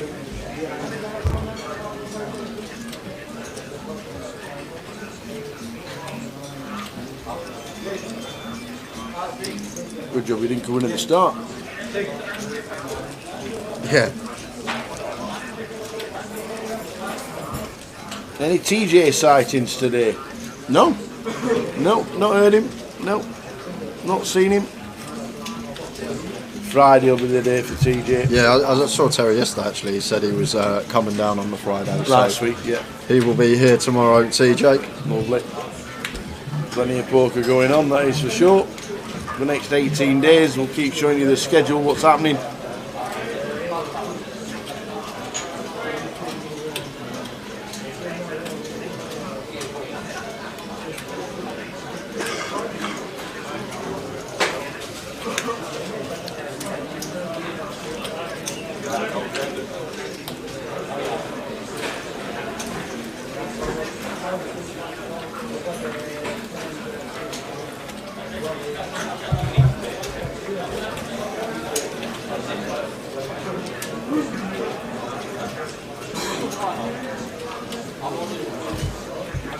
Bad in the hijack here with the 6-5 of spades, raises to 1.1, and Leo suited wheel ace here. One can definitely mix into the 3-bet range. Does elect to 3-bet this one, makes it 3.8k, and that will be the end of Bav. Flyer situations here where if we're deep enough we may elect to pill this one as Bav, but once it comes back round to him, which it's not going to because Damien is going to be cold 4 in here.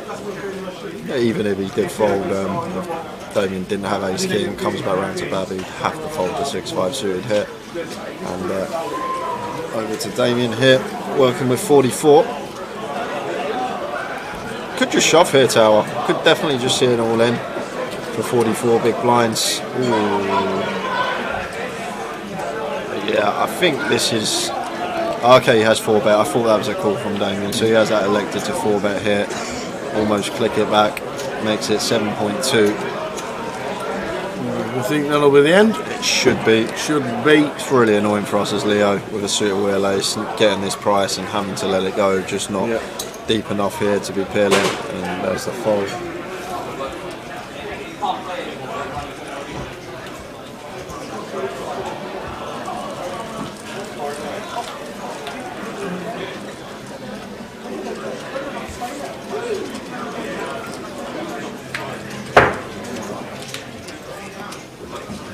Shout out to Taz in London.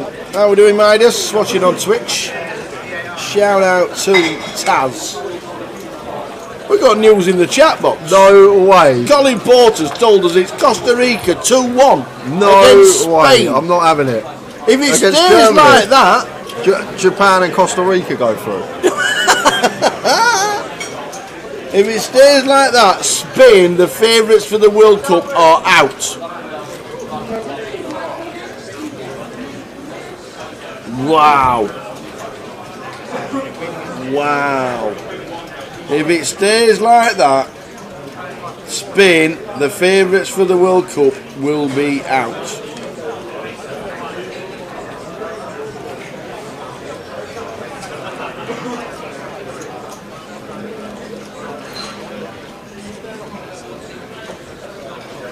And I bet Spain is still odds on.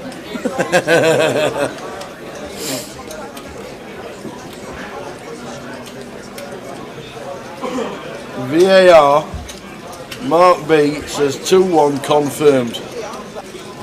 What was VAR in for? Just because they scored.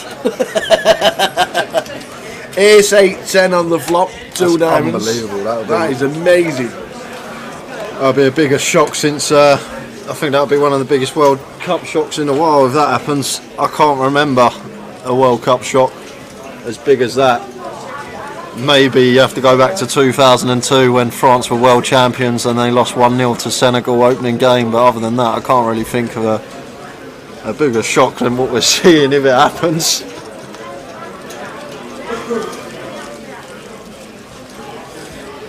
There's still 15 minutes left though, guys. Spain could get a goal, Germany could get a goal.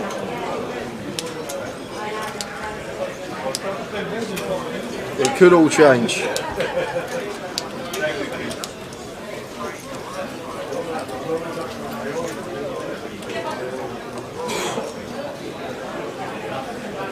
Two now, the chat says. God, it's never ended. Oh.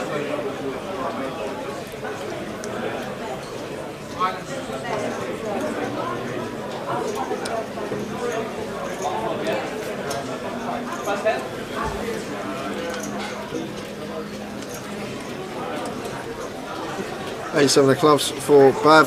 This raises to 1k from +1.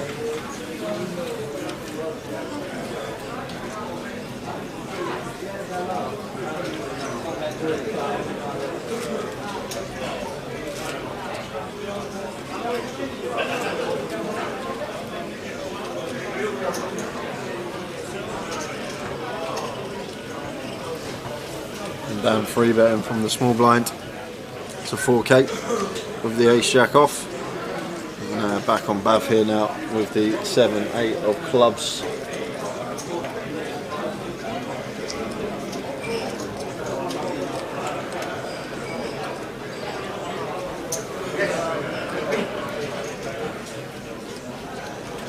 See a nice candidate to be peeling with position even in a 3-bet pot.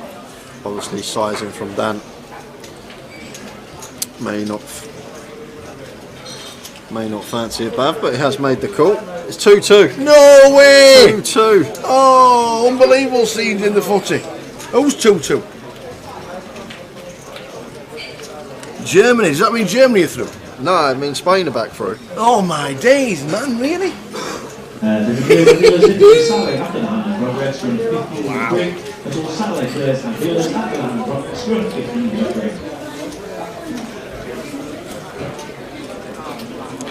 So ace of hearts in here for Dan with the ace jack. So going to continue here on the 10-9-5 board. And Bav has flopped up and down straight draw here, so he's not going to be going anywhere.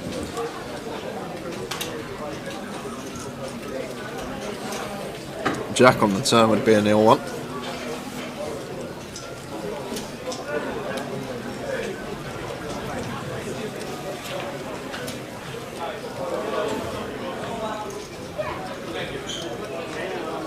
There is the 9 of diamonds. It's a card that is supposed to be better for Bav as the peeler. Only slightly, +1 versus small. Bav still will have all these king queen, queen jack, king jack type holdings that we still are ahead of here as Dan. Obviously can plausibly have some 10x, still have like 8, 7, 6s in here as well. So Dan now slowing down, checking this one over to Bav, who with 8 height, I expect him to probably fire here, and does elect to barrel.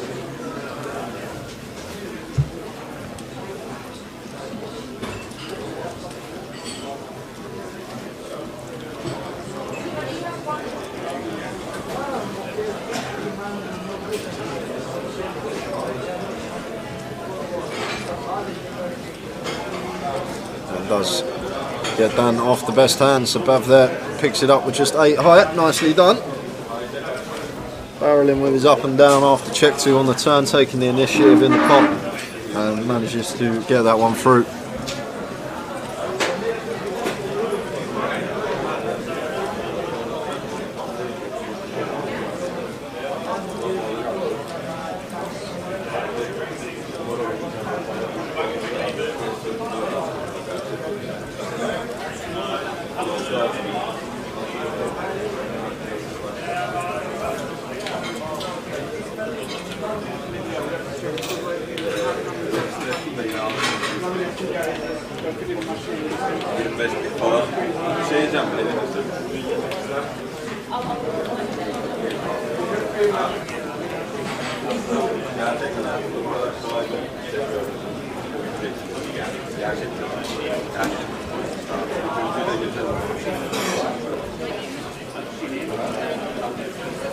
Booking 5 for Damien, going to open here from the hijack. Raises to 1.2.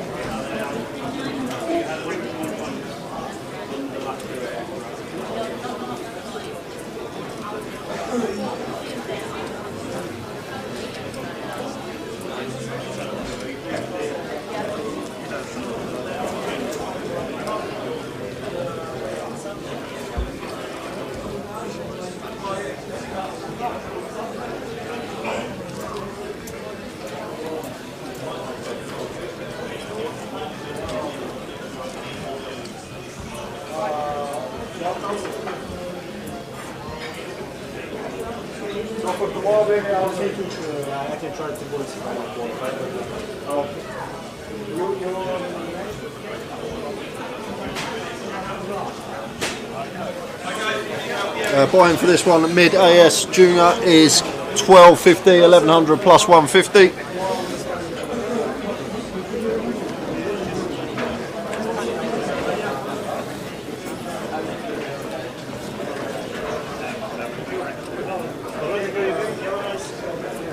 Leo opening A6 suited from under the gun makes it 1.2. Nick's out the way. Damien with a 7-8 of hearts out the way 2. I agree versus Leo stack size here, gun versus +2, nice hand, but fine to let it go on this occasion. And over to Bav in the big blind with the King 10, so going to be defending and quickly does.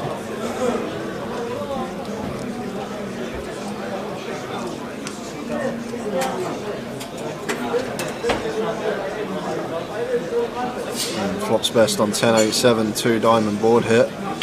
Probably one that's going to be going check check almost always. Leo just knowing this is a board that I'm just going to have high frequency checks on.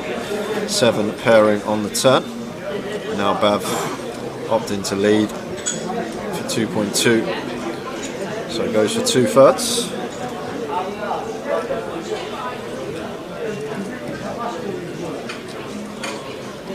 Leo with his dummy and gut shot and ace higher, which still can obviously be the best hand some of the time. We'll make the call with position, and we can just find the Barry on the river as well. That's also another possibility. Now Bav checking it over to Leo.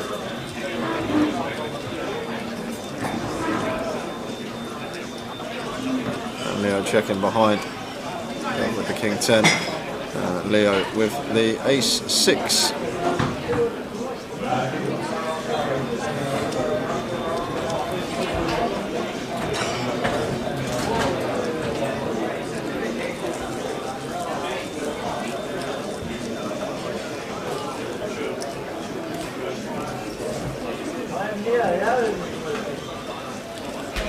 Yeah, but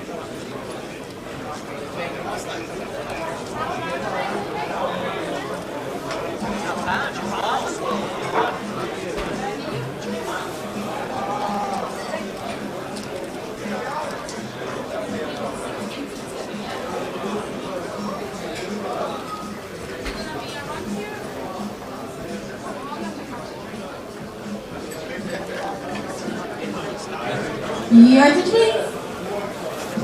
Your attention please. Christopher Collins, please make your way to the point. Once again, Christopher Collins, to make your way back to the toilet area.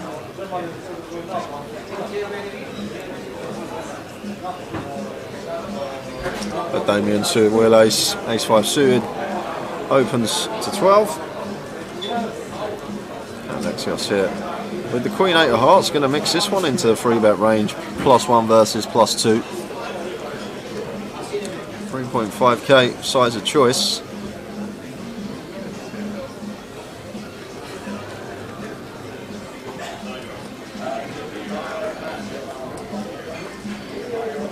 Back round to Damien here.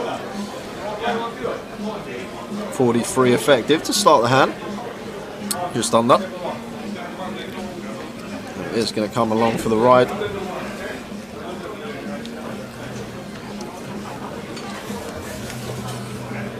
Flop time. 6-4-2.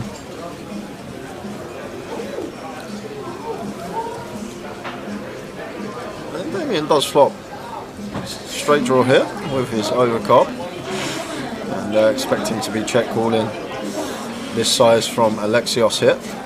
3.5k over 3-1 on a call. That does let it go. Damien just gives Alexios credit.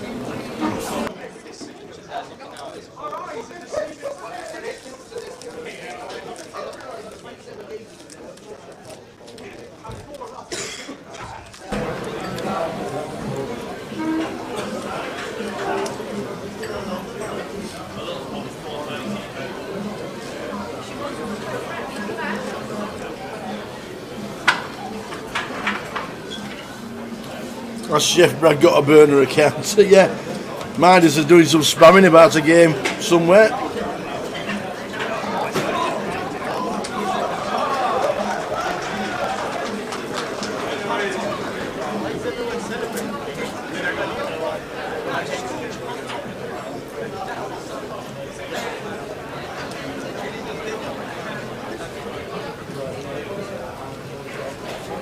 Alexios with the Queen Jack raises to 1.1.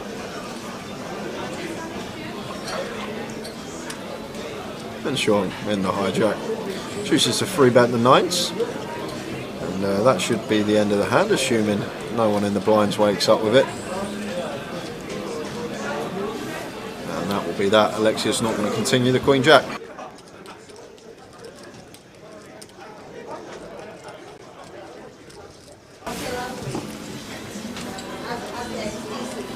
So the festival looking like that. Hello, with Fosden. Look at that. We're laughing away. I think we're laughing there because Spain were losing. Thursday, Friday, Saturday, Sunday. Main event for us. Plenty going on regarding the sides. Take a screenshot and get us out of that picture. And then we're back on Wednesday the 14th for some 25.50 no limit cash. Thursday the high roller PLO 456, and then Friday, Saturday, Sunday concentrating on the 2K main, the 2K grand final. Our feed doesn't freeze. It's the camera for the comms cam.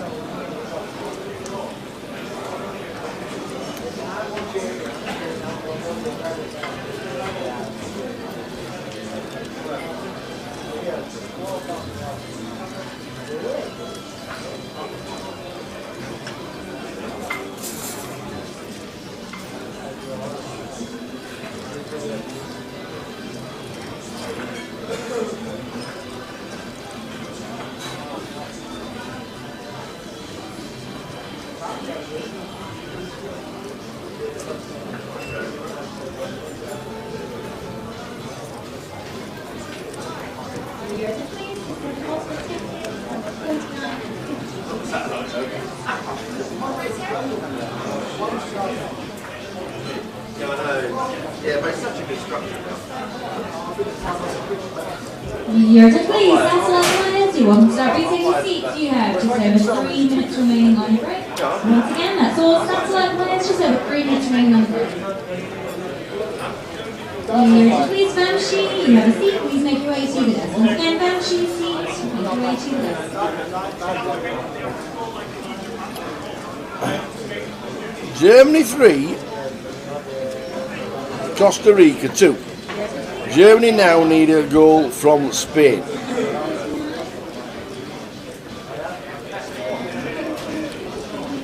Wow. Fancy qualifying because somebody else scores. Bonkers, isn't it?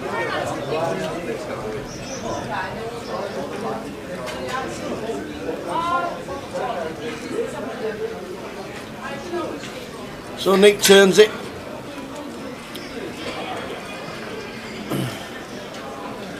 Nick turns the straight. Damien has the redraw with the flush. And Bav has the up and down straight draw with a pair. And the brick of the two clubs means Nick Marchington will take the pot. If we get a showdown, because he's going to lead out. And then I'm thinking the other two will fold. I think Nick will bet around about 5k.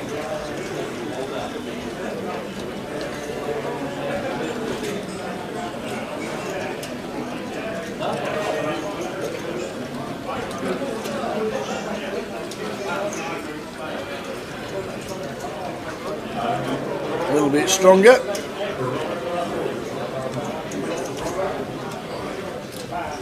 There it goes, full fold.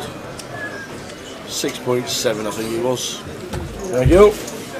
Oh, Nick Marchington bet 6.7. Other two fold out of the way. So apparently, if Spain score, Germany Go through. No, No? I think Spain then top the group. I don't know. It's all going on. That's free. It's 3-2 now. Yes.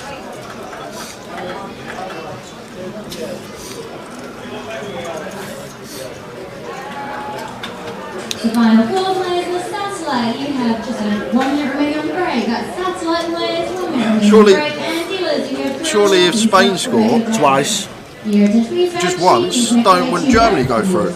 Because then Japan's goal difference would be 0, but Germany would have scored one more goal, and their goal difference would be 0. Oh my days. I have no idea. I'm not listening to the comms. You guys probably know. Japan will go through because they beat Germany Oh, apparently. okay. It's on head-to-head. So that means Germany needs Spain to score twice. Yeah. Okay. These are goings on in the World Cup.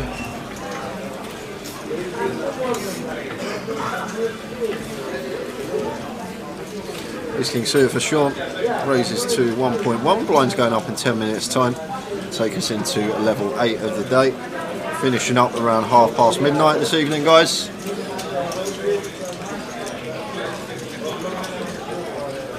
Satellite dealers and players, Germany levels 400, 200, big blind 400, and 400 big blind anti dealers. With fitting the deal, that's 200, 400, 400. King 9-9, 2 spades. 6 levels for the late entry and re-entry. Once again, 6 levels for late entry and re-entry. Alex Zervos says no thank you.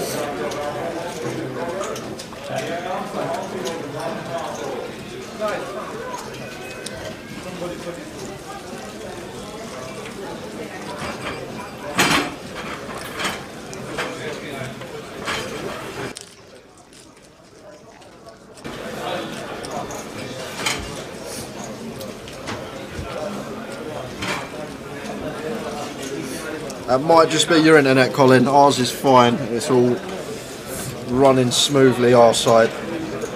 Maybe just give it a little refresh.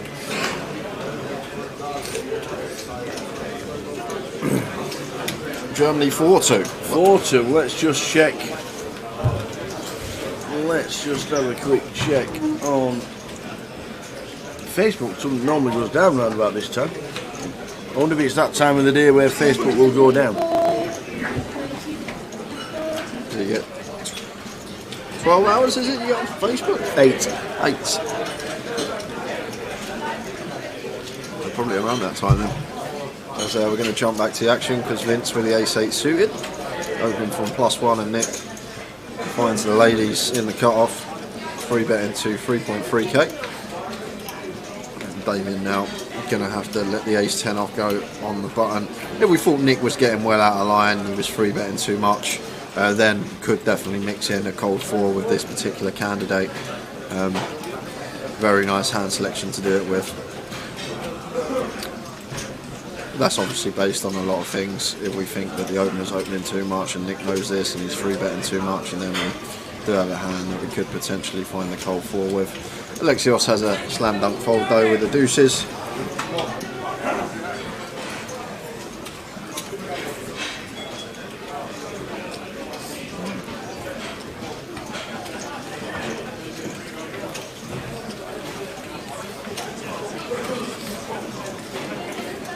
And back over to Vince, who does have a suited ace. So may fancy his chances getting a nice price, although out of position to Nick. Obviously can be in a dominated spot fairly often versus the 3-bet range of Nick Marchington here. Please, Nate, Hanshaw and Robert, please make your way to the desk. Alternate 64-65 to make your way to the desk.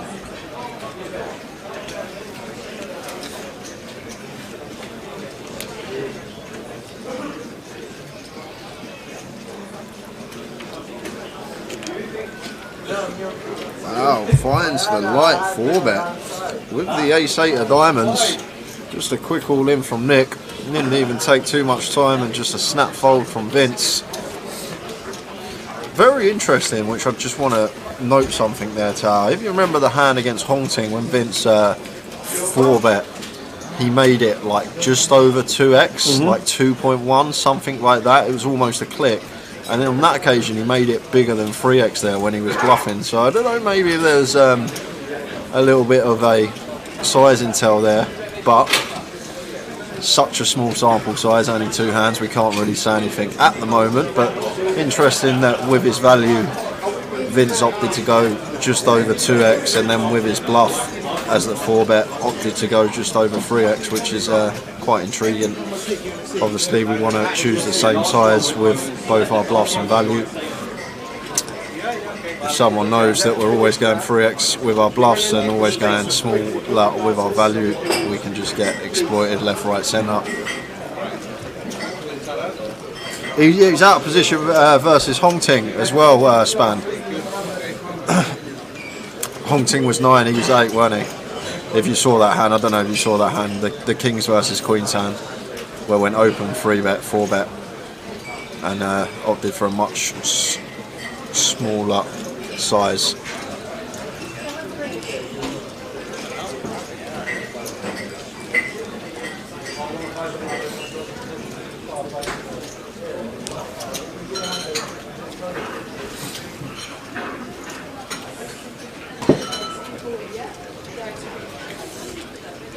Obviously out of position in the 4-bet coup, somewhere between like 2.5, 2.8x, like in position, can go somewhere between 2 and 2.2. It's usually what I like to opt for. Obviously can vary depending on stack sizes. Sometimes we adjust that as a function of our opponent's stack size. It's just something I saw, something I picked up on. Whether it's a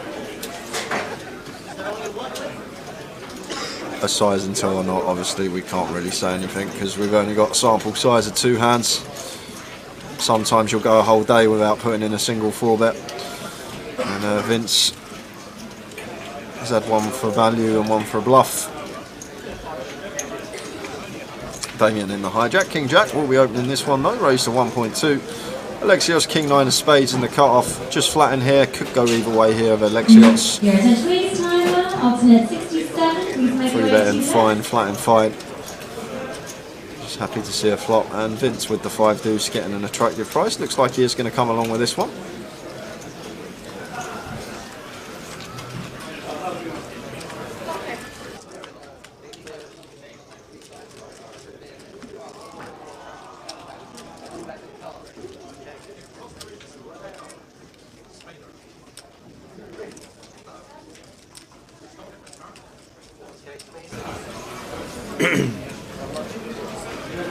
These bots are working well today, aren't they? Yeah, they are.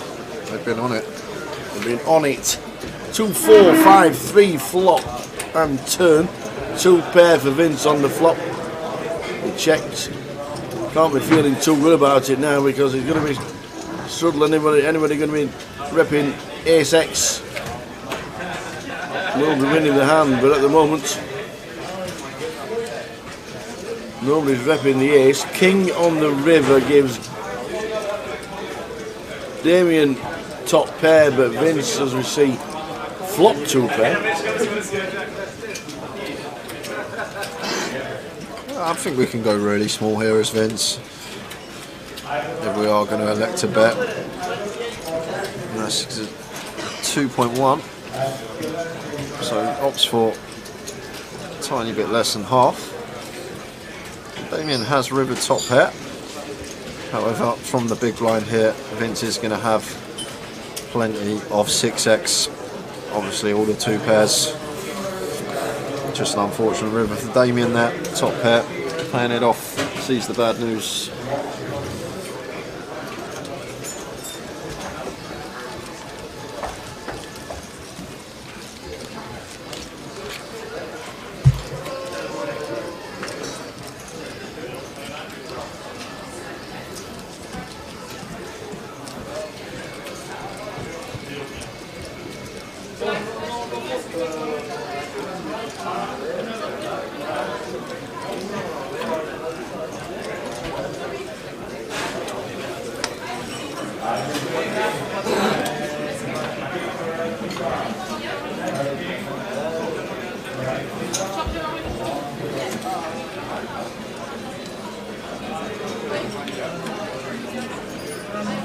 Mark says Germany are out, Japan have won it. Oi, oi.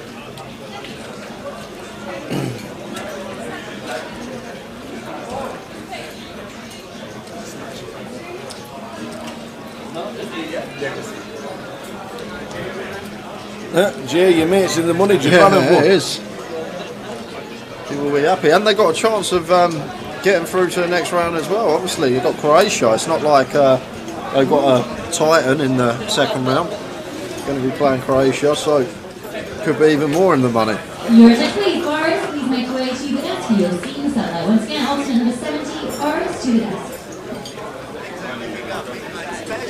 Damien opening from +2 with the ace-9 off. Vince Pills in the small blind with the Queen Jack, and Bav comes along with the King Jack. 3-way action. Jack 9-3, 2 diamonds.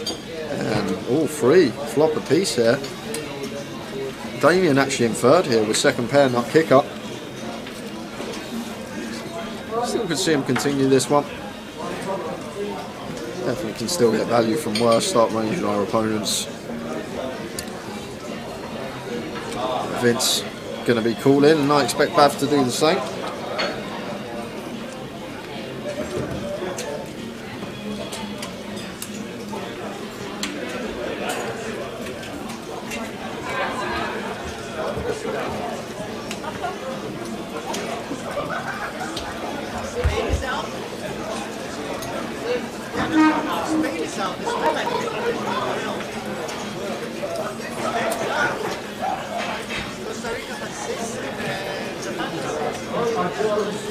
Maybe thinking about the right value range here, Bav. He's obviously never folding, but I think the only way to proceed here is to call.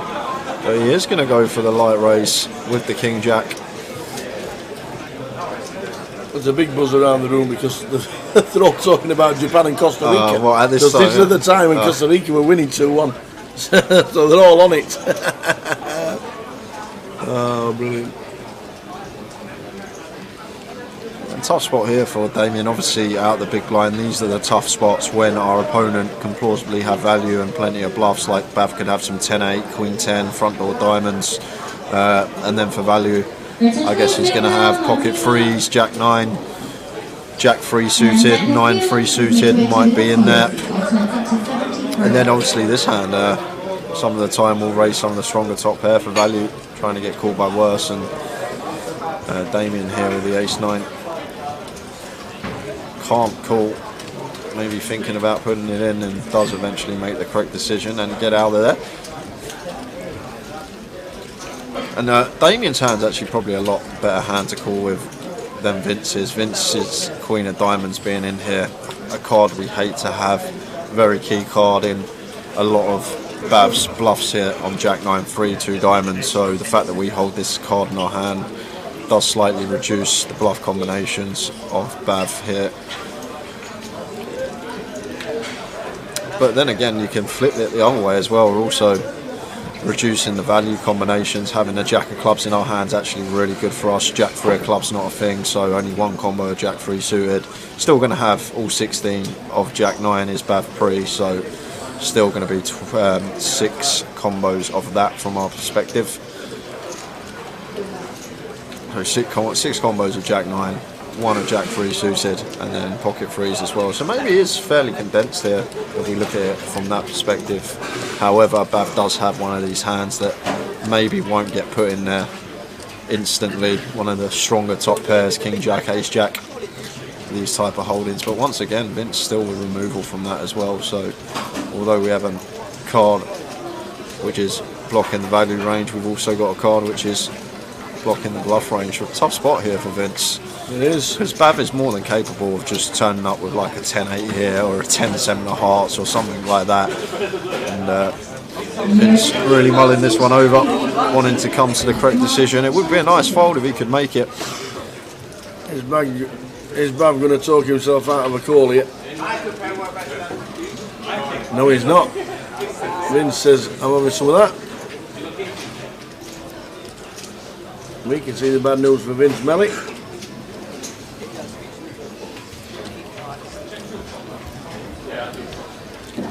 Six of clubs turn.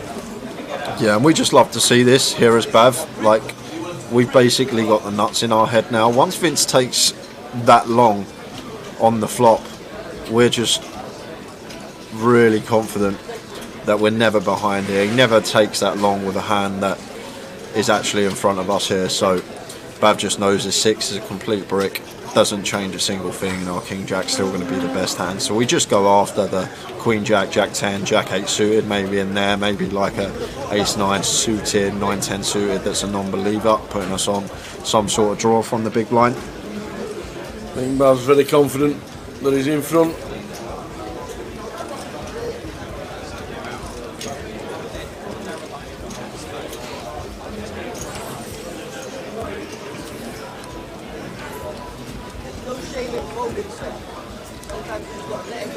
And same story on the flop, on the turn as it was the flop basically.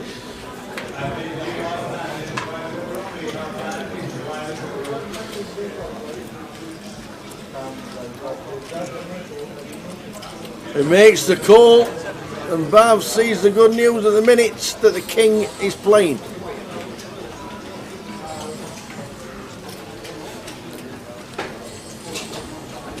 We all know on the turn of a card it can change. And Bav is just taking a picture of the river just to make sure the dealer doesn't do it. And he doesn't. The king will play for Bav, who gets up to 60,000.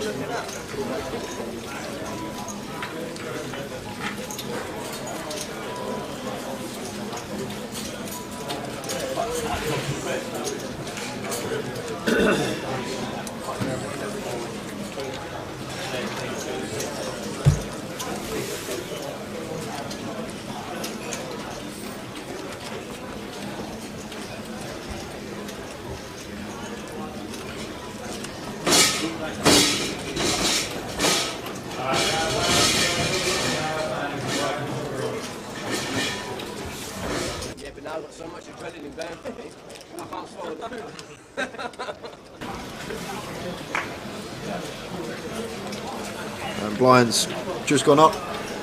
Level Blinds up, baby. 8 of the day.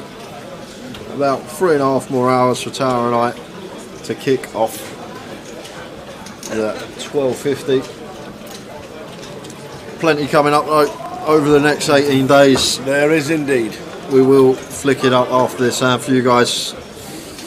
If you fancy coming down for a side event or maybe a satellite to try and get into the grand final for cheap. An Ace 3 of clubs here for Vince on the button. Gonna raise it up, makes it 1200.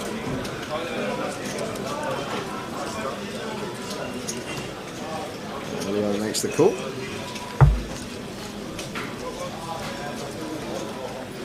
9-3 Jack, 2 diamonds. Bottom pair here, backdoor nut flush draw for Vince. Could see him fire this one. I think I like bet here with our bottom pair. Just deny equity to overs. Plenty of hands that Leo folds that still would have decent equity versus our particular hand on this board. And does fire on a quick fold from Leo. 132 in the cash out starlight. £16,000 in the prize pool, so about 13 seats. And 80 in the main. And half the field remain in that one.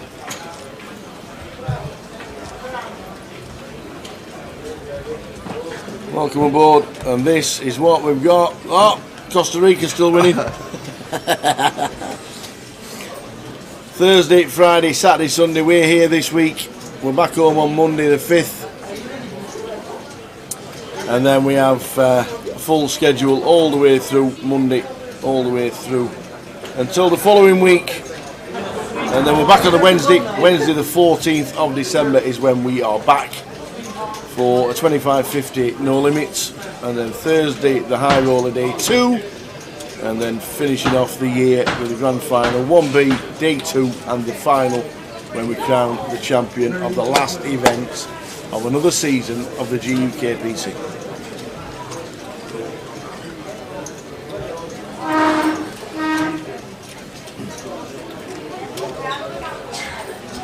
Damian from under the gun makes it 1.5, and Vince with the ace-9 in the cutoff making the call. Please, Michael, 2, 5, 8. 2 heart board here, so Vince does flop a 9 high flush draw to go with his 2 overcards, and Damien checking this one on the ace 5 deuce.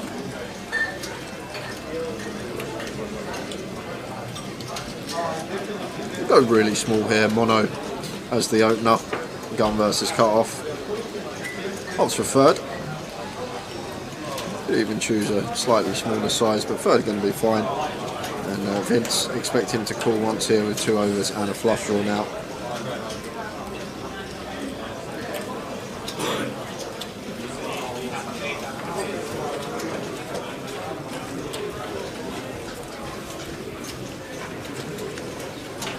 Four of hearts, the 4th heart. Vince the tick.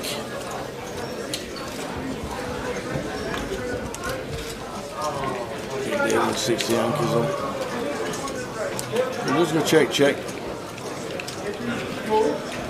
Meaningless 9 on the river.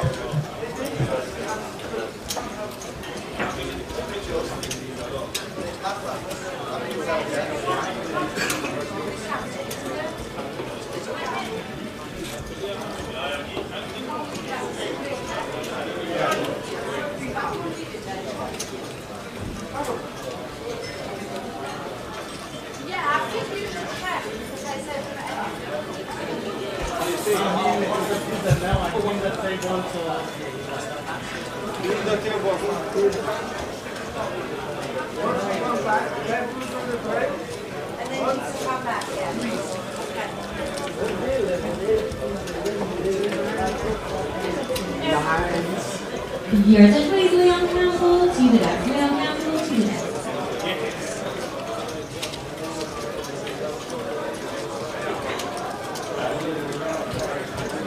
Level number 8 of the day.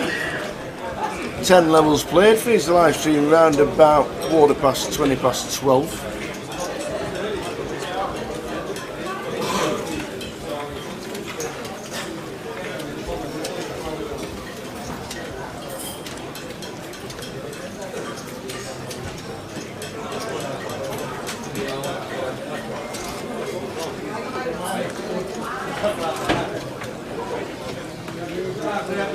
Alexios makes it 1.2 with the ladies from under the gun, and Nick with the ace king suited, and this is going to be getting in probably around the 5k mark for Nick here from the small, and then Alexios is just going to have an easy shove, and then we're going to be off to the races.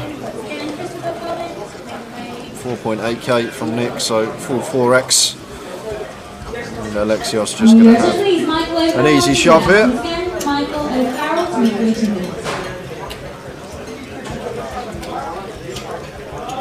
They're in. Going to be a call. Ace King as Queens. We see it so often. Who wins this one?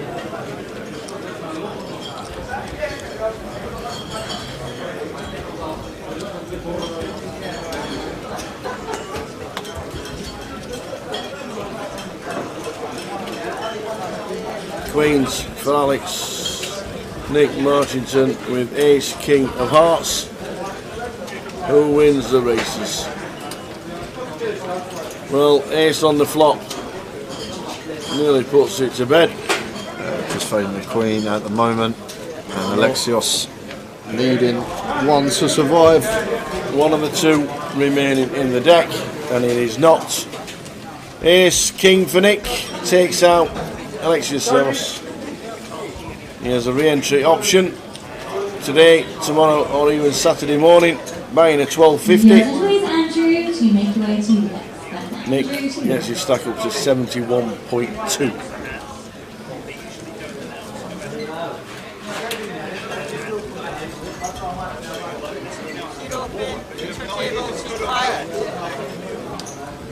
So 3 seats open on the feature. No, sorry, 2 seats. How are we doing, John? John Kavanagh, what is the buy-in for this one? This is 12.50, 1100 plus 150. £1,250 will get you a 20k starting stack.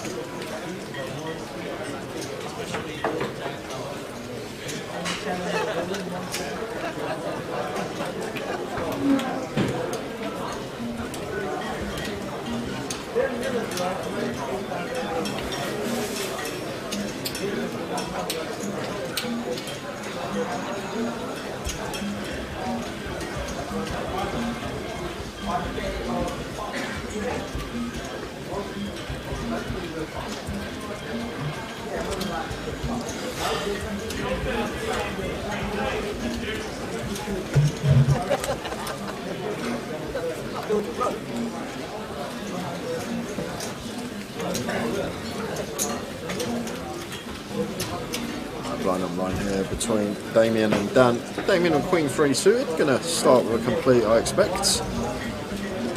Does call for an extra 300 more.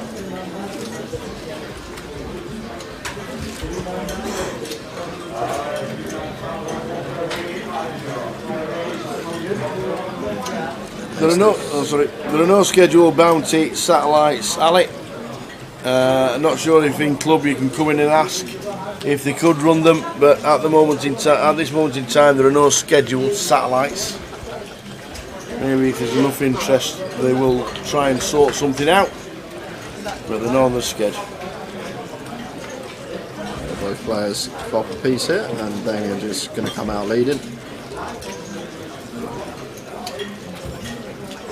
And Dan just got an easy call with position. Going to take a turn card.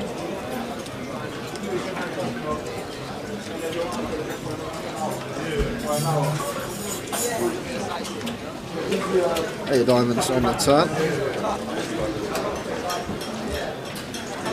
Hello, my baby.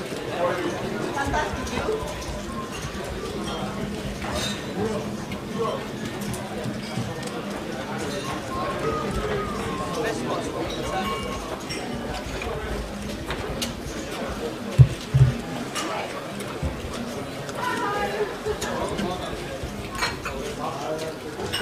Eight of diamonds on the turn. Damien 2.4 here into 3.2. So it goes for the 2 first sizing now. Trying to get some value from some worse 3x, deuce x in there, charge some potential. Wheel draws, 4-5, 4-6, that kind of thing. You get the idea.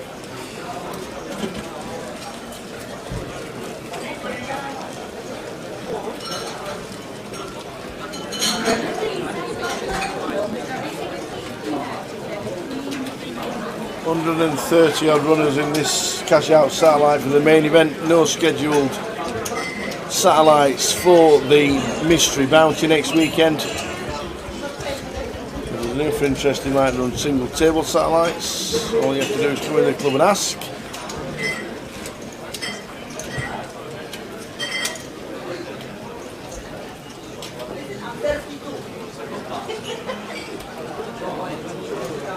Yeah.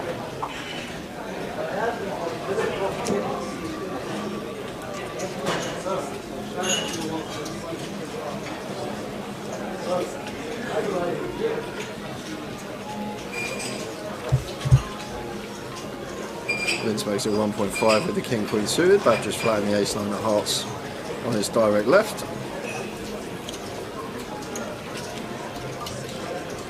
Sean going to be defending the suited ace 3.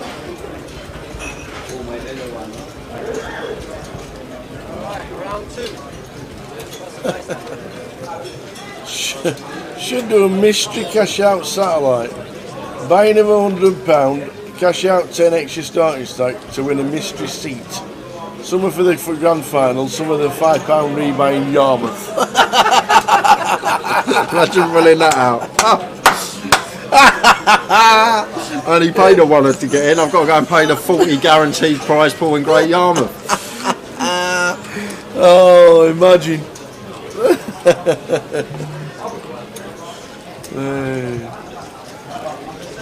Is Ian Hamilton in the field? Don't think so. See if we can find out if he has played today. A £5 rebuy in Yarmouth.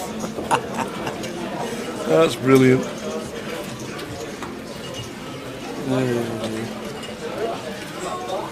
So we bust in the last few minutes. Let's have a look. We saw Hunting, he was on the feature.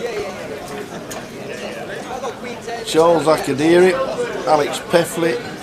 We saw Seb Young, Dan Field, Julian Seaborn, Alexio Servos, and we saw in our feature. He is actually the last person out.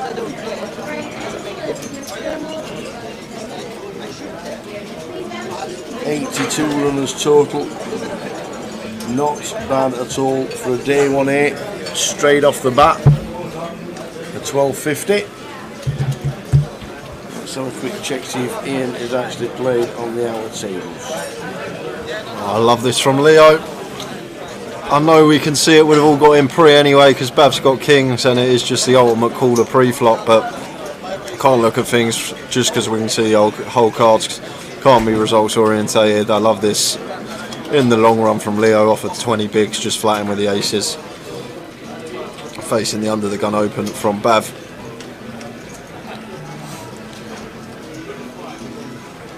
And gets a lovely looking flop as well. 2, 8, 7, 2 clubs.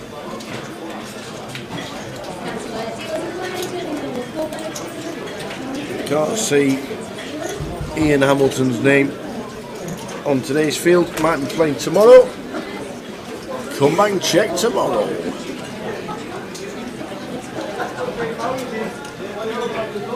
About 3k here on the 8-7 deuce 2 club board. And Leo now just going to choose to move all in with the aces. And so get out of the way. Bav will snap and see the bad news. Yeah. Aces against kings. Leo, huge chance to double.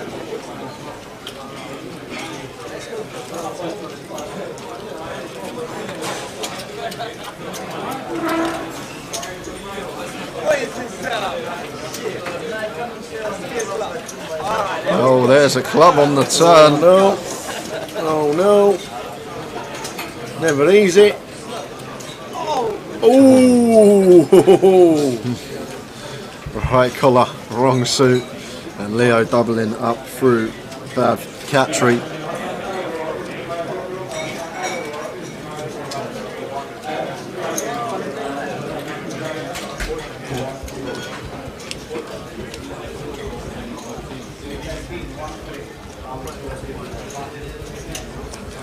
You're looking for the dates for next year.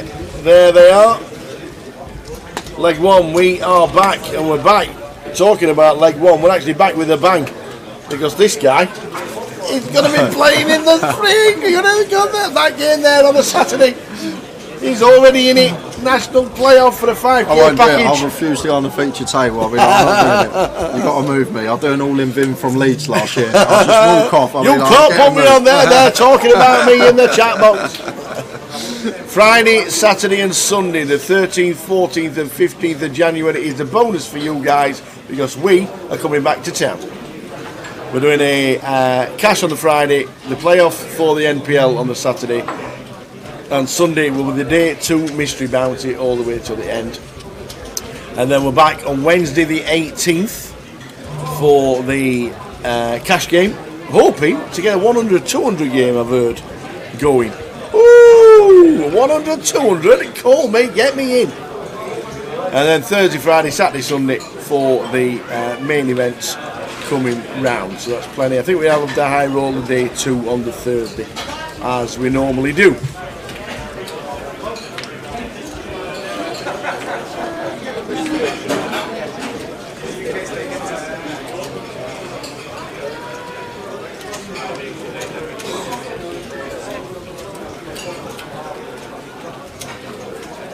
Ten, 5, 4 flop, 2 clubs.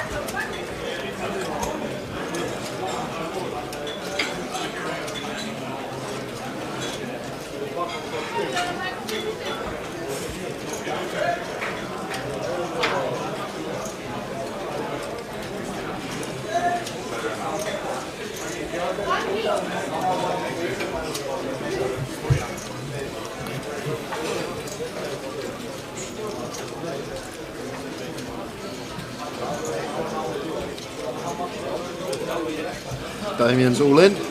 No graphics this hand, unfortunately, but hopefully we'll be able to see what's going on very shortly. Damien stands up though, so now it's good news for him.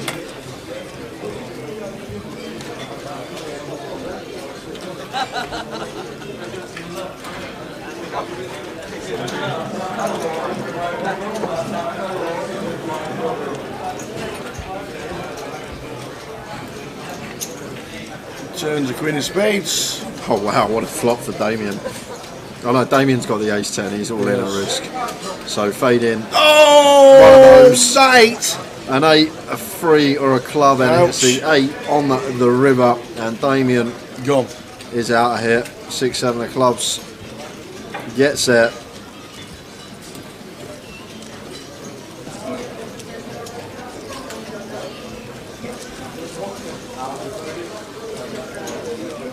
We're not sure yet, Jim. That's going to be in January, so we'll build a list nearer the time. I've probably got a couple of runners that I'll probably want to get in it myself, and then I think Dan from the Vic will get a few players for it as well. Might have to see if we can make it a mandatory, like 60% VPIP game or something like that. Right, well, we could. We could Really? do it. Yeah, just if you've not played. If you've not played 12 hands in 20, you get kicked off the table. And get the next person on who's on the list on.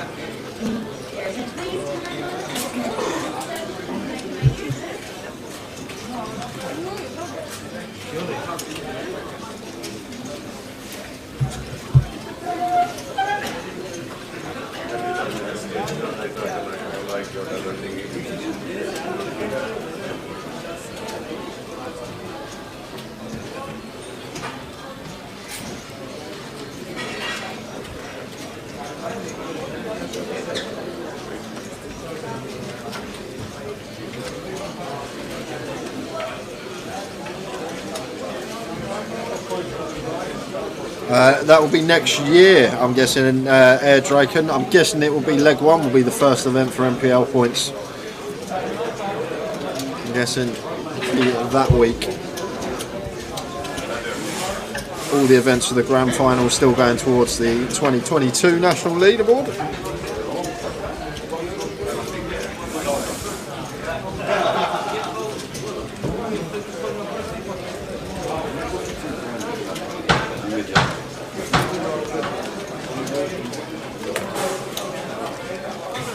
Oh, we've got no graphics again this hand tower. Where have they gone? Back-to-back hands. Ah, there they are. There they are. He's had a minute. Tiny shoelaces. He's back. We've got 2 King of Diamonds. That's interesting. Yeah, so Dan's open 10-9 of diamonds. Sean's 3-bet A6 of spades. Dan's called fairly normal pre-flop. Fine to 3-bet this one of Sean. Dan obviously never folding this one, getting this price. And Dan flopping the straight flush draw on King Queen Deuce. Yep. Nothing really going on here for Sean. Dan are going to be continuing here in one form or another. On the King Queen Deuce, probably expect him to just call a lot of the time here. Take his equity, but he's going to shove. Obviously a board that is meant to be good for Sean's 3-bet value range. He'll have the queens, he'll have the kings, he'll have the ace king. King Jack might even be in there, but Dan just moving in and getting the best hand to fold, although he did have heaps and heaps of equity. Mr. Jack Oliver. Is he dealing? Just tapped Mark on the top of the shoulder. John Gardner back to the table. Jack Oliver in C9 with a stack of 20k. Yep, fresh stack. Can confirm that is a re-entry for Jack.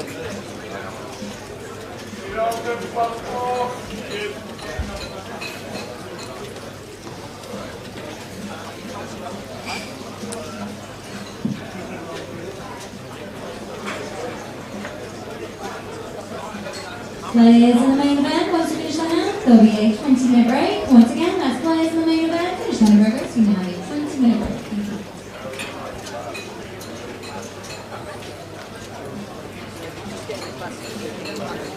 you. We got Nick, we got Leo, we got Jack, we got Dan. Tough little table here, Bab as well. And Dan making it 1.2 with the ace jack from +1, and Sean here with the 5s. I think we could definitely fold these if we wanted to, but Sean going to come along.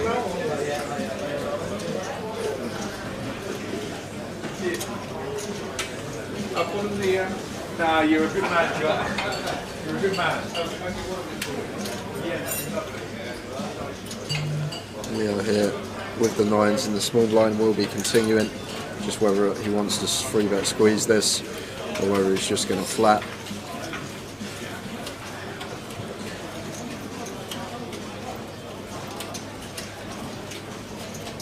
They're going to rip it in here. Okay, 40, what is it, 45.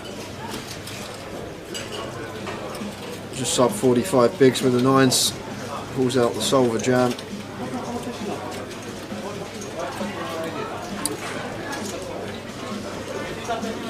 Happy to pick that up as Leo pocket 9s there. Half an hour to go of this session. I bet that's the table directly behind Kevin Allen's talking, sat next to Steve Watts. They'll be gibbering on about all sorts.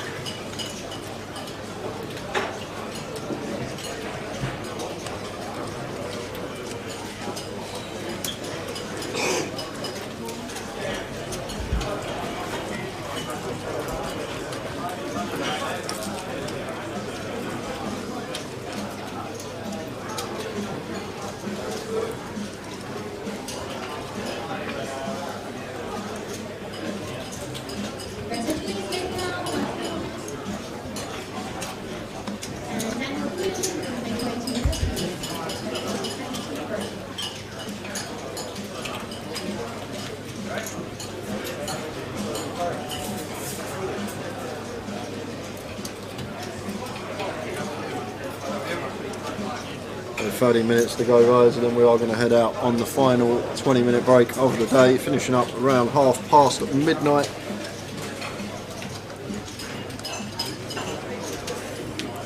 as Vince makes it 1.5, 2.5x from +2 with the ace-10, just raise and take.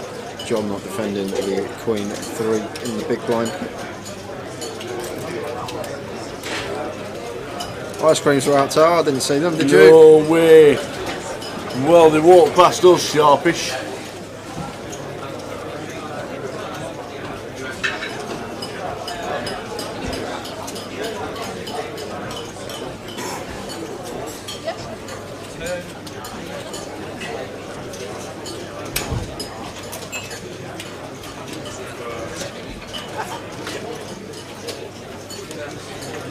Oh, chocolate ice cream. Who would have thought?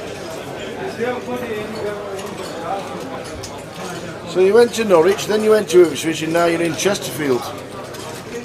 Happy driving, Fizz. Happy driving. I bet Mikey had one. No, the action tracker. I bet he got ice cream. Unbelievable. Completely forgot about us, that's what he are.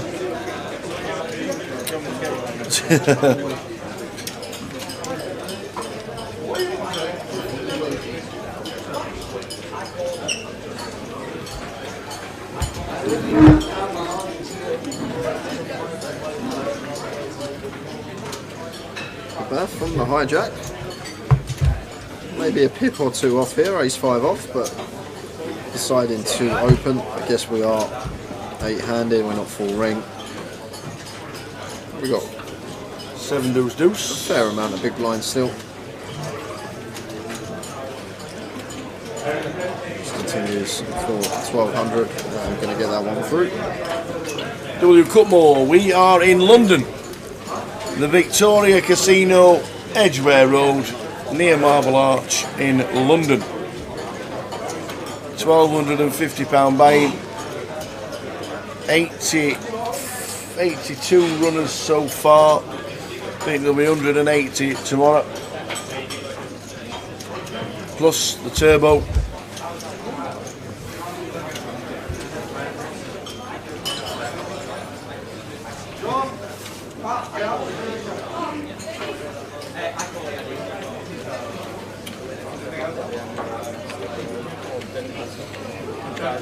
"20 minutes of this session to go, then a 20-minute break. Can I buy in tomorrow?" Yes, you can. Day 1B tomorrow, and then if you want to buy into day 2, you need to buy into the day 2 before the start, up until around about 11:45, and you can still join in the fun. There's shot for Nick in the cut-off.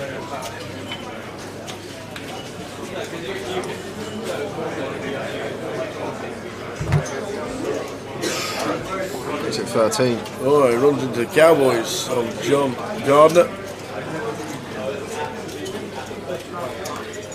Oh, and Dan with the ace queen of diamonds here, working with 32 big blinds.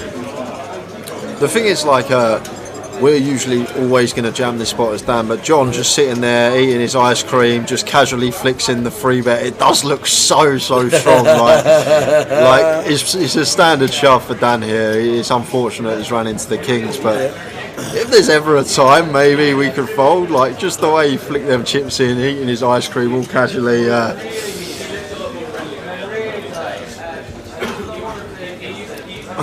Nick gets out of the way with the ace jack, so Dan in a world of hurt here, going to need to find some help to survive. Know what Tower says? Never an ace on the flop. Never an ace, Tower. See, you don't know anything. Never aces when you got kings. Wow! What about the turn though? Turn. Not on the flop. Just the ace of clubs on the turn, and we know an ace was in the mark. Unfortunate for the kings of John, and Dan up to 41k finds the bullet on the turn, gets lucky. That's how it goes sometimes. It's a pretty standard spot for him to put it in. We're always going to take that cut off open from Nick. Button free bet, we've got 32 bigs and ace queen suited. It's just a print jam for us, but the free better in question didn't look like a man that was going to be free betting too light even versus cut-off open, but like I say, there's not really much we can do. If you got it, you got it. And we can always get there, as we see there, the times we are behind.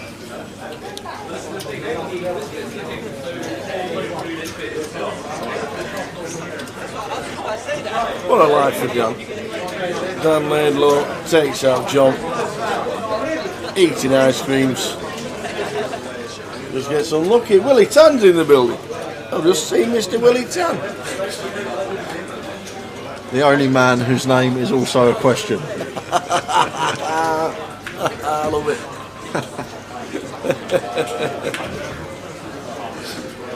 Oh, dude.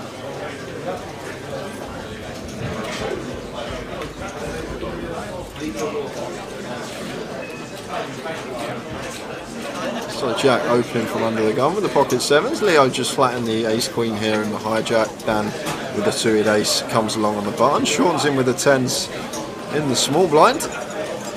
Going to be bumping this one up. Makes it 6.5. Loose Jack with the sevens. Tough spot for Leo here.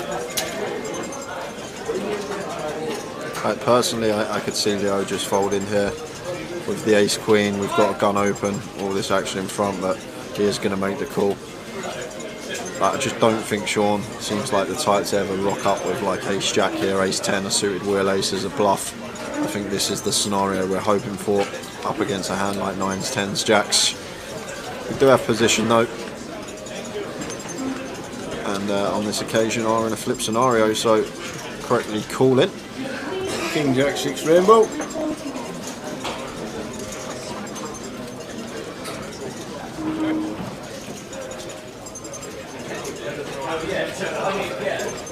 Small c-bet from Sean. It's like 6.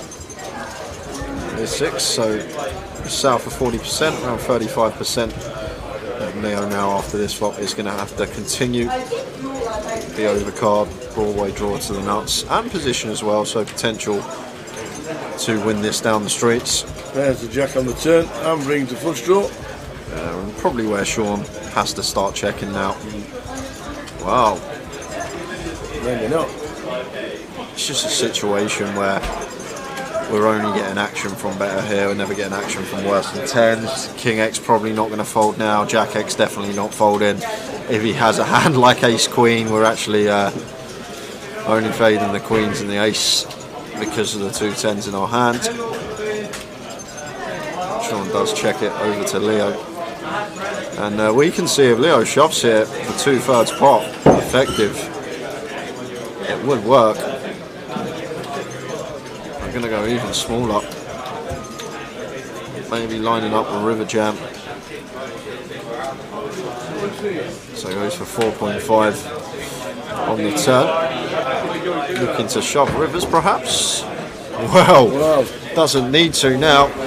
Counterfeit City. One at me, leave it. Wow, now Sean leading with his counterfeited tens here. Once Leo on the turn repping a jack or a king.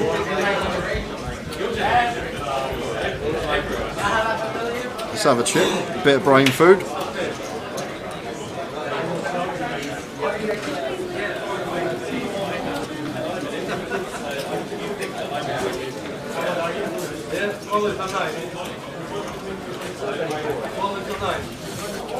Well, Sean here basically representing a King X type hand, that's it, and the fact that he's free bet here from the small blind, maybe Leo thinking he's never going to have any King X other than Ace King, and with an ace in our hand, only leaving 6 remaining combos of Ace King.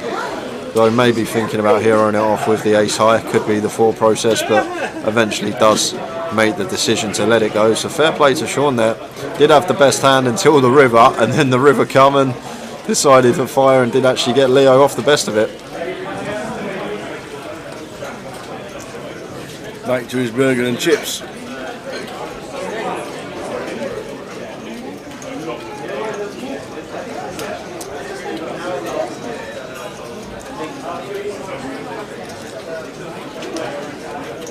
To be fair, the burgers are really nice. They I are. don't know if they've got a new chef in or what, but I haven't been to the Vic since January. Yeah. So food's been really, really good so far the last couple of days. I'll have to partake in one myself this week. Or two, or maybe three. Yeah, you never know. You know what it's like around here when the food's good.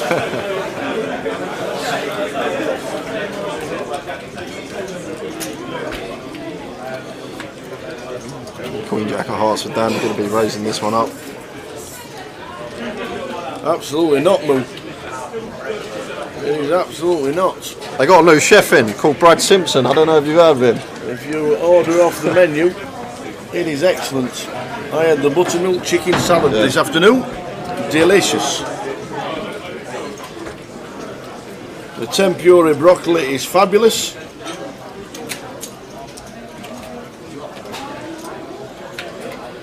Battered broccoli does look a bit weird, doesn't it? But it is tasty. 878, 2 hearts. Flush draw for Dan.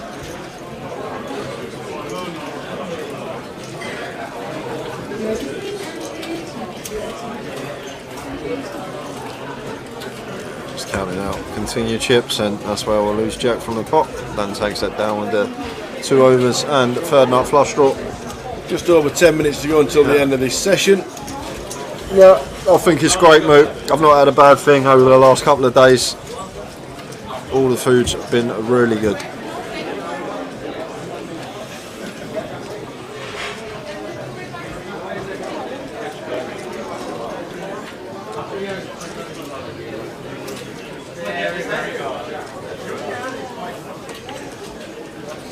Toast and poached eggs for $3.50. There you go.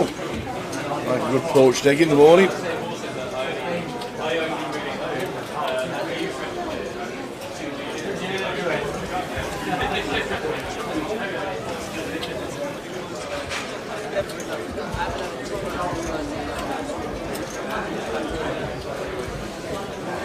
I'm going to run you a few more bust outs. Go on then, who we lost? Alex Peffley, gone. Dan Field, Alexis we saw on the featured table.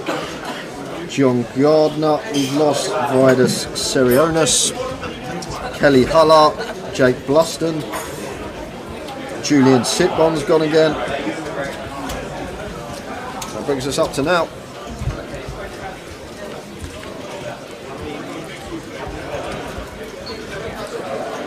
Oh, and look at this for a flop. Queen 7-4. Bav, how do you do it, sir? We've got Vince with top pair and Bav with bottom 2 here, so gonna see some fireworks here.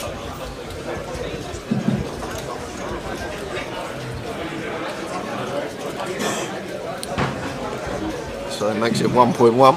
And Bav with the 7-4 here. Could definitely start raising now, unblocking top pair. And it's a board as well that can't really credibly rep too much value other than the Queen 7 and 7-4. All our sets are going to be flatting. Obviously Queen 4 as well, like these are the main hands here that we're going to be raising for value, as well as maybe some like King Queen, Ace Queen that didn't elect a free bet.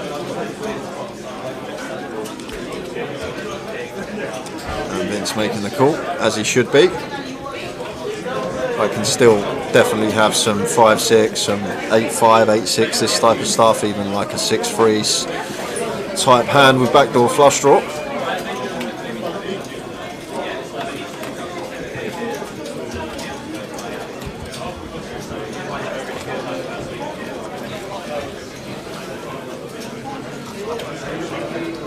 So not really changing anything for Bav from his perspective. Yes, we now do go behind to Queen Jack and Pocket Jacks.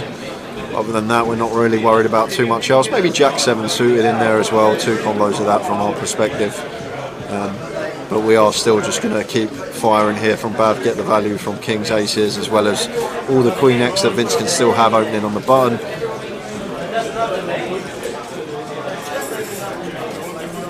Goes for 9.2. And Vince going to have to call once more here, I think, especially versus Bav, who's more than capable. And I just think we're too high up to be folding here as Vince. I know we can see Bav's got 2 pair, but doesn't necessarily need to be this strong in this situation, button versus big blind. And if I'm Vince, I'm calling and taking a river. I think he will. I know him and Bad have collided. He might not want to get involved again, but I think he calls.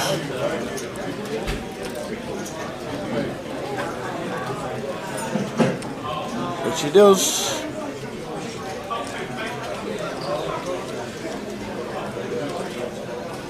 How's the river for Vince Melly? Oh, boom. It's beautiful.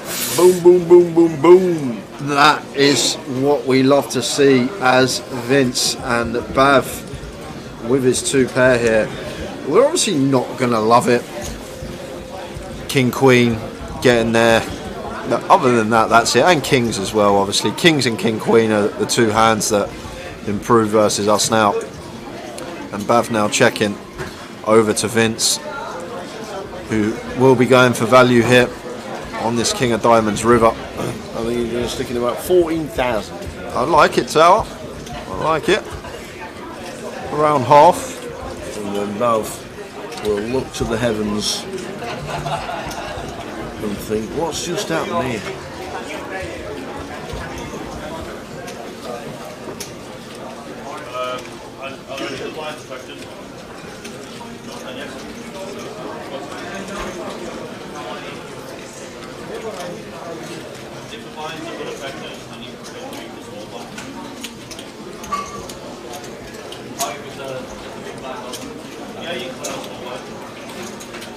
It looks meaty. Looks Right, bigger than chunky. 14.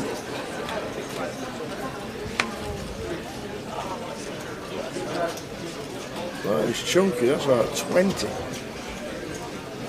Yeah, now from Bav's perspective, like, we hate our life here. Like, we've got bottom 2, but like, Vince isn't going to ever have like King 10 here that floats flop with backdoors, picks up and down calls and value bet top pair, or even Ace King, like Ace King suited that floats flop, picks up a Broadway draw calls again and then value bets with a King. So Vince here basically repping a hand that is better than ours for value.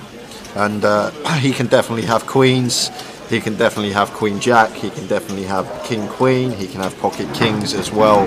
And the thing we got here is Bav, the reason why I think we need to fold this is, like, what bluffs is Vince ever turning up with here once he calls our raise on the flop and then calls our turn bet and then fires river, and there's just no real bluff that I can come up with. And he says, yeah, nice hand, and Bav shows the 7-4, but not much he can do. No. But I just don't think Vince is ever going to have a bluff there, and I think he's just checking back any King X if he does have King X against the river. Like, what is the bluff?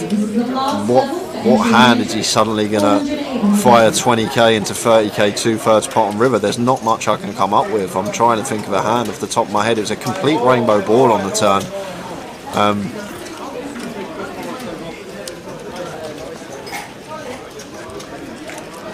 Maybe just couldn't fold the 2 pair. That would have been, it's a tough laydown to make. We can obviously see the whole cards, but how often has Vince got a bluff there? And we don't beat any of his values. So in those scenarios when you really can't find a bluff for your opponent and you don't beat value, we're basically always going to be folding, even a hand as strong as 2 pair there.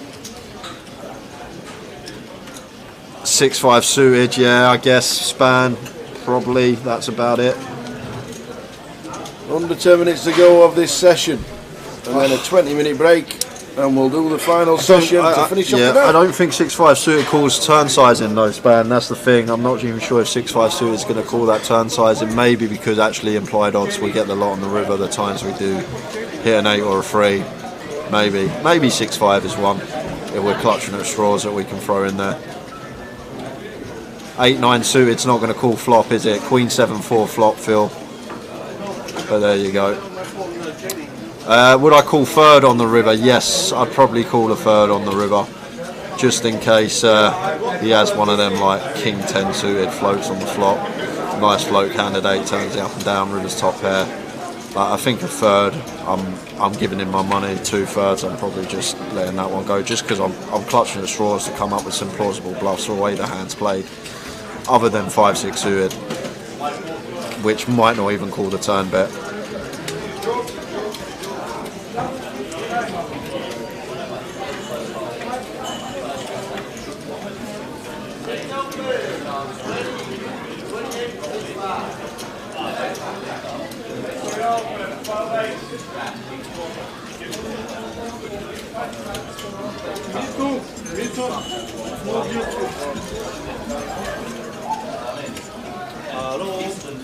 A nice little hand. Heading up to the break. We've got just under 10 minutes before 20-minute break. We'll be back at 10:15, guys, with the remainder of the day, levels 9 and 10. We will. I can tell you when we go come on back, then. What can you tell me? We will be down to 34 players when we return. Yep. Get you. I've lost Julian Sitbon, I said gone again. Alexios Zervos gone again. Well, Julian's back at our table. That is actually his re-entry from 5 minutes ago. Oh, right, okay. Alexios Zervos gone again. Ollie White is out of here. Alex Golder has hit the Ollie rail White as had well. chunks. And that leaves us down to now. Down 3 bets to 3.6 with the hooks. Vince. Yeah, discipline laid down Yeah, there. from very Vince. good. It's a fairly standard one tower. Gun versus +1 open free bet, and you got ace queen off. It's fairly standard, to be fair. Some of the time, like if the two players in question gun and +1 again out of the time, we can obviously mix in a 4 bet some of the time, but much prefer that from the ace queen. Just let it hit the muck. And action going to come back to Julian.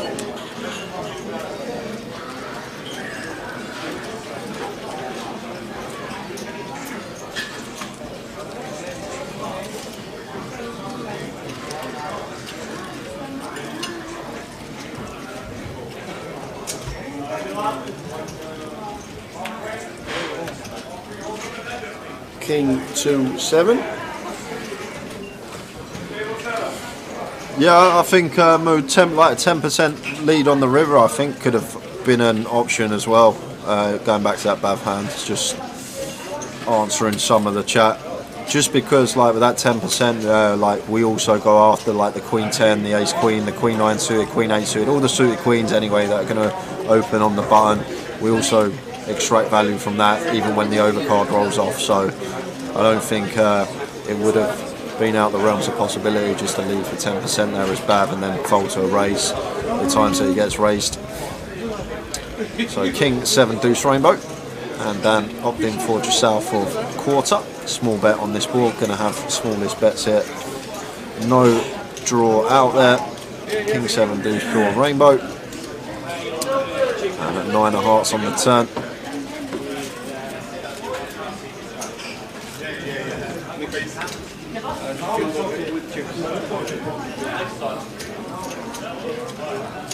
And if I'm Dan, I'm probably checking this one behind. Like gun versus +1, still King Queen suited, King Jack suited, King 10 suited, potentially all in there for Julian. Like 9 and 7s, we're also behind 2.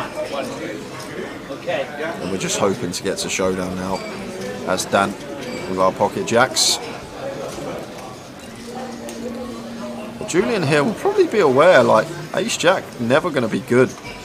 One stand, 3 bet, C bets flop, checks back turn. Like we just don't beat anything here with Ace Jack, and goes for 4.1 on the end. So 3rd pot river bluff here, trying to represent a hand like King Queen, King Jack, King 10 suited. Like King Jack off, never going to be in there. So Dan, with the Jack of Diamonds in his hand, blocking 1 combo of King Jack suited, but still 3 more out there.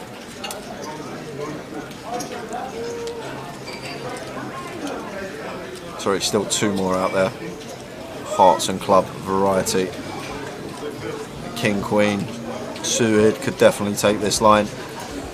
never going to do this with 10s or anything like that. I think something like a set would probably go bigger though, so maybe specifically King Queen or King Jack Julian is representing here, and Dan does make the call, and Ace Jack is not going to be good, and Dan up over 50k just before we get to the break.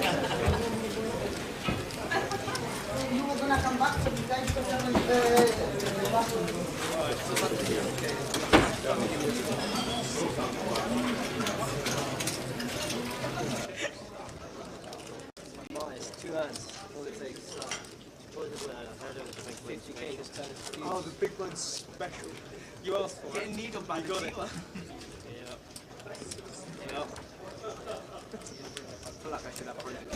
Heading to the break.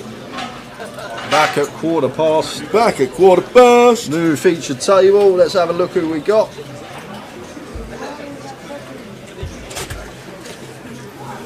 And you. Oh, nice little corker for the back end of the day. Go on then. Tamer Kamal, Oh. Antoine Labatt, Oh. Watto, Oh, Kev Allen, never heard of him. Ewan McNicholas, No chance. and Gary Bluston, all going to be It's like a gracing £5 us rebuy. with their presence after the break. Just as we hop into this one, and Jack Oliver has got 1 foot out the door here. Yep. And just moves all in for 27 over the +2 open from Vince. And Vince is loving life.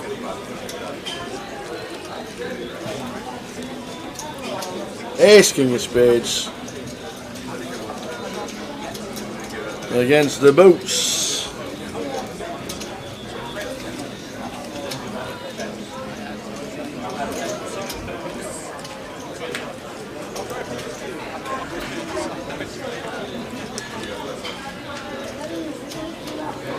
Can Jack find some help? Yep, slightly. Jack of Spades for a sweat. Well, has a direct out now, 2 outs. One of them, he says. One of them. Another one of them.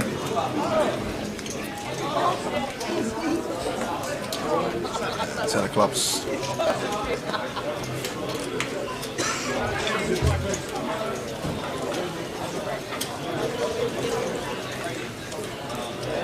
And that will be that, guys. We are back in 20 minutes with the final session of the day. See you at 10:15. See you then. There's a 10-seat guaranteed on Wednesday if anyone's interested. £40 rebuy for the 25-25 at Walsall. Well, this could be going in. Well, Connor's got King Queen here.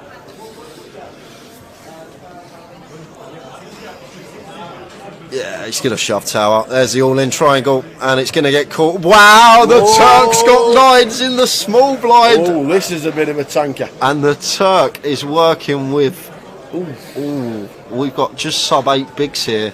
What will the Ace with Queen the do? 9s? Well, the Ace Queen's going to snap Connor off. And I think, yeah, the Ace Queen's calling whether Turk calls or not. Really? Andy will snap in All right, okay. whatever scenario here. It's just Turk with the 9s. We are the short stack, but there is a 3-bet rip from Connor. But Connor's only 3-bet ripping for 13 bigs, and he's ripping over the open of Andy, who's been opening so many hands in this tournament. And he's asked for a count, just figuring out what Connor's ripping for, even though he's got him covered. But I just can't see how we can fold the 9s here, Tower, as the short stack. Because the thing is, he might be thinking, I could fold and Connor could get busted by Andy, but Andy's not guaranteed to call Connor in this situation. If Andy's still opening like 60-70% of hands, so probably like 50+% of those hands are going to be folding in this situation. Yeah. So he might be thinking, well, Connor could bust here and I could ladder, potentially. That might be what he's thinking. But the thing is, it's not always a guarantee that Andy's actually going to call this off. We can see he is going to call this off with Ace Queen, but Andy's going to have so many opens here that are going to fold to Connor's shove. But it's tough. It's tough here for the Turk, but here's the short stack. He has folded, and it should be a snap here from Andy. And there's the flip in with the call. And Connor, this could be a spin if he doubles. He was down to 200k, but he's at risk, and he's going to need to find a king to stay alive.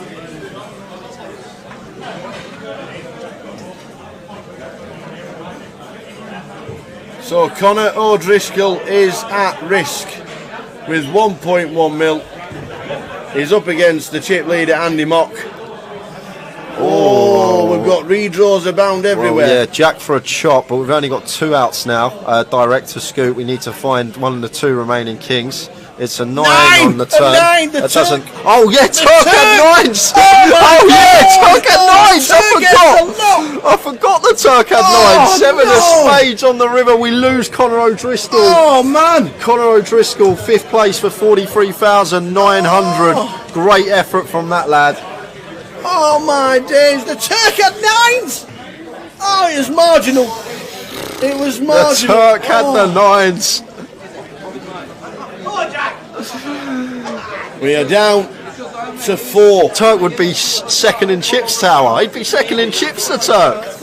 Connor O'Driscoll, by the way, every credit. How much has he won? £43,900 for Connor. 43,000, and the whole of Ireland are rooting for you, buddy. Well done. What a good effort from Connor O'Driscoll. Hope to see him again on our live streams because he was class. He was a class act. Well done, Connor.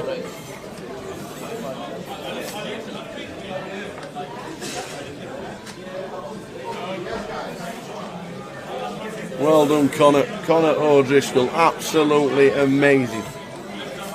What a good effort.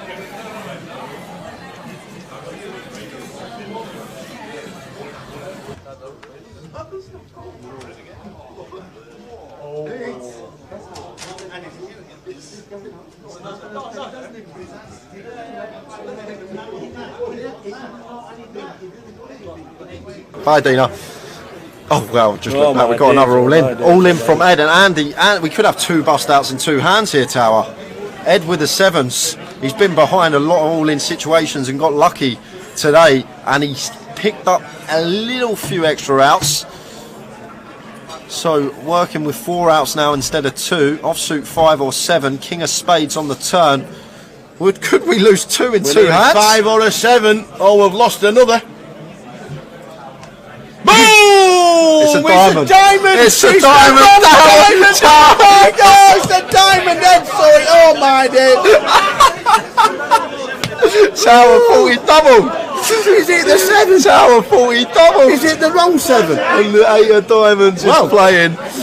So we lose 2 in 2 hands. Look at that. We've been waiting, and Ed, 70 grand for him, £70,000 exactly. 4th place for Ed Roger. That leaves us with 3, just like that. And look at Andy's stack. Look at Andy's stack. How can this go wrong? It can't. It surely can't. 10 mil.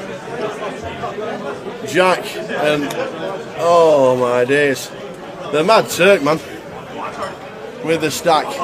Oh. Oh dear. Everybody now has locked up a minimum of £110,000. How is that even possible? Crazy, Tower. 2 bust outs in 2 hands. And Jack here, blind on blind, sub 20 bigs. Yeah. Turk is very short. We got a 70k pay jump, but Jack's been fearless in these scenarios, and he does move all in. And it's cool. It's a call from Andy. Andy's got ace jack. Are we going to lose 3 in 3 hands? No way! What's happening? Somebody's taxi outside. Look at Turk. He's high fiving people. He's got. This is a 70k jump. This is a £70,000 jump if the Turk. He won't be cheering, that is for sure. He won't be cheering. But Jack is all in with pocket 5s against Andy Mock's ace jack. Well, there's no help there. Jack could be doubling up, and that will put him right back in it. And that is clean. We do have counterfeit outs to fade now. Queen. Ace jack queen to fade. An ace jack queen. He'd like a 6. It's a queen! It's counterfeited! Counterfeited! Oh, dude. What a mental free hand! To go out! Oh my God, look at Turk! Turk's jumping around, he's made 70k! He's just sat there for 3 hands, and he's laddered from 5th to 2nd as the short stack. The mad Turk is a loving life. He's pointing at Andy saying, "You're the man! You're the man!" And just like that, we're heads up. What? We were five-handed 3 hands ago and we're heads up. Wow! To get counterfeited out of the GUKPT Grand Final is ill. Yo, ticker's going a bit. So's mine. By jolly. And I think Andy, oh my dears, heads up, I think Turk's got like 5 big blinds tower. Live poker will never die. Oh my word, we've been sitting here, we were 9-handed for what, 4.5 hours? That, we were like, really? And then we were 5-handed to 2-handed in 3 hands. What on earth is going on?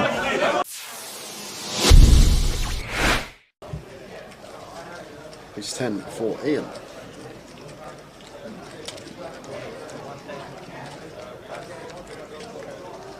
Raises to 1.3 under the gun +1. And Radu here with the ace jack in the hijack. Surprised if he went anywhere this deep with Ian. I'm probably more inclined to just flat this one versus the early position open.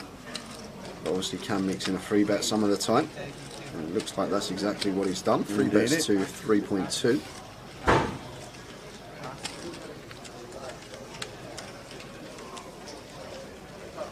Julie, if you just give yourself a refresh, should be alright because picture's crystal clear here for us. Yeah. So it's probably just connection at home or wherever you may be. But if you give it a little refresh, hopefully it kicks back in. Yeah, give yourself a refresh, Jules, and let us know that it's alright. Because it's alright on both our laptops. Oh so it's my word. word. 4-bet to 7.7. Wow, Ian. Oi, oi.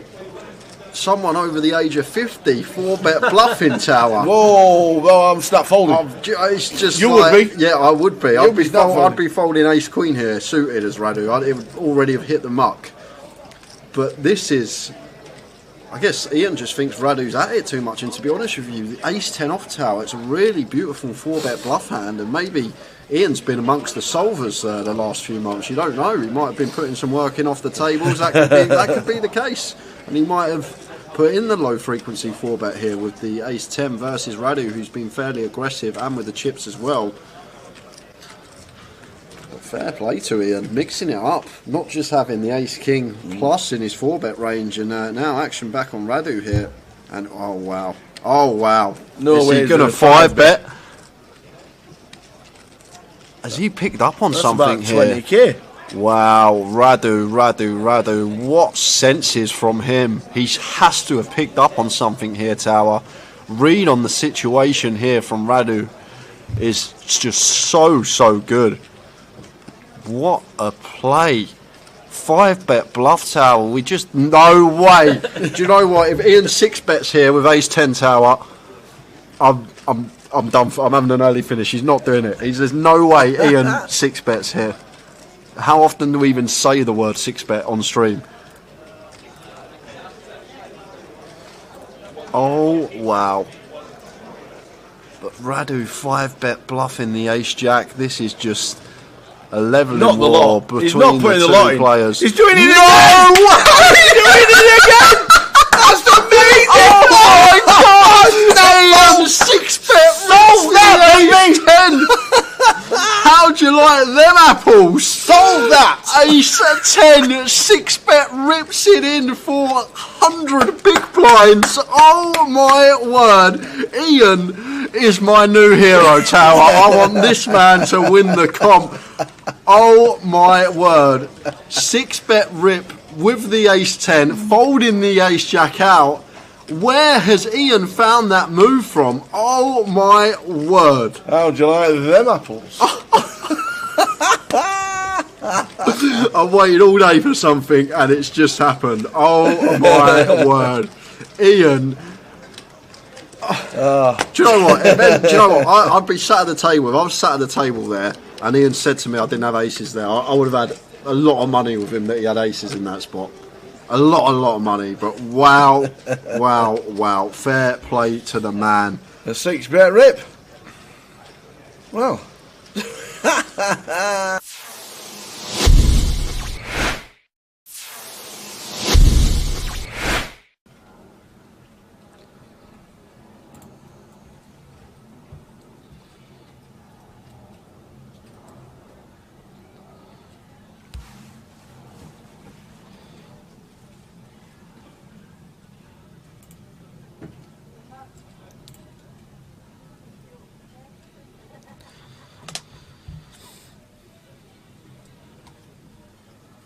So Carl, Queen 10, 9, 7, pocket 8s with 1 suit.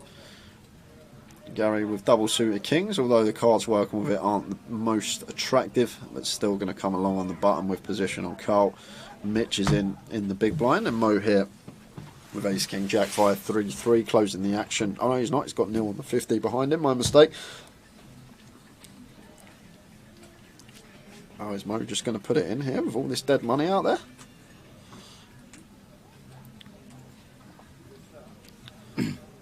He's just going to flat, and Neil is going to pot it because Neil has got triple suited aces here.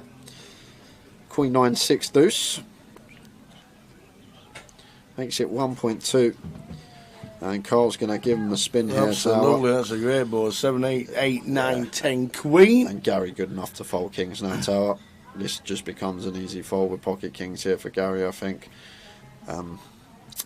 Double suited? Yeah, they're double suited, but the thing is, like against ace X of spades, ace X of diamonds out there, obviously bad reverse implied odds. The deuces, the times that we flop a set of deuces, we're not really going to be in love with our hand, whatever the board. So basically, call in to hope for a king here as Gary, and I think he'll come to the correct decision to let this one go. As well as that, obviously 4 spades in our hand, less likely to make a flush. But maybe the nil factor is what's doing it here for Gary. Maybe thinking nil, not necessarily going to have aces in this spot. However, usually in a Mitch scenario, has put a lot in for 3.4. More snap called. Wow, Mitch Neil's never folding. Not ever. What is going on here? Mitch can't have anything. Kings he can't have. Aces he can't have. Queen Jack 10 9 8 7 rundown's unlikely because Carl's blocking that. What on earth has Mitch got tower? Spread your cards, Mitch. Because Neil's never folding, and now Carl is thinking, what's happening here? I've got a call. He calls. Gary, is he a family all in? He's asking for a count. This is one 3-3. Yeah, this is one of the other problems with obviously flattening the kings. We're not closing the action behind, and now we've probably got a call getting this price on a call here. Absolutely. 5 all in. 6-1. We're talking a 15k pot going on. It's going to be a biggie tower, I'll tell you that. And Carl and Gary still going to have betting on the side. Good luck, Sean, sorting this one out. pray for the dealer tower. That's what I'm going to say when this all goes in.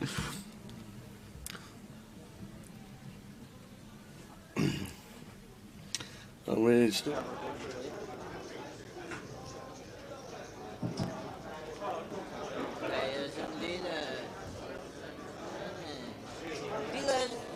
Just under 4 minutes on your break. What is remaining the main event? Please start taking your seats from the side and 3 minutes.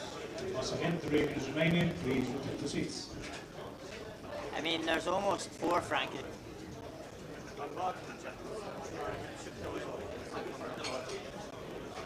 Why are you Mark? I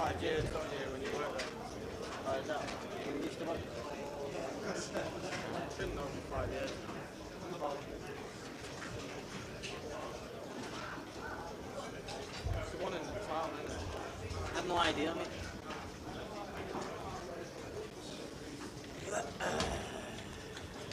Here we go again for another stint. I'm really hoping that someone comes and takes me off right now. I mean, it's bang on 22. Is there dealers at that desk? Do we have like no dealers at that desk? Is there dealers up there, no?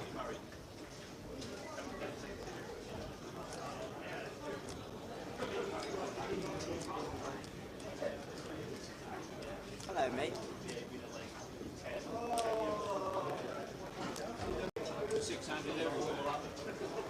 Yeah, it's not. At the moment, yeah. Like, I really feel I should be getting a break right now. We should be getting a break.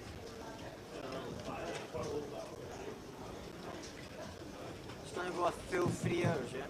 This is the second and final call for players remaining in the main event. Please start taking your seats. Going to resign about 2 minutes. 2 minutes remaining. Please take your seats.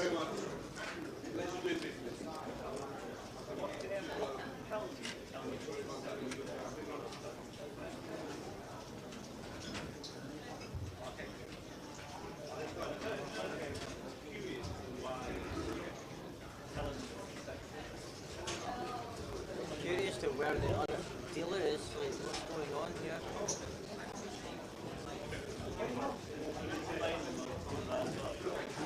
Not gonna give me a hand, right?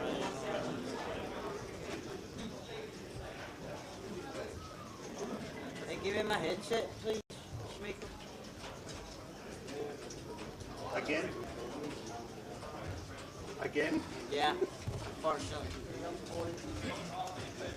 Unless a magical dealer appears from somewhere to take me off.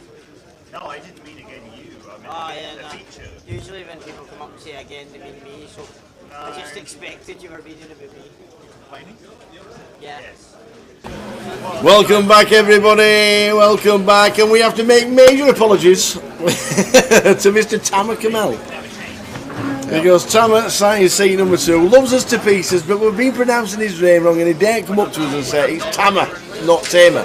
Tamer, it's Tamer. And it's my own fault because he even told me in Vegas. We were sat on the same table in Vegas, and he even said to me, "It's Tamer, not Tamer." And then I've got back, and I forgot. But now I will not forget. I'm not going to forget anymore. There you go. So, when you listen to this, just turn to your right and give us a thumbs up on the back camera, and we'll know you've heard it. Thank you very much indeed. Apologies, Tamer, but we are back. One of the finest and one of the best tournament players there is. He's had so many good cashes as Tamer. Come up. So Tamer is in 2. We got Damien Pilkington Lewis back in 3 on his second bullet. Antoine Labatt back on the features as well. He's got heaps this time though. 107k for him. Steve Watts in 5. Kev Allen. I'm sticking my headphones in for this with Watto and Kevin Allen side by side. Kev Allen in 6. Ewan McNicholas is going to be in 7. And Gary Bluston is going to be in seat 8. So 2 more hours to go, bringing us up to around 12:30. And then that will be it for us for day 1A. Thank you, Johnny Boy. You're good?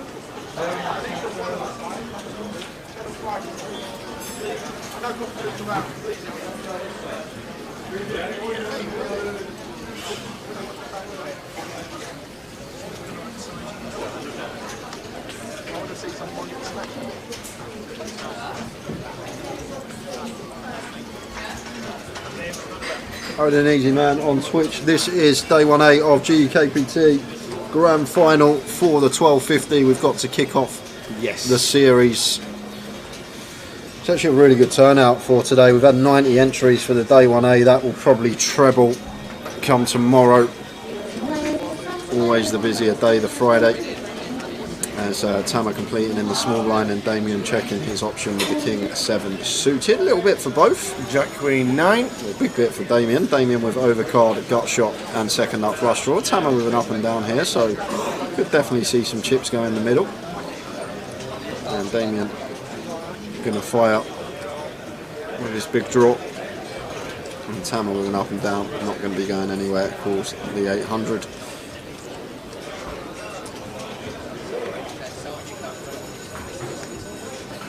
Pairs on the turn, Queen of Diamonds.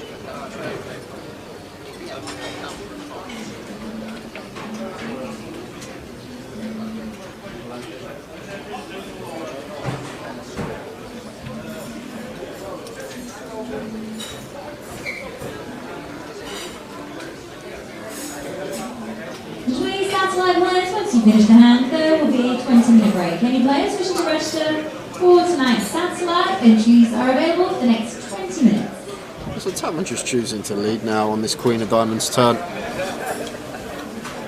Just with 10 high. Maybe thinking that Damien can definitely just take a stab and just fold to our lead. Information players registering for the satellite. We have generated 18 seats so And far. a jack on the river. So check mark going the way of Damien. King high is a good hit. However, Tamer will probably be aware he's not going to win this one from checking and was repping perhaps a queen on the turn. So is he going to continue to try and tell the story? He is. Sorry guys. 2.2k. Thank you very much. You're a top man. Thank you.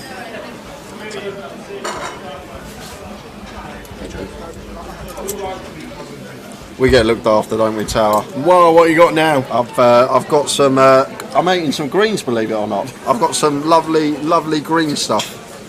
What is it? I don't know. Look at them. Looks healthy. Mint. Mint. We're having a mint tea. Mint tea for us. Mint tea. We're having mint tea. We are.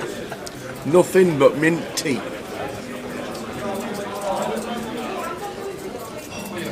Mint tea. We're having mint tea. It's lovely, ain't it? Absolutely beautiful. Mint tea, nothing else.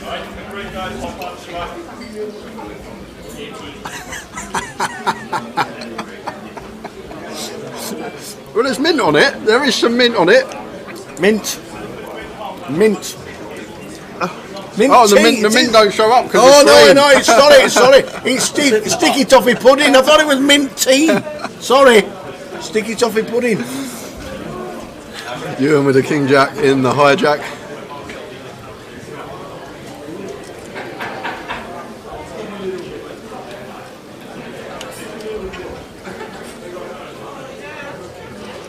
Makes it 1.8.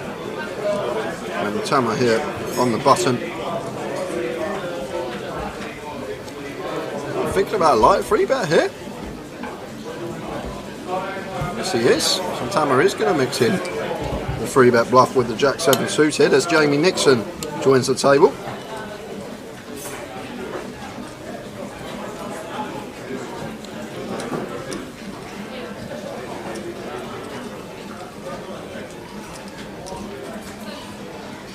And that will probably be the end of Ewan with the King Jack off.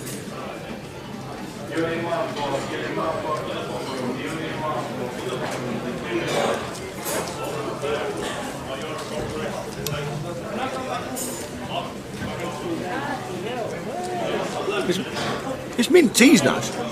Very nice.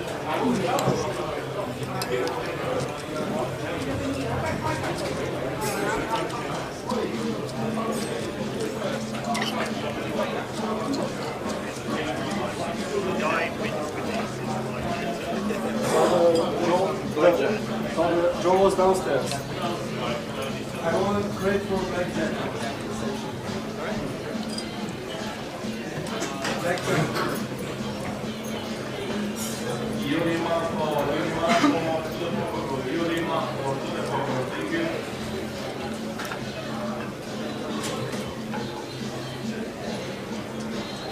Ace King for you makes it 1.8.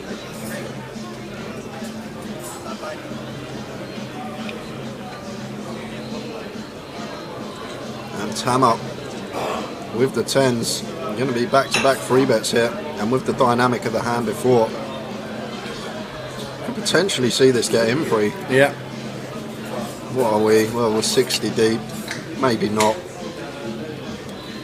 But the fact that Tama free bet you in the hand before.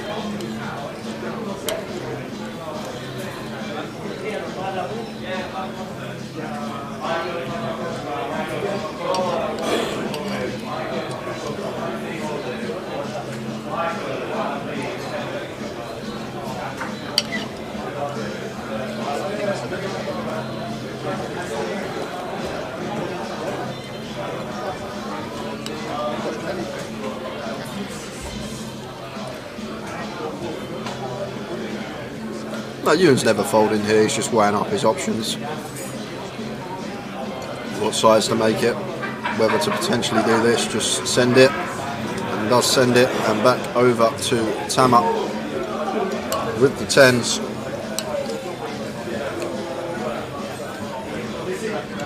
Ewan loves fading the snap. He certainly does.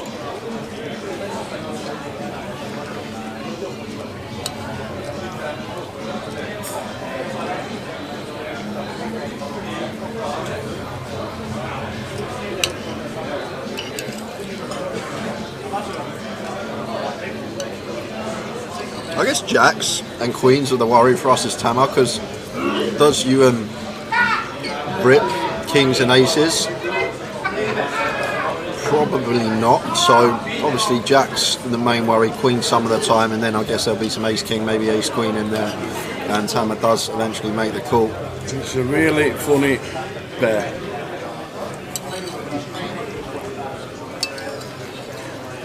Does Ewan McNicholas double, or is it Tammer time? Do. Hammer time. Sorry, Jim. Had to use it. Oh, no, that makes sense. So Ewan needs an ace or a king. No help there on the 9-9 deuce flop.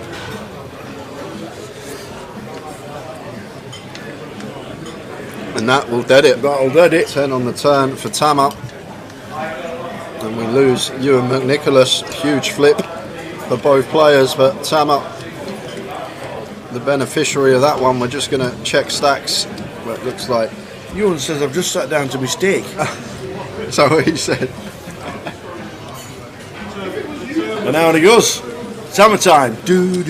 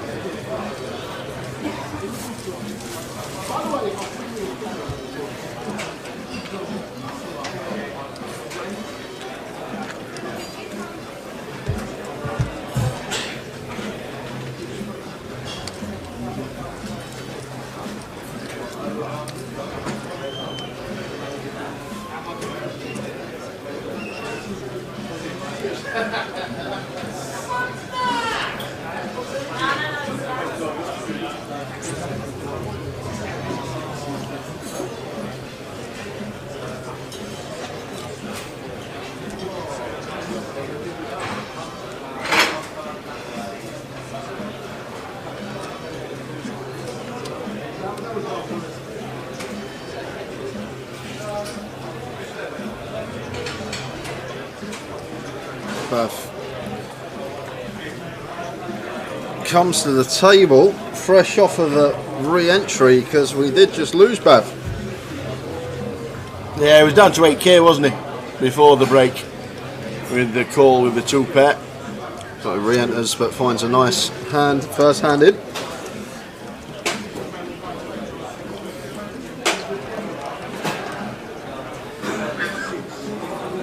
No help there on Queen 3 deuce. All clubs, neither player with a club hit.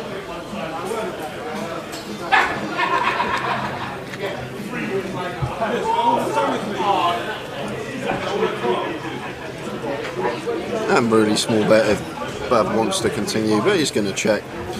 Either or, going to be fine. And Damien checks behind for a hearts on the turn. So ace king still best here for Bav, and delayed c-bet incoming for 1k. Really small size and choice on the turn, and Damien going to take one off with position. Maybe going to take it away from Bav on potential river cards. Jack of clubs might be one of them if checked to. There is the check from Bav, so if I'm Damien here, no, he's just checked behind, so called with the ace 10.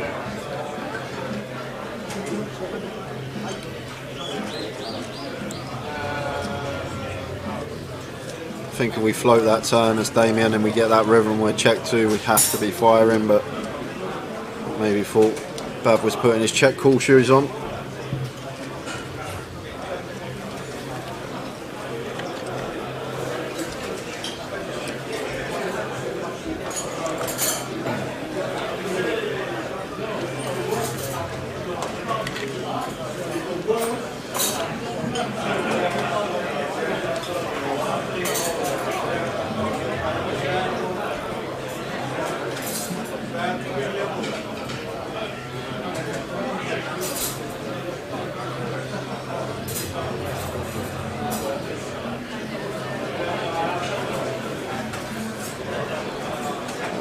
For Damien here, offers 17.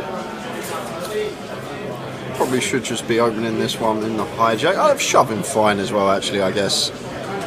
It's Just open ripping, never going to be a bad thing either. Off a 17. In they go.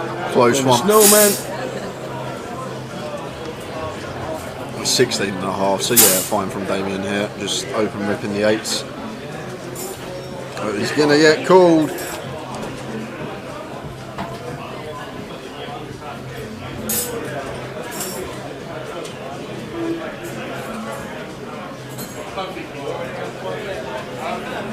Right, Kev with the 10s.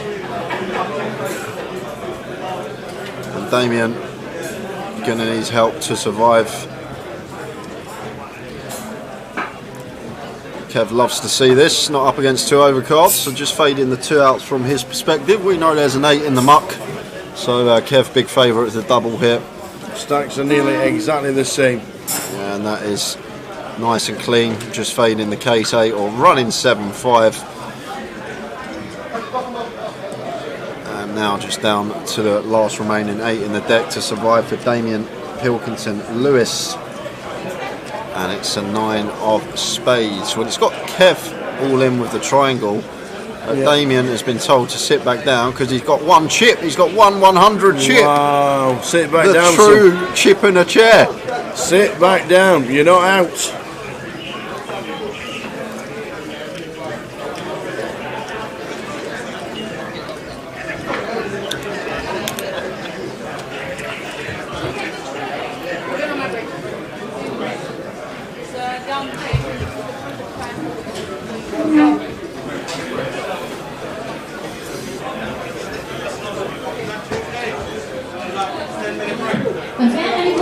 Register into receiving satellite. Entries are available for the next 6 minutes. That's final 6 minutes of entries. Anyone wishing to join with votes and cash now.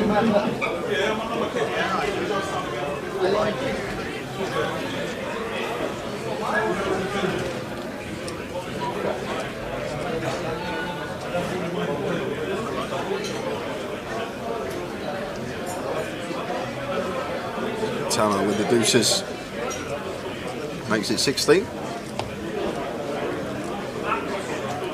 Damien's all in for his last 100. In good shape as well, that's his deuces specifically.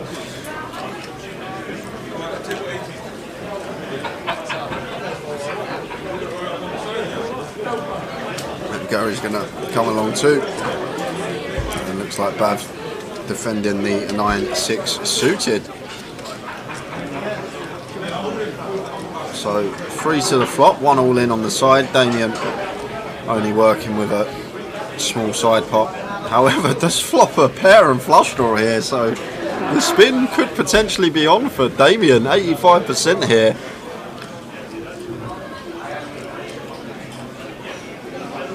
Four of hearts on the turn. It's a clean for Damien, still with the best of it. Gary has picked up an up and down straight draw and looks like he is going to fry up. Looking for an offsuit 8 or 3 to knock out Damien. 10-9 of spades for Damien and 6-7 for Gary. So Damien could be spinning 100 into 1200. The 12x. What's that? Oh, it's an 8 of spades. Wrong 8. So Damien does move to 1200. What's that? The dodeca double? Is that it? The dodeca double. Dodeca double. I wouldn't even know. I wouldn't even know what that is. The 12x up, 100 to 1200. Two more 12x's of his stack, and he'll be chip leader. You're at 20 satellite planes. You have just over 3 minutes on the break. You're welcome to start retaking your seat. Once again, that's satellite plane, just over 3 minutes long.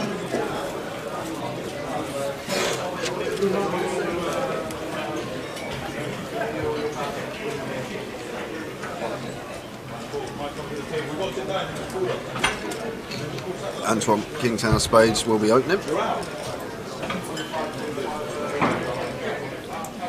Makes it 1.6.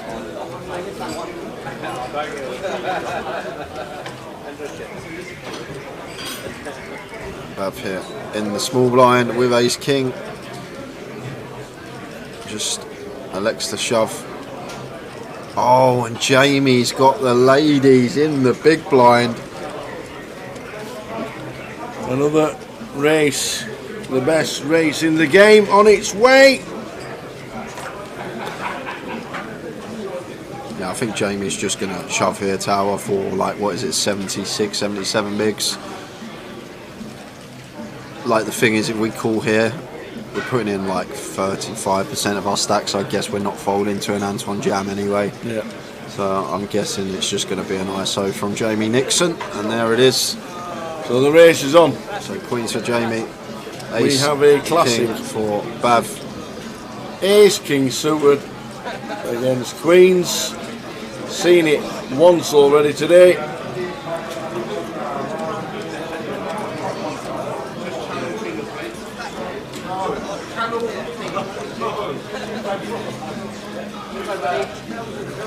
It's not good for Bav. Just backdoor hearts or an ace or a king. Ace, king of the hearts.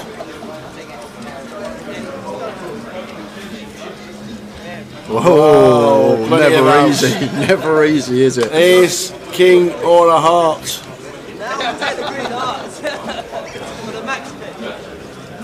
Ah, it pairs.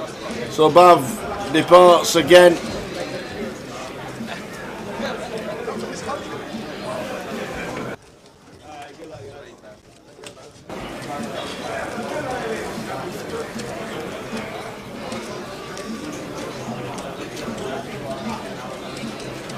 The final quarter players in the satellite, you have just over 1 minute remaining on your play. Once again, satellite players, just over 1 minute remaining on your play.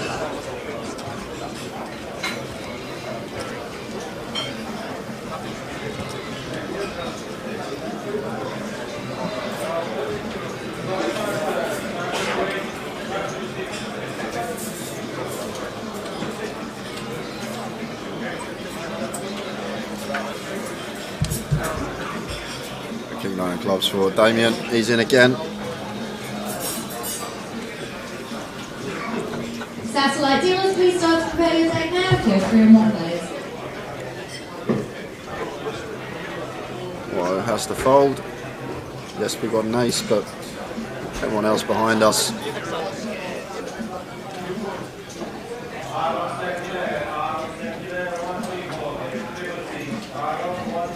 Jamie with the jack-6 off, going to fold, so Tama calling blind. And that's the 10-7. Is Damien going to go from 100 chips to 3.6k? Well, here we go.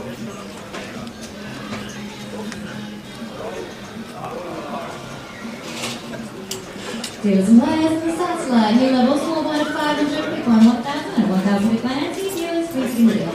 We have 2 more players just waiting to enter our cash desk, and then entries will be closed. We will be confirming your prize call once all players are in. The king 9 still in front. Yeah, just fading 10s and 7s at the moment. King would dead it on the turn. Oh, 10-7 does pick up an additional 4 outs. So 10 outs to fade. And does fade them. There we go. Damien spinning the 100 chip to 3.6k. He's gone from an 1/8 of a big blind to 4.5 big blinds. One more. And you never know. One more.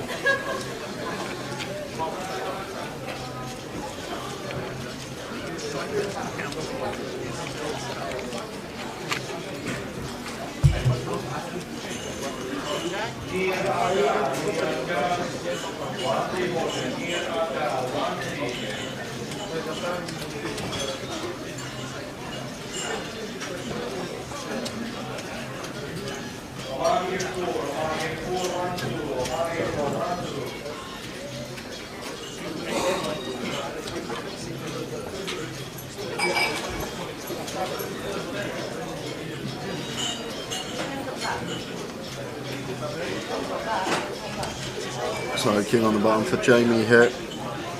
And looks like going to open.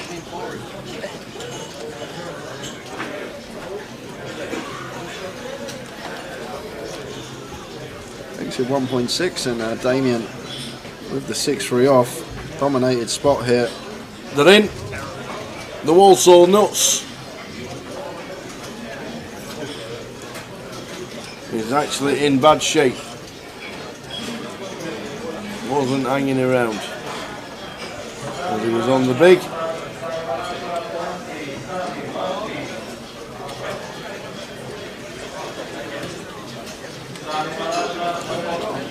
Needs a 3. Yep. And only a 3.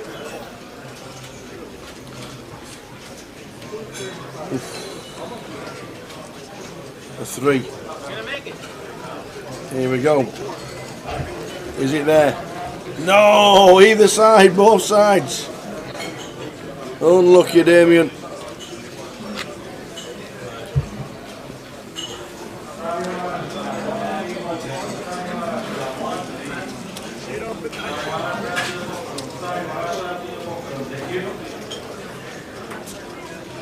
So after losing Damien, that leaves us with 31 players left in the field today.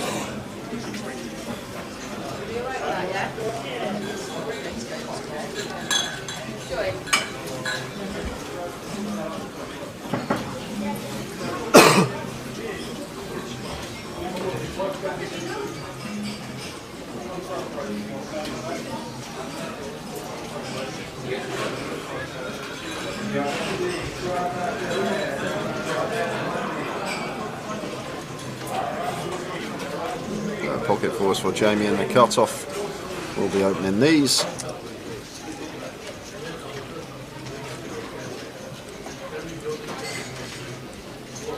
Makes it 1.6.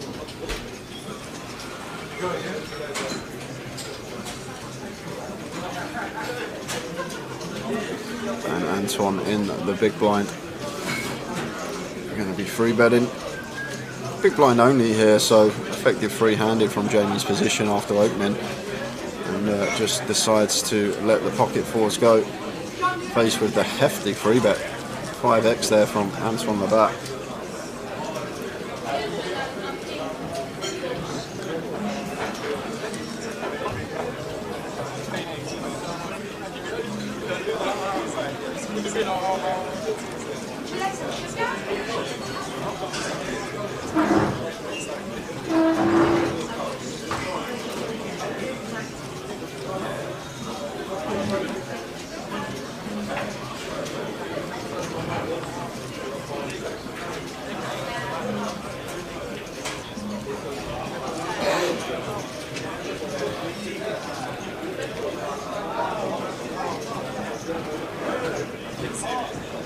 All the way around to Tama, who has 9s.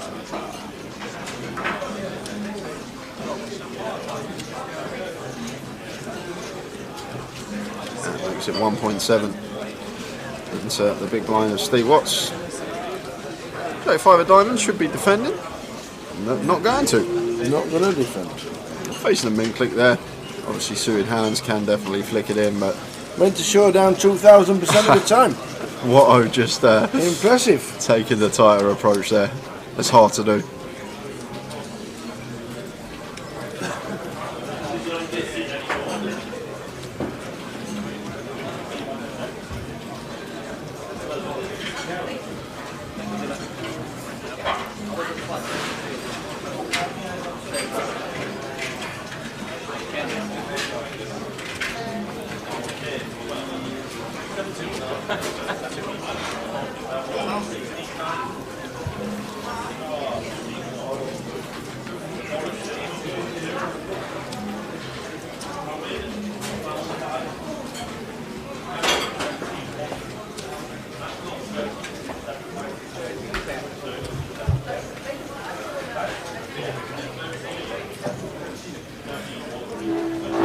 The diamonds for Tama makes it 1.7, and Antoine going to free bet the Jack 10 off here on the button, just letting Tama know he's not going to be able to open every time in late position once it's folded to him.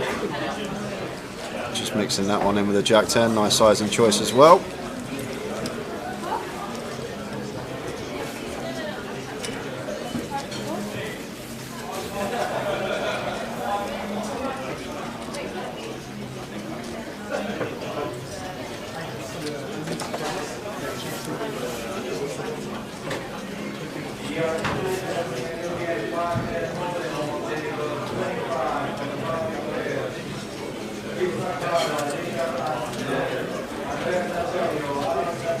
So the final session of the day. How many entered in total? Did we get to 90? More, 91. 91!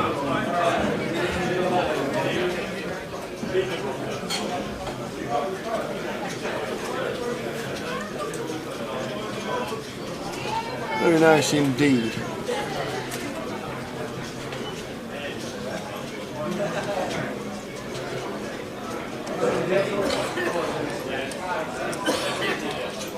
This one with the cut off makes it 1.8 and just going to be raise and take. Oh, well, Ronnie Robinson in the building just taking his seat. Oi, Ronnie, just Ronnie! sneaked in there in trap 7.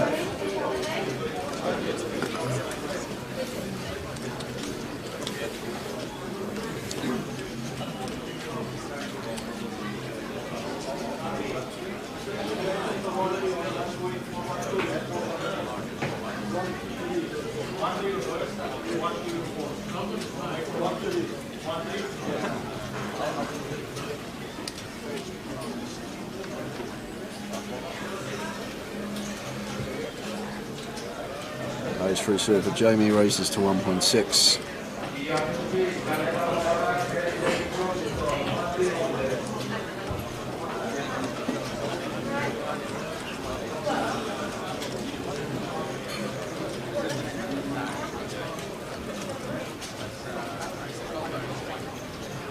Six high flop, 6-4-3.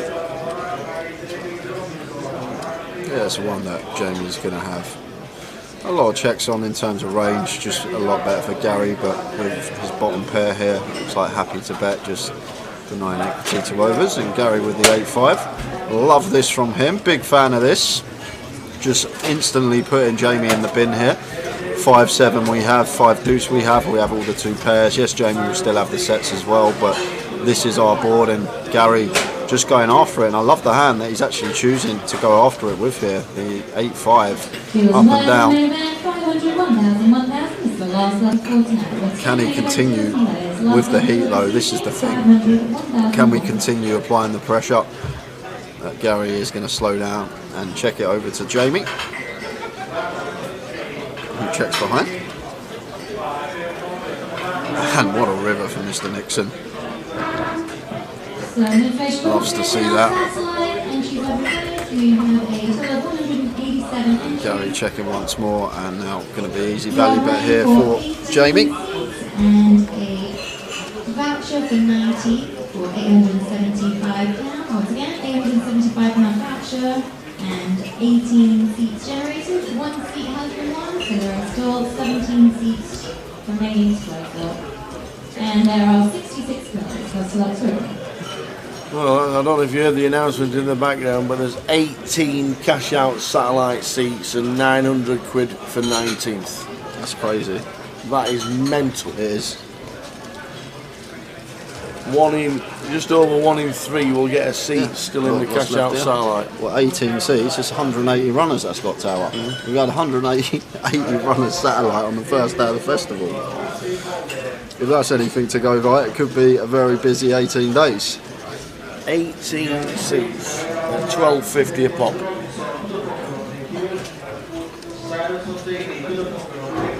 Very nice indeed. Well done, one and all.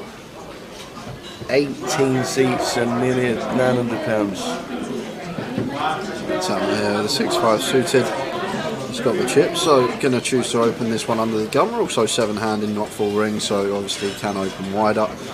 And it's going to be folded to the big blind.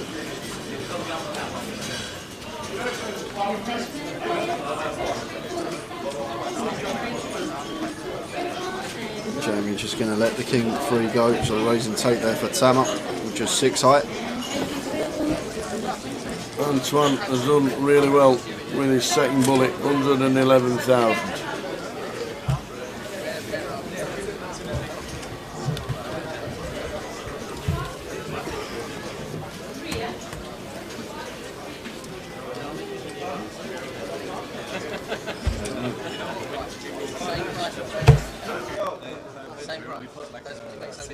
Alright. Just, oh yeah, you're going to go. Yeah, it's fine.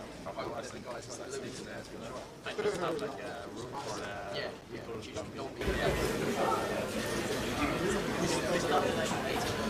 Folding round to Kev Allen, who makes it 1.8.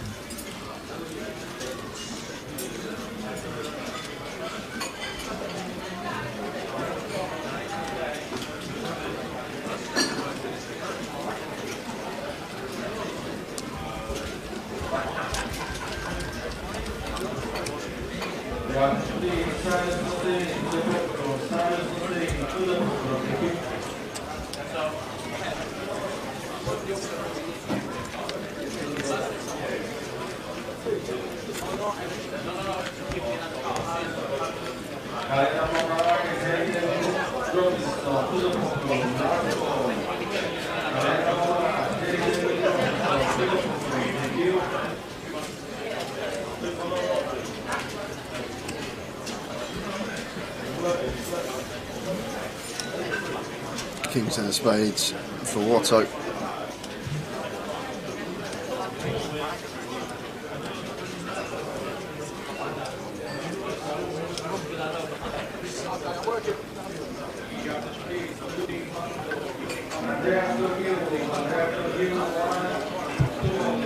Makes it 2k. Gary calls in the cut-off, and Tama here with the ace-jack in the small blind. Not going to be going anywhere.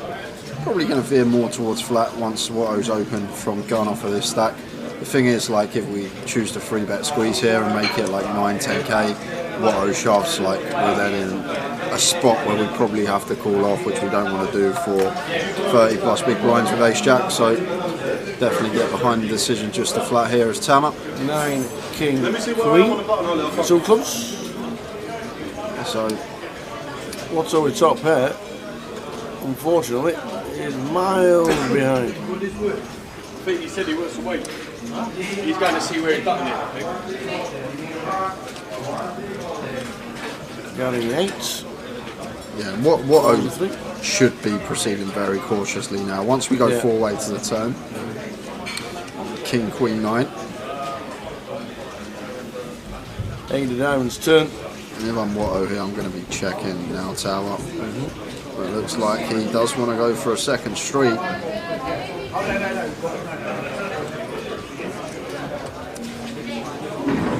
Goes to 7 into 20.8, so third pot roughly. And Gary with top pair, second nut kick up. And the gut shot himself, not going anywhere. Now we should be losing both Tama and Antoine.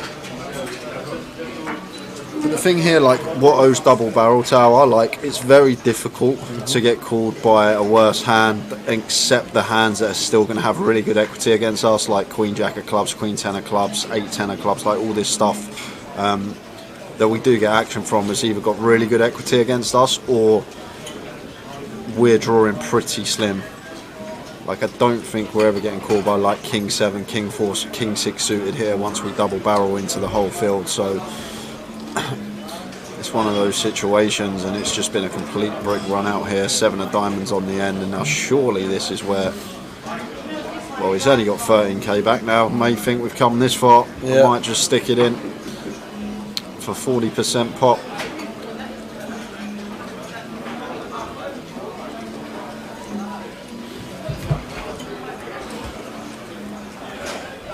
We are, they're in. Stick it in. Can they get the better hand to fold? No. Snap call. King 10, and now it works out that the King Jack's in front.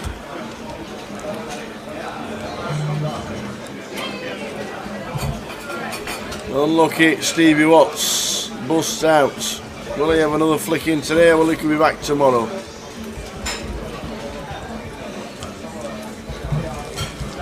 What to do, he says.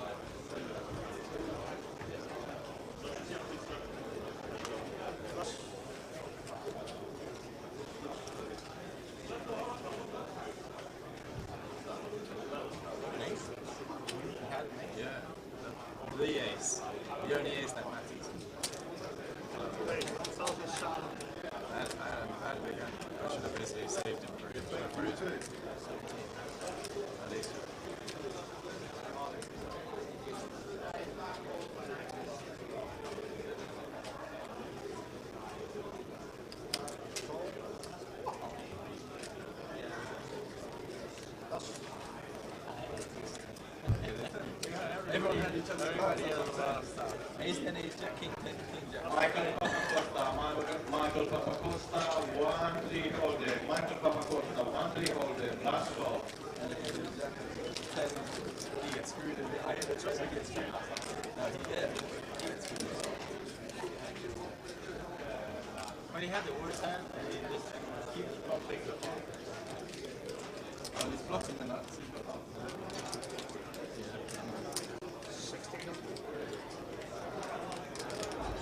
Sergio Pizza, 1-3 holder. Sergio Pizza, 1-3.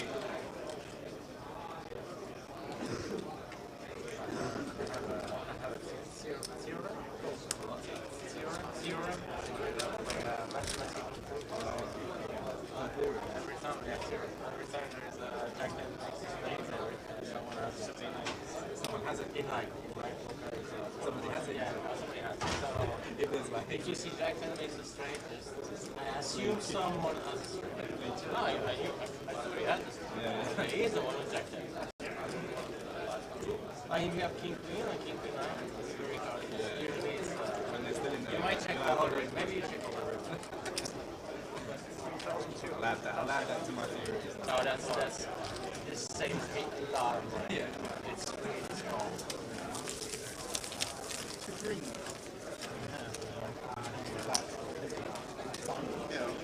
Little tips. Yeah, that's speed up. Fun, it's fun. When I play like very soft game, it works in a very soft game. Like in very soft game, that is always It incentivizes you to come back out with sometimes.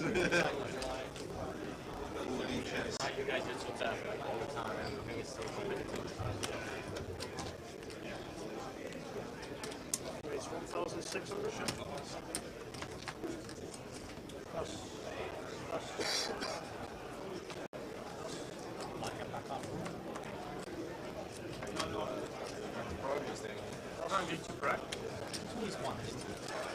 I knew I wouldn't go, but they didn't announce that he was ace, like, so it was so bad. Like, I cannot play the video because I'm going on the ace.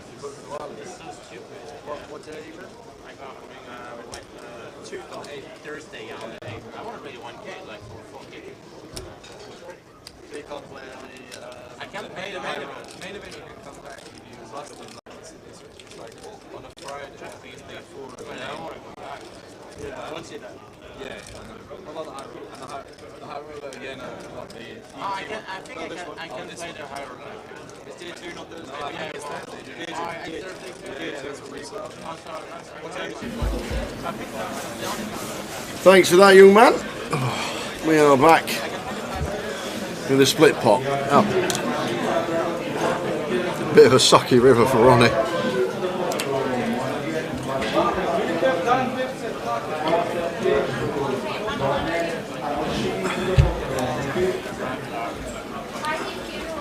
Think about it, then we're going to bet, and then we're going to raise, and then we're going to get, then we're going to call.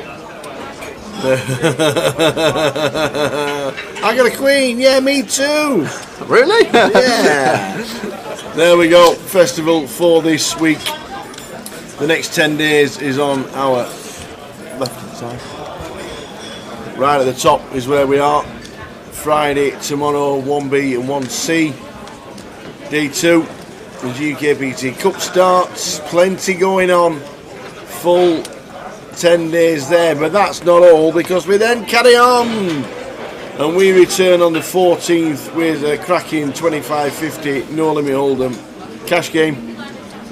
And then Thursday, Friday, Saturday and Sunday we'll finish off the year of the GUKPT, but Thursday is the High Roller PLO 4-5-6 tournament to a conclusion. Could be a beauty. And then Sunday night, the 18th of December, we will crown a champion of the grand final. The 2K buy-in all the way till the end when we crown the champ. And that will be it for the season 14 Card Room Direct.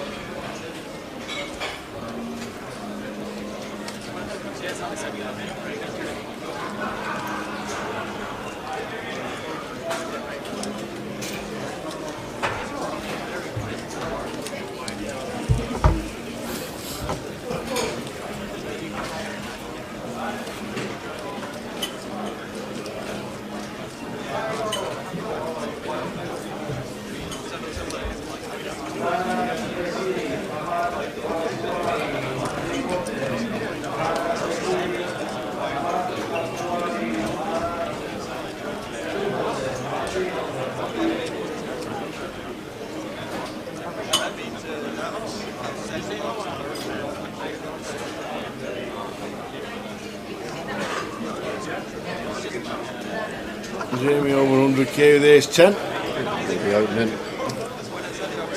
Almost to 16.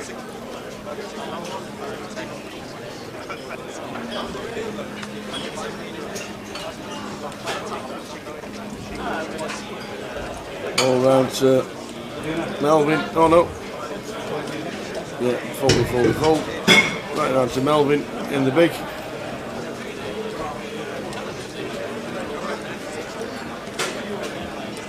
The one gappers, let's call this. Are we calling? Yeah, of course we are, Tower. No, we're not. He's going to let Jamie have it. Bit of respect for Mr. Nixon. Makes a very good laydown. He had a 10 himself, did old Melvin. Was in a dominated spot.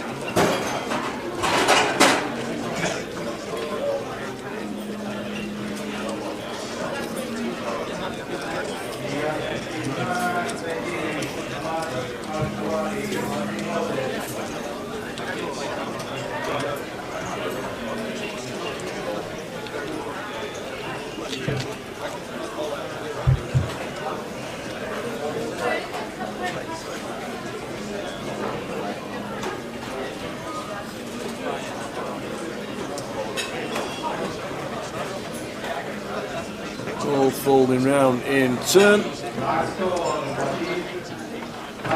round to. Oh, Tammer has made it 1.7. Apologies. Ronnie Coles.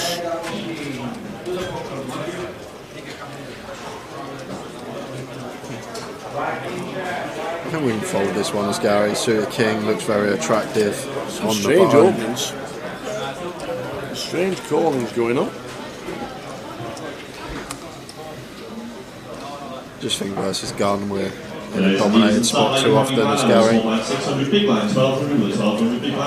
Jamie with the ace jack. Tammer's been playing a lot of hands, so if there's ever a squeeze spot here, 6-handed Tower, I'd love to see Jamie make this like 10k.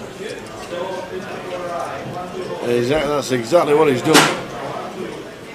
10.8, love it from Jamie. Just like understanding Tammer's probably opening widest at the table at the moment, and hard for Ronnie or Gary to have too much because probably just going to free bet all their value versus Tammer, and that will be the end of the hand. Nice pick up there from Jamie. Did have the best of it, but just recognising the squeeze spot and nice. taking it. Puts him to the top of the pack on our featured table. Oh, we lost in the last few minutes around the room. Steve Watts, I just Nobody. That was it. Watto was the last one out. Watto was last out. Been one of them days.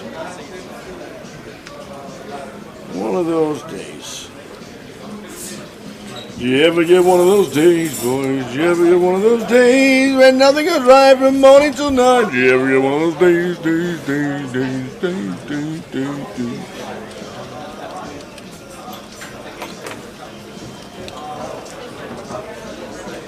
So let's see for Jamie, blind on blind.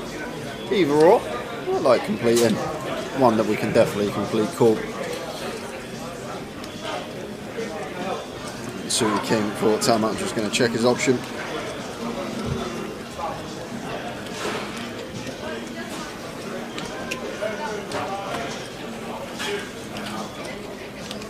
And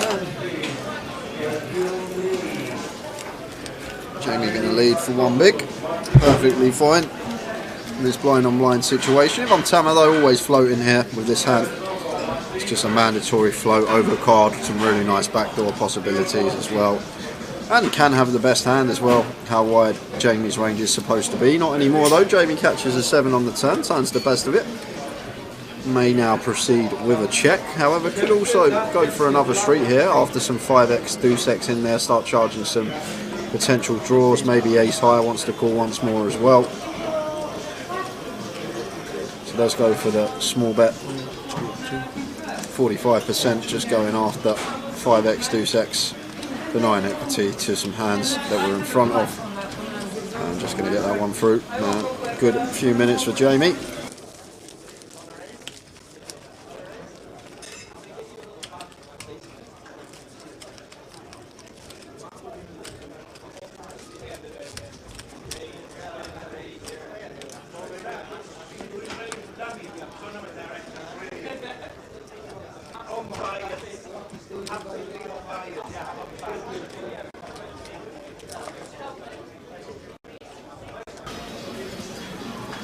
Ace Queen for Kev.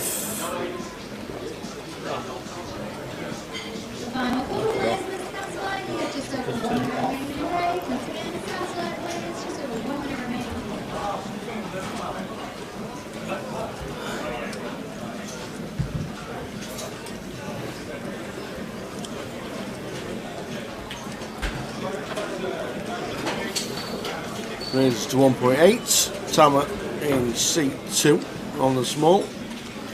Gonna call.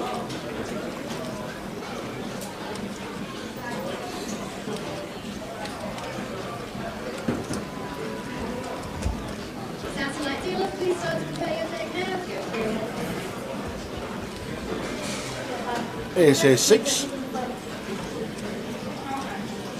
Kev. Could go one big blind on this board if we wanted to. As Kev, like 800 would be fine. Really small sizing choice. 1,000, same sort of thing. Just recognising this is a board we're going to have our smallest bets on as Kev, and Tama is going to take one off here with his 5s. 9 of spades turn.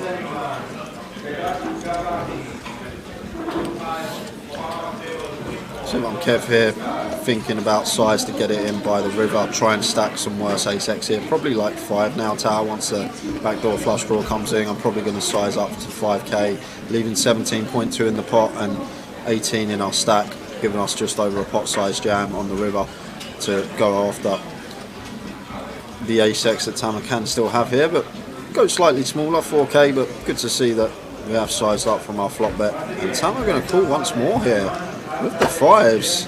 Hand is expecting to fold. Non-believer.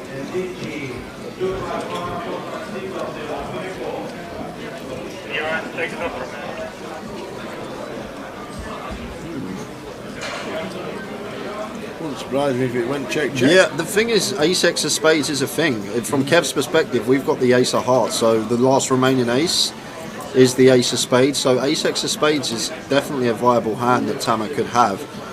But guess ace-jack and ace-10, hands that we could also probably get some heroes from. Ace-jack, ace-10, ace-8 suited, these type of hands. But sometimes we do run into the ace-x of spades, and Tama here. Can he find the bluff? No, he's not going to do it. I thought he was thinking about ripping the 5s in here. 5s with the 5 of spades, turning it into a bluff. Going after some ace-x of Kev, but after some deliberation does make the correct laydown. So nice second street of value for a Kev on the turn. I didn't think he'd get it. Kev up to 34,000.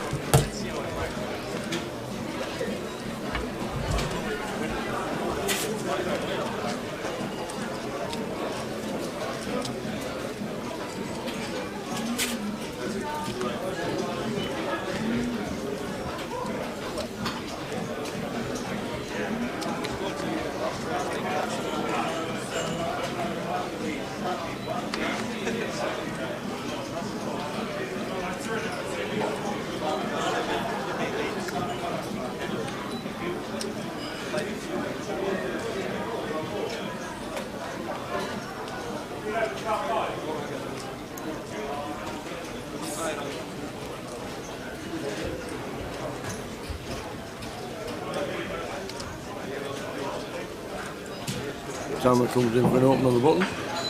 Making it 1.8 with a Queen Jack off, and Kev with the same hand. Just expect to see a defend here in the big.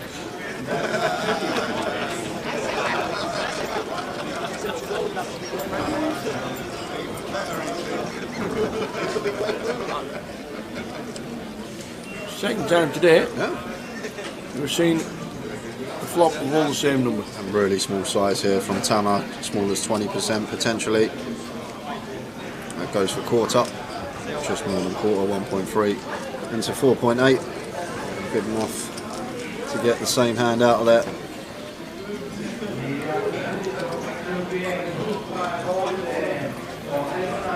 So heading towards the final level of the night.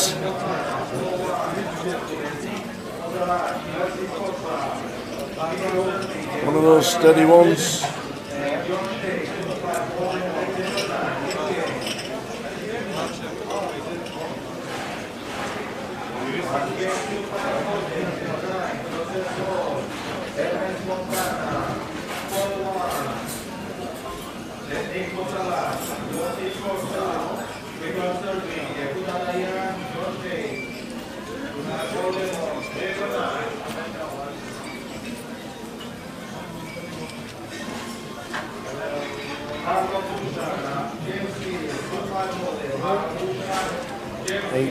Says Antoine.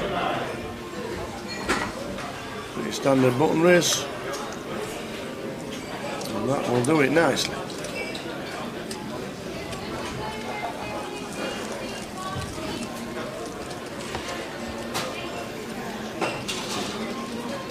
There he is, there he is. Hey! Half hour later, Tammer, finally we got the response. He's happy we got his name right. He's only been waiting 3 years for it, Tower.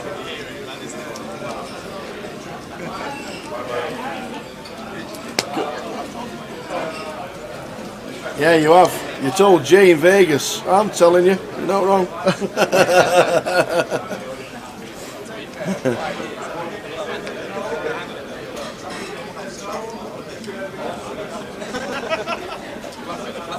What's he saying about me? Tower only gets the I've audio handled it really well. It's only been 5 years. Oh, we love you to bits, man. But it's not going to happen again. 'em.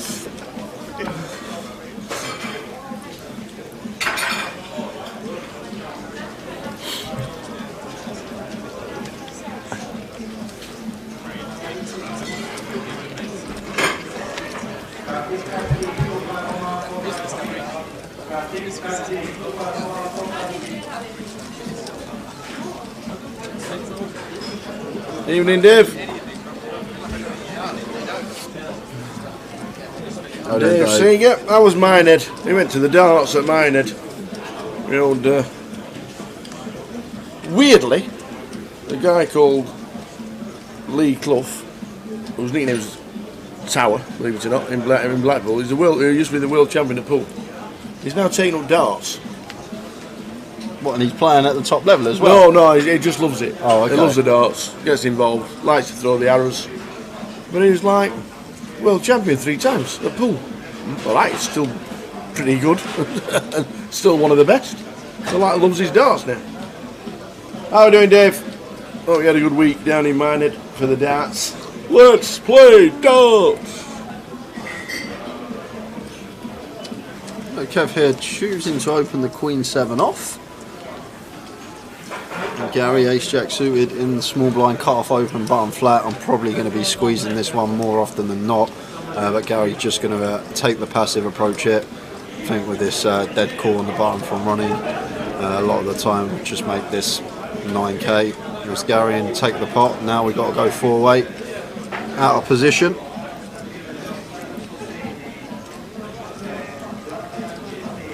The threes of Ronnie actually out in front here.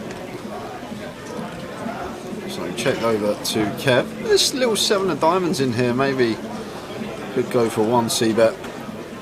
But we are 4-way, and as I always say, I do want to tone that c-bet frequency down. The more players that are in the pot, and Ronnie going to take the initiative here himself with the pocket freeze. And Gary going to call with his 2 overs and backdoor club draw.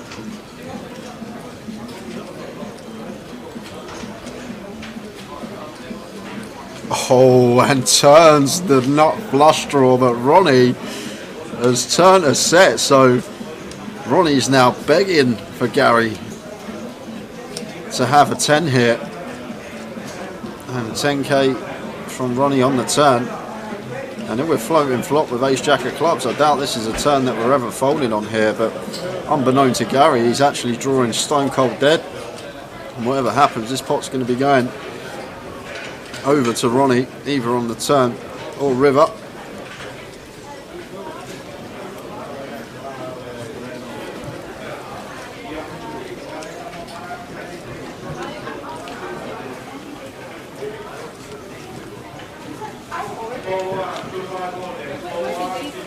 Will not want to see a club if he does make the call.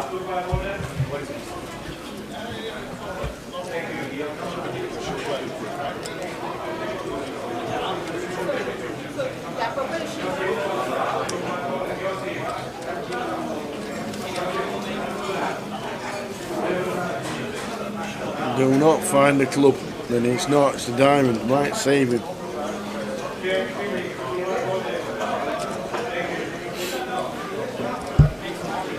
Snap jam from Ronnie.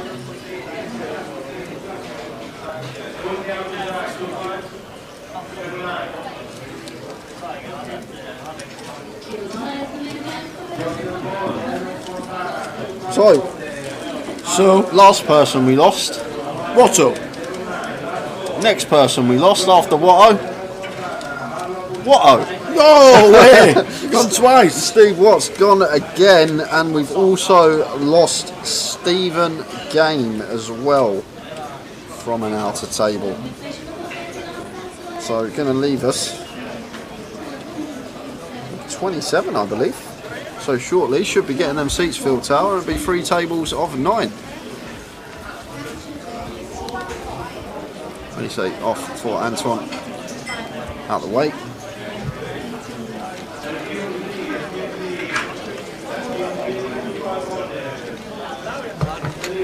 Ronnie with the 6s.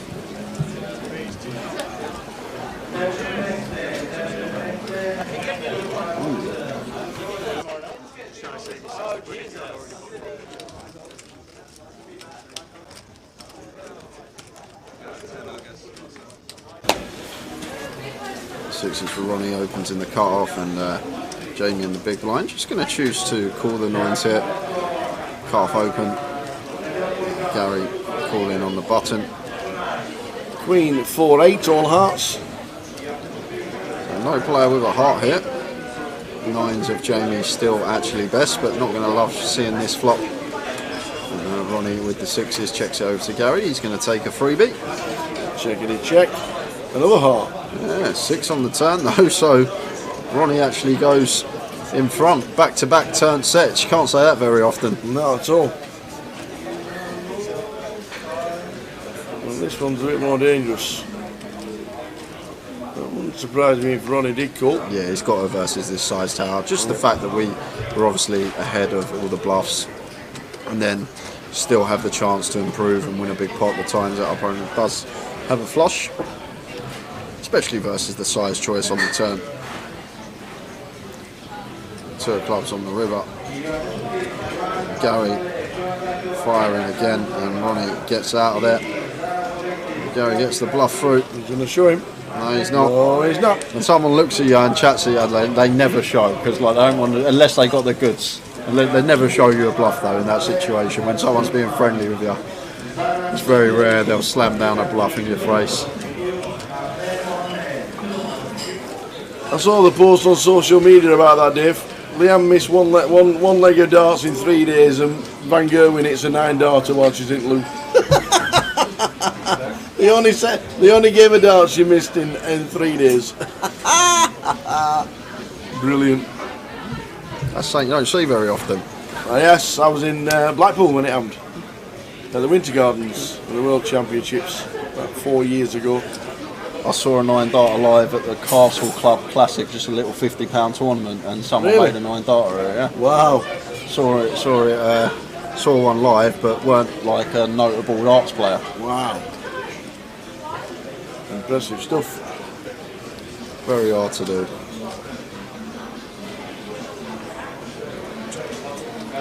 What would you say is more difficult, Tara? A 147 or a 9 darter? Look at that. They're both equally hard. You can have a fluke. You can have a fluke in snooker. Yeah, that's the thing. Darts. I think that in darts, I think the 9 darters harder because you basically need 9 perfect darts. In snooker, you can lose the cue ball a bit and still. You can have a fluke when it goes into the other pocket or some stuff like that. But, you see, Ronnie O'Sullivan made the quickest century break on telly last week. Something like 3 minutes and 15, 2 minutes and 3 minutes and 15 seconds or something for a century break. Ridiculous. But I think the 147 is a lot more concentration. And obviously it's a lot more shots as well. It's nine throws versus... It's just that on the initial shot you can have a fluky shot when it can go in off another cushion or in off another ball, but they're both tough, that is for sure. And I will never do either, so that is Me for sure neither. as well. Not anymore with irons. 204 seconds for an 100 break. Unbelievable. That is some darts. Some snooker. But yeah, they're both perfect in their own sport. Over to Tama. Completes in the small. Antoine checking his option. 883. So it could be a one big blind bet here from Antoine. Bottom of our range, 6 high. Never a bad thing to fire once. Just try and take it away from our opponent when his range is perceivably as wide as ours, and that's what Antoine does.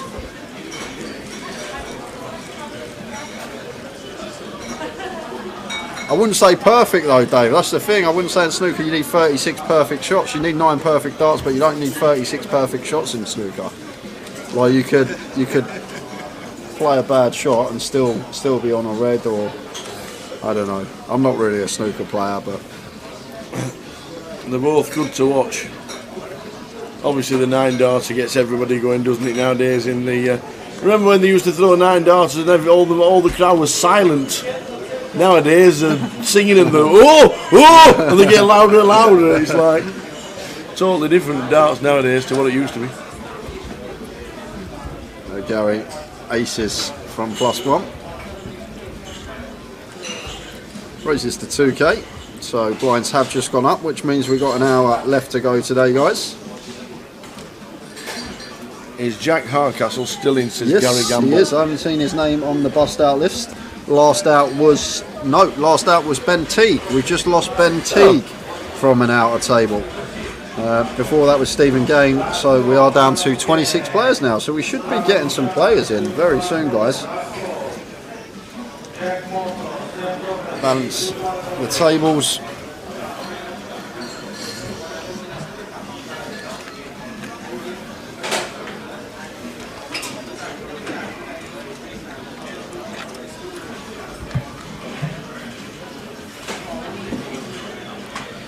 Jack 4-3, 2 heart board. Nice flop here for Gary, especially with the ace of hearts as backup.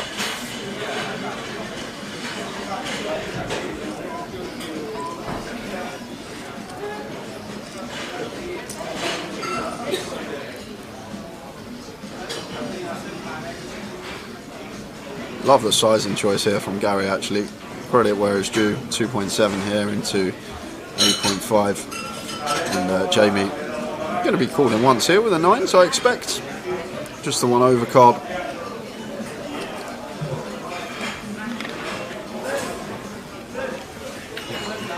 When Tama is out there.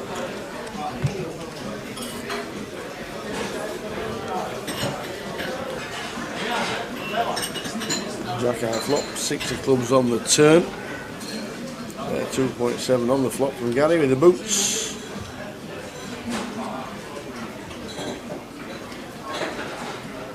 Yeah, and it's nice that we're up against cut-off here as Gary. Like, if we're against big blind, this card's a bit more dicey, but the fact Jamie's sat in the cut-off here, he can definitely have some king jack, queen jack, jack 10 suited, jack 9 suited, ace jack less likely with our particular hand, but just going after the jack X here with the second barrel, as well as maybe 7s, 8s, 9s, 10s that didn't elect a free bet, and then obviously charging some heart draws, although they may be unlikely, holding the ace of hearts in our hand. He's going to get a second street from 9s here. Jamie calls once more.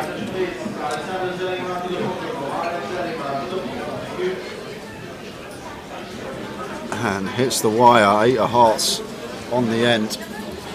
And now Gary slows down with a check, quick check behind from Jamie, and going to show the boots, which are more than good enough.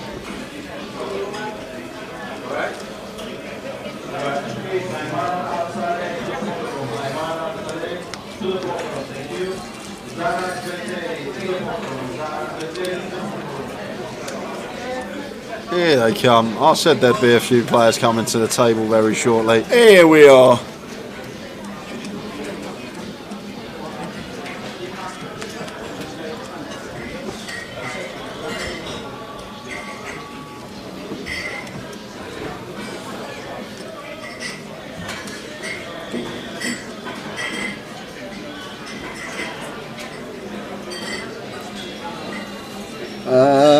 I can check for you, McDonald. Is that Weasel in seat 3? Yes, it is.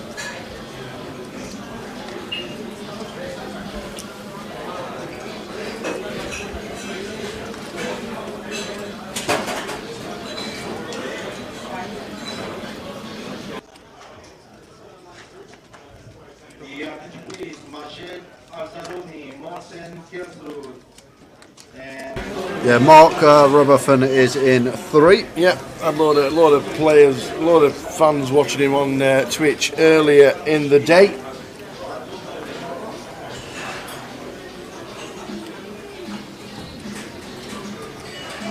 So Ronnie, free betting out the big blind, 3.5x size in here, and Tama with the 5s is going to come along with position.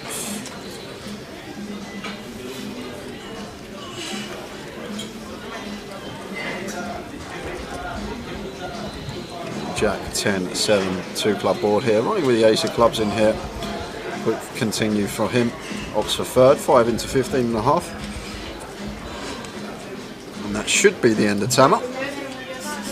I say should be lightly, because it looks like he's going to make the fold. Good to see. We can know he's got the best hand there, but just can't do anything with 5s there but get out of the way. Be a bit too optimistic to be continuing there, even with position. There you go, Morris. How are we doing, Morris? The very first 147 televised was Cliff Thorburn. He started with the first red, not going in the top pocket, running straight along the other rail and went in the other side. See, it's all luck. See, if we only had that luck in life, would have been in 147s every week. I remember that actually. It was about 1980. Cliff Thorburn in the World Championships. I think he was playing Eddie Charlton. If we weren't playing Eddie Charlton, he was playing Kirk Stevens. I think. Something like that anyway. I remember it.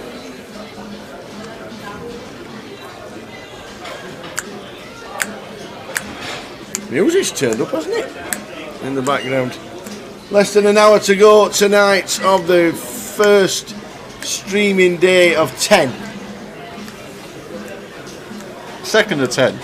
Is it second of 10? We were we were here last night. Oh yeah, we were having a good time last night as well.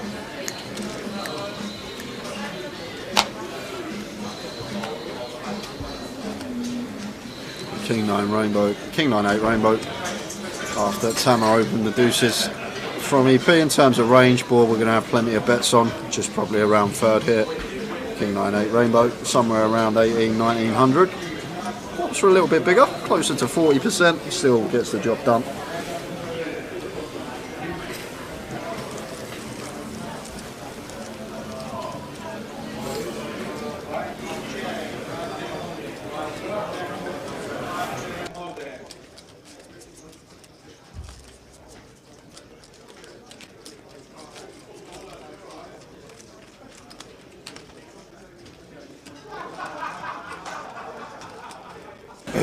Morris says Kirk was on the next table where play stopped to see the conclusion of his break.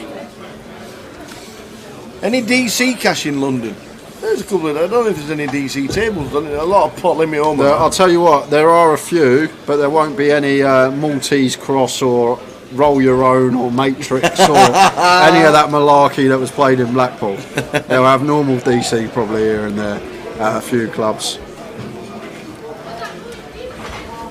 No, it was 1983 against Terry Griffiths. The old Barnet. There you go. The snooker nostalgia coming back. So Mark opening the King Jack off, and Kev, very nice hand selection here to be 3-bet bluffing, King Any Queen. kings about? Yeah, all in the muck tower. King Queen, very nice hand to do it with. Kev knows that, and Mark just has to fold now with the King Jack, can't continue. It was a nice little 3-bet bluff from Kev Allen there, gets the job done. Sizing nice, hand selection nice, everything seems good.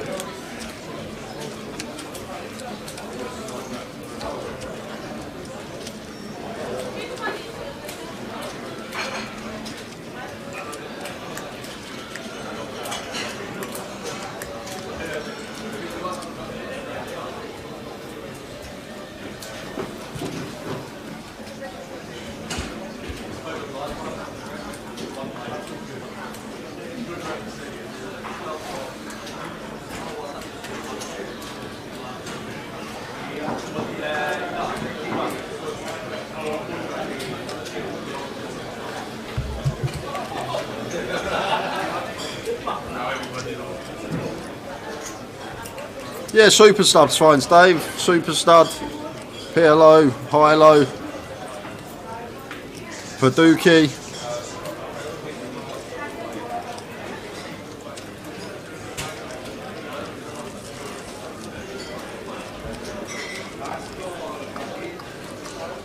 Dave, if you actually want to come, if you're coming down to London, drop me a message somewhere. I'm actually not on anything at the moment, so that would be probably hard. Drop Tower a message and he'll pass the message on for me. What was that? If you want to come play some DC. Absolutely. I'm sure I could get a few runners to come to the Vic and set up a game, and we get a game going here. There you go. Get a game going here. Thanks, Norman. Norman says it was against Terry Griffiths. Cheers, Norman. Good to have you watching.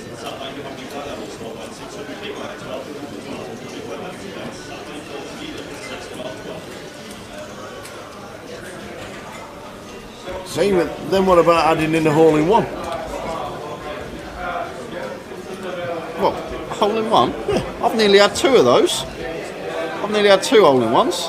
Oh yeah, the driver off a par 3. I remember. Yeah, literally both times it was driver off a par 3. Tap in 5 for 5, 2 for 5. Thank you very much, matey. Playing off 4s, made a birdie. He's lost the hole.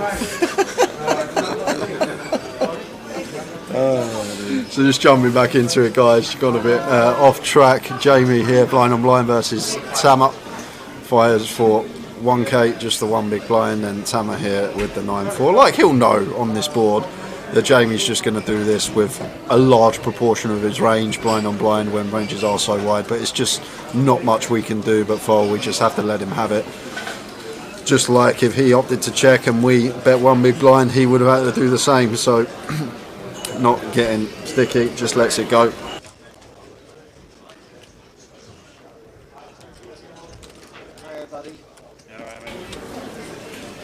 Final 45 minutes of the day. 45. How many did we get for 1 here? Oh, we've died it. Is that charging? 74.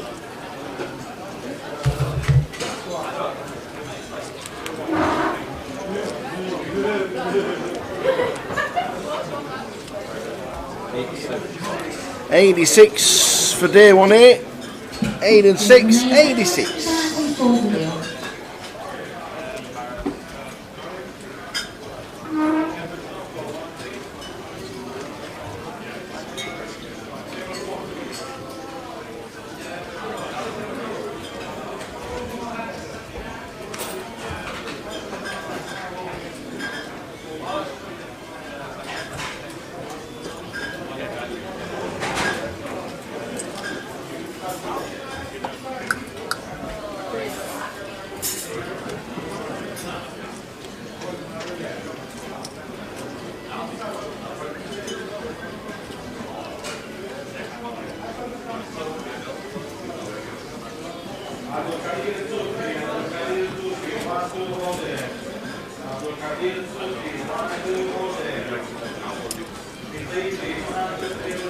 So raise 2.2 from Gary in 8.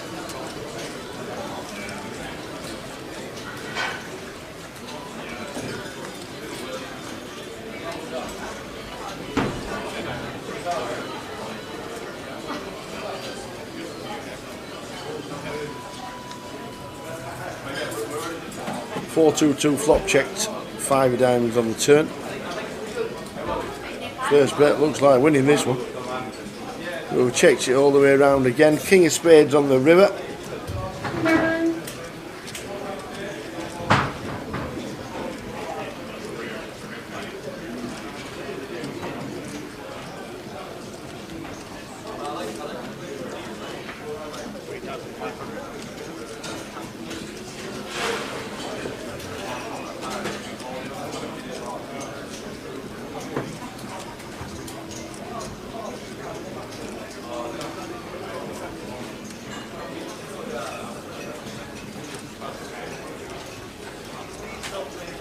And eventually the one bet wins.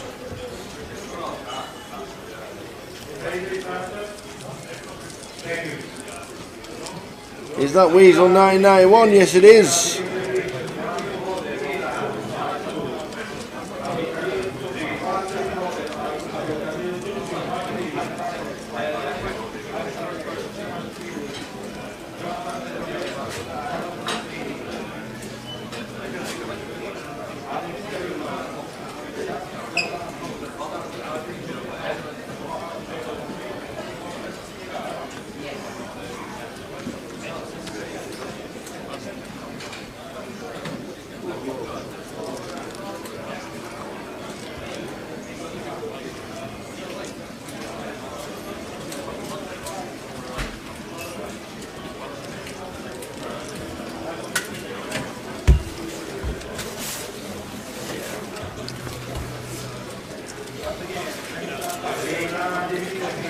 Tama on 71 and 110 at one bit, but he's down down a few.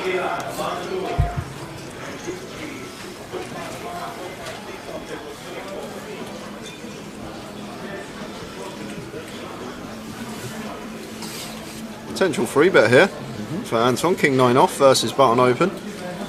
Could definitely see this one be bumped up. Tama's been opening a lot of hands, but calling is going to be the approach. If we don't elect to free bet, we're not always going to free bet, only going to be at a smaller frequency than flat end, but Tama's been opening a lot of hands and Anton will be picking up on things like this. And we've got top pair here versus 2 overcards on a gut shot. Tama going to continue here with his Queen Jack.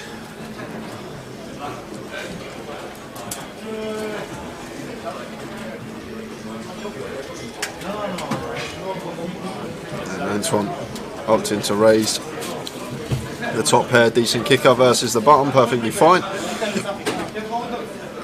Do see a lot more top pair check raises mixed in with decent kickers, LP versus big blind these days. And Tama got no decision here but to call, and there is the call.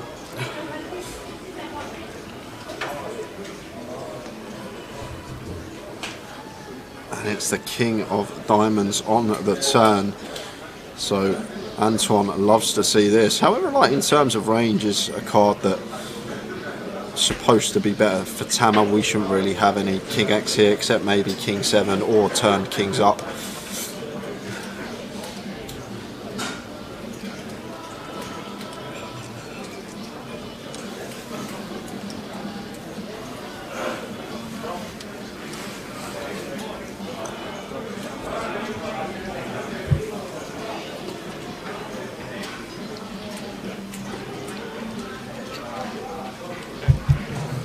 So Anton here just checking in terms of range, hoping to try and get a bite from Tama here, maybe thinking that he could be representing this king the times he gets checked to. Also as well, it sometimes looks like from Tama's perspective that we've given up with a hand that we opted to bluff flop, and now we're just slowing down on a card that is perceivably better for Tama in terms of range as the opener.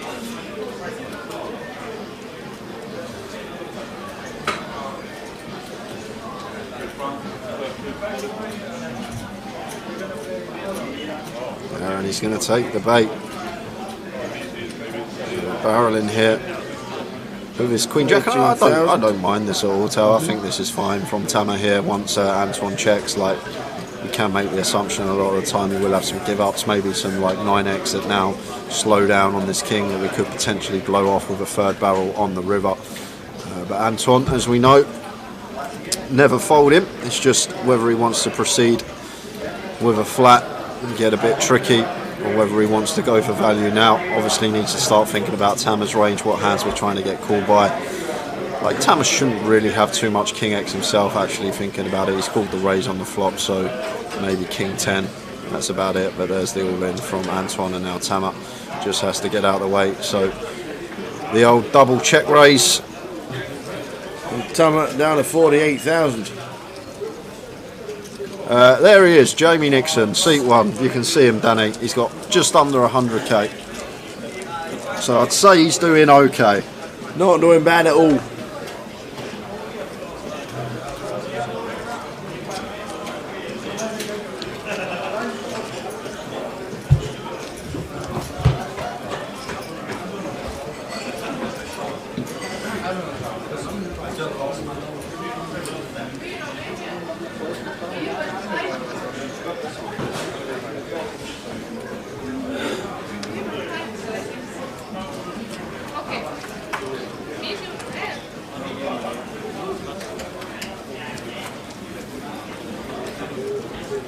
Folding round to Jamie. King 4 clubs in the hijack, suited king, plenty of chips, more than viable to open. And Tama here with the king queen. Just going to call on this occasion. One we can definitely mix into the 3-bet range as well. Going to have some flats, some 3-bets with the king queen, all about mixing it up. You can set your own ways of randomising when you're going to 3-bet, when you're going to flat these type of hands. And Kev suited jack in the big blind. We're suited, getting this price, so not going to be going anywhere. 6.5 to 1 in our money. Off we go to the flop 3 way.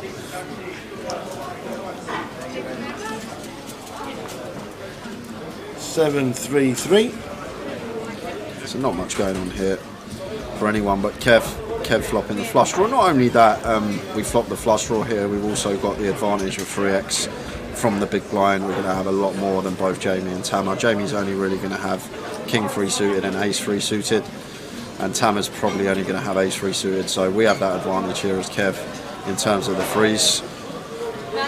So could potentially choose to check raise this one, try and blast Jamie off some ace highs, king highs, getting him to fold a hand better than ours at the moment is always a victory. And the times that we are called, we've also got decent equity to get there on turn or river. And love list from Kev does choose to check raise the jack deuce of hearts.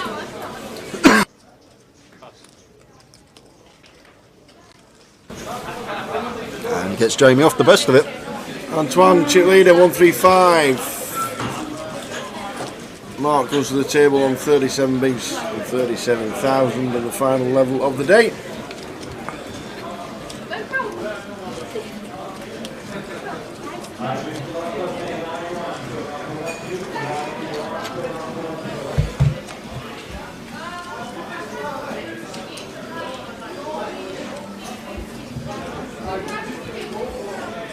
Don't forget, guys, as well, all the socials, we stream on 3 different platforms. Give us a follow on Facebook at Grosvenor Poker, on Twitch and YouTube /GUKPT. Hit follow or subscribe, would be great for us.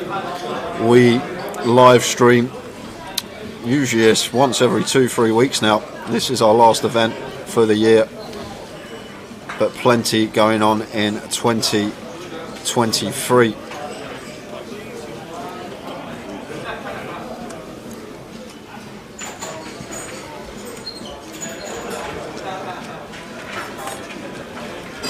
Danny, that would be Alex Peffley always wears the Kangol sun visor. It is indeed. And I spoke on an EPT or some. I saw him on a stream. It would have been the High Roller 5K in Ireland, I think. Right. Yes. That's yes. where I was speaking to him, because he was on our table, and I asked him, like, what is it with the visor? Is it a lucky visor? And he said no, it's just something to do with his eyes, and it helps with the light on the table or something. So that's why he wears it. So Ace King versus Ace King. Tama didn't elect to free bet this one. That might have something to do with the Melvin factor. Melvin has been fairly snug, so maybe just thinking we're going to flat this one with position and go post. 7 of diamonds on the turn, and Melvin checking over to Tama.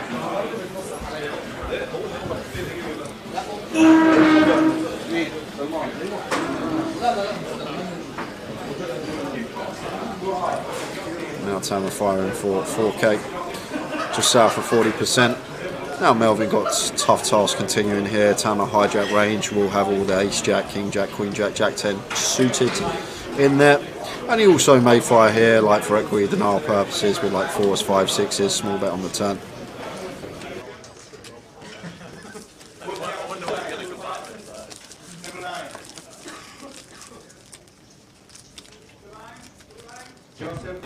So around about half an hour to go tonight. We'll get a certain number of hands, however it is, but we reckon around about half an hour tonight.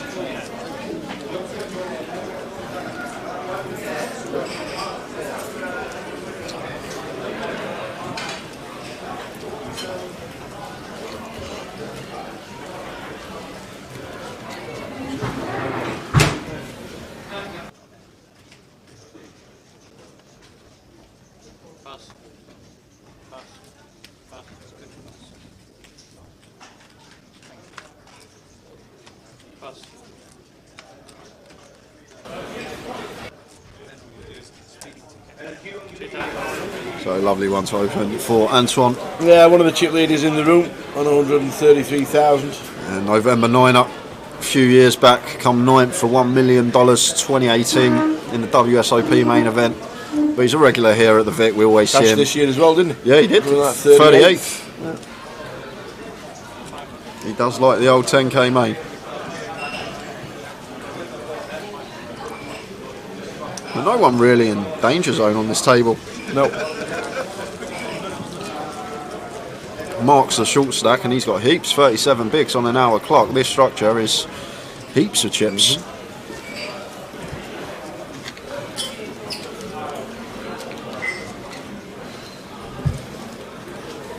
I see Bixie still in on the outer table. Yes. Having chats.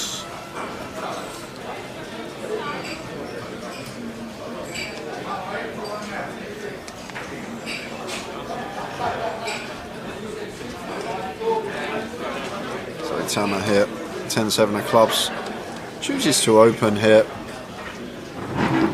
I think maybe a little bit too loose, but I guess it's the way Tama plays. He has that aggressive style, probably comfortable with his post-flop ability, so maybe opening a smidge wider than most, especially with Anton 2 to our left. Maybe want to be tightening up a little, but undeterred, takes that one down. 10-7 of clubs from +1, good enough. Raise and take. Maybe raising into Melvin's big blind as well. Maybe thinking that Melvin not going to be defending as much as the rest of the table, so may have had something to do with it. But either way, takes the pot. That's the main thing. As we approach the final 30 odd minutes of the day, guys, it's been a fairly quiet day. I can't really recall too many monster hands or anything that's really happened on the feature, but it's how the cards come out. Sometimes we're very lucky and we get entertainment, callers left, right and centre, big hands, bluffs, but some days this is just how it goes, and it can be a quiet day, especially on the day ones. Tama raises to 2,000.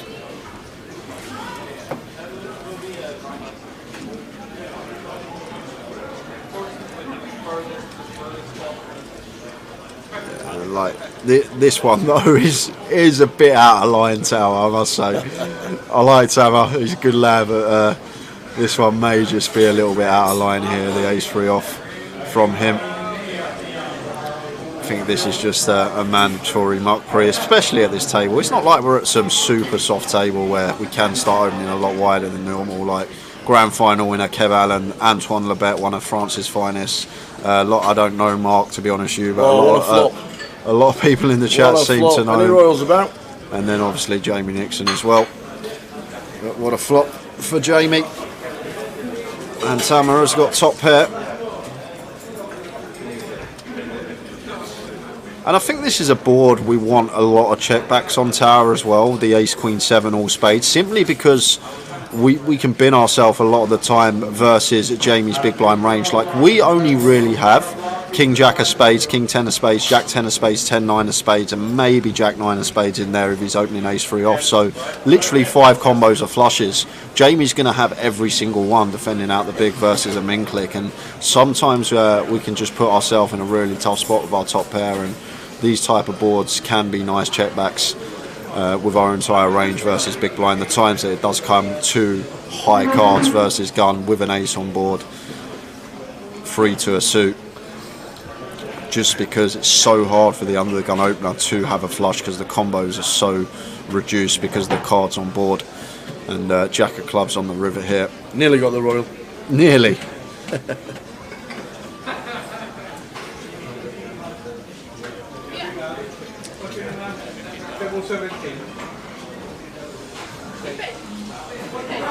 And Jamie goes for the 150% on the river. Big over bet here from him. 15 into 10, or just shy of at least. And now Tama in a bit of bother here. I think Jamie can have a lot of bluffs, some bear, king of spades type hands, some bear. Well, jack of spades is probably going to check now, so maybe not as many as I first initially thought, but the bear king is obviously the main candidate that he would be turning over a bluff with here. Obviously for value, he has all the flop flushes. He has 2 pairs, queen 7 suited, ace 7 off. Some turn 2 pairs with hands like ace 5, even river 2 pairs with hands like queen jack after it goes check check on the turn. So I think we have to fold now. I've just thought about all this as Tama. Just all these hands Jamie's got for value, and bluffs, a lot of them are going to revolve around the king of spades, so, or the 10 of spades perhaps as well, blocking the king 10. Fairly tough spot, but I think I prefer a spade in my hand here as Tama to be making this call.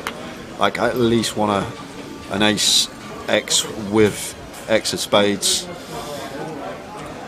but he'll know that Jamie's capable. That's the thing, and he has thought I've checked back turn to call river, and now I'm faced with 150%.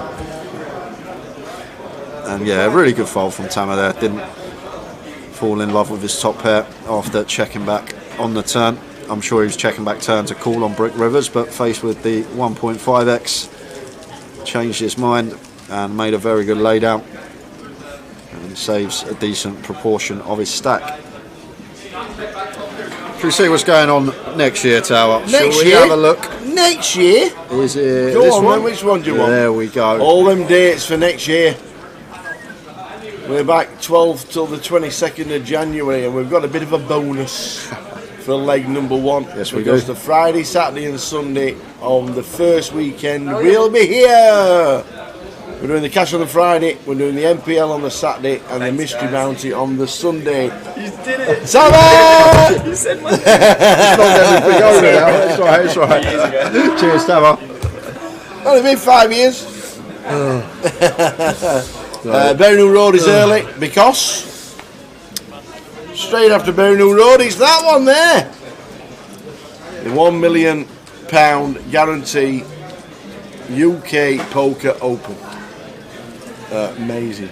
That was just Tama popping in. The guys obviously bagging up live. We will be finishing in about 25 minutes or so.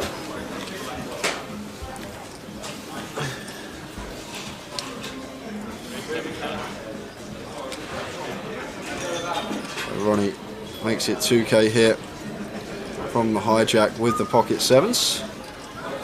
And Jamie here, 3-betting the ace queen, and Tama can't call here, tower.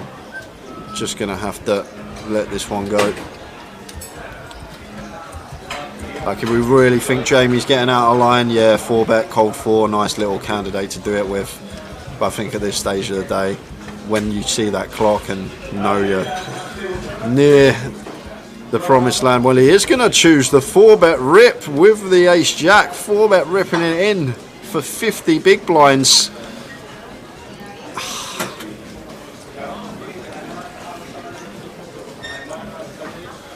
This is rough for Jamie, tower. This is really rough. I have no idea what he's going to do here. I think the way Tama's been playing, maybe he'll veer more towards call, but it's a huge shot for 50.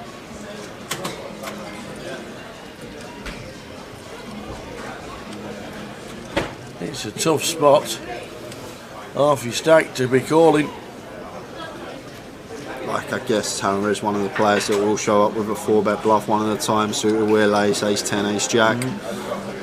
Obviously can have hands that we're flipping against here, hands like 8s, 9s, 10s, jacks. Really tough spot for Nixon here, tower. This is one that I think is probably going to take a minute or two.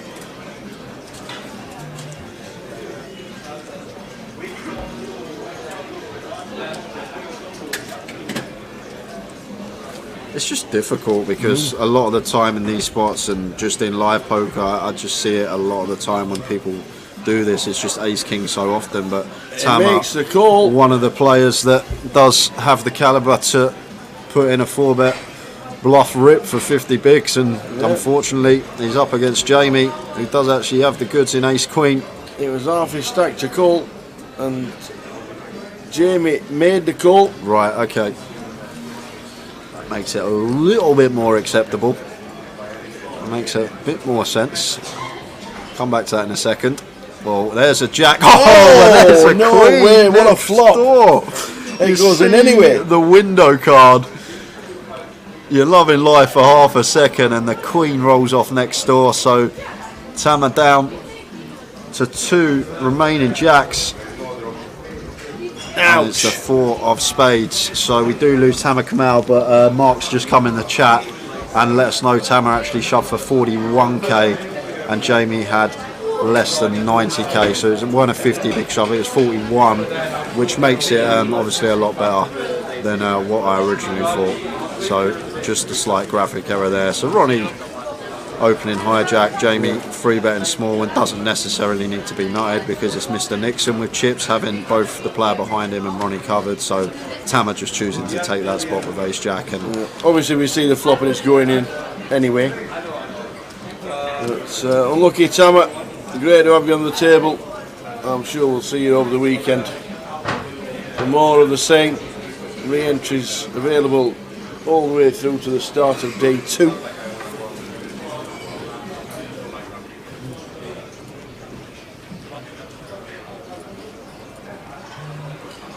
King Queen of Hearts for Kev from +1. Makes it 2.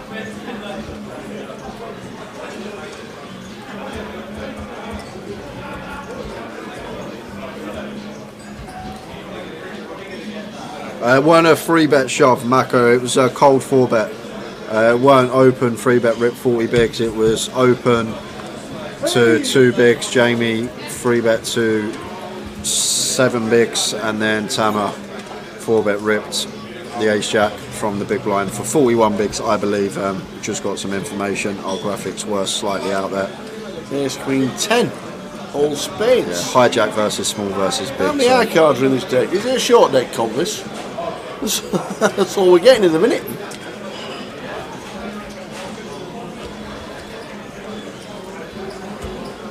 For 40 I think it's fine, Barra. For 50 it becomes a bit dubious, but we've been told, Mark's let us know it wasn't a 50 plus big shove, it was literally 41 big blind, so I think it's fine versus that particular opponent. as Jamie. I think versus Tamar, yes, versus some opponents, like say for example Melvin was sat to Jamie's left, not his right, and it was Melvin that 4-bet ripped it in there. Jamie wouldn't have even deliberated calling off with ace queen. It comes down to players as well, like the player in question. If it's someone that's more than capable, I think the call's going to be fine. But even off 50, I think 50 may be a bit too many.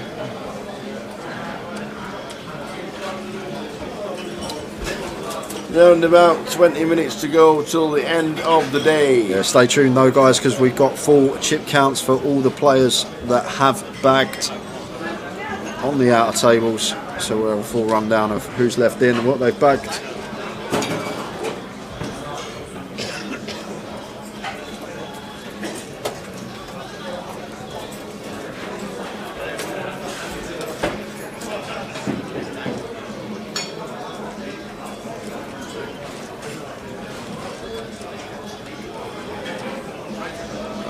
Gary with the king 10 makes it 2.1.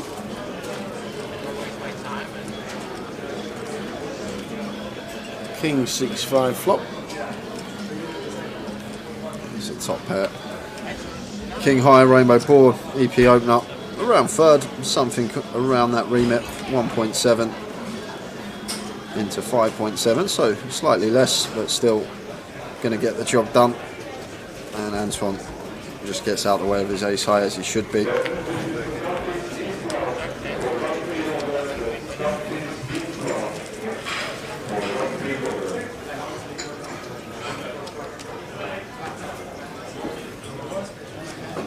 Yeah, Jamie does have a nice stack, 150,000. One of the chip leaders in the room.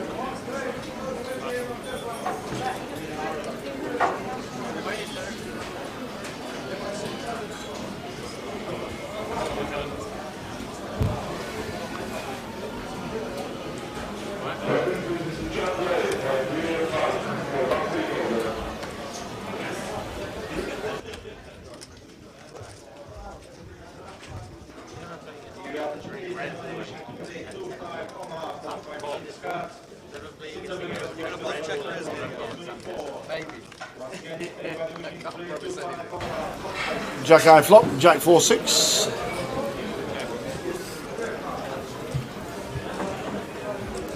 And Jamie opening from the cut-off here, ace 5, having everyone covered, good enough. Decides to check this one back, however, delayed c-bet likely to be incoming on this king turn. Card that's just going to favour us more than Kev in the big blind, and c-bet going to get Kev off the best of it. Ace 9 not going to be able to continue here, and Jamie takes another one.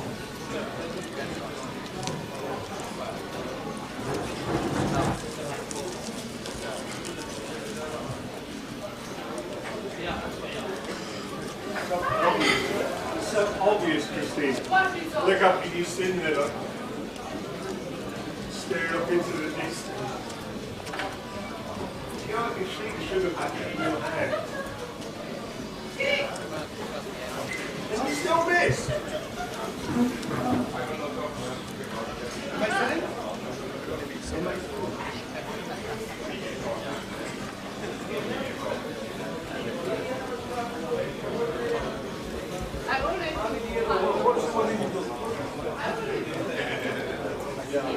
If we come across it,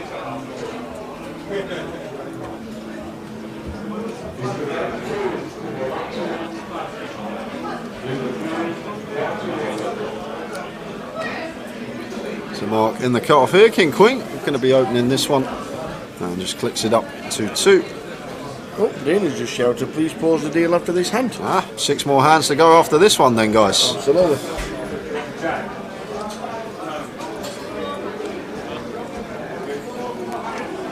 And just going to be raise and take for Mark. 4? 4? 4 more hands, let me tell you. 4 more hands. That's the first time in 11 years it's been 4. When's it ever? I felt like Del Boy from Only Fools and Horses then. 4 more hands. First time in 11 years. That never happens. That never happens. So might actually get out of here before half 12 tower. We will see. We got 4 to go, guys, and then that will be it for us for the day. Make sure you stay tuned. We got a roundup of all the chip counts of all the players that have made it through day 1A. So 4 to go. This doesn't happen very often. So Button is going to be finishing in on Melvin.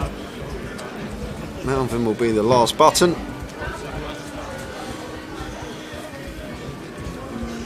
And Mark Jack 8 of diamonds here. Just out of the way. If he had a few more chips, I think we would have seen him open that one. Kev is going to get room to open with the ace 10 on the button. One's folded 2. Ronnie's out of there.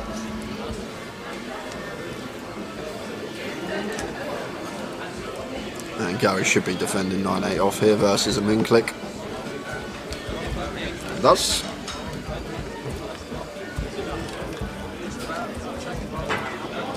Jack 6-4. Yeah, and Jack high rainbow here. One that Kev's probably going to have plenty of continues on with the ace 10 and does just fire. And that is 1 of 4 down. 3 more hands to go.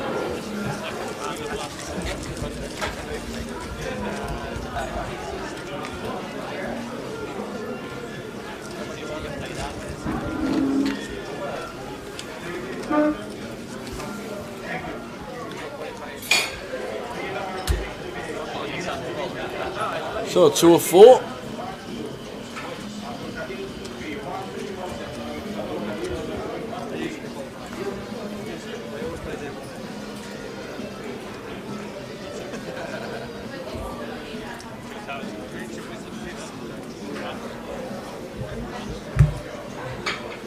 Ace 5 of diamonds for Jamie, raises to 2k.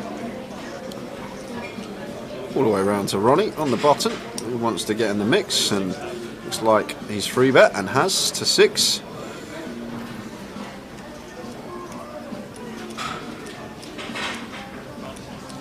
We are just sub 50 deep here, and we are in a 7-handed situation, so not full ring.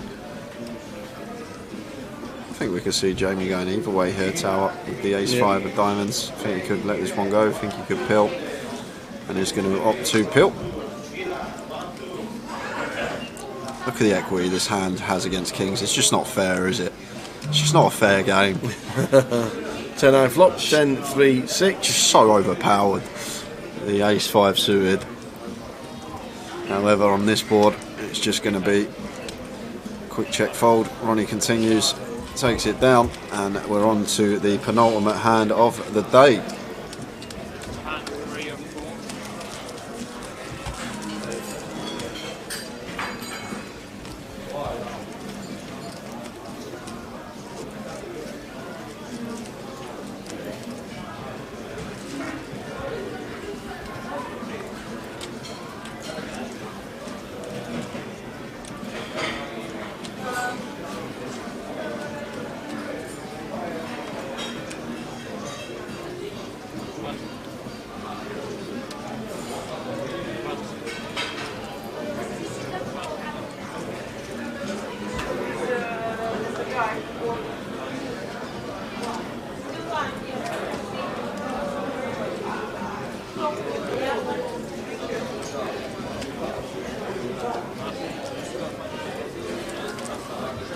And a wall for Jamie with the 10-4. And last hand. Would you look at that? Last hand, ladies and gentlemen. Last hand. How does that come around so quick? The last hand. 1 more hand to go. This is where we have a massive pot between Antoine and Jamie, and Antoine or Jamie's in the tank for 10 minutes on the river. We spoke too soon. We're back tomorrow from 12:30 on the stream for day 1B, day 2 on Saturday at the same time, and Sunday for the final day as well. Cheers, Preston Pixie. Good night to you. Thanks to Alan. Alan wants to be the T-boy when you're playing the satellite. Oh, yeah. When they're playing the NPL in January. Cheers, Ricky. Good night, everyone. If you're tuning out now, if you are staying tuned for the chip counts, we've got about 5 minutes left. Yep. For Tower and I. This is the last hand. And Gary in the cut-off, last hand of the day. He looks at his chip stack. He's like, well, I might as well open. I've got some chips. Let's try and nick the last one. Let's try and nick the last one.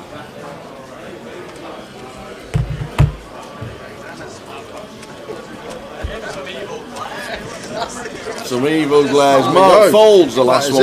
That, ladies and gentlemen, is it. Let's have a look how everyone has got on today. There they are.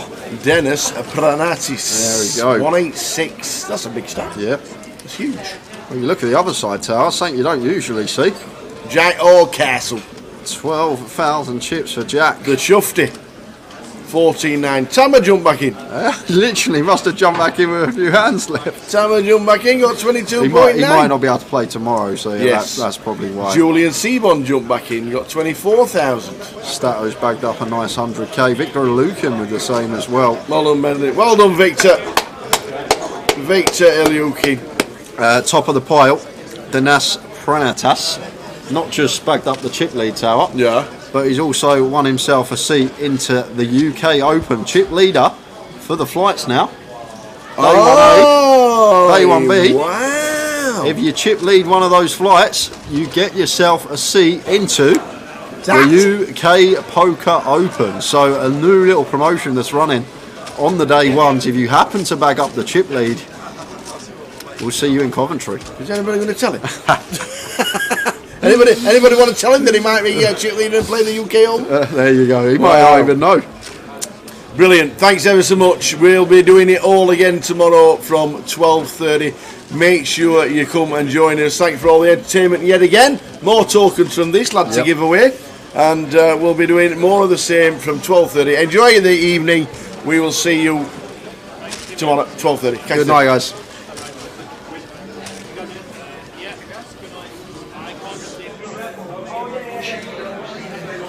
There's a